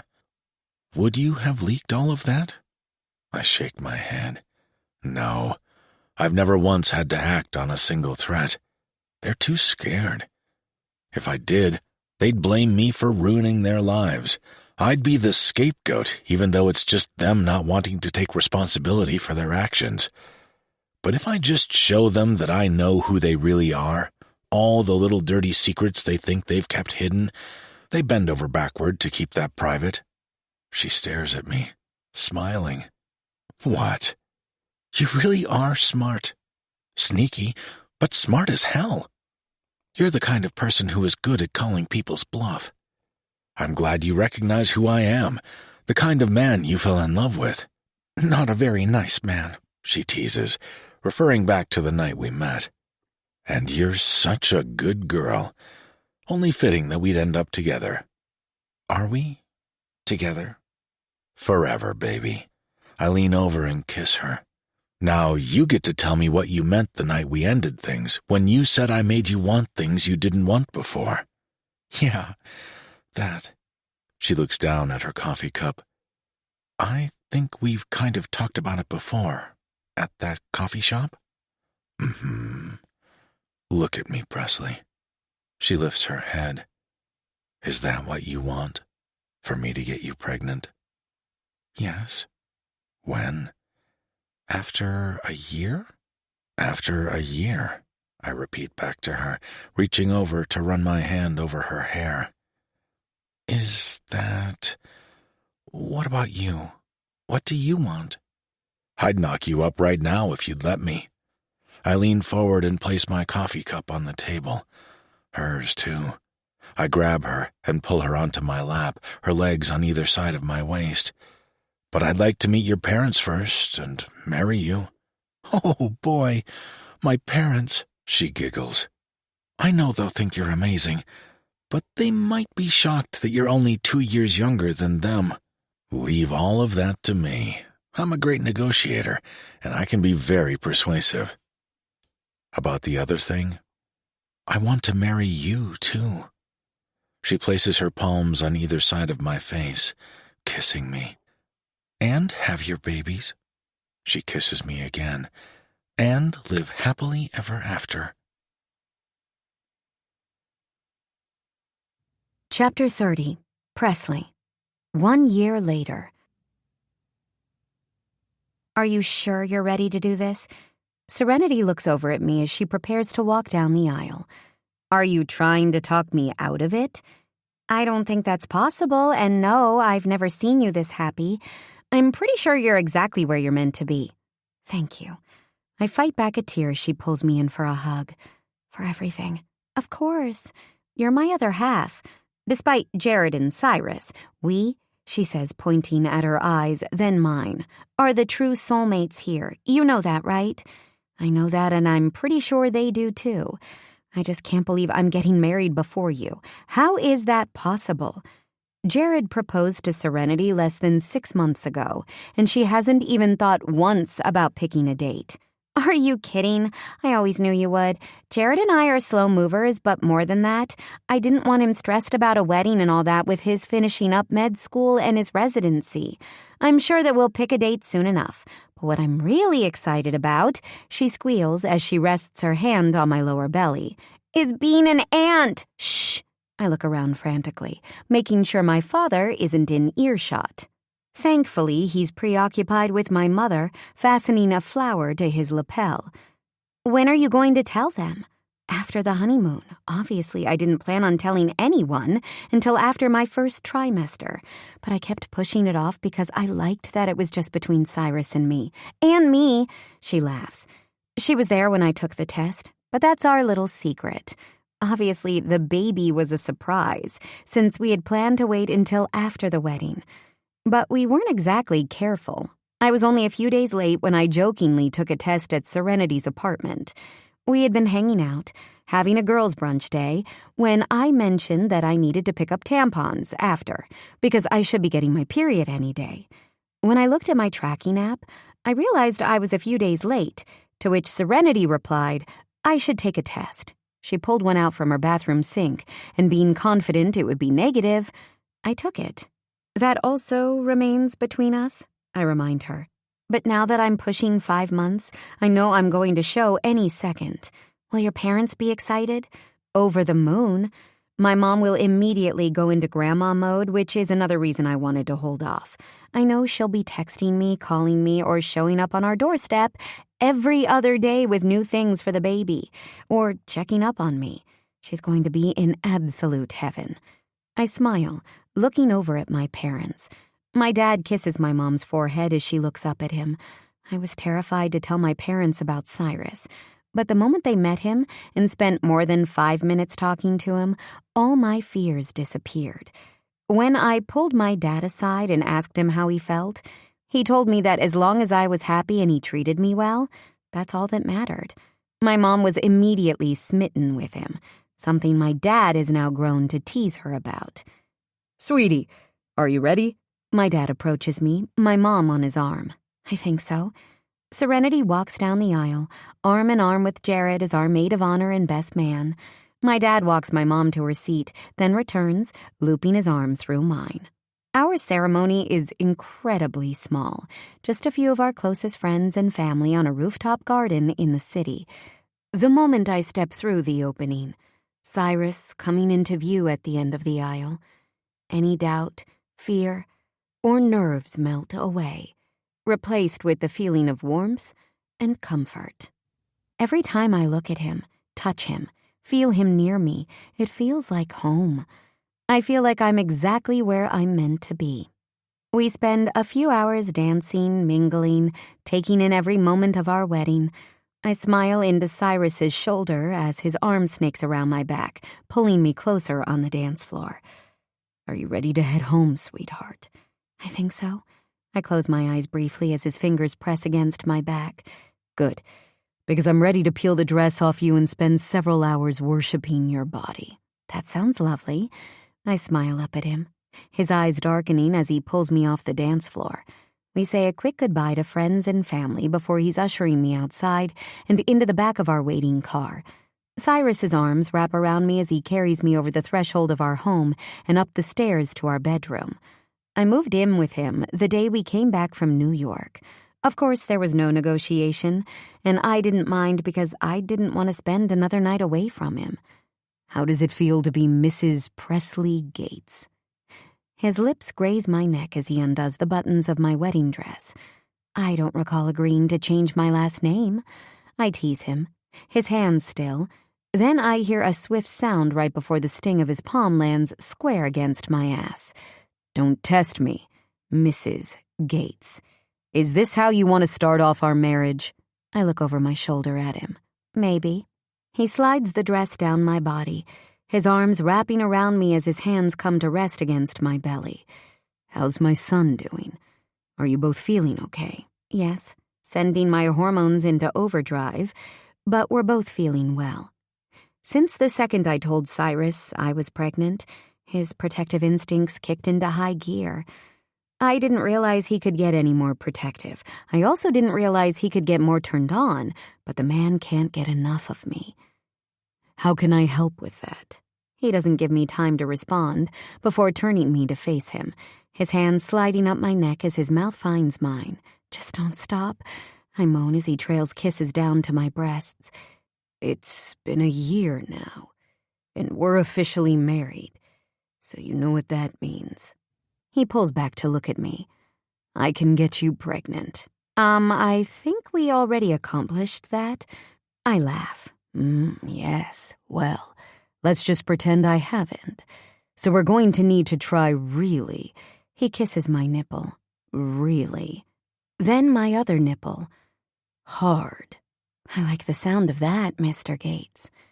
He leads me to the bed, undressing himself and crawling up my body to settle over me. You have completely transformed my life, making me realize what I was missing, making me realize that I could be a better man. You and... He reaches down to touch my belly again. Our family is all that matters to me. My entire world. You're my world too, baby. I wrap my arms around his neck. There's nothing else I need or want. I feel so blessed to not only have my dream job, my dream husband, and now our son. It feels like it's all too good to be true. And you're happy, truly happy, he asks. More than I ever thought possible. Good. He leans in and kisses me gently. But the real question I have for you, Mrs. Gates, is, are you done looking for trouble? I laugh as he squeezes my ribs. Yes, I smile. I was done looking for trouble the second I met you. Because I finally found it. Thank you for listening to Looking for Trouble, written by Alexis Winter, narrated by C.J. Bloom and Jack Callahan, both members of SAG-AFTRA. Produced by Blue Nose Audio. Production coordination by Candace Lawrence. Engineering by Ron Lipkin. Proofing by Olivia Grace. For more great titles from Alexis Winter, please go to www.alexiswinterauthor.com or find her on social media at Alexis Winter Author. Production copyright 2023 by Alexis Winter. All rights reserved.